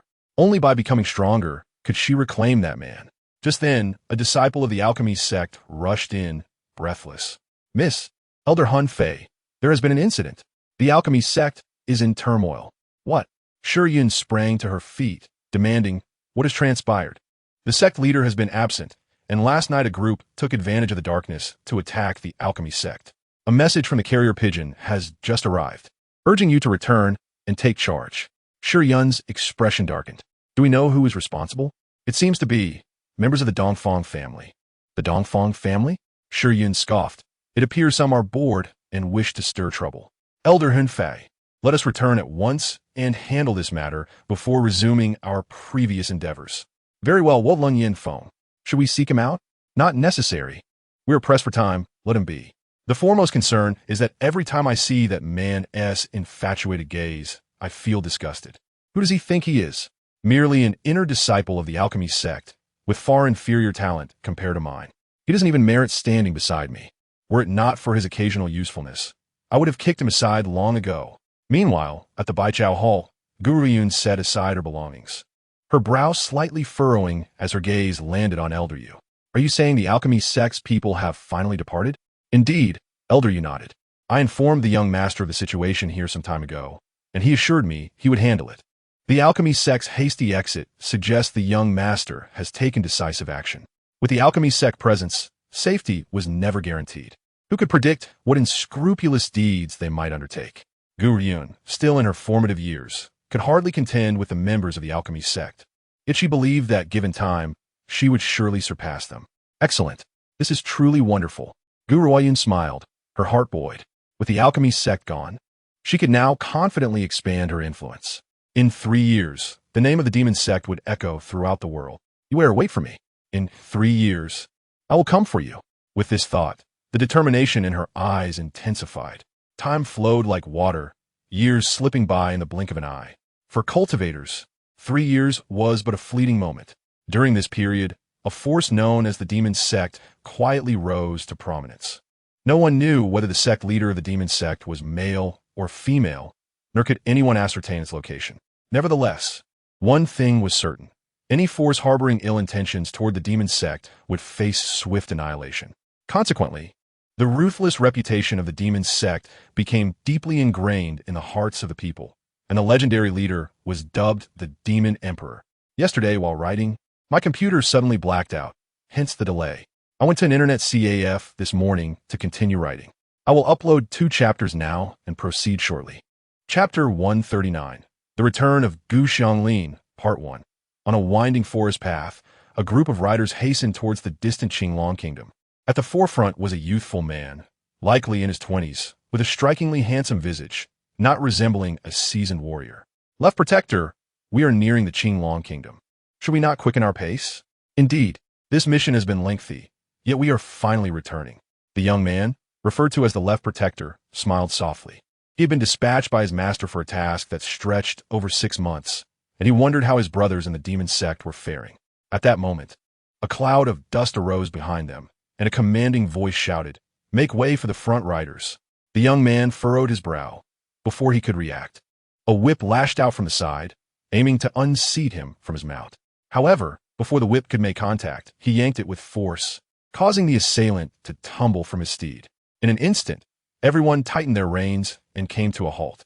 As I observed the figures rushing towards us from behind, they were all clad in identical attire, each mounted on a swift wolf steed, their expressions radiating arrogance and disdain. Were they from the Qingfeng sect? A flicker of unease crossed my eyes as I coldly regarded these individuals before me. I wonder what reason you have for obstructing my path. While the Qingfeng sect may not boast the same power as the Dongfang clan and other factions, it is nonetheless a sect well recognized. as any sect must have a martial king to oversee it.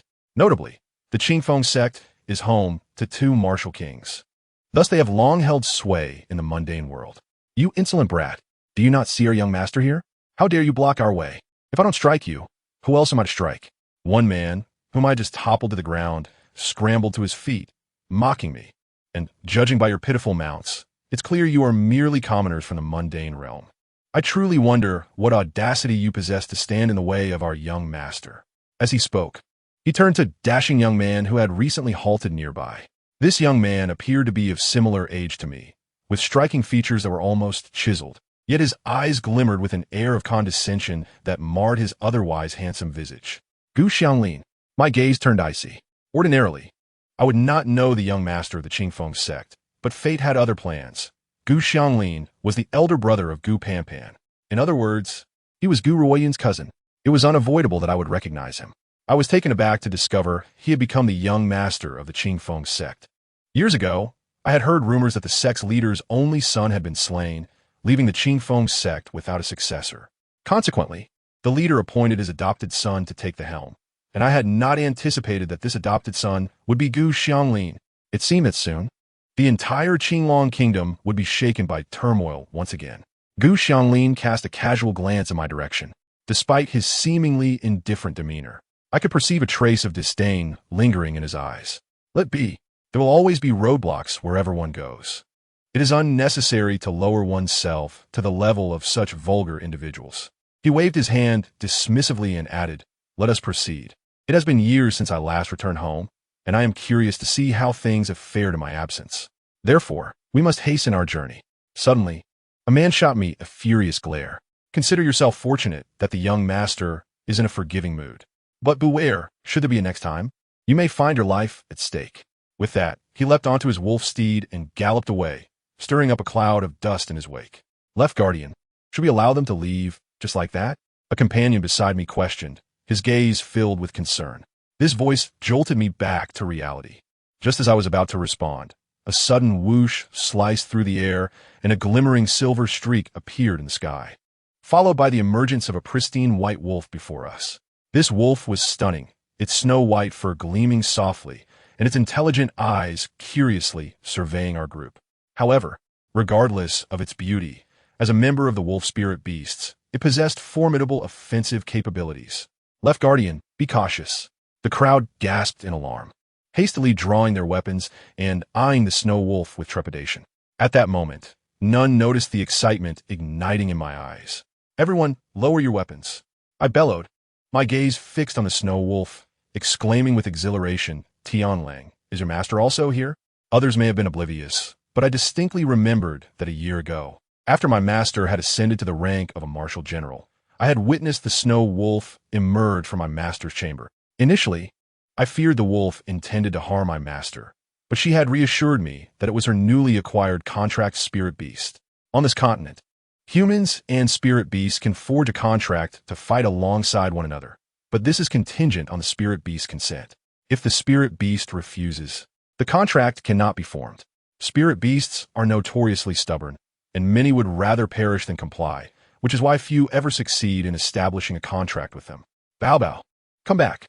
At that moment, a familiar voice reached my ears, and I watched as the snow wolf dashed back, nuzzling affectionately against a young girl's leg, seeking her affection. As the crowd's gaze followed the wolf, they were captivated by the sight of the girl standing beneath the Qingfeng sect's banner. "Master," they exclaimed in unison, "why are you here, and why are you so familiar with that wolf?" "Welcome back," Gu Ruoyun greeted with a gentle smile as she approached us. "But why are you all standing around idly?" "Master," I contemplated for a moment before looking at Gu Ruoyun. "We just encountered Gu Xianglin and had a bit of a dispute. He has become the young master of the Qingfeng sect." "Gu Xianglin?" Her slender fingers gently caressed the snow wolf's soft fur. After a moment of silence, she remarked, "The Qingfeng sect seems to possess 2 martial kings, both of the lower tier. However, even if he is the young master, it changes little. Additionally, seek wind. I need you to assist me with another matter." She leaned closer, whispering a few words into my ear. Upon hearing her, I gazed in astonishment at her delicate features, clasped my fists, and replied, "Your subordinate shall obey." In the Gu family estate, Upon learning of Gu Xianglin's return, everyone rushed out to greet him. Among them, the most delighted was the second madam of the Gu family, for her son had returned. Who would dare to bully her now? Especially that little wretch, Gu Ruoyun, who relied on the support of the Yu elder. What of it? When the time came, would she not have to kneel and apologize? At that moment, she resolved to force that little wretch to insult her own mother. Otherwise, she would make her pay dearly.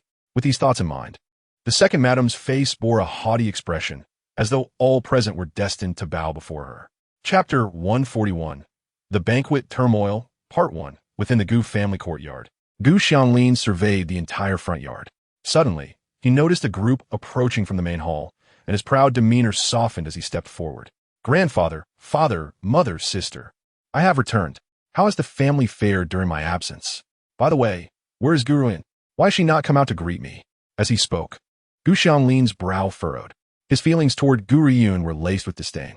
So what if Gu Shangxiao overshadowed him in every regard? This sister of his was nothing more than a useless burden. If it weren't for her blood connection to the Gu family, she would likely have been cast out long ago. Umph. The old man snorted coldly, speaking with palpable resentment. Do not mention that wretched girl. What has happened? Gu Xianglin inquired, taken aback. He knew that even if the old man disliked Gu Ruoyun, he would not speak of her in such derogatory terms.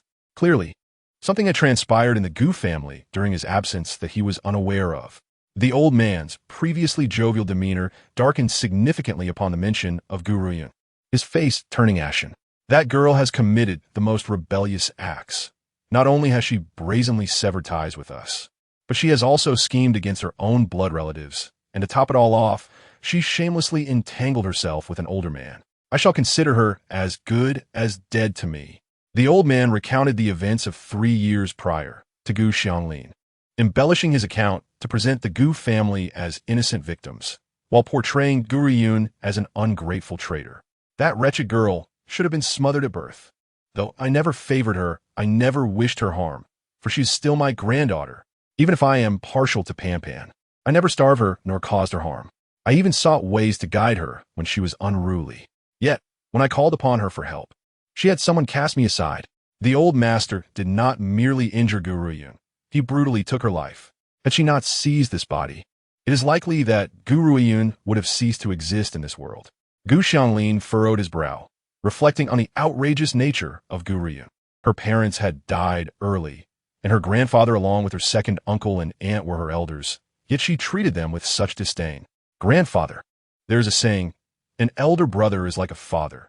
Since her brother is not present, I, as her cousin, shall assume the role of her father and educate her properly, instilling in her the values of respecting her elders and caring for the young. Had these words come from another, Gu Xianglin might have doubted them. But since they were uttered by the old master, the figure he revered throughout his life, he accepted them without hesitation. Liner, why waste words on such a vile creature? Simply instruct the Qingfeng sect to eliminate her. The second lady exclaimed, her anger palpable. She harbored a deep desire to inflict harm upon that wretched face, to relieve her pent-up resentment. Gu Xianglin glanced at his mother and spoke slowly. Mother, regardless of her actions, Gu Ruoyun is still of the Gu family bloodline. While she may disregard kinship, we must not descend to such depths. Since I have returned for a welcoming banquet, as the young master of the Qingfeng sect, many influential figures will come to pay their respects. I shall extend an invitation to her, allowing her to witness the grandeur of such an event. Perhaps then she will comprehend the benefits of returning to the Gu family. As he spoke, his expression bore an unmistakable pride, clearly confident in his plan. What? The second lady jumped up, incredulous. You want that vile creature to greet you? Liner, what is your status? You are the young master of the Qingfeng sect. What is she? Merely a wretched woman who climbed to her position through the old man. Does she deserve to welcome you? I find her mere presence in the Gu family an affront. In the past, the second lady would not have voiced such disdain, but now, with her son having become the young master of the Qingfeng sect, pride swelled within her. In comparison to her son's brilliance, Gu Ruoyun was nothing but dirt, utterly contemptible. Enough, speak less, the old master warned, casting a disapproving glance at the second lady. He had never approved of her entrance into the Gu family. Had it not been for the fact that she bore a commendable son, she would have been cast aside long ago, behaving like an uncouth shrew. allowing all matters to be dictated by Xianglin's arrangements. A mere woman should not meddle in affairs beyond her grasp. Upon hearing the old master's words, the second lady begrudgingly fell silent, her heart brimming with indignation. What right did that heartless, ungrateful creature have to partake in her precious son's banquet? Of course, the second lady had never reflected on how they had bullied Gun. Initially, when Gu Xingxiao was present, their actions were not overly harsh, but once he departed, their cruelty escalated, culminating in the brutal murder of an innocent girl for the sake of a stranger. Why would they expect any affection from Gu Ruoyun in return? Yet, individuals like the second lady would never acknowledge their own faults. In her eyes, she was blameless, and the fault lay solely with others. Xiaoyan. As Gu Ruoyun stepped into the estate, a red figure, ghostly in its swiftness, approached rapidly from distance. Silver hair flowed like a celestial being, accentuating a face of unparalleled beauty, while the man's expression bore an air of grievance as he gazed at Gu Ruoyun. Xiaoyan, while you were away, they bullied me. Bullied you? Who? Gu Ruoyun furrowed her brow in inquiry. So Shangchen, Qianbei lamented. He said there are differences between men and women, insisting I should not follow you around all day. He even mentioned something about not sharing a table until the age of 7, claiming my presence would harm you. Xiaoyan, is it true that I cannot be by your side? Seeing the man's pitiful demeanor caused Gu Ruoyun's heart to ache. She perceived Qianbei as a fragile child, deserving of protection for his tender spirit, and thus, a wave of discontent towards Zhua Shangchen surged within her. At that moment, as she contemplated how to reprimand Zhua Shangchen, she failed to notice the fleeting glimmer in the man's eyes, a moment so swift it was nearly imperceptible. There was no choice. To rid herself of that relentless pest, she had to act accordingly. If it were someone like Lung Yanfeng, she could directly confront him to prevent further harassment. But given that this pest seemed to maintain a decent rapport with Xiaoyan, should she resort to violence, Xiaoyan would undoubtedly be angered. At this juncture, Manager Zhao hurried in, announcing, "Miss, the fourth prince seeks an audience." Upon hearing this, Gu Ruoyun quickly retorted, "I shall not see him." Manager Zhao stood dumbfounded. Miss Gu had always maintained a cordial relationship with the fourth prince, yet now she refused to even meet him. "Xiaoyan, have I wronged you in some way? Why do you harbor such resentment towards me, that you would deny me entry?" Suddenly, a voice of resignation echoed from behind, and a figure clad in peach pink approached with haste, a face as lovely as a peach blossom, bearing an expression of sorrow. "I do not recall having done anything amiss. Why is this girl so cold-hearted today?" "The fourth prince, alas, my door is too small to accommodate your grand presence," Gu Ruoyun replied coldly. "Moreover, my affairs are not for the fourth prince to meddle in. Were it not for your connection to my brother, you would have been shown the door long ago.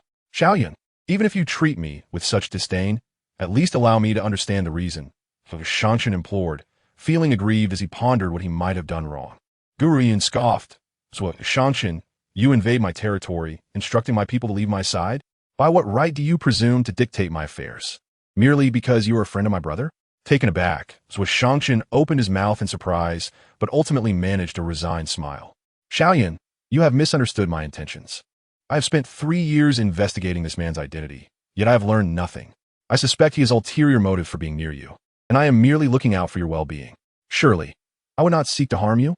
Zhua Shangchen's concerns were indeed rooted in her safety. However, Zhua Shangchen, I understand your worries for my safety, but I trust Qianbei. He would never harm me. This unwavering trust surprised even her. Previously, she had trusted Lu Chun, yet she could not maintain that trust when faced with his sword aimed at her. However, with both Qianbei and Zixi, she extended her complete trust. Even if they pointed their swords at her heart, she believed they would never bring her harm. After all, her trust in them was not akin to her trust in Lu Chun, which was built upon flattery and time, but rather stemmed from a deep-seated faith in them. Even if they had only known each other for 3 years. So Shangchen narrowed his eyes, examining Qianbei with a serious gaze. He could not fathom why Xiaoyan held such faith in this man, particularly one of dubious standing. Suddenly, the man cast his gaze towards Zhua Shangchen. His red eyes, seemingly stained with blood, weighed heavily upon him, as if a hand were crushing his heart, rendering him breathless. Powerful, this man possessed formidable strength, and for reasons unknown, he concealed even more beneath the surface. Zhua Shangchen could not comprehend why this man was present in Gu Ruoyun's life or what his intentions were. Only those who had bathed in blood could evoke such a sense of dread. Yet, paradoxically, this man appeared before Gu Ruoyun as a pitiful, wronged spouse, feigning innocence and vulnerability, devoid of any aura of strength. Fourth Prince, I would advise against repeating those same words. Otherwise, even if we were once friends, I shall not extend you any courtesy. Gu Ruoyun cast a glance at Zhuoshangchun and spoke in a calm tone, naturally protective. She would never allow anyone to utter a single disparaging word about Qian Beiyi, who was always by her side. Xiao Yin'er, you are truly biased. Zhuoshangchun pouted, his eyes filled with resentment. Your defense of him makes me envious and filled with jealousy. When will you stand up for me? Gu Ruoyun rolled her eyes at him, retorting, I will avenge you once you are dead. Instantly, Zhuoshangchun's countenance darkened. How dare this girl curse him? Suddenly, he broke into a smile, radiating charm like blossoms in spring. The thought of earning Gu Ruoyun's protection made the prospect of death seem less daunting. At that moment, Zhao Zhongge, who had been hesitating nearby, noticed that his young lady was being teased and hurriedly intervened. Miss, there is something I must report. The second young master of the Gu family, Gu Xianglin, has returned. The Gu family is hosting a welcoming feast for him and has sent you an invitation. Will you attend? Zhuoshangchun frowned, casting a disapproving glare at Zhao Zhonggue for his interruption. Of course I'll go. Gu Ruoyun replied with a cold laugh. Zhao Zhonggue, please inform Wei Yi to join me. Yes, miss, Zhao Zhonggue replied respectfully, slowly retreating. Once the old man had finally left, Zhuoshangchun attempted to speak, but was cut off by Gu Ruoyun. Fourth Prince, I must go cultivate. If you have nothing else, you may return. Zhuoshangchun shrugged, a smile gracing his lips. If you're going to cultivate, I shall not disturb you. Oh, by the way, a month ago, Gu Shangxiao emerged from his seclusion, and I informed him of your situation. At once, Gu Ruoyun halted in her steps. Are you saying my brother will return? I cannot say for certain. Zhuoshangchun shook his head. In my final message, I told him you were well, and that I would remain here for the time being. He cannot leave either, for if he does, there will be those seeking to exploit his absence, and that would create chaos. Although Zhuoshangchun could not see Gu Ruoyun's expression, he sensed the fleeting disappointment in her heart. How many years had it been since Gu Xingxiao left? How long had it been since she had seen her only family? Only his strength could protect his beloved sister and avenge their parents' grievances. Perhaps only Zhuoshangchun understood the longing Gu Shangxiao had harbored for her over the years. The garments Gu Ruoyun had sewn for him were treasures, and once, when they were torn during a battle, Gu Shangxiao had flown into a rage, tearing the assailant to shreds. He cherished that garment, replacing it with another to keep it safe, taking it out whenever he missed her. It was the thought of her that had enabled him to survive countless perils, for he feared that if he perished, his sister would be left alone and suffer greatly. I understand, Gu Ruoyun smiled, turning to Zhuoshangchun. Please send a letter to my brother, informing him that I am well here and that he need not return for me. When I am powerful enough, I will seek him out. With that, she did not linger but turned to enter her room, gently closing the door and blocking Zhuoshangchun's view. During this period, the Gu general's residence was bustling with activity. Essentially, everyone in the Qingtian Kingdom was aware that Gu Xianglin, the second young master of the Gu family, had become the young master of the Qingfeng sect. Consequently, those who had previously looked down upon the Gu family were now scrambling to ingratiate themselves. The old master of the Gu family was elated. Since being threatened by the Mei sect 3 years prior, he had not experienced such lively times, all thanks to his outstanding grandson. Finally, the day of the feast arrived amidst the flattery of the crowd. That night, under a moonlit sky, an array of luxurious carriages lined up outside the Gu residence, with guests arriving in succession. Listening to the sycophantic praises, the old master of the Gu family smiled broadly, his aged face brimming with pride, as though everyone present was merely unworthy of gazing upon the Gu family. At that moment, a rather ordinary carriage halted at the entrance. Upon recognizing the emblem, all eyes turned towards it. Even those surrounding the old master ceased their flattery. It is the people from Baichao Tang. Given the current relationship between Baichao Tang and the Gu family, why would they come here?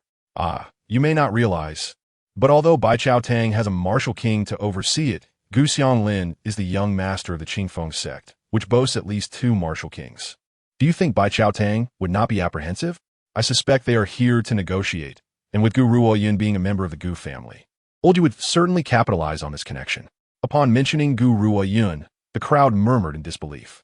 They had never imagined that a hero like Gu Tian would give rise to such a shameless woman, who had the audacity to seduce an old man for her own selfish desires, tarnishing Gu Tian's illustrious reputation. Moreover, this gossip had originated from the old master of the Gu family and could not possibly be fabricated. No wonder Gu Tian had expelled her from the family. Such a disgraceful woman would not be welcomed in their household. You have arrived?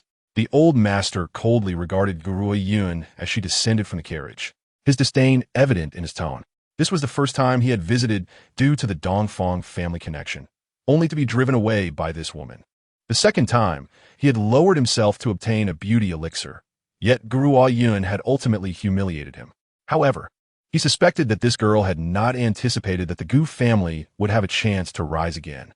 Even without Gu Shangxiao and her, he still had another outstanding grandson. Ha ha ha!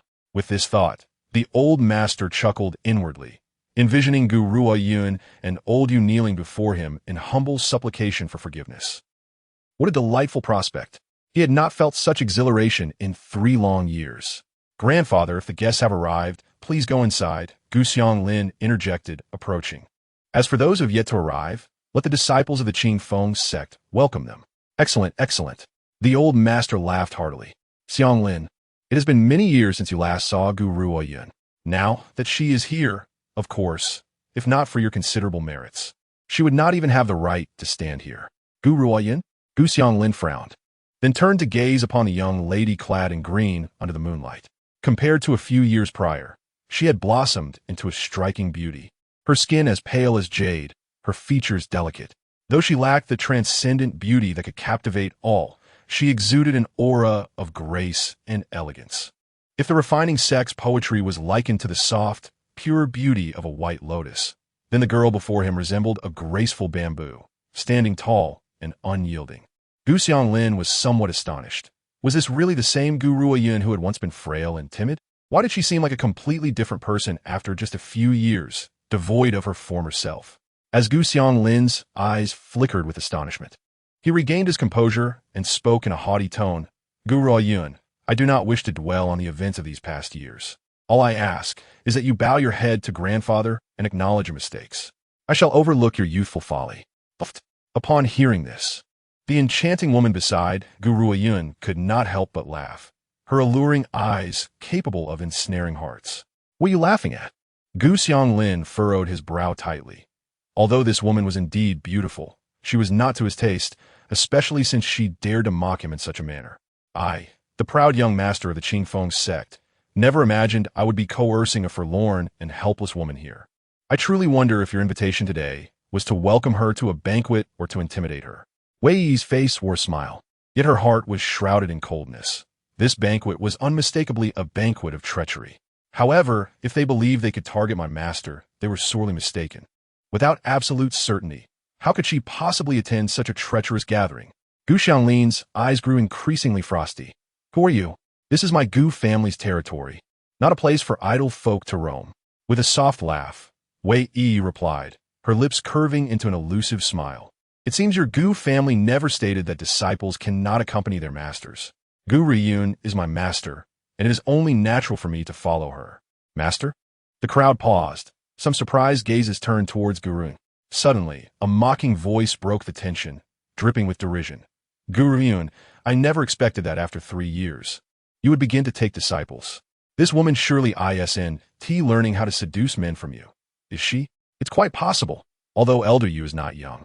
He is the master of Baichao Hall, and following him would be no loss, haha.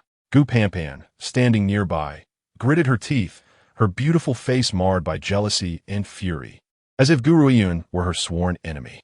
Wei Yi's gaze darkened. A glimmer of coldness flashed in her eyes as she slowly raised her palm, a surge of spiritual energy beginning to coalesce there. At that moment, a hand reached out from the side, gently grasping her hand. Are you here to invite me to the banquet or to seek retribution? Gu Ruoyun smiled coldly, her clear eyes sweeping over the crowd. If you are unwelcome, I shall take my leave. Having spoken, she took Wei Yi's hand, ready to depart. Yet, how could the old man let such an opportunity for humiliation slip away?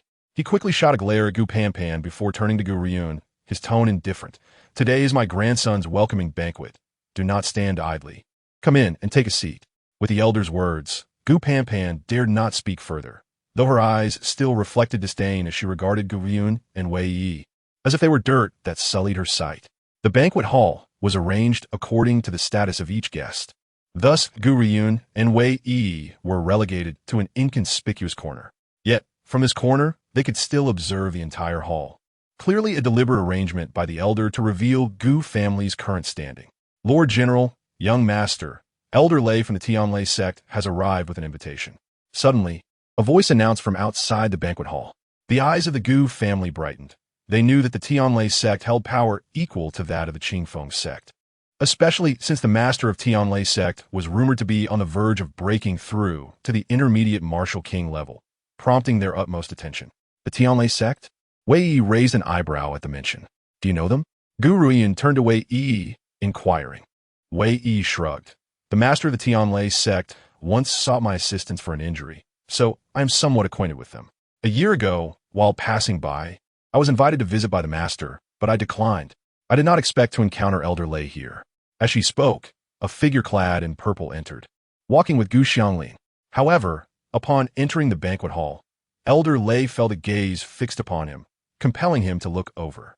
Upon doing so, he was momentarily stunned, a flash of astonishment crossing his eyes. A year prior, upon learning that the ghost doctor would pass through the Tianlei sect, it was Elder Lei himself who went to extend the invitation. Unfortunately, the ghost doctor was too busy at the time and declined. Who would have thought that a year later they would meet here? Initially, Elder Lei held little regard for the Gu family, viewing it merely as a mundane general's estate, unworthy of his attention. Yet, he could not disregard the Qingfeng sect's reputation, which prompted him to attend a banquet hosted by such a family. If this general's estate could even invite the ghost doctor, he would certainly have to reevaluate his perception of him. "General Gu, how did you manage to extend an invitation to this young lady?" In truth, Elder Lei was eager to ask how they had managed to invite the ghost doctor. Not even the Tianlei sect, nor the refining sect, could boast such an honor. After all, while the ghost doctor might not be the most powerful, she was someone capable of competing with the king of hell for lives, who on the continent would not experience a medical emergency. To offend her was tantamount to offending the king of hell.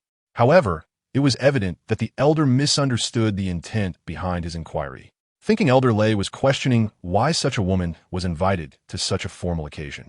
Thus, he hurriedly replied, "You mean her? She is my granddaughter's disciple, but—" The elder intended to mention that Gu Ruoyun had been expelled from the Gu family, hoping that this would placate Elder Lei's concerns about the presence of a woman resembling a courtesan at this gathering. Yet before he could finish his thought, Elder Lei hurried over to Wei Yi. "Haha, ghost doctor, what a coincidence to see you here." His words abruptly silenced the conversation between Wei Yi and Gu Ruoyun. As she turned to face Elder Lei, giving a faint nod, "It is quite a coincidence. This young lady is—" Elder Lei's smile was charming, yet his gaze shifted to Gu Ruoyun. The elder had just heard General Gu refer to her as the ghost doctor's master. Did this imply that her medical skills surpassed even those of Wei Yi? What remarkable abilities must she possess? If Wei Yi could seize life from the king of hell, could this young lady possibly restore youth? "This is my master," Wei Yi replied, a smile gracing her lips.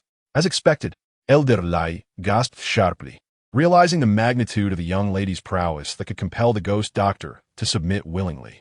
Since the arrival of the Tianlei sect, all eyes have been drawn to them. Now, hearing the crowd refer to Wei Yi as the ghost doctor, a thunderous shock coursed through the hall, nearly overwhelming him. Could it be that the woman who has followed Gu Ruoyun all this time is indeed the famed ghost doctor, known for her ability to mend bones and resurrect the dead? Though the ghost doctor had made an appearance at an auction in the past, one needed considerable power and wealth to gain entry to such an event. Thus, it was no wonder that no one recognized her as the illustrious ghost doctor upon her arrival. "Grandfather, he must be jesting, right?" Gu Panpan's lips trembled, her once flushed face now as pale as a ghost. Gripping the elder's sleeve tightly, she trembled as she asked. The woman she had belittled as merely learning to seduce men was the ghost doctor, and Gu Ruoyun, deemed useless, was her master? No, she could not accept this reality. In contrast to Gu Panpan's disbelief, Gu Xianglin's expression darkened. Although the Qingfeng sect had sent someone to the auction 3 years ago, It had not been him or any of the disciples present, so he had no knowledge of Gu Ruoyun's connection with the ghost doctor. Gu Shengxiao, you excel in every way, but there is one thing I surpass you in. My sister is far more exceptional than yours. Back then, Gu Ruoyun was merely a waste. This is something you will never surpass. But now, while Pan remained a protected young lady of the family, this woman had already become the master of the ghost doctor. With this thought, Gu Xianglin clenched his fists, his dark gaze fixated on Gu Ruoyun. By the way, Elder Lei seems to have recalled something. He turned to ask, General Gu, what were you about to say earlier? In stark contrast to his previous disdain, Elder Lei's tone now bore an unintentional hint of respect. The reason is simple. This old man is the grandfather of the ghostly physician, which makes it impossible for him to ignore the situation. No, nothing at all. The elderly gentleman, pale-faced, shook his head. What could he possibly say now? Should he admit to having expelled Gu Ruoyun from the family? Only a fool would utter such words. As for Gu Ruoyun, even if she did not acknowledge her identity, she would not embarrass him at the banquet. Oh, I see. Elder Lei chuckled lightly. General Gu, your granddaughter's ability to be accepted as an apprentice by the ghostly physician surely speaks to her exceptional talents. I must say, I envy you for having such an outstanding granddaughter. As soon as his words fell, a voice filled with terror emerged from the old gentleman. Elder Lei, you are mistaken. I am not from the Gu family. I am merely the daughter of Gu Tian. 3 years ago, the Gu family expelled me, a worthless person, from their home, so I have no connection with them. The young woman spoke with an indifferent expression, as if recounting an inconsequential matter. Elder Lei's smile gradually faded, and at that moment, the old gentleman could clearly sense the shift in the elder's demeanor. Worthless? Expelled from the family? Elder Lei said coldly. Does that mean she is no longer considered a member of the Gu family? The old gentleman's face turned pale as he opened his mouth, struggling to respond. After a long pause, he managed to utter a few words. Her talent is too poor. She only reached the second level of Qi gathering at 14. Although she had subsequently broken through and reached the level of a warrior in less than a year, her previous status as a worthless individual meant that no one could have kept her. Elder Lei looked surprised. A second level of Qi gathering at 14? Such talent is indeed abysmal. He turned to scrutinize Gu Ruoyun more seriously, his brow furrowing deeper with each glance. Old man Gu, do you take me for a fool? This girl appears to be merely 17 or 18, which means in 3 or 4 years, she has advanced from the second level of Qi gathering to a high-level warrior? Who else but the Ling Zone could possibly cultivate such a genius? The old man was clearly agitated. The old gentleman's face stiffened. Elder Lei, are you sure you are not mistaken? He had only intended to hint at Elder Lei to take another look, but those words had instantly infuriated him. What do you mean by that? Are you implying that I, Lei, have poor eyesight? That I cannot discern another's strength? If you do not believe me, let your grandson invite the leader of the Qingfeng sect here. I must inquire about this matter. I came as a guest, and yet someone dares to question me. As an elder of the Tianlei sect, Elder Lei was known for his decisiveness. How dare this old man, a mere useless individual, question his words? Moreover, he held some disdain for Gu Xianglin, knowing he was merely the adopted son of the leader of the Qingfeng sect, lacking any real standing. If it were not for the leader's orders, he would not have attended this banquet at all. However, Gu Ruoyun had not anticipated that Elder Lei would see through her strength, which surprised her. Elder Lei's cultivation method was the heavenly eye, which enabled him to see through anything. As if sensing Gu Ruoyun's confusion, the ghostly physician explained beside her. Upon hearing this, Gu Ruoyun nodded. She had been curious about why Elder Lei could perceive her strength, only to realize it was due to the heavenly eye. General Gu, next time you seek an excuse, try to come up with a more credible one. Who would believe such a tale? Furthermore, to be accepted as an apprentice by the ghostly physician, her medical skills must surely surpass even his. Yet, your Gu family cast her aside as worthless. If I had such a granddaughter, I would cherish her as a treasure. How could I ever let her go? Elder Lei found it incomprehensible why the old gentleman would abandon such an extraordinary granddaughter while clinging to those of no worth. Hearing this, the old gentleman felt as though his throat was being constricted, rendering him speechless, his face devoid of color. At that moment, the guests in the banquet hall seemed to regain their composure, murmuring amongst themselves. Gu Ruoyun was actually the apprentice of the ghostly physician, with such a prestigious figure as her mentor, who in the continent would not treat her with respect. Did she really need to resort to selling her body to entice elder Yu of the Baikatang? Even more absurd was Gu Ponpon's slander that the ghostly physician had learned the art of seduction from Gu Ruoyun. This was merely gossip from the old gentleman. And coupled with elder Yu's protection of Gu Ruoyun, it was clear that the old man was bitterly envious and sought to frame her. Elder Yu's defense of her undoubtedly stemmed from the ghostly physician's reputation. The murmurs of the crowd reached Elder Lei's ears, and he found it hard to believe. Was this truly the work of a person? To slander her as someone who sold her body to entice an elderly man? Did she even need to do that? With the ghostly physician's status, she could easily become a court physician wherever she went. Wait, Baikatang? Suddenly, Elder Lei recalled the astonishing auction held by Baikatang 3 years ago, his gaze turning inquisitively towards Gu Ruoyun. If she could have the ghostly physician as her apprentice, she must possess remarkable medical skills. Perhaps she was even related to the techniques of facial transformation. Thus, could the auction from 3 years ago be connected to this young lady? In an instant, Elder Lei's thoughts were racing. Yes, if that auction had nothing to do with her, how could the esteemed ghostly physician take her as an apprentice? Moreover, let us not forget that it was the beauty-restoring elixir that healed the ghostly physician's face. Heavens, this means that this young lady can concoct elixirs. Regardless of whether the auction was related to Gu Ruoyun, the Tianlei sect must establish a good relationship with her. The reason is simple. Her connection to the ghostly physician alone is sufficient. As Elder Lei contemplated how to approach Gu Ruoyun, a voice suddenly interrupted everyone's thoughts. General, the Tianlongmen, Bai Huagang, and Feng Fu are here to pay their respects. Upon hearing this, the old gentleman snapped back to reality, a look of joy crossing his aged face. What does it matter if Gu Ruoyun is beside the ghostly physician and Elder Lei? The forces we invited this time are not limited to the Tianlei sect. Soon, you will understand the immense influence of the Gu family. With that thought, he excitedly said, Xianglin, let's go greet our esteemed guest from afar. Watching the Gu family's elders and grandchildren stride out, Elder Lei furrowed his brow, a resolve flashing in his eyes. Miss Ruoyun, Master Ghost Physician, rest assured. No matter what, the Tianlei sect will stand by your side. This declaration solidified Elder Lei's allegiance. What are the opposing forces? He could not afford to offend the ghostly physician and Miss Ruoyun. Otherwise, he would surely regret it in the future. Moreover, had it not been for the ghostly physician's rescue, the sect leader would have perished long ago. Thank you, Gu Yi smiled enchantingly. Elder Lei, I shall always remember your kindness. However, I do not believe that the old gentleman has the capability to rally so many forces to his side. They are merely here to humiliate us. In truth, Gu Yi was right.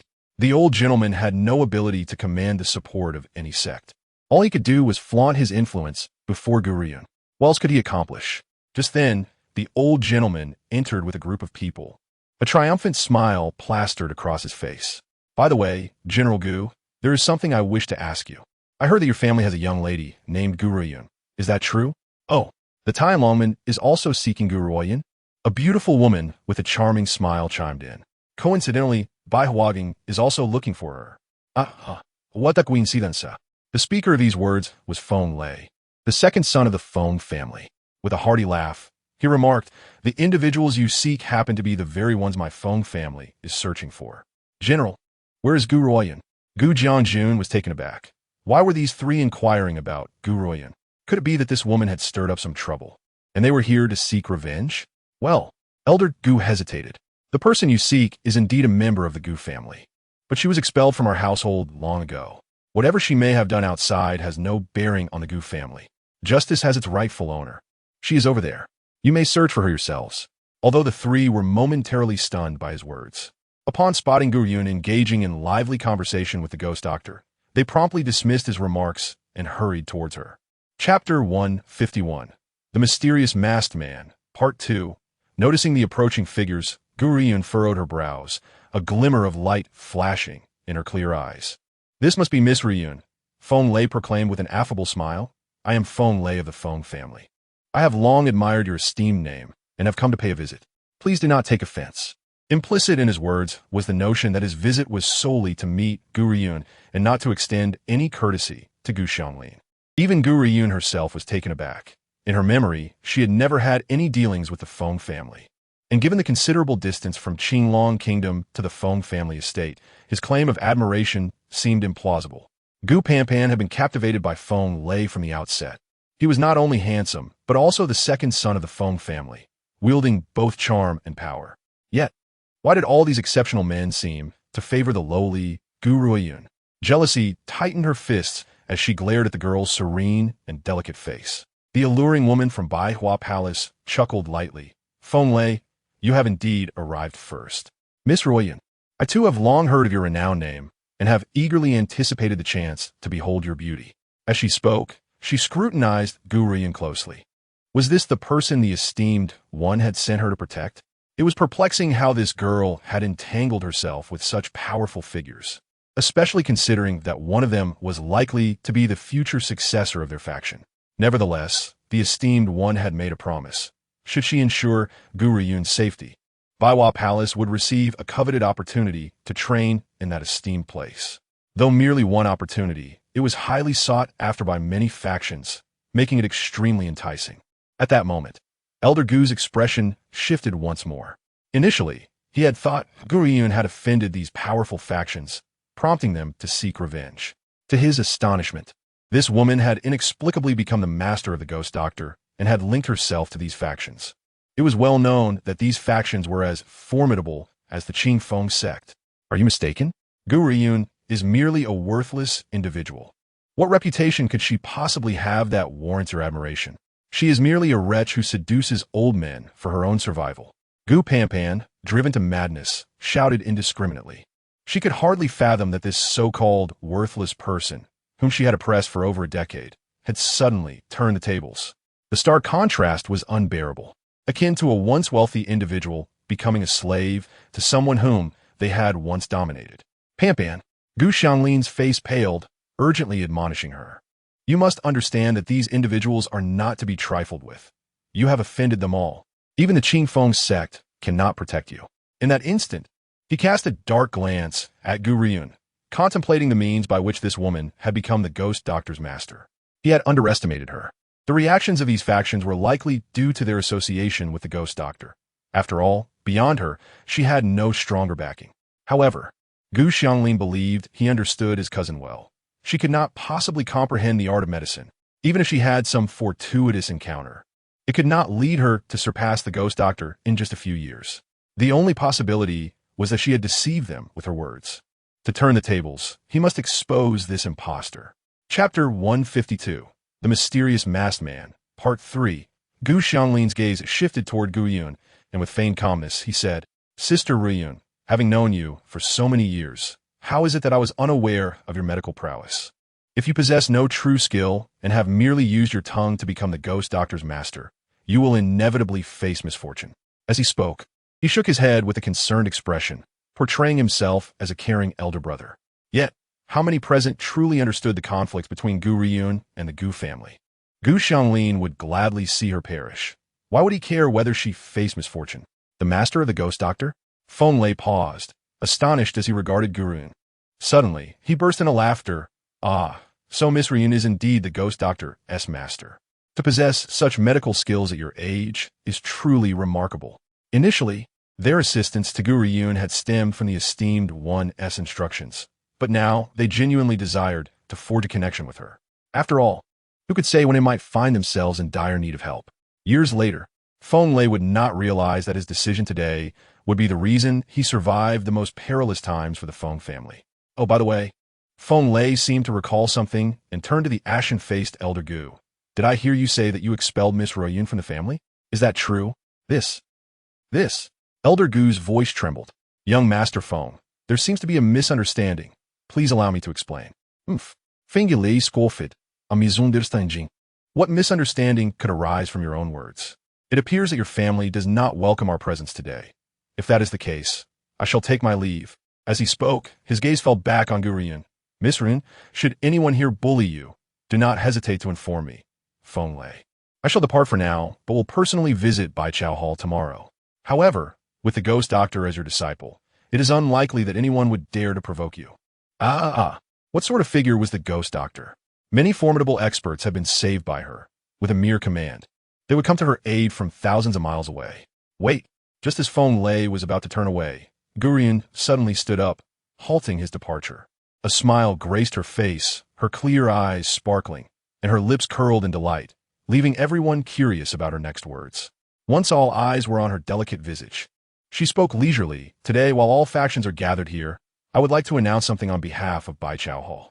She paused for a moment before continuing. I wonder if you all remember the auction 3 years ago? The auction 3 years prior had left the world astonished. It was an event no one could forget. Yet, it was uncertain what Gu Ruoyun's mention of this auction intended to convey.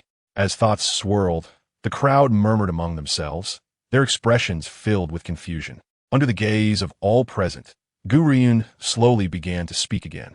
Recently, Baichao Hall has had the good fortune to acquire some medicinal pills, which will now be sold within the hall. This time, it will not be an auction. Instead, the prices will be clearly marked. However, due to limited quantities, those interested may come to Baichao Hall to purchase the pills 3 days from now. Boom!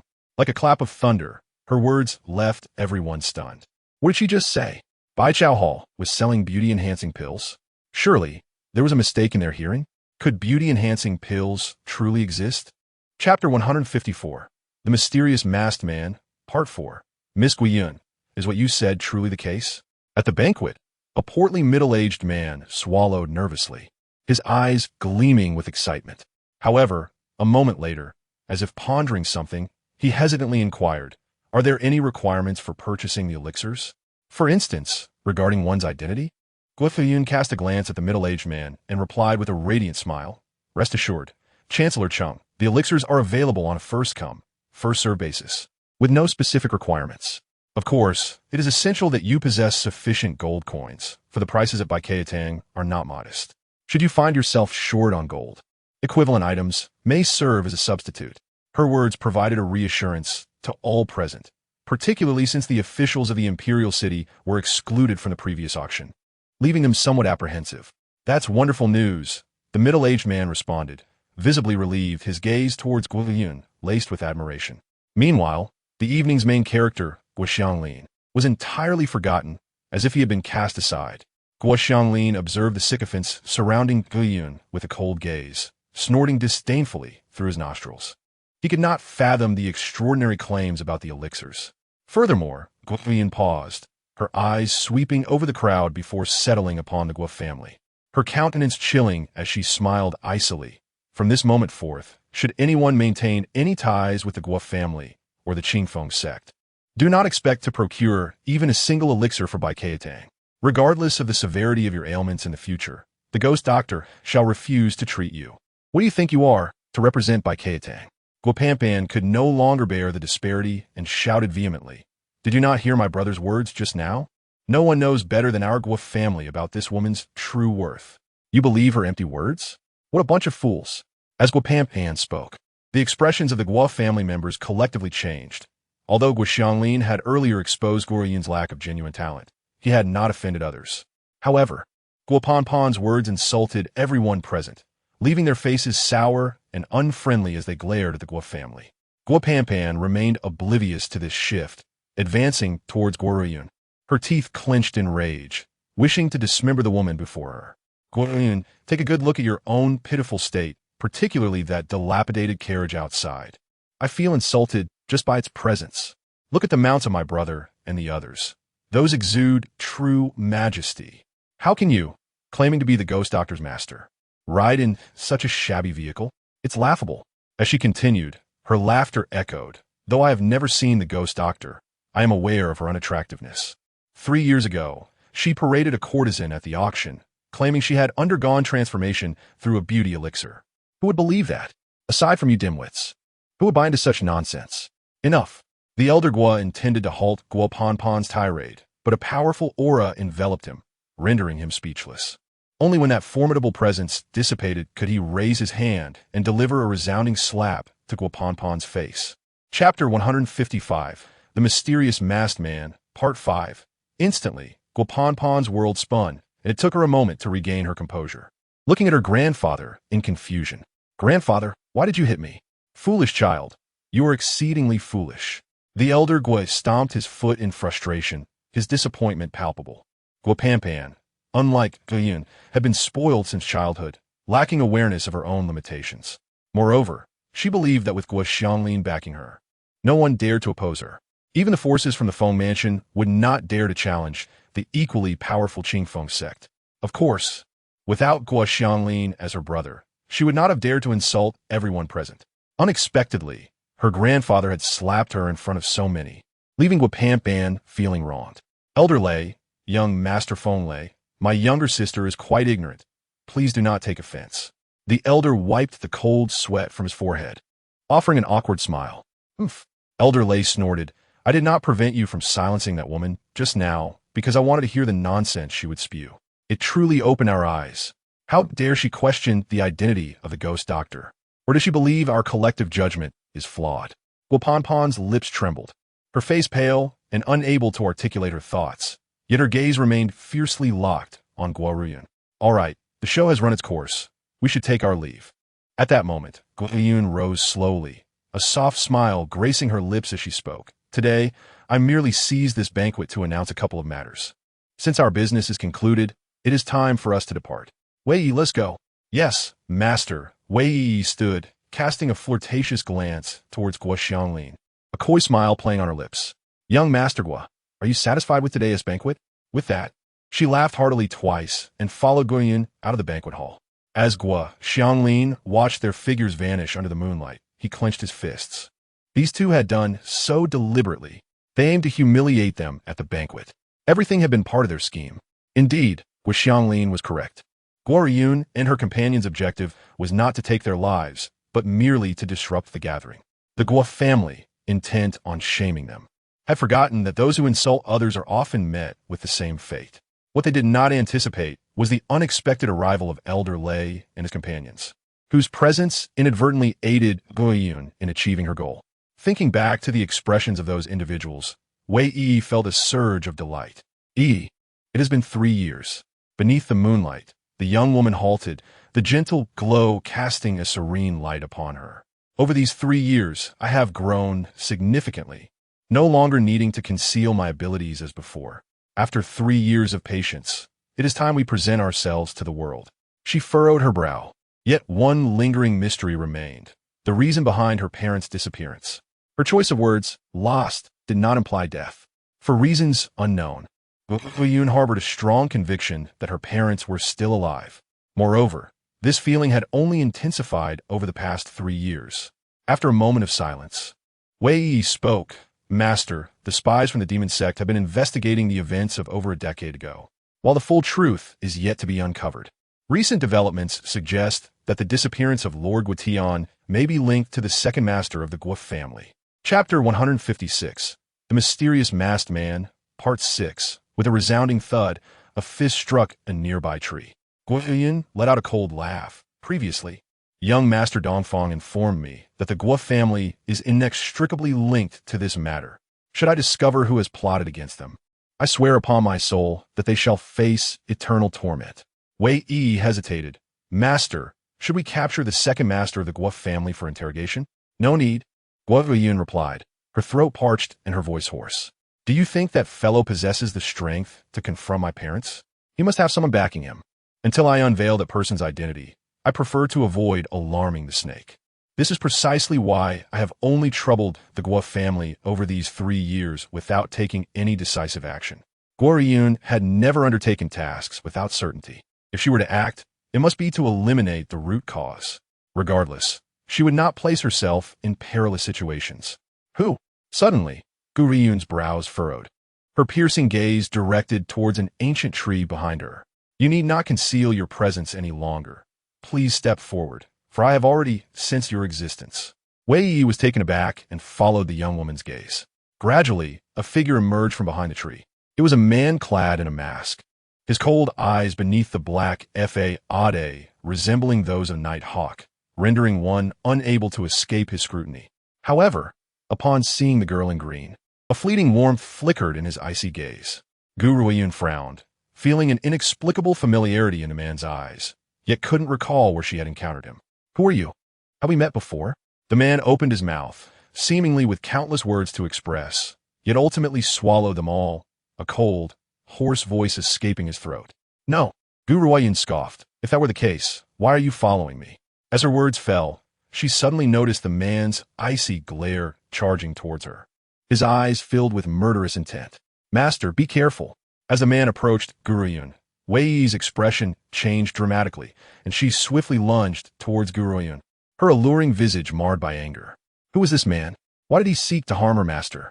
Yet, just as the man reached Gu Ruoyun, he pulled her tightly into his embrace and raised his hand to block.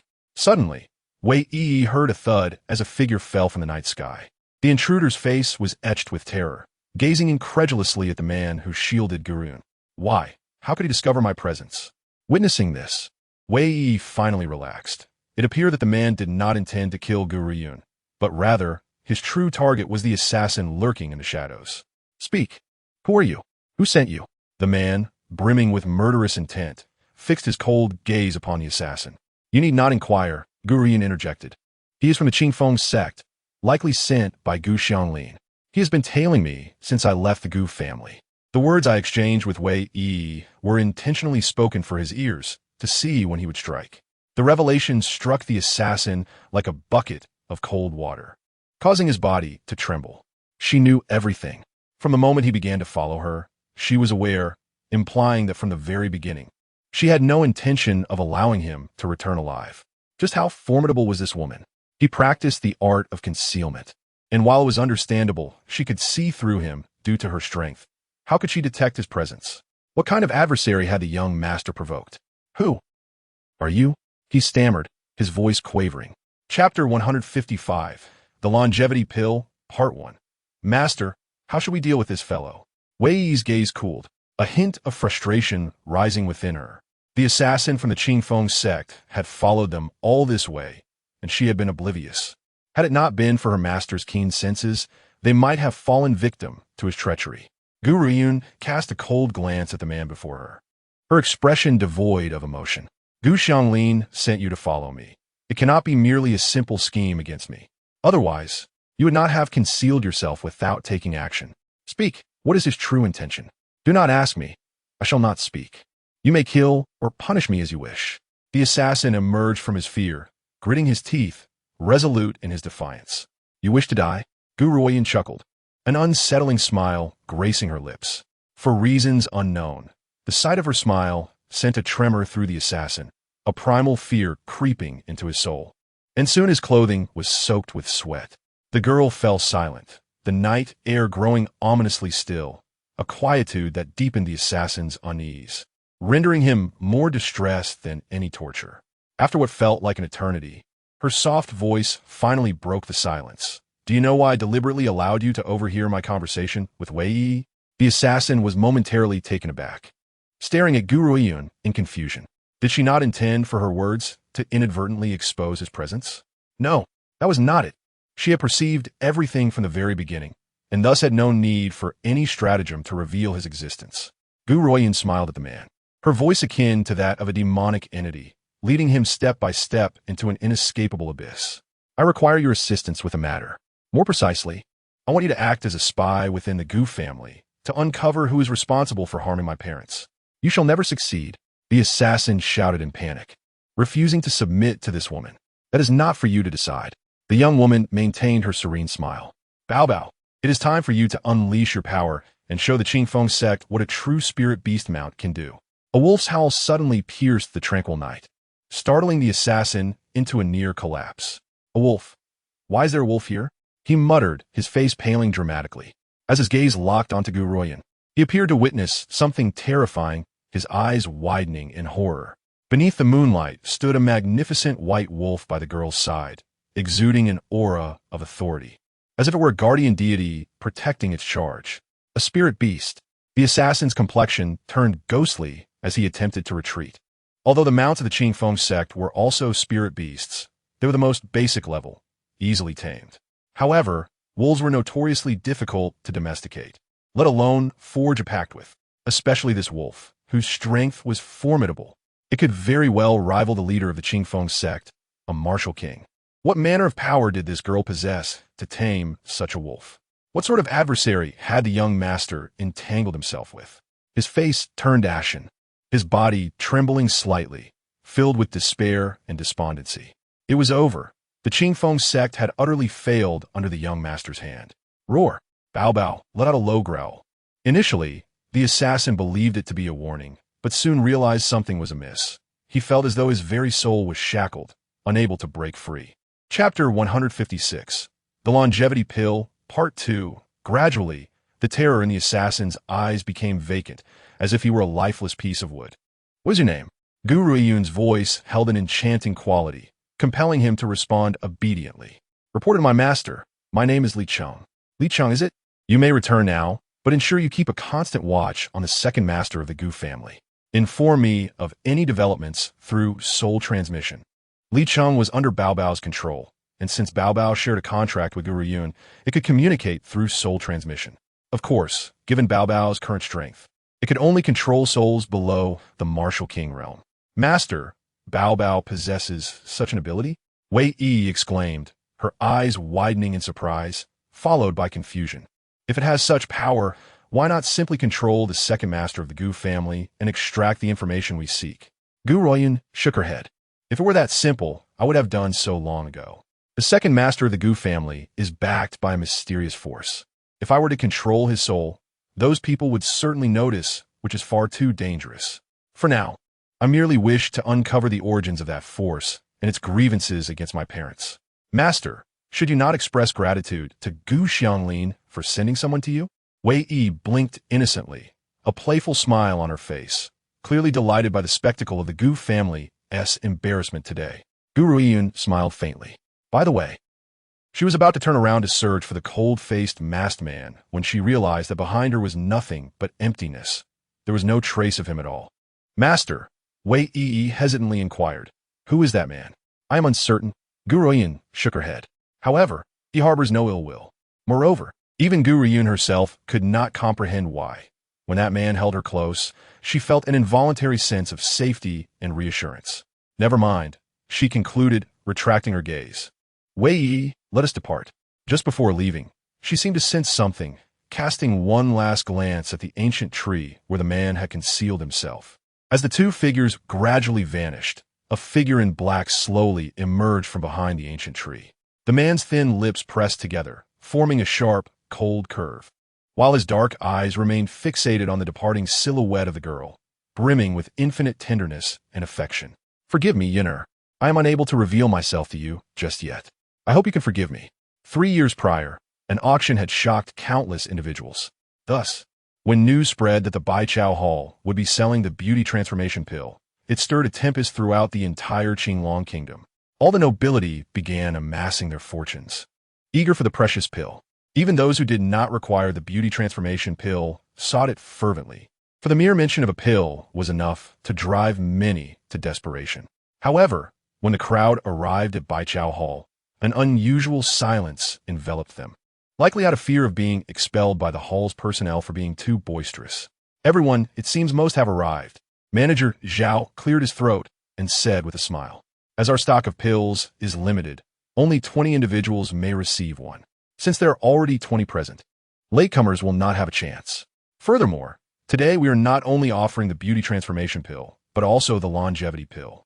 At the conclusion of Manager Zhao's words, a ripple of excitement coursed through the crowd. They had initially thought the beauty transformation pill was rare enough. Yet here was the prospect of the longevity pill.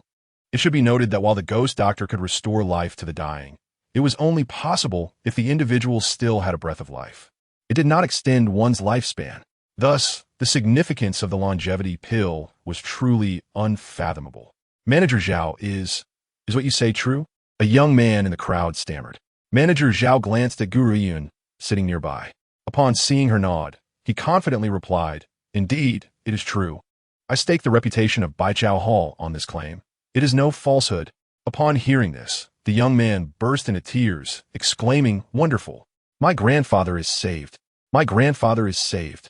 Meanwhile, upon hearing such astonishing news, the crowd could no longer contain their excitement, their voices rising in fervor.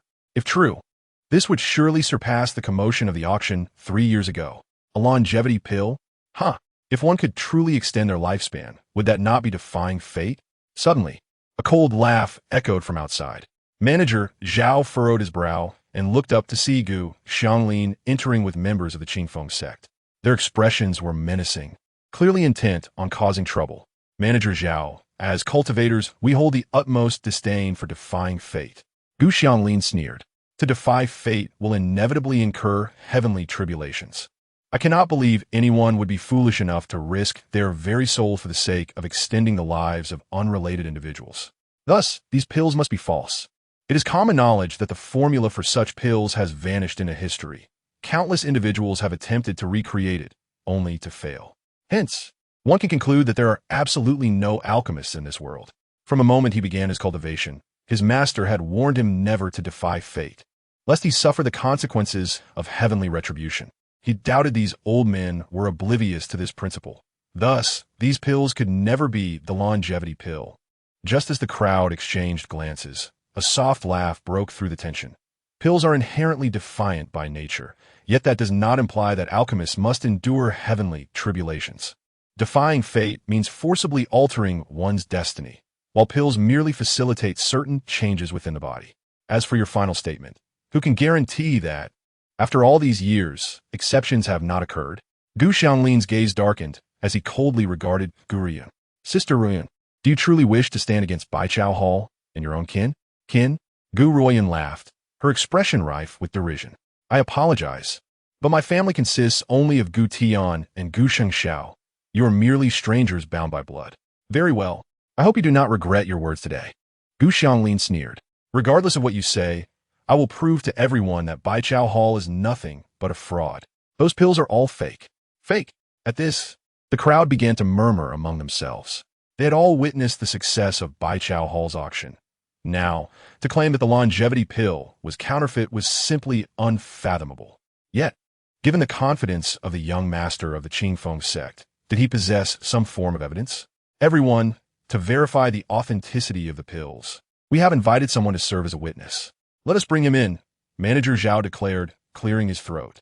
Instantly, the once boisterous crowd fell silent, all eyes fixed on the entrance. Then, with a soft cough, an elderly man leaning on a cane slowly entered Baichao Hall. The old man appeared feeble and frail, his face resembling the gnarled bark of a dead tree, evidently nearing the end of his life. Is that not the Grand Tutor?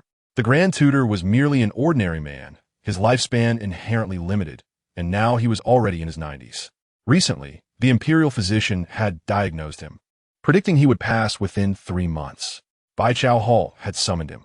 Could it be that the longevity pill was indeed genuine?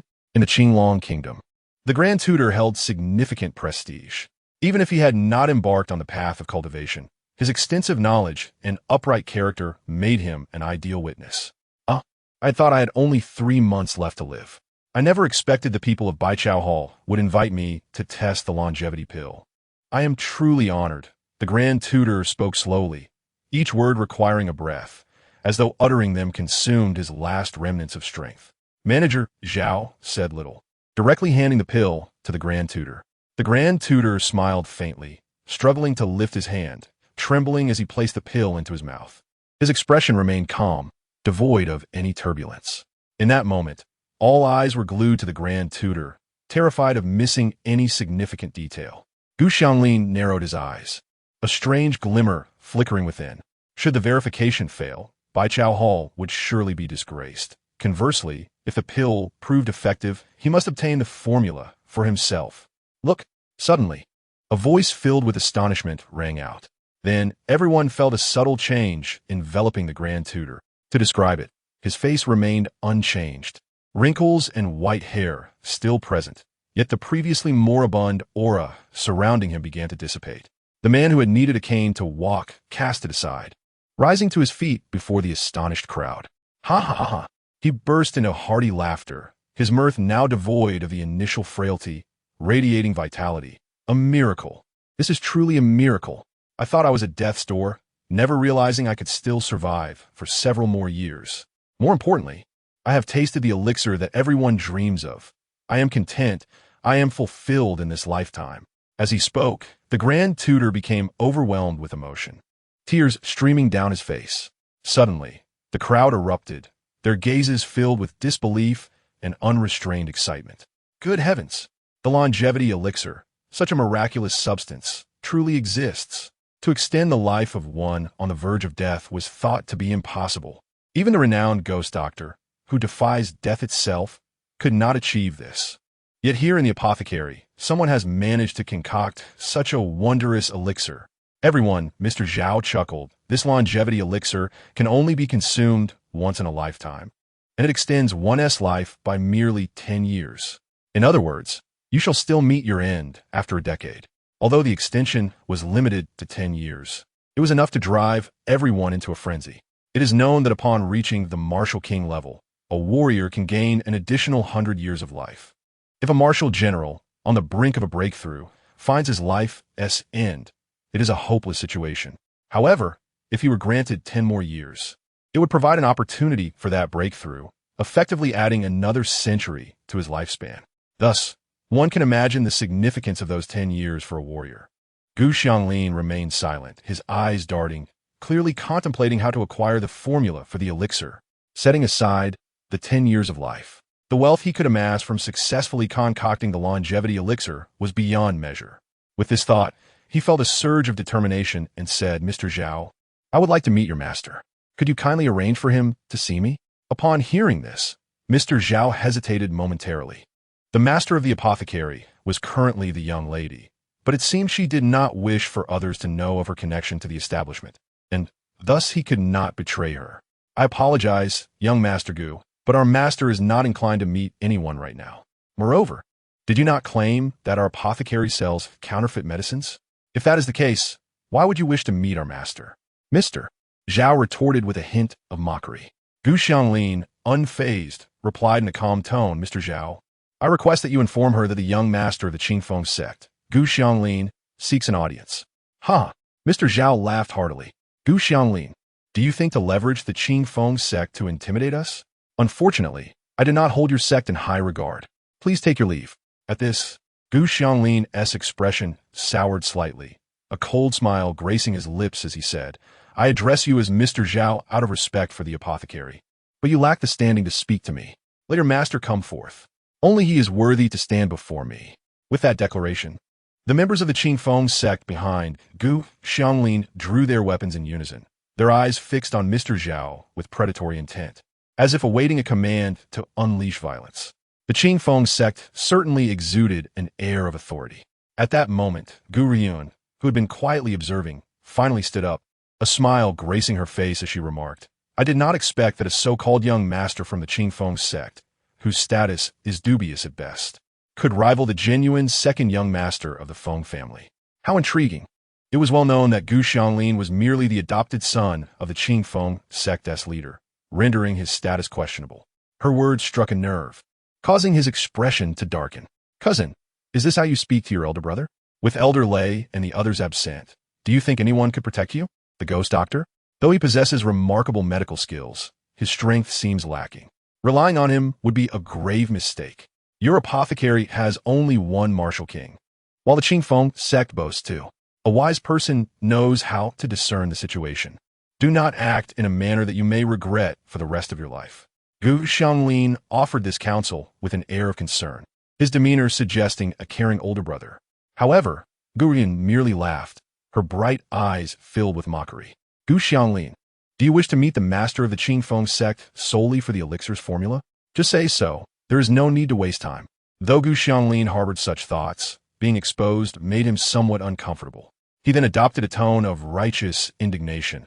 I know not the grievances between you and grandfather, but I, Gu Xianglin, have always regarded you as my sister. The formula is a treasure coveted by many on the continent, and many powerful figures will seek to seize it. As a member of the apothecary, your safety is at stake. For your protection, I wish to procure the formula from the apothecary, assuming all risks for you. His self-sacrificing words, combined with his grave expression, left no room for doubt regarding his intentions. Unlike the greedy Gu Ruoyun, he displayed no outward signs of avarice. However, Gu Ruoyun merely smiled, her bright gaze laden with sarcasm. Should I then express my gratitude for your willingness to bear those dangers on my behalf? Of course, Gu Xianglin replied, lifting his proud chin. Ruoyun, given the apothecary's current high profile, have you considered the peril they may face? Do not assume that just because your apothecary has remained safe these past 3 years, it will continue unharmed. Those forces have been preparing for something. and no one has had the time to pay attention to your apothecary. Moreover, the beauty-enhancing elixir holds little allure. However, with the emergence of the longevity elixir, countless powers will inevitably vie for it.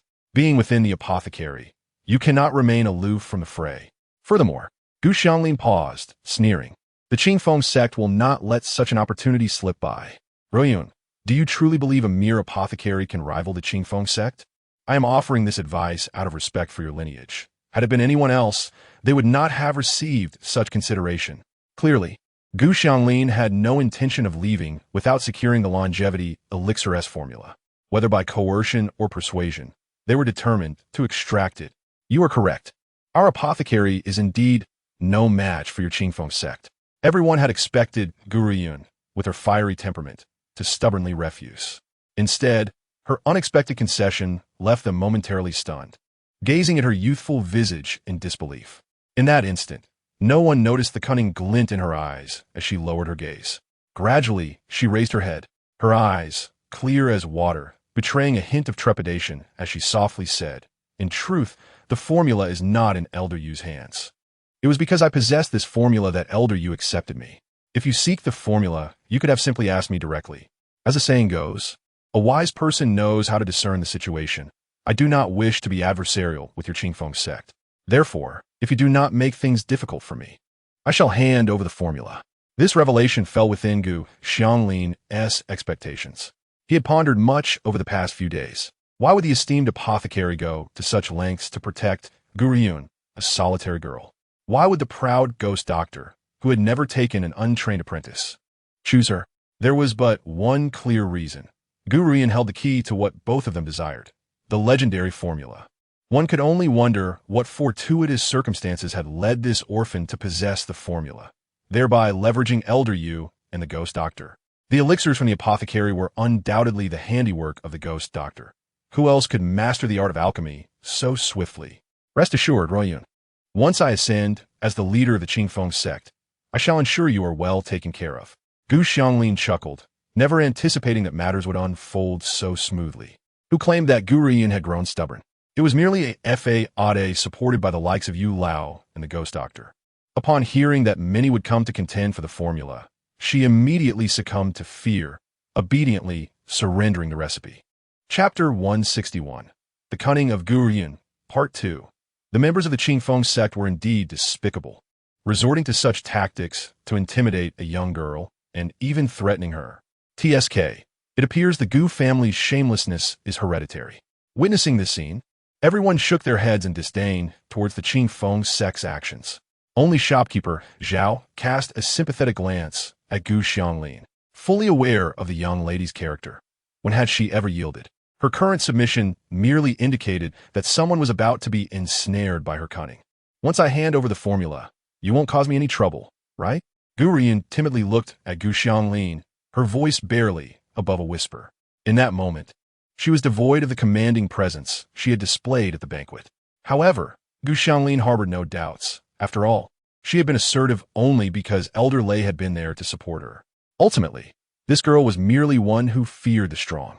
Moreover, his words had indeed frightened her. Regardless, Gu Ruoyun was just a young girl in her teens, unaccustomed to the tempests of life. How could she not tremble with fear upon learning that many powerful individuals were coming to trouble her? Sister Ruoyun, rest assured, I swear to you that after you give me the formula, I will ensure your safety, Gu Xianglin said with a slight curve of his lips. If he presented the formula to his adoptive father, his position as the successor would be solidified. Gu Ruoyun furrowed her brow in silence, seemingly reluctant. Ultimately, she sighed and retrieved the formula from her garment. Upon witnessing her actions, shopkeeper Zhao was momentarily taken aback, for he knew that the young lady possessed a mysterious storage space from which she usually extracted items.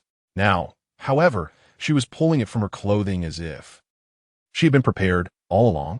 Could it be that she had anticipated Gu Xianglin's actions? Contemplating this, shopkeeper Zhao's gaze grew increasingly sympathetic, realizing that Gu Xianglin had unknowingly fallen into a trap meticulously laid by the young lady. This is the formula, Gu Ruoyun said, her eyes filled with reluctance. Yet, she gritted her teeth and handed it over to Gu Xianglin. You must remember your promise. After I give it to you, the Qingfeng sect must not trouble me. I am timid and cannot withstand intimidation. Gu Xianglin's gaze fell upon the formula before him, and he drew in a sharp breath, excitement coursing through him.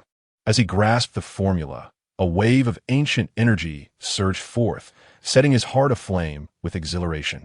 In that moment, he felt an overwhelming urge to laugh aloud. The formula, I have finally obtained it. The coveted formula that everyone dreams of is now in my hands. Ha ha ha. His intense excitement rendered him oblivious to the smile that crept upon Gu Ruoyun's lips. Had he noticed, he might have reconsidered. Sister Ruoyun, you have made a most astute decision today. You shall never regret it, he proclaimed. They needed to swiftly inform his adoptive father, who would undoubtedly be thrilled. As the members of the Qingfeng sect departed from Qingtian, the entire place fell into silence. After a prolonged pause, a voice of confusion echoed through the crowd. Miss Ruoyun, have you truly surrendered the formula so easily? What about our medicinal pills? I had no choice, Gu Ruoyun sighed, her expression laced with helplessness. The Qingfeng sect is powerful, and with Qingtian's current strength, we cannot contend against them. Moreover, I am merely a small character. How could I compete with the Qingfeng sect? However, rest assured, Qingtian will continue to sell medicinal pills. You will be able to purchase them with the quotas you have obtained. Chapter 162, The Cunning of Gu Ruoyun, Part 3. Upon hearing this, the crowd felt reassured, for if the formula fell into the hands of the Qingfeng sect, they would have no chance of acquiring the medicinal pills. However, Wei Yi, who had remained silent, could no longer contain her disdain and rolled her eyes. A small character? Afraid to contest the Qingfeng sect? Was she truly referring to herself? Others might be unaware of Gu Ruoyun's hidden cards, but did she not know? Not to mention the two formidable men concealed in her courtyard.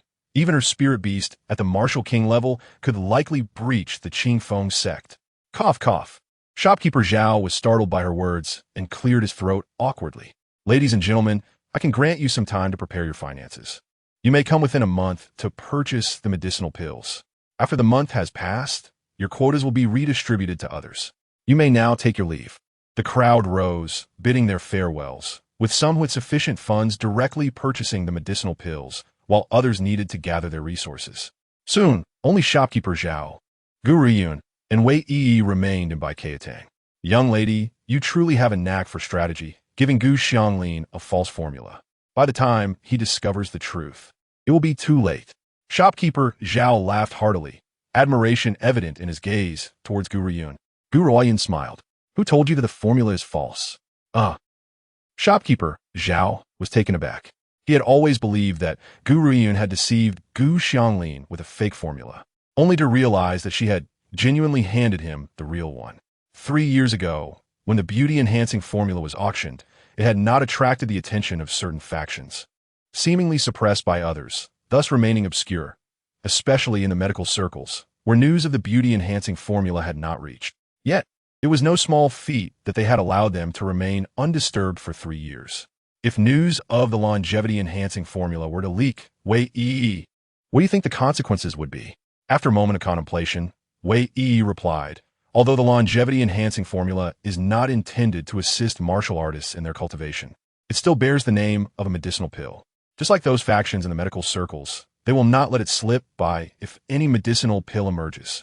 At that time, we would face the relentless pursuit of many powerful individuals.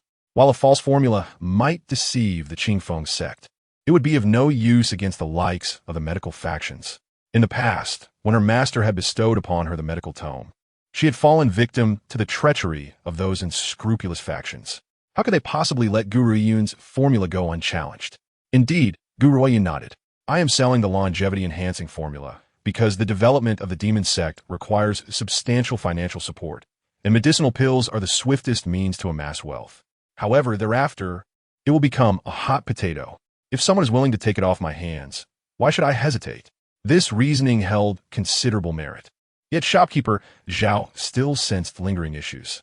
After a moment of silence, he inquired, Young lady, what if the Qingfeng sect figures out the formula? The formula I provided is indeed genuine, albeit with a slight alteration in the order of the ingredients. Moreover, without proper guidance, even if they had hundreds of years, they would never be able to decipher it. One misstep could lead to catastrophic failure. Otherwise, how could it be that for so many years, No one had managed to concoct those medicinal pills. The issue lay not only in the lack of a formula, but also in their ignorance of the alchemical process. Chapter 163. The Cunning of Gu Ruoyun, Part 4. The art of alchemy demands meticulous attention to countless details. Had it not been for Zixi guiding her, she would not have mastered it so swiftly. Throughout the ages, the decline of alchemical knowledge was not solely due to the absence of formulas. A powerful alchemist could even create their own. Young lady, what if those factions attempt to abduct you, should they fail to decipher the formula? Shopkeeper Zhao still harbored concerns, his gaze tinged with worry. Gu Ruoyun chuckled dismissively. By then, it will be 5 or 6 years later. In that span of time, I will have established my dominance over the continent. At that point, who would dare to capture me? Moreover, with Gu Xianglin's intellect, he would undoubtedly assume that these elixirs were concocted by Wei Yi, and it was merely my possession of the formula that compelled her to relinquish her pride. The various factions currently refrain from confronting Wei Yi, thus affording me ample time to prepare. Frankly speaking, I do not regard the Qingfeng sect as a significant threat. However, the continent is rife with formidable powers, such as the weapon refining sect, the medical guild, and the even more powerful spirit sect. Hence, I must exercise caution. Since Gu Xianglin is willing to bear the risks on my behalf, I see no reason to decline. Shopkeeper Zhao sighed bitterly. Miss, you truly possess a meticulous mind. Gu Xianglin is indeed foolish to attempt to seize the formula in broad daylight. He will soon come to regret it. Were it not for the public setting, I would not have given it to him. Gu Ruoyun smirked slightly. Yet, there is one truth in Gu Xianglin's words. I will not regret granting him the formula, though whether he will regret it remains uncertain. Now that all factions are aware that the formula has been taken by Gu Xianglin, it is unlikely anyone will trouble Bai Keitang in the coming years. Upon hearing this, shopkeeper Zhao felt an increasing sympathy for Gu Xianglin. Was this not a path to self-destruction? Perhaps soon, neither the Gu family nor the Qingfeng sect would find peace. After those individuals departed from Bai Keitang, the longevity elixir became widely known, leaving many who failed to secure a spot feeling regretful. They must understand that 10 years of life could not be purchased for even 100 million gold coins. Consequently, a single spot has now skyrocketed to an exorbitant price, although few are willing to sell their hard-earned spots. Only a couple of those in dire need of money queued early at Bai Keitang, all for that exceedingly rare opportunity. Unfortunately, regardless of how early they arrived, they faced a serpentine line before them, with many having traveled from great distances, all for a chance to purchase the elixir. At this moment within the study, Gu Xianglin clutched the token tightly, his voice trembling with excitement as he proclaimed, "Adoptive father, I bear good news. Our Gu family's so-called waste has somehow acquired a formula, which I have seized through coercion and persuasion, and I intend to present it to you." If anyone had been present, they would have been astonished, for Gu Xianglin was alone in the study. With whom was he conversing? After a prolonged silence, a resonant voice emanated from the token. "Is what you say true?" "Absolutely true." Gu Xianglin suppressed the tremor within, stating, "I witnessed an elderly man whose vitality had been extinguished regain his vigor after consuming the elixir. Initially diagnosed by the imperial physician to have only a month's life left, he can now live for another decade." Chapter 164. Gu Ruoyun's Cunning, Part 5. The study fell silent once more, and after a pause, the middle-aged man's voice resounded again, this time noticeably more hurried. "Safeguard that formula for now. Bring it to me when you return." "Yes, adoptive father." Gu Xianglin was elated, envisioning himself as the fully trusted heir, appointed as the future leader. Just then, a knock echoed from the door, and Gu Xianglin furrowed his brow, terminating the conversation with the middle-aged man. Upon seeing Gu Eryi enter the study, his tense brow relaxed. "Father, what do you need?" "Well," Gu Eryi rubbed his fists together and chuckled.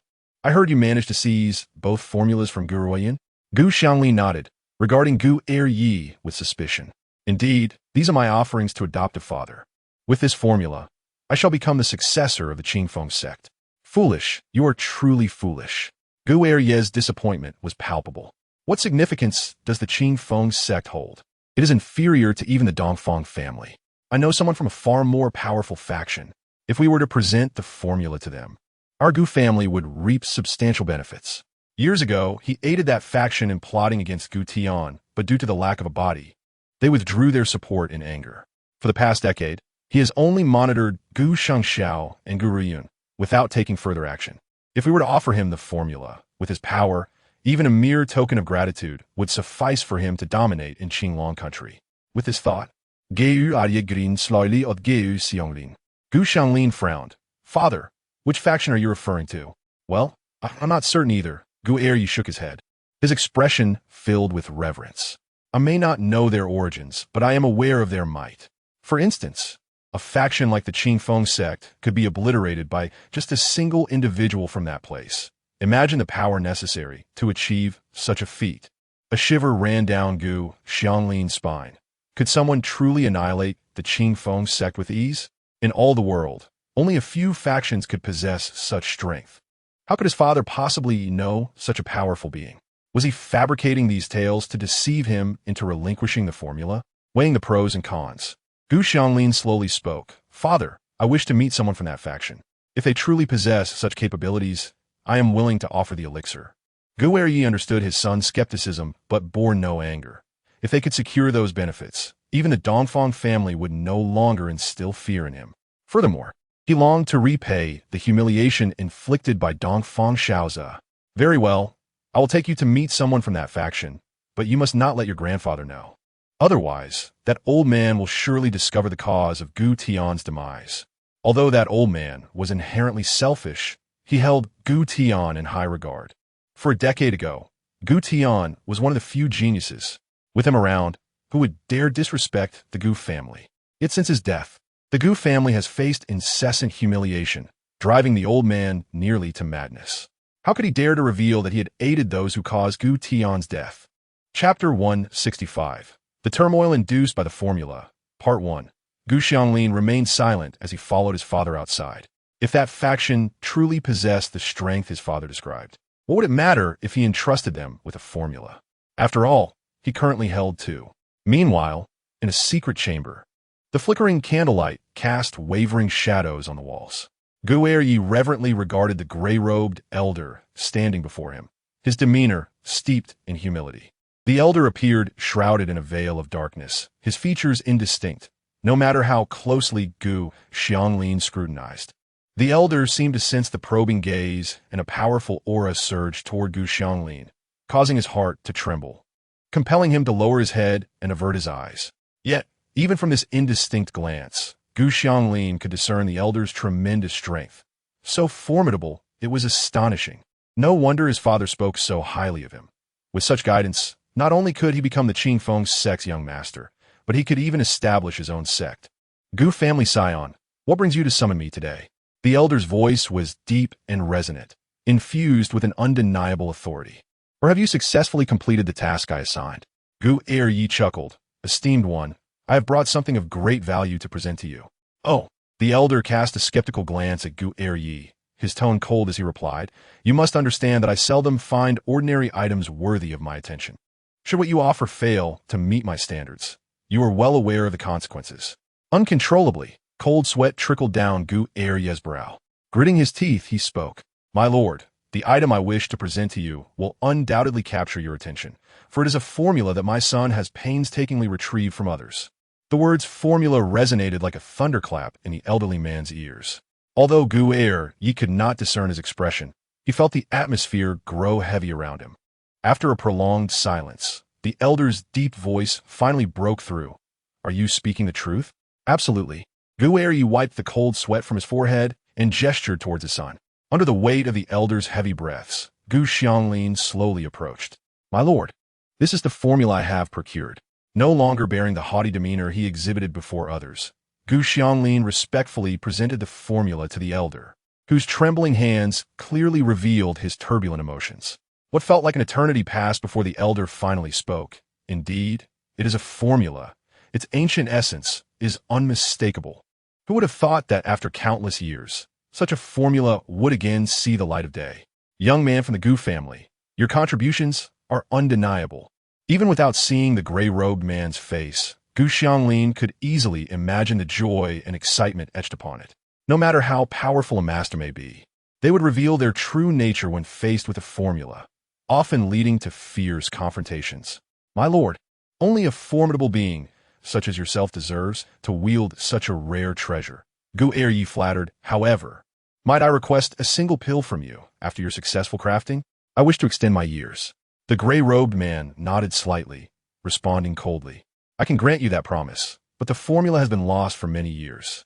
To successfully refine it, I will require a minimum of 10 years to study the formula. Furthermore, shouldn't you present the other formula you possess? His gaze fell upon Gu Xianglin. Suddenly, Gu Xianglin trembled, fear evident in his eyes. The other formula was intended for his adoptive father, and given his prior promise, presenting it now would surely bring reproach upon him. What? Does the old man not deserve another formula?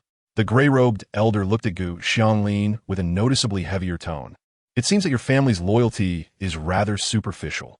My lord, I swear my loyalty to you is unwavering. I harbor no other intentions. Gu Ruoyun hastily urged his son to present the formula for the beauty-enhancing elixir. Yet, Gu Xianglin's heart raced. He had promised his adoptive father he would find a formula for him. If both were revealed, how could he explain? Given his adoptive father's temperament, he would surely erupt with fury, and if the elder refused to guide him, then all hope would be lost. Oomph. The gray-robed elder snorted disdainfully, the atmosphere instantly darkening. Gu Ming, you claim that the formula was obtained through your son's dedication to honor me, yet it appears otherwise. What do you have to say for yourself? Gu Ming, indeed the name of Gu Ruoyun, felt his heart race upon hearing the elder's words, terrified that even the slightest dissatisfaction could lead to his demise. My lord, you must believe me. My loyalty is solely to you. Others are unworthy. As if fearing the elder's disbelief, Gu Ruoyun stepped forward, his gaze turning sharp as he threatened, Son, I am your father, and you must heed my command. Even if you have been adopted by the leader of the Qingfeng sect, you are still my flesh and blood. I command you to hand over the formula. This esteemed lord possesses strength beyond that of hundreds of Qingfeng sections. If you comply, you shall surely reap great rewards. In that moment, Gu Xianglin's expression darkened. His fists clenched tightly. The truth was he yearned for the favor of such a master. Yet he was inherently cautious and would not place himself in a position of no return. If he surrendered the formula, it would undoubtedly sever ties with his adoptive father. Gu Xianglin regretted hastily sharing this good news with his adoptive father. Had his father remained unaware of his acquisition, he might not find himself in such a dilemma. Yet he understood, to a master, he was as insignificant as an ant, easily extinguished. If he refused to surrender the formula, he might not even escape the confines of the chamber. Taking a deep breath, Gu Xianglin slowly reached into his garments, and under the elder's watchful gaze, he produced the ancient formula.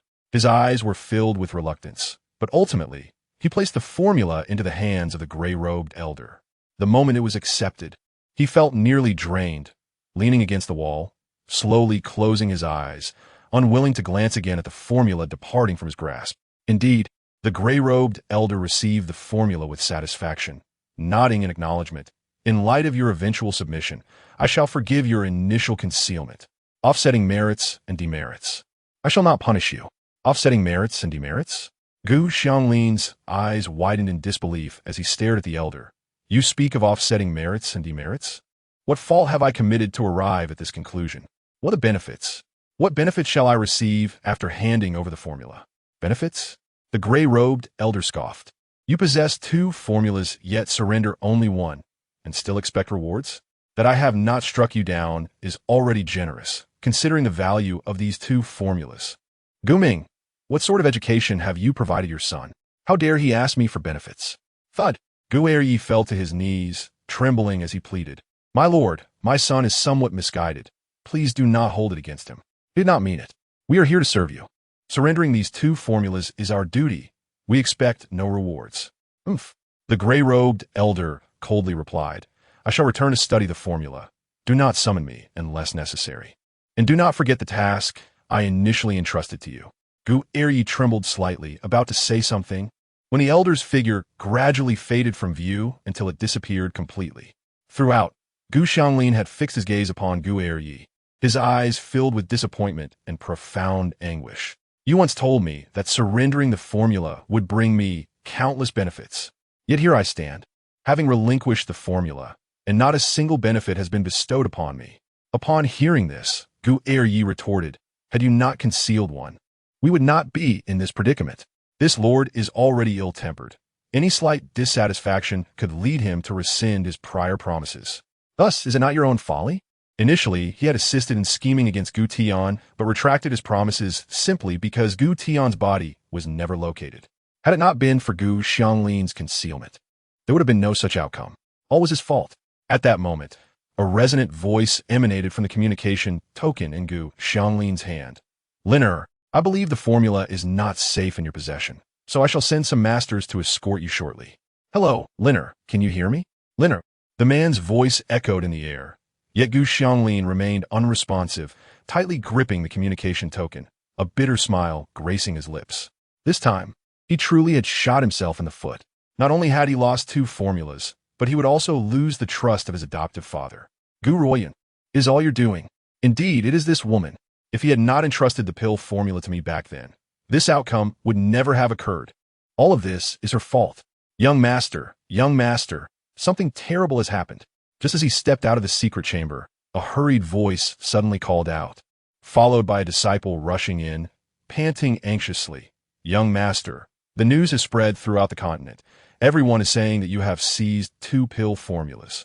And now, countless powerful factions are heading this way. Buzz. Gu Xianglin's mind went blank, cold sweat trickling down his temples. He felt dizzy and weak, nearly collapsing to the ground. It's over this time. I am utterly finished. Who is it? Who leaked this information? Gu Ruoyun. Suddenly, Gu Xianglin recalled that delicate face, gritting his teeth in hatred. Who else but Baijiao Hall could disseminate information so quickly? No wonder she was so agreeable in handing over the formula. It turns out she had plotted against him in such a manner. Very well, Gu Ruoyun, you have forced my hand. I will not let you have it easy. Chapter 178. The Turmoil Induced by the Pill Formula, Part 4. Wei Yi. Have you noticed that there seemed to be an unusual number of experts coming to the Qingtian Kingdom recently? On the street, Gu Ruoyun observed the hidden powers within the crowd, raising an eyebrow with a smile that was half amused, half sarcastic.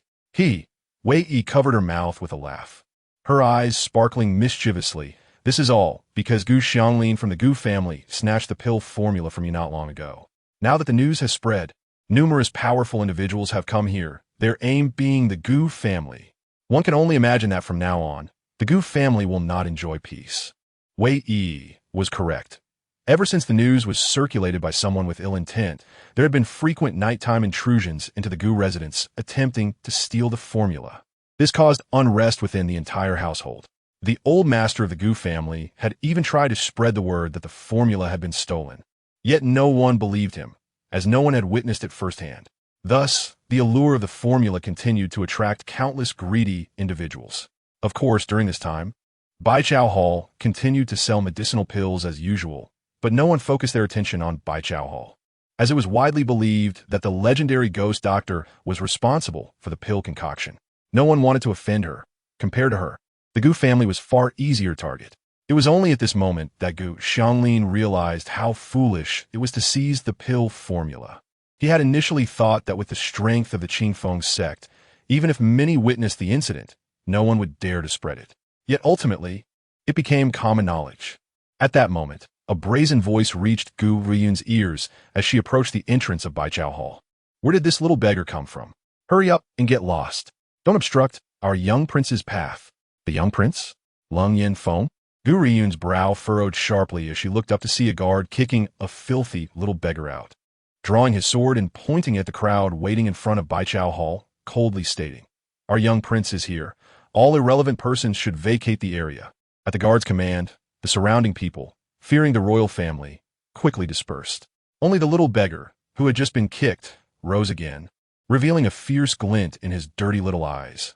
"I want to see the ghost doctor." Oof. The guard scoffed coldly, sword still aimed at the little beggar, stating, "Today, the ghost doctor will only meet with the young prince. All others must leave, or do not blame me for being ruthless." Throughout, Lung Yin Feng remained silent, seemingly acquiescing to the guard's actions. The little beggar bit his lip defiantly, insisting, "I must see the ghost doctor. She is the only one who can help me." "Kid, do you not understand my words?" The guard quickly stepped forward, grabbing the little beggar by the collar and growling, "Our young prince is here. Do you think the ghost doctor would bother with a beggar like you?" The ghost doctor charges a hefty fee for her services. Do you have enough gold coins to see her? You might as well go take a look at yourself in the mirror and see what you're worth. Get lost. Bang. The guard flung the little beggar away. However, the anticipated pain did not come. Instead, he collided into a soft chest, and a delicate fragrance wafted into his nose, providing an unexpected sense of comfort. The girl's voice was soft yet laced with mockery. The young prince is indeed imposing. But are you sure you are in the right place? This is the territory of Baichao Hall, and besides, when did the ghost doctor ever agree to meet with you? Chapter 179. The Turmoil Induced by the Pill Formula, Part 5, for Lung Yanfeng. The tone of her speech was eerily familiar, reminiscent of 3 years ago. He raised his head slightly, his indifferent gaze piercing through the crowd to rest upon the girl's delicate visage. 3 years had transformed her from a naive girl into a remarkably stunning young woman. Moreover, he had never expected that the girl he once referred to as little girl would turn out to be the revered ghost doctor, and that a former waste would become the master of the ghost doctor. At this realization, Lung Yanfeng's expression darkened, filled with complexity. Gu Ruoyun, I never anticipated that you would be connected to the ghost doctor.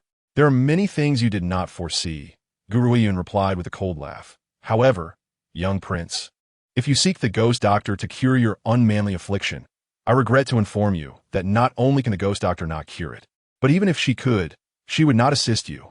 Lung Yanfeng's eyes darkened momentarily, his expression unchanging as he replied, Why don't you take a look and see why I cannot be cured? Suddenly, a laugh echoed from the side, as Wei Yi, with a playful arch of her brow and sultry eyes, remarked, Young prince, I am still a virtuous woman. Do you expect me to treat you as a tool for producing heirs? Let me be clear. If you had sought my help 3 years ago, I might have been able to help you. Now, 3 years have passed, and even if a divine healer descended from the heavens, they could not save you. The most crucial point was that she had never intended to heal him. Wei Yi pouted. She had not forgotten how this individual had previously entangled her master for his own selfish purposes. If she cured him, would that not create trouble for her master? Absolutely not. Such a treacherous act was out of the question. Are you truly unwilling to help me? Lung Yanfeng's gaze turned icy as he took a few steps closer to Wei Yi, his breath exuding a chilling aura. Ghost Doctor, I am no longer a prince of a nation. I am merely a disciple of the inner sect of the artifact refining sect. Even so, are you still unwilling to treat my ailment? I will not treat you. Wei Yi raised her chin, coldly laughing at Lung Yanfeng. Everyone knew her temper was peculiar. If she did not wish to heal someone, even the king of heaven himself could not compel her. Moreover, he was merely an inner disciple of the artifact refining sect. Very well. Lung Yanfeng took a deep breath, his voice growing ever colder. I hope you do not come to regret this. With that, he turned and left without looking back. Though his fists clenched involuntarily, his cold gaze filled with frost. After the two had departed, Gu Ruoyun finally scrutinized the little beggar before her. He was quite young, around 10 years old, clad in tattered clothing. His face so dirty it seemed covered in a layer of dust. His small frame appeared frail, as if a gust of wind could blow him away. Yet, his large eyes shone with tenacity, radiating an air of dominance and authority that was hard to imagine coming from a child of his age. Are you the ghost doctor? The little beggar's gaze was fixed intently on Wei Yi, devoid of joy or sorrow, even lacking the excitement most would feel at seeing the ghost doctor. He simply observed her with a calm demeanor. I heard that the ghost doctor has appeared in Baichao Hall of Qingtian Kingdom, so I rushed here. And now that I see you, I know I have hope. Wei Yi raised an eyebrow, about to reject the little beggar's plea for help when Gu Ruoyun's voice, laced with amusement, interrupted her. The child in the hoodie is rather intriguing, don't you think? Chapter 180. Taming the White Tiger, Part 1. Wei Yi paused for a moment, and upon hearing Gu Ruoyun's words, she began to attentively observe the little one before her. The small beggar's dusty face bore signs of anxiety and worry, his tiny fists clenched tightly, defiantly gazing at the two women in front of him. Suddenly, Wei Yi's eyes widened in astonishment, as if she had uncovered a hidden truth. It seemed that within this boy's body lay a formidable power. Though it was sealed and could only be sustained by absorbing his innate spiritual energy, which explained his lowly strength over the years. Such a remarkable talent. What a pity. At this point, Wei Yi shook her head in regret. No, Gu Ruoyun interjected, shaking her head. What resides within him is not a sealed power. but rather a spiritual beast. I suspect that this child suffered grave injuries in his youth that should have claimed his life, yet somehow, a spiritual beast was drawn to him and chose to reside within him, allowing him to survive. You are correct. This little one possesses unique spiritual energy, and if nurtured, he could undoubtedly become an extraordinary talent, rivaling even my father. Otherwise, the beast would not have chosen to save him, of course. These insights were conveyed to her through the soul communication of Zixi. Nonetheless, the boy looked at her in amazement, a flicker of hope igniting in his eyes. Do you have a way to help me? I have heard that the ghost doctor is omnipotent, and only they can save me. If this continues, I will never grow strong. Please help me.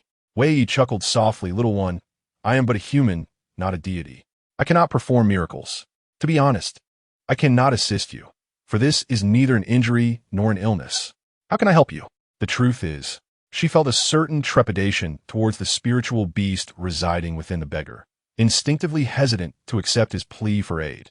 The small beggar lowered his head in disappointment, recognizing that the ghost doctor was his last hope, and now even that glimmer of hope seemed extinguished. Did this mean he would remain a permanent outcast? No, absolutely not. If he could not enhance his strength, his family would be in peril. In truth, there was a way to rescue him. Suddenly, a seductive voice echoed through Gu Ruoyun's soul, as if whispered in her ear. Gu Ruoyun raised an eyebrow. What do you propose? It's quite simple. Zixi seemed to look down upon Gu Ruoyun's question. You merely need to tame the spiritual beast within him, although its current strength is not formidable. It was once one of the 4 divine beasts, the white tiger. Boom! Gu Ruoyun felt as though she had been struck by lightning, her eyes widening in disbelief. Did Zixi just say what she thought he said? The white tiger, one of the 4 divine beasts? It is known that the continent was initially governed by these 4 divine creatures: the azure dragon, vermilion bird, white tiger, and black tortoise. In the beginning, each beast ruled over its territory, maintaining the balance of the realm. Yet, they mysteriously vanished, and no one has seen their traces since. Moreover, the 4 nations of the Western Spirit Continent are named after these beasts. Could there be a connection? Child, you're now the master of the ancient divine tower. While the 4 divine beasts are indeed powerful, they are merely formidable to others. In my prime, even if they all charged at once, they would not be my match. Unfortunately, my strength has significantly waned now, so if you would tame the white tiger, your subsequent journey would be much safer. Chapter 181. Taming the White Tiger, Part 2. Gu Ruoyun was utterly stunned. The 4 beasts could not even contend with Zixi. How powerful must Zixi have been his prime? Master, what is happening? Wei Yi looked at Gu Ruoyun with confusion, blinking in bewilderment. It's nothing, Gu Ruoyun replied, her gaze falling upon the small beggar's downcast face. Little one, perhaps I can assist you with the spiritual beast within you. The calm voice of the young girl struck the little beggar's heart like a thunderclap. He quickly lifted his chin, his determined eyes fixed intently on Gu Ruoyun, his breath quickening with anticipation. Are you serious? Over the years, his father had sought countless individuals for assistance, but none could help with the spiritual beast within him. Now, Gu Ruoyun was the first to claim she could aid him, rekindling a flicker of hope within his heart. I can help you, but I have 2 conditions, Gu Ruoyun said, her eyes sparkling with mischief as she regarded the little beggar. First, the spiritual beast within you will belong to me. Second, you will also belong to me. The little beggar was taken aback and fell silent. After a long pause, he finally raised his head, his bright eyes unwaveringly locked onto Gu Ruoyun.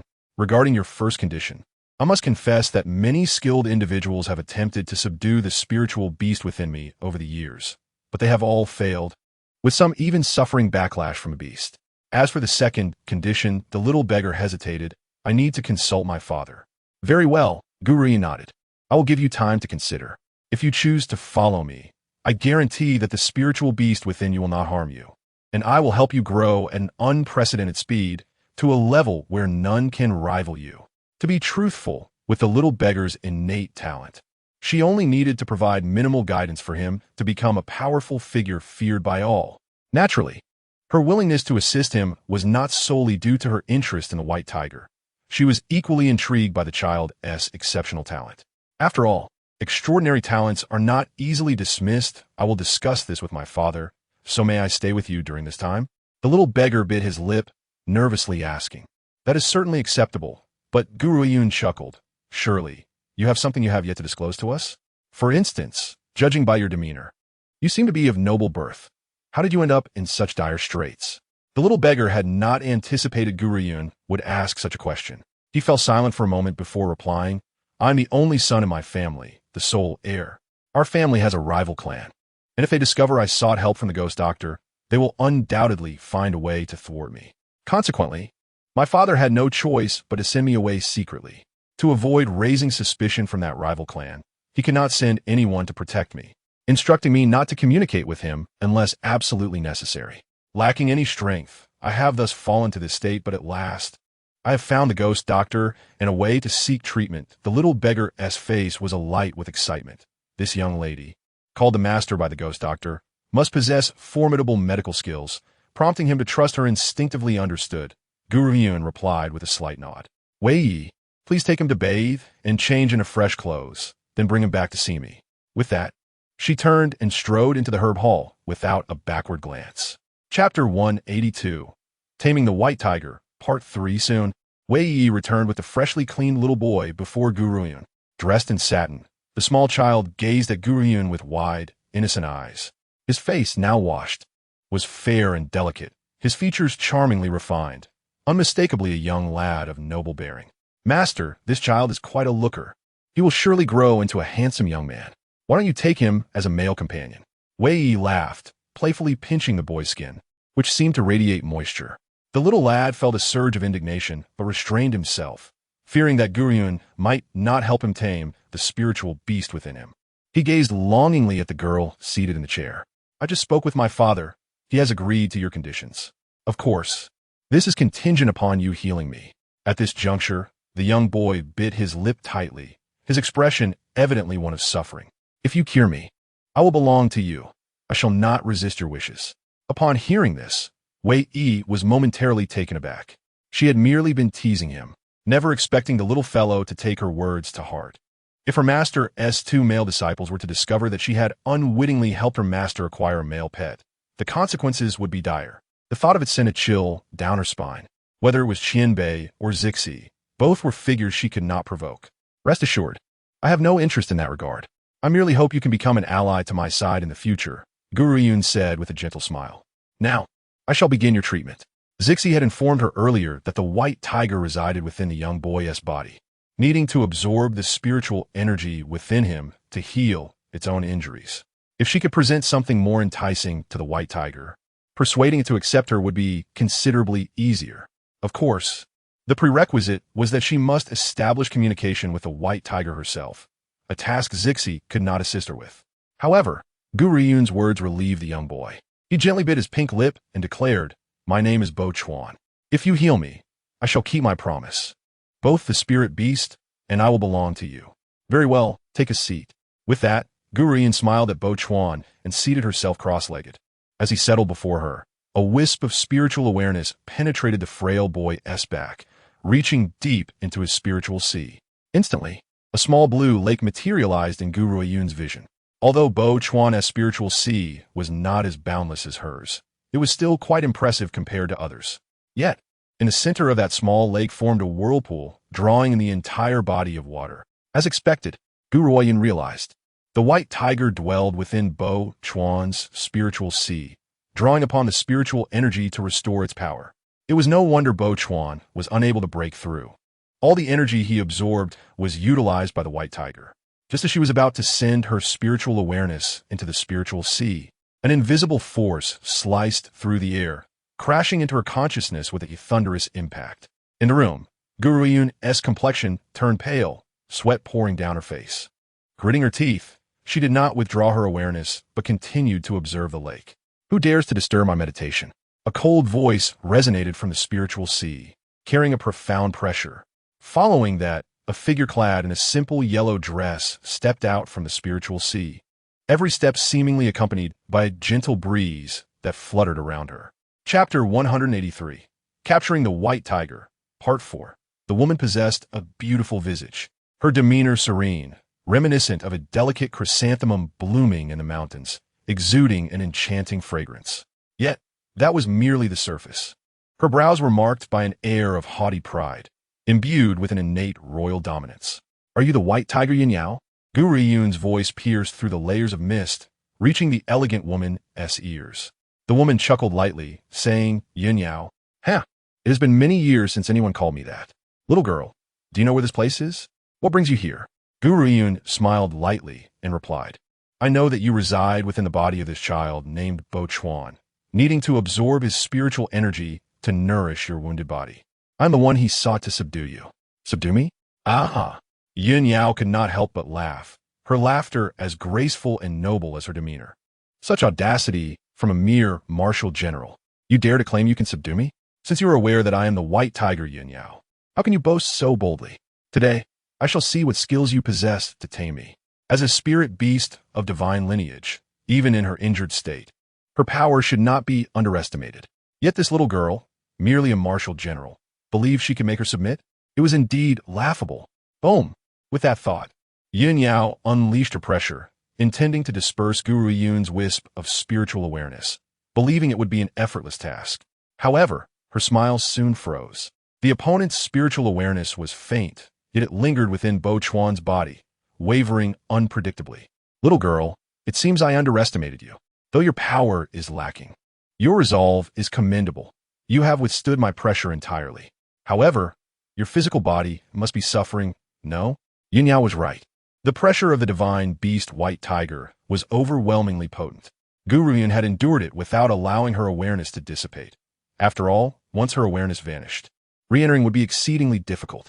However, in doing so, her physical form sustained considerable injury.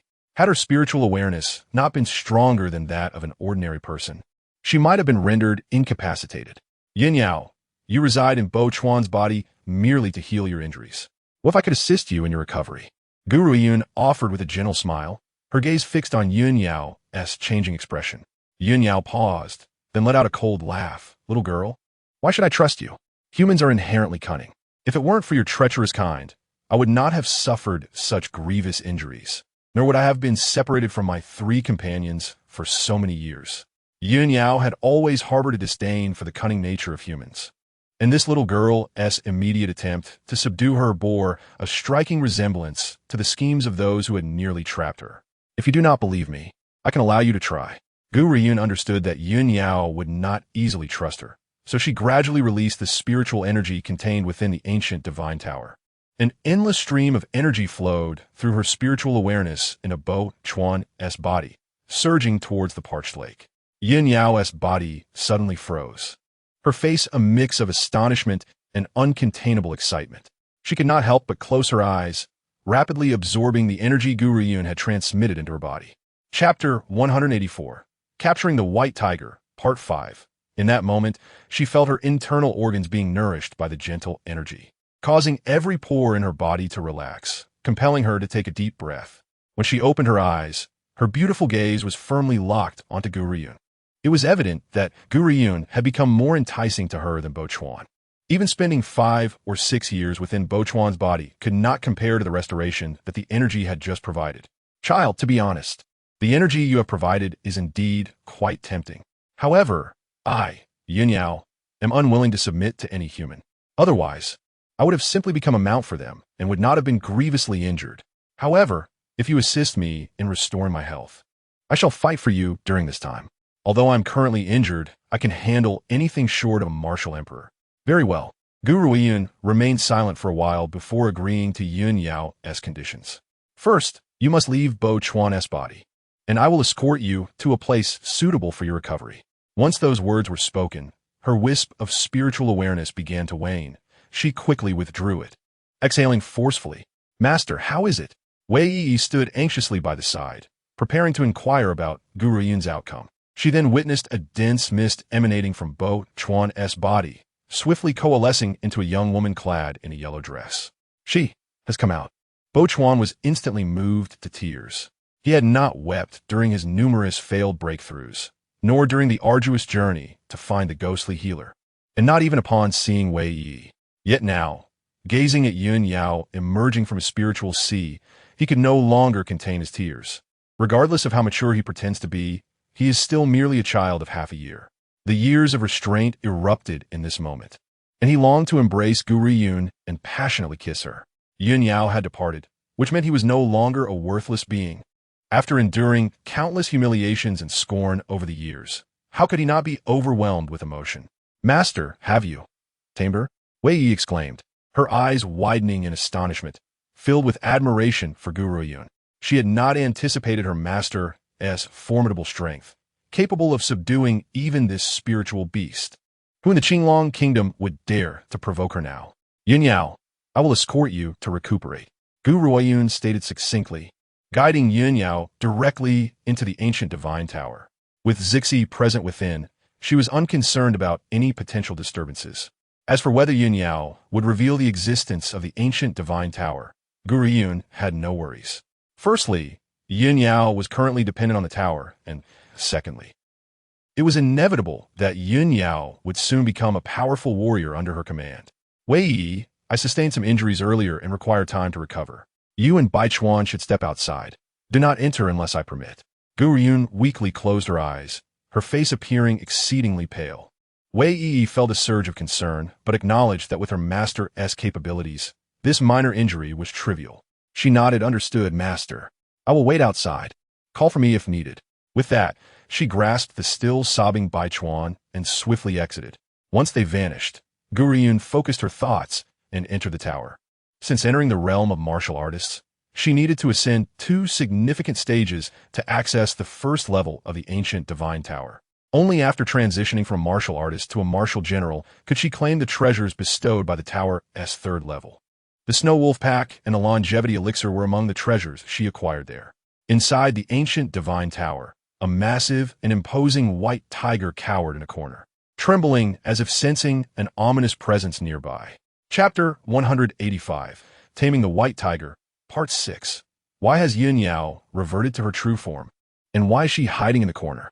Gu Ruoyun was taken aback, having witnessed Yin Yao's pride before. What could have transpired to render her in such a state? Zixi glanced at Yin Yao. "I'm not sure. She reacted this way as soon as she saw me." Had Zixi remained silent, the white tiger might not have been so alarmed, but his words sent it into a frenzy, causing its massive body to tremble even more violently. Gu Ruoyun believed that if there were a hole within the ancient divine tower, Yin Yao would surely seek refuge within it. In moments like this, all pride and dignity were cast aside. "Girl, what have you brought me to? Why is this creature here? Why?"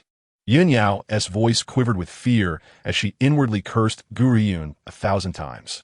This accursed human had ultimately led her into a perilous situation. Did she still have a chance to escape with her life? Who? Gu Ruoyun was momentarily confused, unsure of what Yin Yao was referring to. Who else? Yin Yao intended to glare at Gu Ruoyun, but was intimidated into lowering her head by Zixi's chilling aura.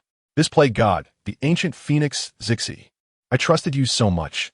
Why have you betrayed me? Why bring me to the side of this plague god?" Gu Ruoyun was utterly speechless. She turned to Zixi, raising an eyebrow and inquiring, "What did you do in the past to frighten the white tiger Yin Yao into such a state? And why does she refer to you as the plague god? Did I not tell you? Even if all 4 divine beasts were to confront me, they would not stand a chance. This is not merely my assessment of strength. Many years ago, they attempted just that." Zixi shrugged nonchalantly. "I gave them a sound beating, and they disappeared from my sight, never to seek me out again." Yin Yao nearly leaped up in disbelief. "Just a beating? It cannot be that simple. If it were, they would not have left with such psychological scars, necessitating them to scout the whereabouts of this plague god before venturing out. They would never tread where I dwell." As Yin Yao contemplated her escape, she suddenly noticed Zixi approaching, causing her to stand in alarm and attempt to flee. Yet, in this domain of the plague god, where could she possibly escape? "Yin Yao, there are many eyes watching in the ancient divine tower. I am quite uneasy with you being in this location." Zixi regarded Yin Yao with a sinister smile, a grin that sent shivers down her spine, nearly suffocating her with terror. At that moment, Yin Yao truly regretted her decision. Instead of remaining in the safety of her spiritual sea, she had been lured into the lair of this plague god, jeopardizing her very life. Had she known it would come to this, she would have taken her time to mend her body instead of encountering this plague god. "What do you want from me?" Yin Yao clenched her teeth, though they still chattered audibly. "It's quite simple." Zixi smirked. "You have 2 choices. First, your soul shall be scattered. Second, you shall form a pact with her. Only in this way can I trust you." In truth, Zixi had been waiting here all along. Had he spoken up when Gu Ruoyun was communicating with Yun Yao, this little tiger would have stayed hidden in her spiritual sea, refusing to emerge.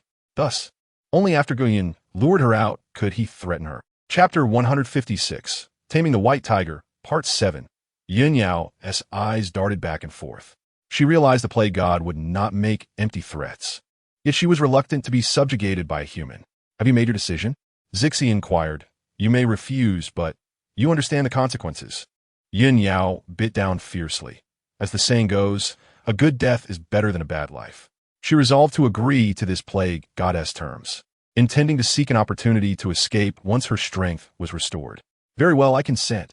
Observing Yun Yao's unwilling expression, Zixi chuckled, fully aware of her thoughts. Alas, she would never have the chance to break free from his grasp. Girl, you shall sign a pact with her.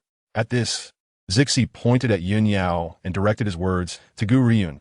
Once you have bound her to you, she must protect you with her life. With her by your side, I shall have peace of mind. Regardless, Yun Yao's power was undeniable, which was why Zixi had urged Gu Ruoyun to subdue her. Awu, the pack animal, seeing its master tame a spiritual beast, eagerly nudged against her leg, as if to say, do not forget me, dear master. Thank you, Zixi. Gu Ruoyun smiled gratefully at Zixi. You have aided me immensely on my journey. Without you, I would surely have met a tragic end. Ah, Zixi mused, stroking his chin and scrutinizing Gu Ruoyun with a wicked smile. In these 3 years, you have developed quite well. So, if you truly wish to express your gratitude, why not offer yourself to me? As he spoke, he advanced towards Gu Ruoyun, cornering her against the wall, his tantalizing breath brushing against her neck, sending delightful shivers down her spine. Gu Ruoyun stepped back a few paces, leaning against the cold wall, and awkwardly replied, that is rather inappropriate. I fear I cannot comply. Do you not realize that once a spiritual beast can transform into a human, they are not so different from humans? Zixi narrowed his purple eyes, a devilish grin appearing. If we were to have a child, it would undoubtedly be human. If you doubt me, we could always test the theory. Gazing at the strikingly handsome face of the man before her, Gu Ruoyun felt no stirrings in her heart. Her lips curled into a faint smile, as if teasing, and she remarked, even so, it does not alter the fact that you are a phoenix. I have no interest in those outside my kin. If you are aroused, seek out a female phoenix. I have no desire for you. Zixia's expression darkened instantly. What did this girl mean? Not only did she disdain his identity as a spiritual beast, but she also insinuated that he was in heat? All right, little one, I shall cease my jesting. Let's discuss serious matters. Taking a deep breath, he feared that if their banter continued, she might drive him to exasperation. I will be entering seclusion for my cultivation and cannot be disturbed for a while. If any danger arises, let Yun Yao handle it. Do not overexert yourself. Gu Ruoyun was momentarily taken aback. If she was not mistaken, a flicker of concern had just crossed Zixia's eyes. Could it be that he felt compassion for her? In her mind, Zixia was both a mentor and a friend. He was stern when necessary, but she had never perceived him as caring before. In the corner, Yun Yao, curled up into a ball, glanced at Zixia and then at Gu Ruoyun, her eyes darting with intrigue. There must be something going on. There was definitely an affair between Zixia and this girl. Chapter 157, The Assassins of the Qingtian Palace, Part 1. Yun Yao was somewhat shocked. To her, this human girl seemed rather ordinary. Why had this calamity chosen her? Moreover, why had she formed a contract with her? What abilities did she possess that could command the ancient phoenix's allegiance? Zixia, I shall not disturb your retreat any longer, Yun Yao said. I will recuperate within the ancient divine tower. Should you need me, I shall call upon you. Gu Ruoyun yawned. She had not seen Xiao Yi all day. That fellow must be sulking in a corner, drawing circles on the wall. Within the palace, a regal woman lounged on an imperial concubine chair, idly toying with her nails.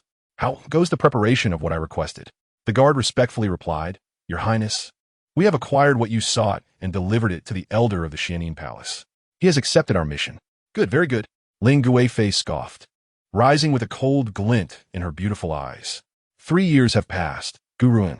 For 3 years, I have not ceased to ponder this vendetta. Yet at the time, my powers were insufficient to confront you. Now, after 3 years of seeking a precious technique, I have convinced the elder of the Qingtian Palace to comply with my demands. This time, even with the protection of the 100 Herb Hall, your demise is inevitable. Heaven knows how she had muddled through these 3 years, with even the emperor unwilling to avenge her. Thus, she had no choice but to rely on herself. Otherwise, she would not have spent 3 years seeking something of value to the elder of the Xianin Palace. And she would make that woman understand that the Ling family was not so easily slain. To take her relatives' lives was to invite retribution from the underworld. That night, the moonlight cascaded in like water, illuminating the young girl as exquisite features. The girl sat cross-legged on her bed, eyes gently closed, as rich spiritual energy enveloped her, drawn into her body through her pores. Suddenly, an unusual disturbance from outside the door jolted the girl awake, her cold gaze sharpening. Someone has breached the formation. I wonder who dares to intrude at this hour. The estate's formation had been set by Xie. Unless one had attained the level of a martial emperor, others would be trapped within. With this thought, she rose with a graceful sweep of her sleeve and stepped outside. Master! From afar, Wei Yi spotted Gu Ruoyun approaching and called out eagerly. Beside her stood Bai Chuan, clad in resplendent attire, his face flushed, perhaps recalling Wei Yi's earlier suggestion that he become her male companion. He cast an awkward glance at Gu Ruoyun. However, Gu Ruoyun paid him no mind and approached Wei Yi, inquiring, "Who has intruded upon the formation?" "I am not sure." Wei Yi shook her head. "That person remains within the formation. I thought to wait until their strength waned before capturing them for questioning." "There is no need for such trouble," Gu Ruoyun smiled. "Yin Yao, go and bring them to me." In a flash, a figure clad in a pale yellow dress appeared before the members of the demon sect, exuding elegance and grace, resembling a true noble lady. Yet, as the ensuing events unfolded, the expressions of all present shifted dramatically. Chapter 159, The Assassins of the Xianin Palace, Part 2. Yin Yao darted into the formation, and within moments, she emerged, dragging a man in bloodied attire and tossing him at Gu Ruoyun's feet. "Is this all?" Wei Yi exclaimed, astonished as she gazed at Yin Yao. Yin Yao maintained a serene smile, calmly stating, "Did you not wish to interrogate them? One is sufficient. I have eliminated the others." Gasp! The crowd collectively inhaled sharply. What manner of person was this woman? Not only had she ventured into the formation while it was still active, but she had also emerged unscathed, leaving only one enemy alive. Most astonishing was the speed with which she accomplished it. Since when had the young lady been accompanied by such a formidable ally? A member of the Xianin Palace? Upon noticing the insignia on the assassin's garb, Gu Ruoyun's expression darkened. The Xianin Palace was unlike any other. Their assassins would not conceal their identities prior to a kill. They not only donned their garb, but would also announce their intentions beforehand, allowing their target to be aware of their presence. Clearly, the assailants had not come merely to kill her, but to deliver a message and scout the territory. Unfortunate for them, they had stumbled into the formation and ended up as captives. Humph! The bloodied assassin scoffed. "I did not expect our mission from the Xianin Palace to fail this time. But, Gu Ruoyun, your life is forfeit. You shall not live much longer, ha ha ha." Seeing Gu Ruoyun's changed expression, the assassin laughed heartily, seemingly relishing her fear. Yet, unbeknownst to him, her frown stemmed from the presence of the extraordinary man, Zhuoshanshan. She was aware that he was the son of the Xianin Palace's master. But how could he send someone to ambush her? "Master, be careful." Suddenly, Wei Yi noticed the bloodied man hurling a poisonous insect towards Gu Ruoyun's face, her complexion paling. At that moment, Gu Ruoyun was lost in thought and had yet to react. "Get back!" Just then, a powerful shout emanated from behind Gu Ruoyun. Miraculously, the poisonous insect abruptly changed course, biting into the assassin's throat instead. "Ah!" The assassin screamed in agony as flesh began to peel away from his body, ultimately transforming into a pool of putrid blood before the eyes of the onlookers. Roaring, Yin Yao transformed into a colossal white tiger, retreating to a corner, trembling in fear as she gazed at the man standing behind Gu Ruoyun. Instantly, everyone was taken aback. The elegant lady was, in fact, a spiritual beast, and she appeared to be a frightened little kitten. Wait, a spiritual beast? A transformation? Gasp! The crowd drew in their breath, their astonished gazes shifting to Gu Ruoyun. Their young lady was truly formidable. Even a transforming spiritual beast obeyed her command. Who else in the world possessed such prowess aside from her? Could Gu Pampan do it? Could Shiyun? Despite Shiyun's remarkable talent, she still fell short in various aspects compared to their young lady. "Xiao Yi, why are you here?" Gu Ruoyun cast a surprised glance at Qianbei. In truth, even if Qianbei had not intervened, that man in the blood-stained attire would never have succeeded in his treachery against her. Chapter 159, The Assassin of the Xianyin Palace, Part 3. Qianbei furrowed his brow, his unparalleled beauty shadowed by a somber expression, his blood-red eyes coldly fixated on the pool of pus on the ground, adorned in silver hair and crimson garments. He unwittingly drew the gaze of all present under the night sky. Xiaoyan, he wishes to kill you. The people from the Xianyin Palace seek your demise. Shall I destroy the Xianyin Palace? His words suggested that annihilating an entire sect was as effortless as having a meal. Xiaoya. Gu Ruoyun looked into the man's blood-red eyes, momentarily taken aback. They must die. Anyone who desires your harm deserves death. Indeed, anyone who sought to harm her must perish. If the entire continent conspired against him, he would not hesitate to annihilate the entirety of it. Xiaoya. Gu Ruoyun chuckled softly, as if soothing a child. Am I not perfectly fine? Moreover, there are matters I wish to understand. He sought to know why that wicked being had dispatched the Xianyin Palace's assassins against him. Very well, Qianbei was an obedient child, but he heeded only Gu Ruoyun's words. Anyone else attempting to sway his decisions would likely find themselves buried in a sea of blood. However, once you comprehend everything, I shall obliterate the Xianyin Palace, all right?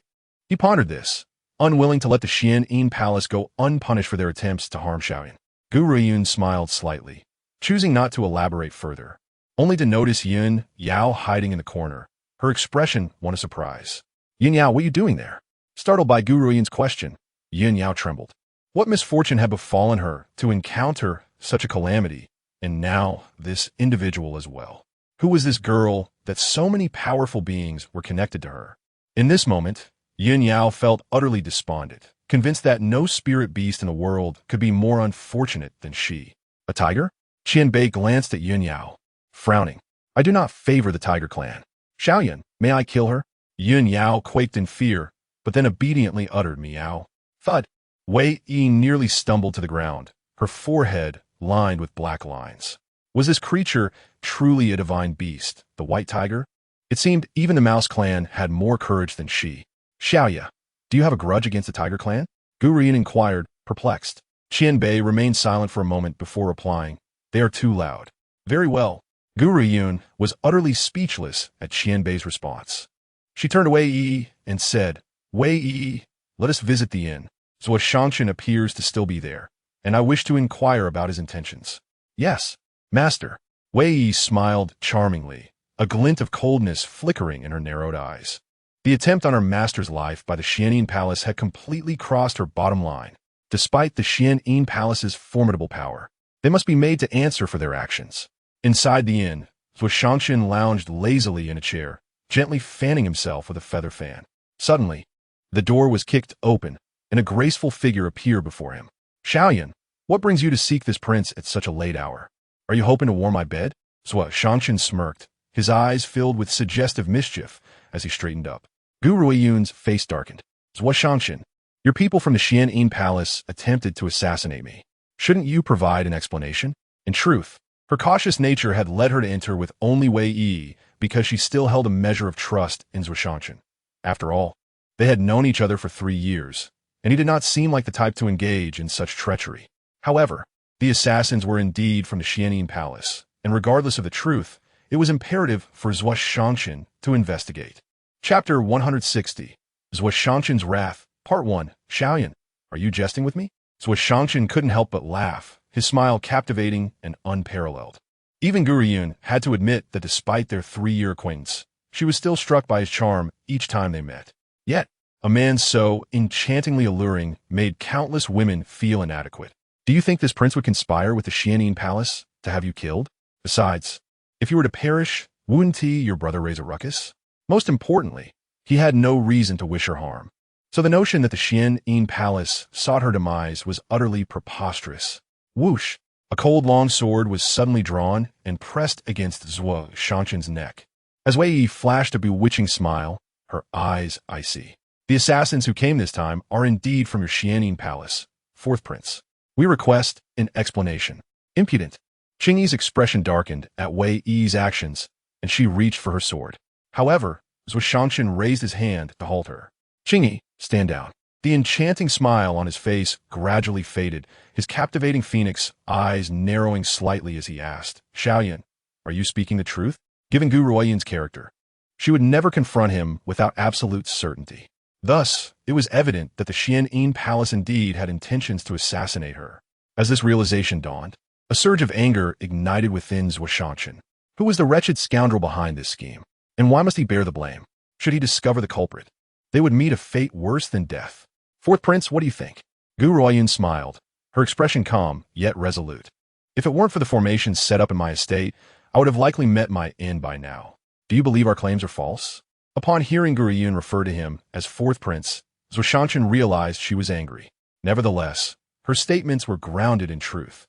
If the Qianyin Palace wished to kill someone, they would stop at nothing, dispatching more assassins as necessary. Given Gu Ruoyun's current strength, she was indeed no match for the ancient powers of the Qianyin Palace. Thus, her anger was entirely justified, for she had nearly perished without reason. Who wouldn't be furious? Xiaoyan, I am innocent, Zhuo Shanshan exclaimed, his face a picture of grievance. I truly knew nothing of this matter. Just give me some time, and I will provide you with an explanation. Gu Ruoyun remained silent for a moment, signaling Wei Yi to sheath her sword, a gentle smile gracing her delicate features. However, upon seeing that smile, Zhuo Shanshan felt an involuntary shiver. Fourth Prince, please expedite your investigation into the mastermind behind this affair. Otherwise, if it endangers those close to me, know that while my strength may not yet have reached its peak, I assure you, one day I shall bring the entire Qianyin Palace to its knees. So Shanshan's body trembled slightly, his phoenix eyes intently studying the slender figure before him. In that moment, the girl exuded an aura of dominance, as if she were destined to reign supreme. He believed in her capability. A mere 3 years ago, she was but a waste at the second level of qi gathering. Yet within such a brief span, she had ascended to her current stature. It was likely that only the most gifted individuals within the various factions could achieve such feats.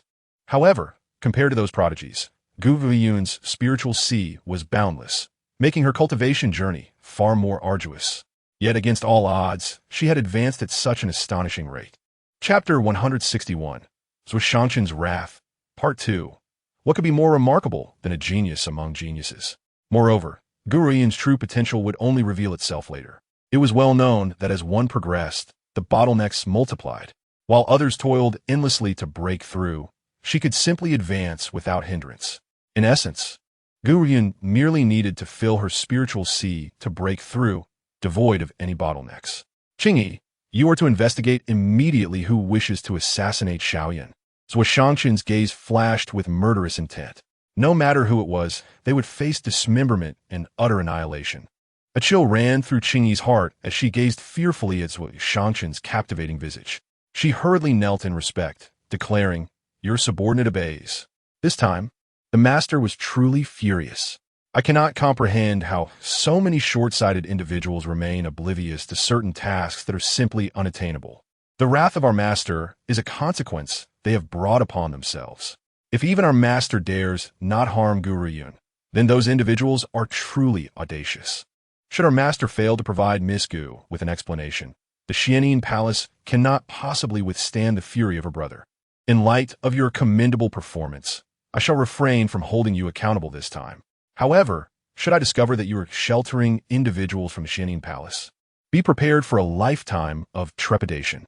Having uttered these words, Gu Ruoyun cast a glance at Zhuo Shanshan before departing without a backward glance. Behind her, Zhuo Shanshan gazed at the slender silhouette of the girl, a bitter smile gracing his lips. Little Yun's temperament mirrors that of Gu Xingxiao. She will undoubtedly not be wronged. It is truly evident that they are siblings. Qingyi, you must investigate immediately. I do not wish for little Yun to harbor any misunderstandings towards me. However, I suspect that within this realm, aside from this woman, no one else would dare threaten him. Within the imperial palace's inner court, inner chamber, Concubine Ling looked anxiously at the elder seated behind the screen. Elder Liu, I have heard that the estate where Gu Ruoyun resides is protected by formations. Will the people of the Qianyin Palace be safe? The elder, known as Elder Liu, smirked arrogantly and replied, I have already inquired thoroughly. Therefore, among those we dispatched, there is one well-versed in formations. Given Gu Ruoyun's capabilities, even if she finds someone to set up formations for her, they are likely to be merely ordinary. That brings me some relief. Concubine Ling sighed, but a sinister glint flickered across her noble visage, her lips curling into a cold smile. Gu Ruoyun, I wonder how you will feel upon receiving the assassination order from the Xianing Palace. In my view, you will likely be terrified to the point of fainting. This is the consequence of opposing me. Ever since 3 years ago, I vowed not to cease until this grudge is avenged. Suddenly, a hurried voice rang from outside the door. A figure clad in guard attire rushed in, hastily bowing. I have been observing the situation outside. Since those individuals entered the estate, they have not emerged for quite some time. Just now, they disposed of a pile of corpses outside and set them ablaze. What did you say? Concubine Ling's expression contorted with horror. Before she could utter another word, the elder slammed his palm onto the table, his face darkening as he declared, "What a formidable Gu Ruoyun! She has caused our mission in the Xianing Palace to fail. It seems this time I must take matters into my own hands." Chapter 162, Shangchen's Fury, Part 3. Initially perturbed, Concubine Ling found tranquility upon hearing this. Indeed, with those individuals dead and the formidable Elder Lu at her side, Gu Ruoyun was undoubtedly doomed. Elder Lu, that formation is exceptionally powerful. What if Gu Ruoyun learns of the assassination order and hides within the estate? Humph. Elder Lu snorted. I have already investigated her circumstances. Gu Ruoyun is quite sentimental. Once I capture those close to her, she will not dare to hide. Since she has chosen to kill our people from the Xianing Palace, she must pay for this with blood. The Xianing Palace is perceived as powerful primarily because if one person fails in their mission, a stronger individual will take over the task without rest until death. Thus, anyone issued an assassination order by the Xianing Palace is guaranteed not to survive beyond half a month. That will be a task for you, Elder Lu. Concubine Ling's heart soared with joy. However, Elder Lu, would you be able to leave Gu Ruoyun incapacitated for me to torment her? She has killed so many of my family. I cannot find peace without avenging them. Not a problem. Elder Lu nodded. I shall capture those around her tomorrow, forcing her to reveal herself. Throughout this exchange, he has never regarded Gu Ruoyun as a threat, even with a martial king stationed at Baichao Hall. That lowly martial king is unworthy of facing him. Observing Elder Lu's confident demeanor, Concubine Ling's delight intensified. She envisioned Gu Ruoyun kneeling before her, pleading for mercy, a truly satisfying thought. Father, Ling Shi, Ling you await. I shall soon make your enemy pay in hell for your grievances. At that time, I will disable her limbs, sever her tendons, and shatter her spiritual sea, reducing her to a mere powerless wretch for you to torment. Lost in her thoughts, she erupted into laughter, tears mingling with her mirth, filled with venomous hatred for Gu Ruoyun. Yet Gu Ruoyun remains unaware of the depths of Concubine Ling's animosity towards her. After all, the downfall of the Ling family rests squarely on her shoulders. How could Concubine Ling not harbor resentment? It is solely due to the overwhelming power of Baichao Hall that she dares not act. Give her the opportunity, and she will undoubtedly plunge a dagger deep into Gu Ruoyun's back. As dawn broke, a curious boy of around 10 years old gazed at the surrounding stalls with wonder. Sister Mou, where are you taking me? The woman named Mou, the right protector of the demon sect, and now the head of the Pill Hall, had been entrusted with the art of alchemy by Gu Ruoyun after the establishment of the demon sect, along with the management of the Pill Hall. This time, Gu Ruoyun recognized not only Bai Chuan's talent for cultivation, but also his aptitude for alchemy, thus placing him under Mou's tutelage. Xiao Chuan, I'm taking you back to our headquarters. Our master has new tasks for you. Mou smiled, playfully pinching the soft cheeks of the little boy. Bai Chuan's expression darkened. He could not fathom why these women were so strange, each one enjoying pinching his face. Except for Gu Ruoyun. That person only had eyes for cultivation, as if there were nothing beyond that in the expansion of her power. Chapter 163, Shangchen's Fury, Part 4. Suddenly, Mou halted her steps, gripping Bai Chuan's hand tightly, her gaze warily fixed on the elder, blocking their path. The elder, clad in white robes, stood with an air of otherworldliness, yet his murky eyes harbored arrogance and malice. Who are you? Mou furrowed her brows, cautiously pulling Bai Chuan behind her as she inquired. The elder coldly surveyed the two. Are you from Baichao Hall? What is your relationship with Gu Ruoyun? Master? Mou was momentarily taken aback. This old man had come seeking her master? The thought weighed heavily on her heart. What do you want with her? It seems the old man was not mistaken. He chuckled, his voice devoid of warmth. If that is the case, I must request both of you to visit my Xianin palace as guests. Bai Chuan bit his lip, leaning closer to Mou, his resilient eyes betraying a hint of panic. Clearly, even he sensed that this old man harbored ill intentions. Visit the Xianin palace as guests? Mou scoffed. What if I refuse? Regardless of the circumstances, Mou would not allow this old man to use her as leverage against her master. As for why she did not deny her connection to Gu Ruoyun, it was because the Xianin palace had already come to their door, having conducted thorough investigations. Even if she denied it, they would not believe her. Haha, you have no choice in the matter. Today, you will go, whether you wish to or not. The elder laughed heartily, and in that moment, an overwhelming force descended upon Mou. The pressure of a martial king felt like a heavy stone crushing down upon her, causing her already pale face to grow even more ashen. Little girl, those who know how to adapt are the wise ones. As long as you accompany me, I assure you that no harm will come to you. Mou's complexion remained pale, but her eyes shimmered with sympathy, as if the elder before her was merely a pitiful soul. You think to use me to threaten her? You are gravely mistaken. Xiao Chuan, you must flee and warn her that the people of the Xianin palace have emerged. From a moment, they pledged their allegiance to their master. They swore silently to devote their entire lives to repay her. Thus, how could they possibly allow anyone to threaten their master? However, once she sacrificed herself, the master and the brethren of the demon sect would seek vengeance on her behalf. At that moment, it would be the old man who would suffer. With this thought, a smirk of derision danced upon Mou's lips, and the mockery in her eyes was unmistakable. Stop! The elder's expression turned cold, and he transformed into a gust of wind, pursuing Bai Chuan. With a loud thud, his fist struck Bai Chuan's back, sending the small figure crashing into a stall at the street corner. The young boy's face turned pale, blood staining the corners of his lips. Yet his defiant gaze remained fixed on the old man. You old fool, what skill is it to attack a mere child? Mou seethed with rage, her body trembling. Is this what your Xianin hall is capable of? Even such a small child is not spared. Elder Lu sneered. Do you think to deceive me? This young lad appears to be someone close to Gu Ruoyun. A few days ago, she seemed to have fallen out with the prince of the Qingtian Kingdom for him. So he must hold significant importance for her. With only you here, I cannot be certain whether Gu Ruoyun will come. If we capture him, I believe that woman will undoubtedly appear. Mou trembled with fury, now only hoping that someone else would witness this scene and inform Gu Ruoyun. Chapter 164. The Wrath of Zhuoshangqian, Part 5. Little girl, he is in my hands. You might as well not resist. It is futile.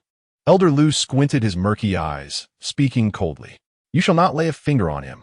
As Elder Lu approached Bai Chuan, Mou's eyes turned crimson. Without a second thought, she lunged forward. This child was entrusted to her by the master, signifying the trust the master placed in her. She could not betray that trust, and thus she would not allow this old man to harm him. Absolutely not. Overreaching, Elder Lu snorted dismissively, an aura of power emanating from him. Before Mou could reach him, she was blasted away by a tremendous force, her body hurtling through the air, the impact causing her to spit blood. The elder, however, showed no mercy, summoning a mist-like palm of the Buddha that descended upon her with great force. Bang! The agony of shattered bones made veins throb on Mou's forehead. Her fists clenched tightly.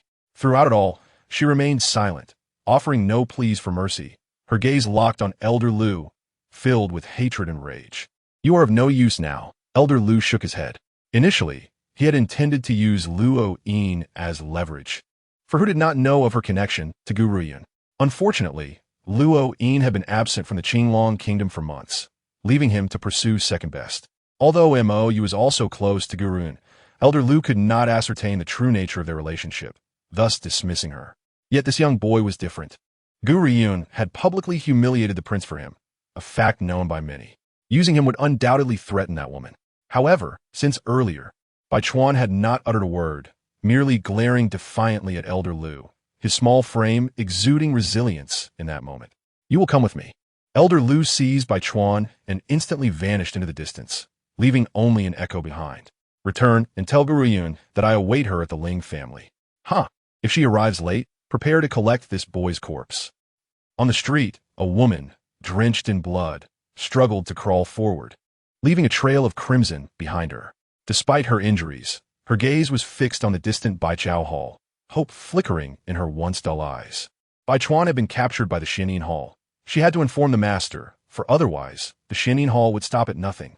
With this thought, she summoned a strength she did not know she possessed, gripping the ground tightly as she pushed herself toward Baichao Hall. As she neared, she felt herself on the verge of fainting but fought to remain conscious. It was unfathomable how someone whose bones were shattered could crawl such a distance with sheer willpower. I cannot faint. I must not. Or Baichuan may be in danger. Mo bit her lip, the pain coursing through her body, making every movement feel like a knife cutting into her flesh. Just 3 more steps.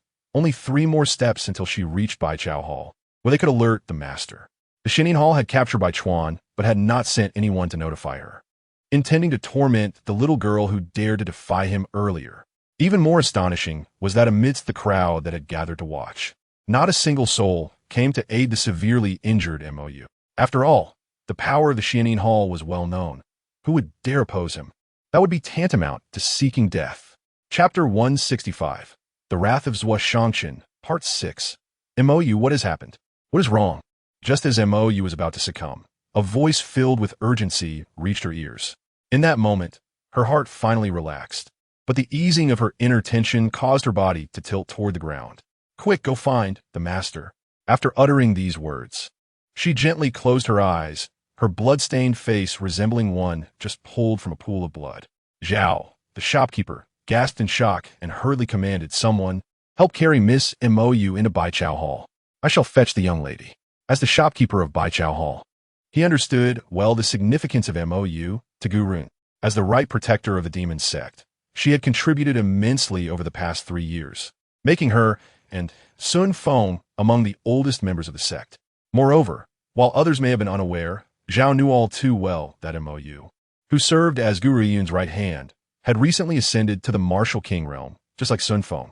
The fact that she had been so severely injured spoke volumes about the strength of her assailant.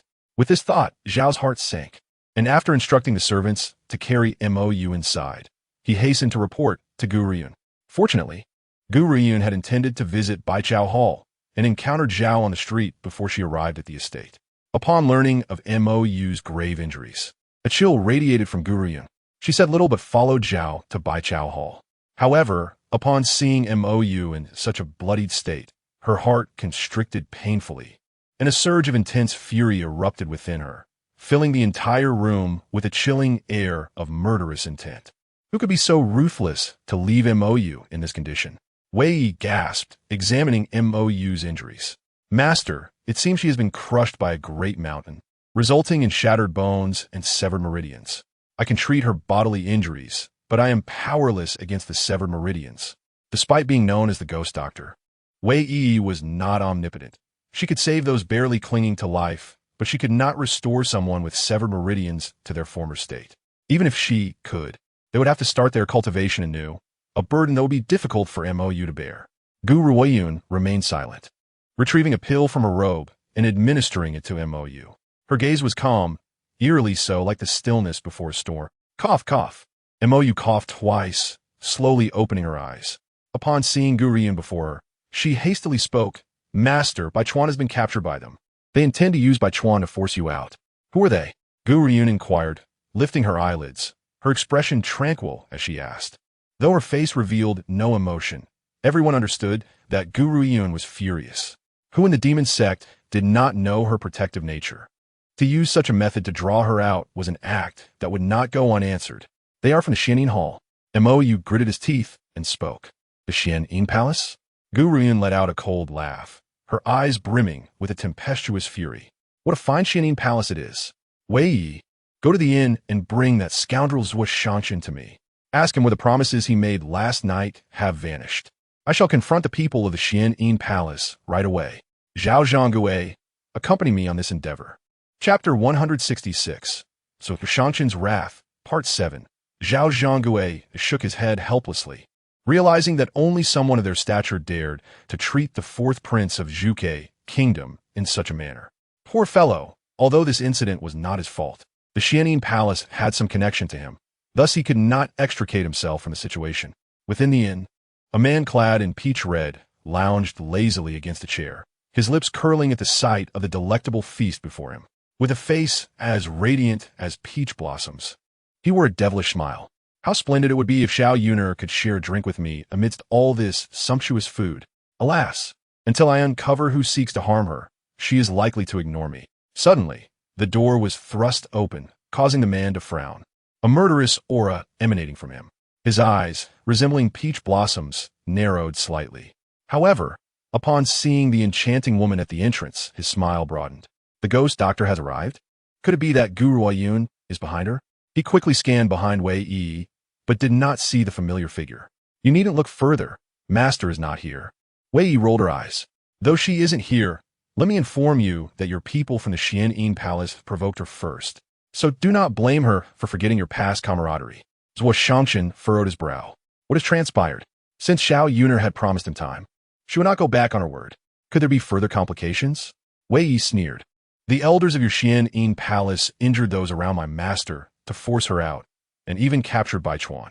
Our people have been gravely wounded, bones shattered and meridians severed, left in a state of near death. With a soft thud, Zhuo Shangchen's folding fan slipped from his grasp, falling into the wine before him. His peach-like visage first reflected panic, then was overtaken by tension and fury. Which despicable scoundrel has done this? Clearly, it is an attempt to frame me in Xiao Yuner's eyes. Whoever is responsible shall face my wrath. Zhuo Shangchen was thoroughly alarmed. Xiao Yuner was angry. What should he do now? It was all that wretched scoundrel's fault. If that scoundrel remained alive, how could he find peace? Ghost Doctor, take me to find Xiao Yuner. I must clarify that this matter has nothing to do with me. I was completely unaware. Qingyi has just been sent back to the Qian'an Palace to investigate who accepted the mission. Yet trouble has arisen so swiftly. I am innocent. Zhuo Shangchen's face was filled with grievance. He had always acted according to his whims, but before this pair of siblings, he felt stripped of all dignity. You can discuss this with Master. Oh, and by the way, I forgot to mention that my master is quite furious, so you better be prepared, Wei Yi remarked coldly. Upon hearing this, Zhuo Shangchen grew even more anxious. You must take me to see Xiao Yuner at once. Otherwise, the consequences could be dire. On the bustling streets, Gu Ruoyun hurried toward the Ling family, the vivid bloodstains on the ground piercing her heart. Gazing at the dragged trails of blood, she could not fathom how she had managed to return with the news, nor the sheer willpower it required to crawl back step by step. What agony had she endured during that time? Gu Ruoyun's heart ached. To her, these individuals were not mere subordinates to be sacrificed at will, but comrades who had built the entire demon sect with her. Yet now, her people lay grievously injured not far from her, and she remained oblivious. I care not what forces you hail from. If you dare lay a finger on her, I shall make you experience 100-fold of suffering. In that moment, a murderous intent surged within Gu Ruoyun, her pace quickening as she raced toward the Ling family like a tempest. Chapter 167, Zhuo Shangchen's Wrath, Part 8. Within the Ling residence, Lu Chong sat solemnly in his chair, his aged face devoid of warmth. Beside him stood the current head of the Ling family, Ling Yihui, trembling in fear, unable to even glance at the formidable elder. 3 years prior, Ling Yihui had taken on the mantle of family head after the demise of Ling Yi at the hands of Qianbei. Initially, Ling Yihui desired vengeance for his brother and nephew, yet the maidservants of the Qian'an Palace intervened, and fearing their power, he not only refrained from action, but also forbade his family from discussing revenge. Unexpectedly, the esteemed imperial concubine summoned an elder from the Qian'an Palace. But Ling Yihui still felt a sense of unease, as if calamity was imminent. Elder Lu, will Mu Ruiyue truly come? Ling Yihui asked apprehensively. To be honest, he did not wish for Mu Ruiyue's arrival. Ever since the girl narrowly escaped execution at the hands of his grandfather, she had undergone significant changes. In the past 3 years, no one had been able to discern her actions. With both his brother and nephew dead, he did not wish to endanger the entire Ling family for the sake of vengeance. Elder Lu snorted coldly. If she seeks the name of this boy, she will undoubtedly come. As he spoke, his murky eyes swept down at the bound young boy, whose heart chilled at the elder's ominous gaze. Nevertheless, the adorable, fair visage of the child bore no fear, his dark eyes fixed defiantly upon Elder Lu. Baichuan was uncertain whether Gu Ruoyun would arrive. After all, They were up against the colossal force of the Xianin Palace. If only his father were here, perhaps he could save him. However, Gu Ruoyun, despite being the ghost doctor's master, was ultimately just an ordinary person. Most ordinary individuals would avoid such power. Therefore, she likely would not come. With that thought, Baichuan's gaze dimmed, his lips pressed together in disappointment. Once regarded as a waste, his family was on the verge of abandoning him. That woman was merely a fleeting encounter. How could she risk herself for him? Ultimately, he was a burden that could be cast aside at any moment. You need not. Baichuan raised his head, meeting Elder Lu's gaze. He intended to tell them not to wait for Gu Ruoyun, for he shared no bond with her. Yet before he could finish his sentence, a chilling voice emanated from behind, causing his small body to freeze. Since the people of the Xianin Palace wish to find me, why not simply summon me? You not only harm my people, but even dare to lay hands on child. A girl dressed in azure, her hair cascading like a waterfall, swept into the room like a gust of wind, bringing with her a fragrant aura of tranquility that seemed to calm the hearts of all present. Yet in that moment, Baichuan's heart surged with emotion, as he had never anticipated that this girl would indeed come. She had come to rescue him, for the sake of someone she had known only for a few days. She had risked so much, while his own family, those ancient relics, planned to abandon him simply because he could not break through. Had it not been for his father's protection, he might have been expelled from the Baijiao long ago. Chapter 168, Shangchen's Wrath, Part 9, Zhao Zhang Gue. Please keep an eye on him for me. Throughout, Gu Ruoyun did not spare a glance at Baichuan. She only saw the girl's elegant and resolute figure, which inexplicably steadied Baichuan's heart. It felt as though with her by his side, nothing could go awry. Very well. Zhao, the proprietor, nodded and pulled Baichuan aside, gazing with concern at the figure ahead. Dressed in a blue robe, with hair flowing like silk, the young girl's gaze fell upon the elderly man before her, and she broke into a smile. You are from the Xianin Hall? Indeed. Elder Lu scoffed, declaring, I am an elder of the Xianin Hall. Someone has paid to take your life. Though our hall bears no grudge against you, once you have accepted the employer's task, you must meet your demise. Typically, those of the martial king rank refrain from harming ordinary people, particularly given the watchful eyes of the three major sanctioning bodies. However, the Xianin Hall operates as an exception. Should a task be issued and the commission deemed satisfactory, they will accept it, unbound by the jurisdiction of the three major sanctioning areas. Unlike the refiner sect, the Xianin Hall does not hesitate. When they wish to kill, they do so brazenly, often notifying the target in advance to prepare for their fate. Gu Ruoyun smirked. I am taking Baichuan with me. You have no objections, I trust. To her, he was merely a tool, expendable once his purpose was served. Yet, Elder Lu narrowed his eyes. You cannot leave. If you do, my task remains unfulfilled. You must understand, the commission from Concubine Ling is quite substantial. Otherwise, I would not have come to see this task through personally. Fear not, I have no intention of leaving. Gu Ruoyun's smile deepened, although her clear eyes brimmed with murderous intent. We still have some scores to settle. She advanced towards Elder Lu, an aura of death surrounding her, rendering the young girl's countenance even colder. And without your mention, I know that it is Concubine Ling who orchestrates all of this. Otherwise, you would not be present at the Ling family estate. Currently, only she possesses the power to hire assassins from the Xianin Hall, but if you wish to kill me, then come for me. You should never have touched those who are mine. Therefore, you must die, and she must die. Baichuan's gaze fixated on the girl's face, filled with murderous intent, as if his heart had been struck by a heavy hammer. For some reason, at that moment, he felt a sense of belonging. Perhaps following her would not lead to regret. It was at this moment that Baichuan's heart truly submitted. Such arrogance. With a sudden change in demeanor, Elder Lu slammed his hand on the table and leaped towards Gu Ruoyun. In an instant, a tempest arose, and the girl's blue robe billowed in the wind. She remained unperturbed, a mocking smile lingering at the corners of her lips, as if ridiculing Elder Lu's overconfidence.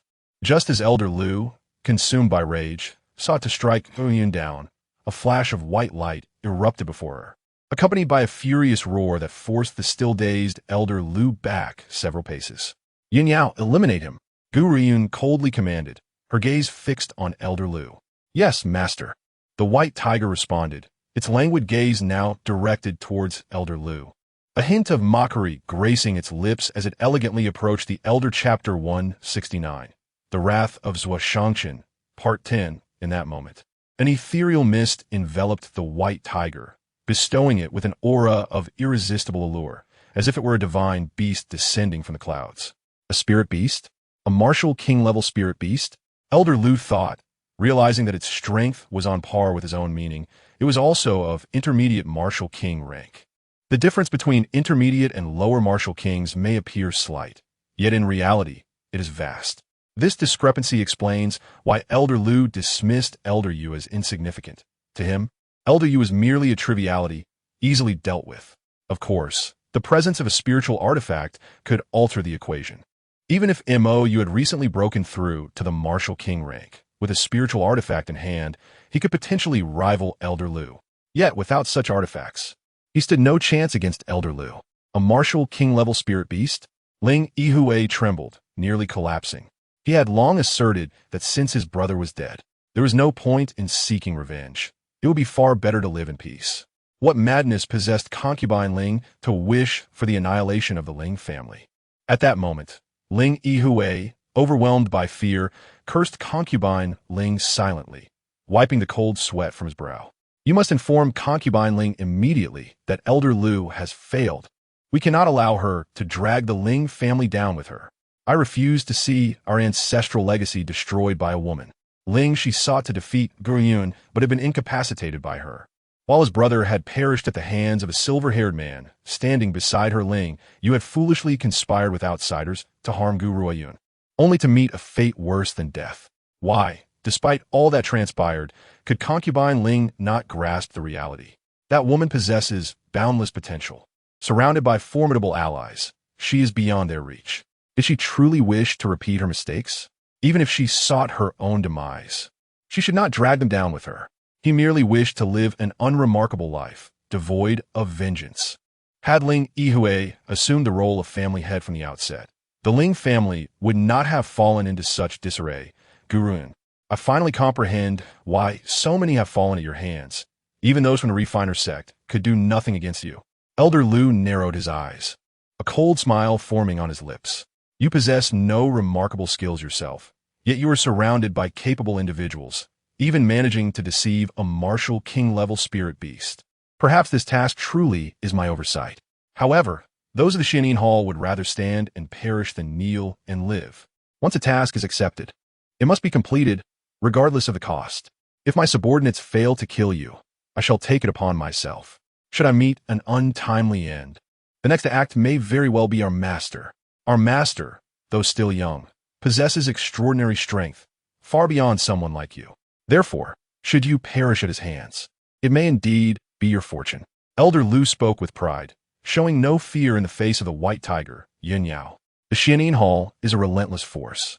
When one falls, another rises, until the task is complete. This is why the Xianin Hall holds such a prestigious position in the realm, renowned by all. Chapter 170, The Wrath of Zhuoshangchen, Part 11. Elder Lu firmly believed that the girl standing before him would undoubtedly feel fear when confronted with such an unyielding behemoth. Alas, he was destined for disappointment. Gu Ruoyun's demeanor remained calm and collected, her eyes devoid of emotion. As though the tale he spun bore no relevance to her, even Elder Lu could not help but admit that had he not initially accepted the task, he would have gladly taken Gu Ruoyun as a disciple. Her composure was remarkable. Even if she never achieved the heights of their master, she would not fall far behind. However, once a task is accepted by the Xianin Hall, there is no room for abandonment. Reflecting on this, a tinge of regret crossed his aged face. Old fool. Yin Yao smiled. What is the point of your lengthy monologue? No matter your words. I, Yin Yao, shall kill you today. Ha! Elder Lu laughed heartily. You, a dignified spirit beast king capable of human speech. Why would you choose to assist a mere human? The forest is where you truly belong. In truth, Elder Lu harbored jealousy towards Gu Ruoyun. Why should this girl, merely of the martial general rank, command the loyalty of a martial king-level spirit beast? His resentment brewed fiercely. In a confrontation with the spirit beast, he felt utterly powerless. It was only at this moment that Ling Yihui realized the white tiger had indeed spoken. Good heavens! Could this creature be any more terrifying?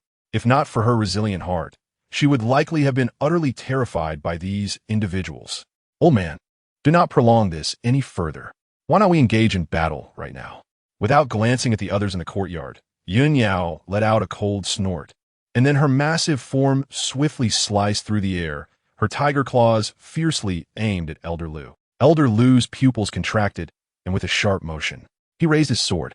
The tiger's claws clashed against the sword, producing a sound akin to two formidable weapons colliding, sending sparks flying and emitting a hissing noise. The battle between two martial kings was far more thrilling than that of the others. However, at this moment, the members of the Ling family had no inclination to appreciate it. They were all acutely aware that another formidable figure, Elder Yu, lurked within the Baichao Hall. While Elder Yu might not be able to defeat Elder Lu, his presence in the current scenario would render Elder Lu without any chance of victory. Unbeknownst to the crowd, not only was Elder Yu a martial king, but the ghostly physician had also long since ascended to that level, alongside Sun Feng and the Snow Wolf. How could Gu Ruoyun's martial kings merely be one or two? Moreover, she had her final trump card, Zi Xie. Gu Ruoyun had yet to fathom the true extent of that man's power, but the way Yun Yao interacted with Zi Xie suggested that he was formidable, regardless of whether he was at his peak or not. Gu Ruoyun's gaze remained fixed on the battle, a glint of coldness flashing in her eyes as she impatiently remarked, Yun Yao, is this all you are capable of? Taking so long to deal with a mid-level martial king? Yun Yao nearly stumbled to the ground in despair. She truly wanted to cry. My master, do you believe I am still the divine beast by Hu of your? Ever since those ruffians injured me, I have been unable to recover, and now I am merely a mid-level martial king.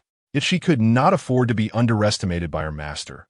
Otherwise, should her master abandon her, it was likely that she would be reduced to ashes by Zi Xie. Resolving herself, Yin Yao charged once more towards Elder Lu. At this moment, within the palace, upon hearing the report from the Ling family, Ling Guifei felt her body weaken, collapsing to the ground. Gu Ruoyun, can it be that I truly cannot kill you? No, I refuse to believe such a curse. Regardless, you must die. She gently closed her eyes and addressed the kneeling servant before her. You may leave. Yes, your highness. The servant was promptly led away by a palace maid, leaving Ling Guifei alone in the chamber. After a long pause, she opened her beautiful eyes and said, Lord Qinglong, years ago, when I allowed you to hide here to recuperate, you promised to assist me with a task. Now, I request that you help me eliminate Gu Ruoyun, if you would be so kind. Initially, she had been reluctant to use this trump card, but now she had no choice. All of this was Gu Ruoyun's fault, and she could never forgive her. As Elder Lu retreated, leaving a long shadow on the ground, he gasped for breath, his gaze heavy as it fell upon the approaching white tiger.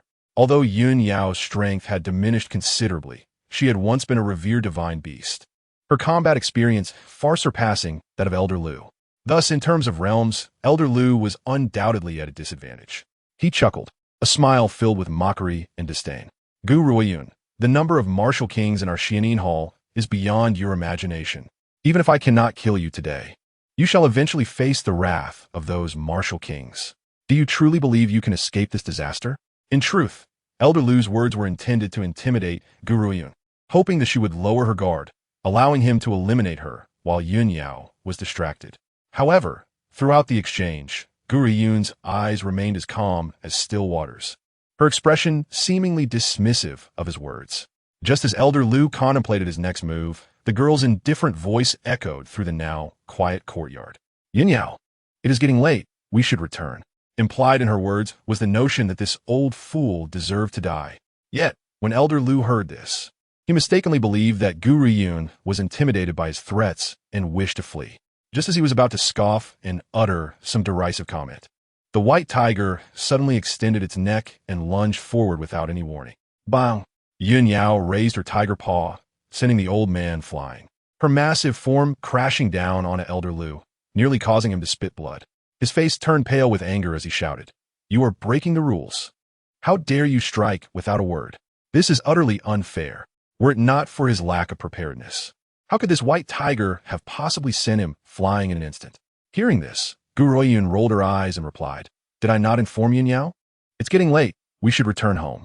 At that moment, Elder Lu coughed up a mouthful of blood, his once cold eyes now filled with rage as he glared fiercely at Gu Ruoyun.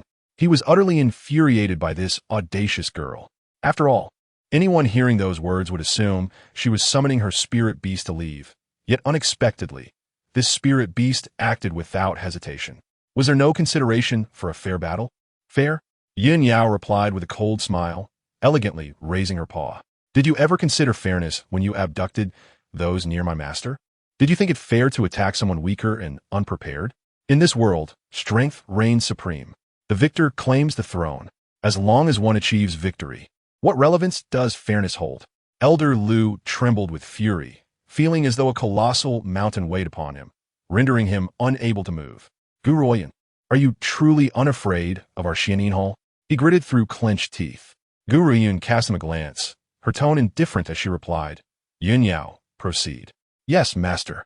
Yun Yao raised her claws, a cold smile gracing her lips. What was so formidable about the Xianin Hall? She knew that with those two individuals by her master's side, even 100 martial kings would be of no consequence. Did this fool truly believe that the Xianin Hall could save him? As this thought crossed her mind, Yin Yao's sharp claws aimed for Elder Lu's neck. At that moment, a powerful force accompanied by a dragon's roar resonated from the void, causing the entire sky to tremble. Just a meter from Elder Lu's neck, Yin Yao's claws halted. She looked up at the ominous clouds that enveloped them, her face illuminated with surprise, excitement, and a touch of nostalgia. Who dared to call upon Gu Ruoyun? From within the clouds, a deep, hoarse voice emerged, exuding an irresistible force. All present were engulfed in fear. Even Elder Lu was momentarily stunned, his gaze warily fixed upon the swirling clouds above. May I inquire as to your purpose for descending? Elder Lu asked, his voice darkening. I have come to eliminate Gu Ruoyun. Others are to vacate the premises. The voice carried a chilling aura of menace, like thunder striking at the hearts of all present. Following that, a dragon's roar echoed from the skies, shaking the heavens.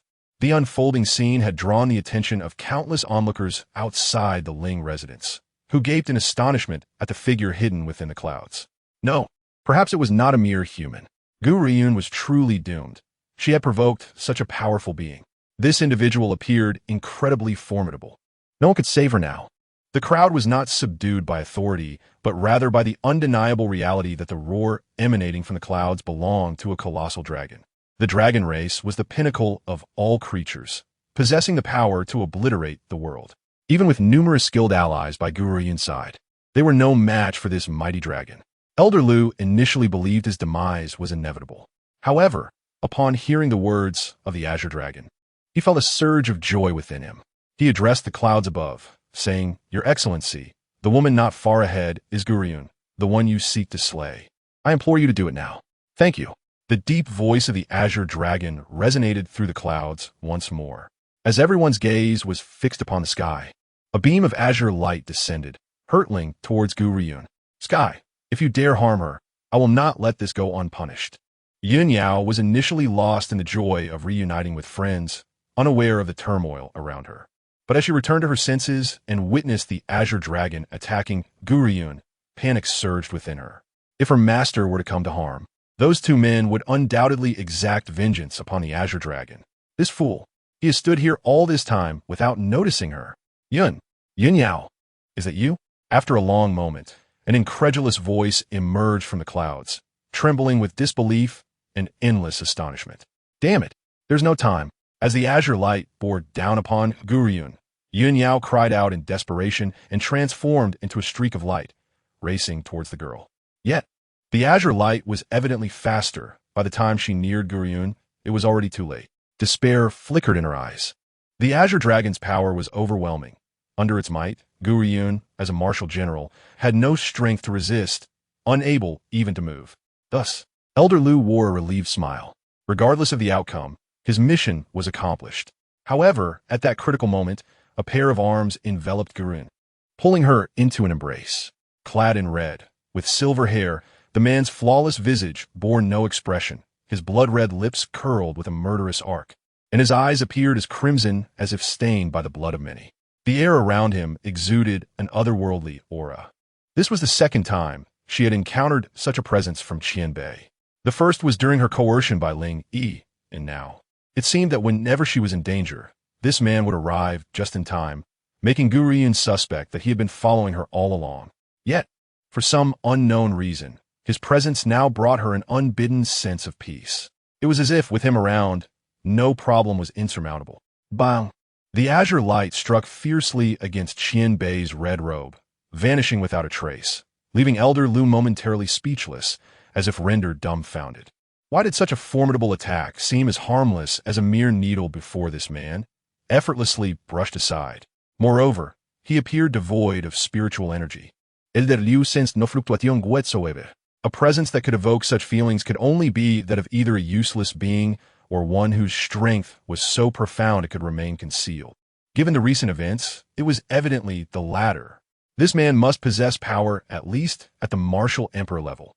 Yun Yao felt a wave of relief wash over her, but her anxiety quickly returned as she called out to the cloud sky. Why do you hide within? Show yourself. She hoped her master would overlook the Azure Dragon's transgressions on account of their past. Yun Yao, is it truly you? A voice filled with astonishment emerged from the clouds. And soon after, the onlookers beheld a massive Azure Dragon appearing from behind the clouds. At that moment, they understood what it meant to possess an overwhelming presence, ruling the heavens. Gradually, the Azure Dragon's form transformed, revealing a tall figure suspended in midair. The dark clouds dispersed, unveiling a clear sky, clad in a blue robe. The man was strikingly handsome. Although his features did not rival the breathtaking allure of Qianbei or Zixia, he was undeniably pleasing to the eye, standing tall like a steadfast pine against the vast sky. However, upon seeing the man's eyes, Yun Yao was taken aback.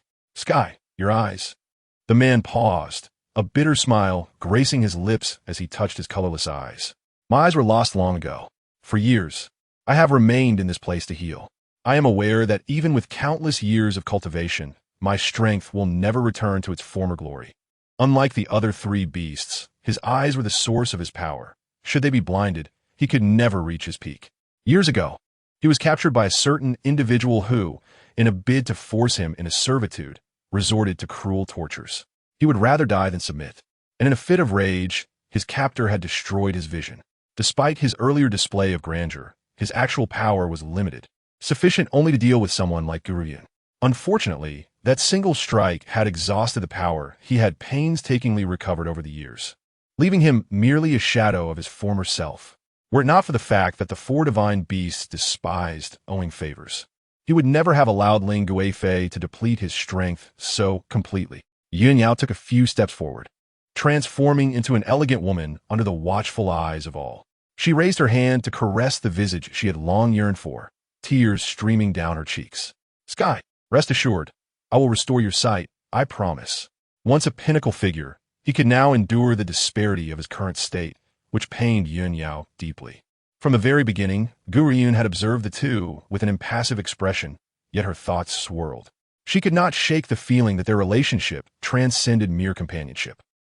It bore the hallmarks of something akin to romance. Should she manage to recruit the Azure Dragon, she would have the power to dominate the four kingdoms. As for his lost vision, perhaps Zixia could find a way to restore it. As the two beasts rejoiced in their reunion, a sudden surge of murderous intent emanated from behind Yun Yao, causing her to stiffen. Yun Yao, be careful. Sky swiftly pulled Yun Yao behind him, his expression filled with vigilance. He could not allow anyone to harm her again. Sky, Yun Yao shook her head. I am fine, but you are in danger. After their separation, she had sustained grave injuries, and it was only by fortunate chance that she had encountered her master, allowing her a chance to heal. Master? Sky was momentarily taken aback. Yun Yao, you are the proudest among us four. How could you submit to a mere human? Have they coerced you in some way? Tell me, and I shall ensure no one harms you. Sky, you misunderstand. My master treats me well. She not only healed my injuries, but has never compelled me to act against my will. Moreover, you just attempted to attack my master. As she spoke, Yun Yao cautiously glanced at the silver-haired man beside Gu Ruoyun, her heart racing anew. She could sense the lethal aura emanating from him. Should Sky act recklessly, he would likely be reduced to ashes in an instant. Little Yun, how about we feast on dragon meat tonight? Qianbei's gaze fell upon Sky, his voice laced with cruelty. If you consume this dragon, your strength will soar rapidly. Dragon meat is renowned for its potency, yet few dare to partake on this continent. Despite the scarcity of dragonkind, each possesses the power to obliterate the world. Master, with a sudden thud, Yun Yao knelt before Gu Ruoyun, shedding all traces of her former elegance and pride. Sky was unaware of her master, having surely been swayed by the manipulations of others. Would it be possible for her master to spare him, considering Yun Yao had previously saved her? Yun Yao would undoubtedly be eternally grateful, pledging her life in service to her master. Truth be told, Gu Ruoyun had never intended to slay the dragon. To her, a powerful dragon was far more advantageous than mere nourishment, especially one as legendary as the Azure Dragon Sky. However, allowing her to easily forgive him may not be so simple. Were it not for the timely arrival of Qianbei Yi, perhaps the one who would have perished could have been her. Yun Yao, you are my contracted beast. Aiding me is your duty. Yet you exploit this to negotiate terms with me. The girl's voice was as calm as the breeze, yet it caused Yun Yao's heart to clench painfully. She bit her lip in silence, her gaze pleadingly fixed on Gu Ruoyun. Yun Yao, what are you doing? Tian Xiong paused, stating, you need not seek help from this human. Humans are too cunning. If they wish to kill, they shall do so. I, Tian Xiong, shall not furrow my brow. Be silent. Yun Yao exclaimed in exasperation, startling Tian Xiong into immediate silence, his handsome face a portrait of grievance. She was merely pained to see Yun Yao pleading with this woman, yet she had responded so harshly to him. He would rather perish than witness Yun Yao, so proud, grovel before a mere human. And all because of him. Master, if I were to have the Azure Dragon form a contract with you, would you be willing to spare him? Now blind and powerless, the Azure Dragon still held the potential to recover one day. As the leader of the four beasts, he could undoubtedly become your greatest ally. Oh no, apart from Lord Zixia and Lord Qianbei, he would be your utmost support. Sensing Qianbei Ye's bloodthirsty gaze and the pressure emanating from Zixia through their contract, Yun Yao weakly altered her phrasing. Realizing she had nearly forgotten about these two formidable beings, Gu Ruoyun remained expressionless, yet internally she was ecstatic, for this was the outcome she had long desired.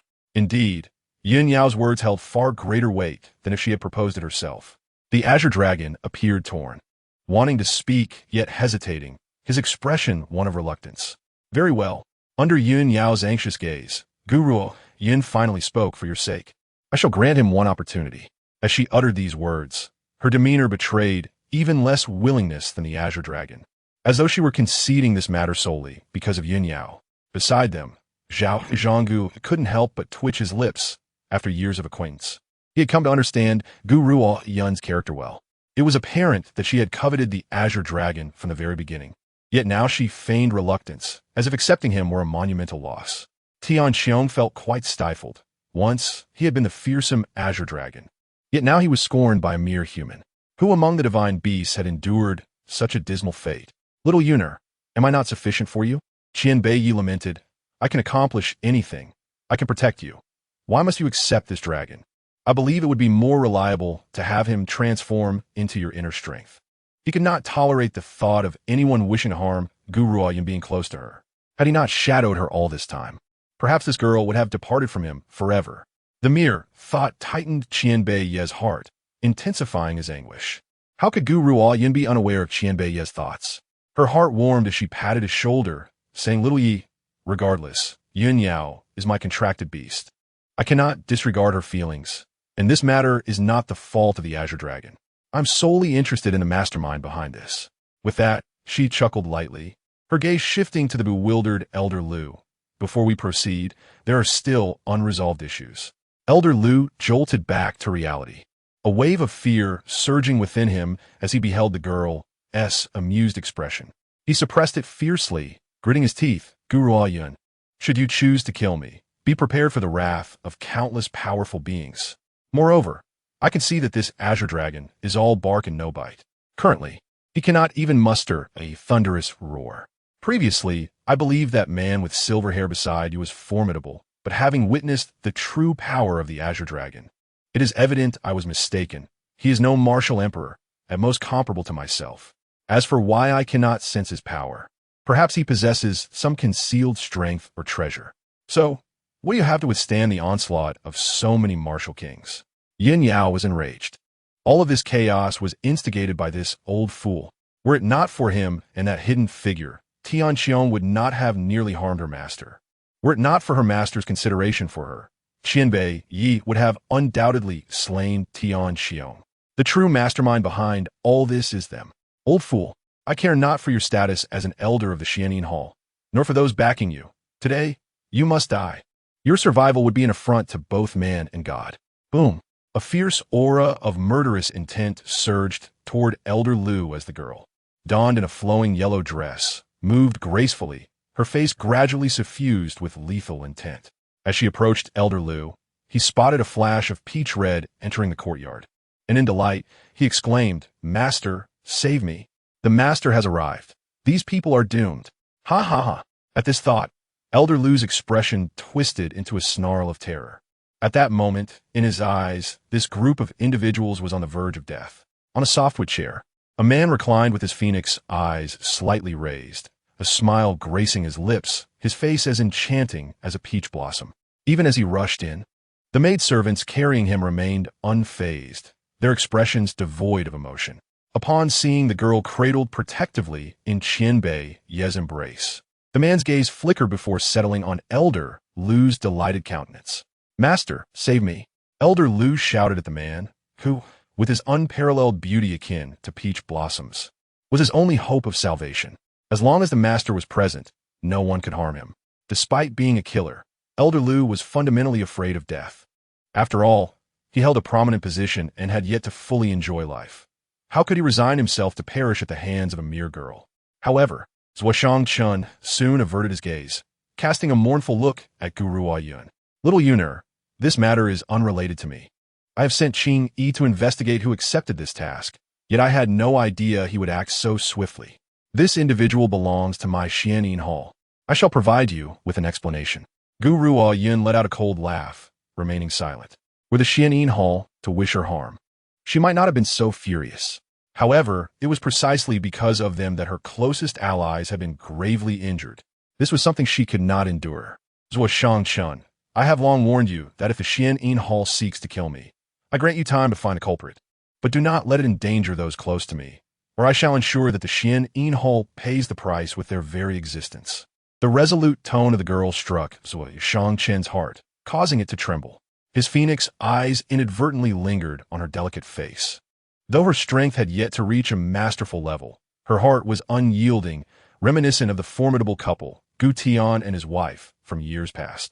Elder Lu was stunned, incredulously observing the interaction between them. A chill crept into his heart, causing him to shiver. The master knows Gu Ruoyun, and judging by their camaraderie, it seems quite extraordinary. Yet, he had accepted the assassination mission against the master's friend. Given the master's temperament, he would likely be unable to escape this calamity. At this thought, Elder Lu's face turned ashen, his lips trembling lightly, a visage filled with despair. So Shangchun glanced at Elder Lu, his expression darkening. "Elder Lu, before we accept a task, we must thoroughly investigate the opponent's circumstances. Yet this time, you have crossed a line you should not have. I can no longer protect you. You must face the consequences yourself." Chapter 177, The Azure Dragon Sky, Part 7. Elder Lu shuddered, gently closing his eyes. After a prolonged moment, he opened them again, his gaze dull as he spoke. "I understand, my lord. I have devoted my life to the Xianin Palace, yet I find myself in this dismal fate. Since you have issued your command, I must comply. You have granted me the dignity of choosing my own end, and I shall obey." As he spoke, Elder Lu drew his long sword and positioned it against his neck. Just as he was about to bring it down, a chilling voice interrupted. "Yin Yao, stop him." In a flash, a beam of white light appeared, and the sword clattered to the ground. When he looked up in astonishment, he saw the girl standing before him. Her expression icy. "I do not comprehend the notion of repaying kindness with kindness, nor do I believe in the principle of reciprocation. I only know that all grievances must be repaid tenfold. Did you not cripple Mo? You subjected her to immense suffering. If you would die easily, how could I justify the harm inflicted upon Mo? How could I reconcile with the abduction of Bai Chuan, who was taken to threaten me?" Gu Ruoyun scoffed coldly, giving a stern command. "Yin Yao, seize him and deliver him to Mo for her personal judgment. Whether it be slow torture or dismemberment, he must bear the consequences." After speaking, she turned her gaze to Zhuo Shangchun, her expression neutral. "Zhuo Shangchun, I have always regarded you as a friend. Therefore, even upon learning of the Xianin Palace's intent to kill me, I entrusted you with the matter. I trusted you because you're my brother as friend. However, the people of the Xianyin Palace have harmed those dear to me, and I cannot bear the thought of allowing him to die easily. If the Xianyin Palace seeks vengeance, let it be directed solely at me, without harming the innocent. You should know that I abide by the principle of not offending others unless provoked. This old man deserves his fate. Xiao Yuner, do you not trust me? Zhuo Shangshan replied, deeply aggrieved. I have always stood by your side. My suggestion for him to end his life was merely to avoid complications. Since you do not intend for him to die painlessly, I shall leave him in your hands. Do with him as you please. Looking at Zhuo Shangshan's exquisite visage, Gu Ruoyun's expression softened. Regardless of the circumstances, his actions had already proven that he would stand by her side, regardless of what transpired.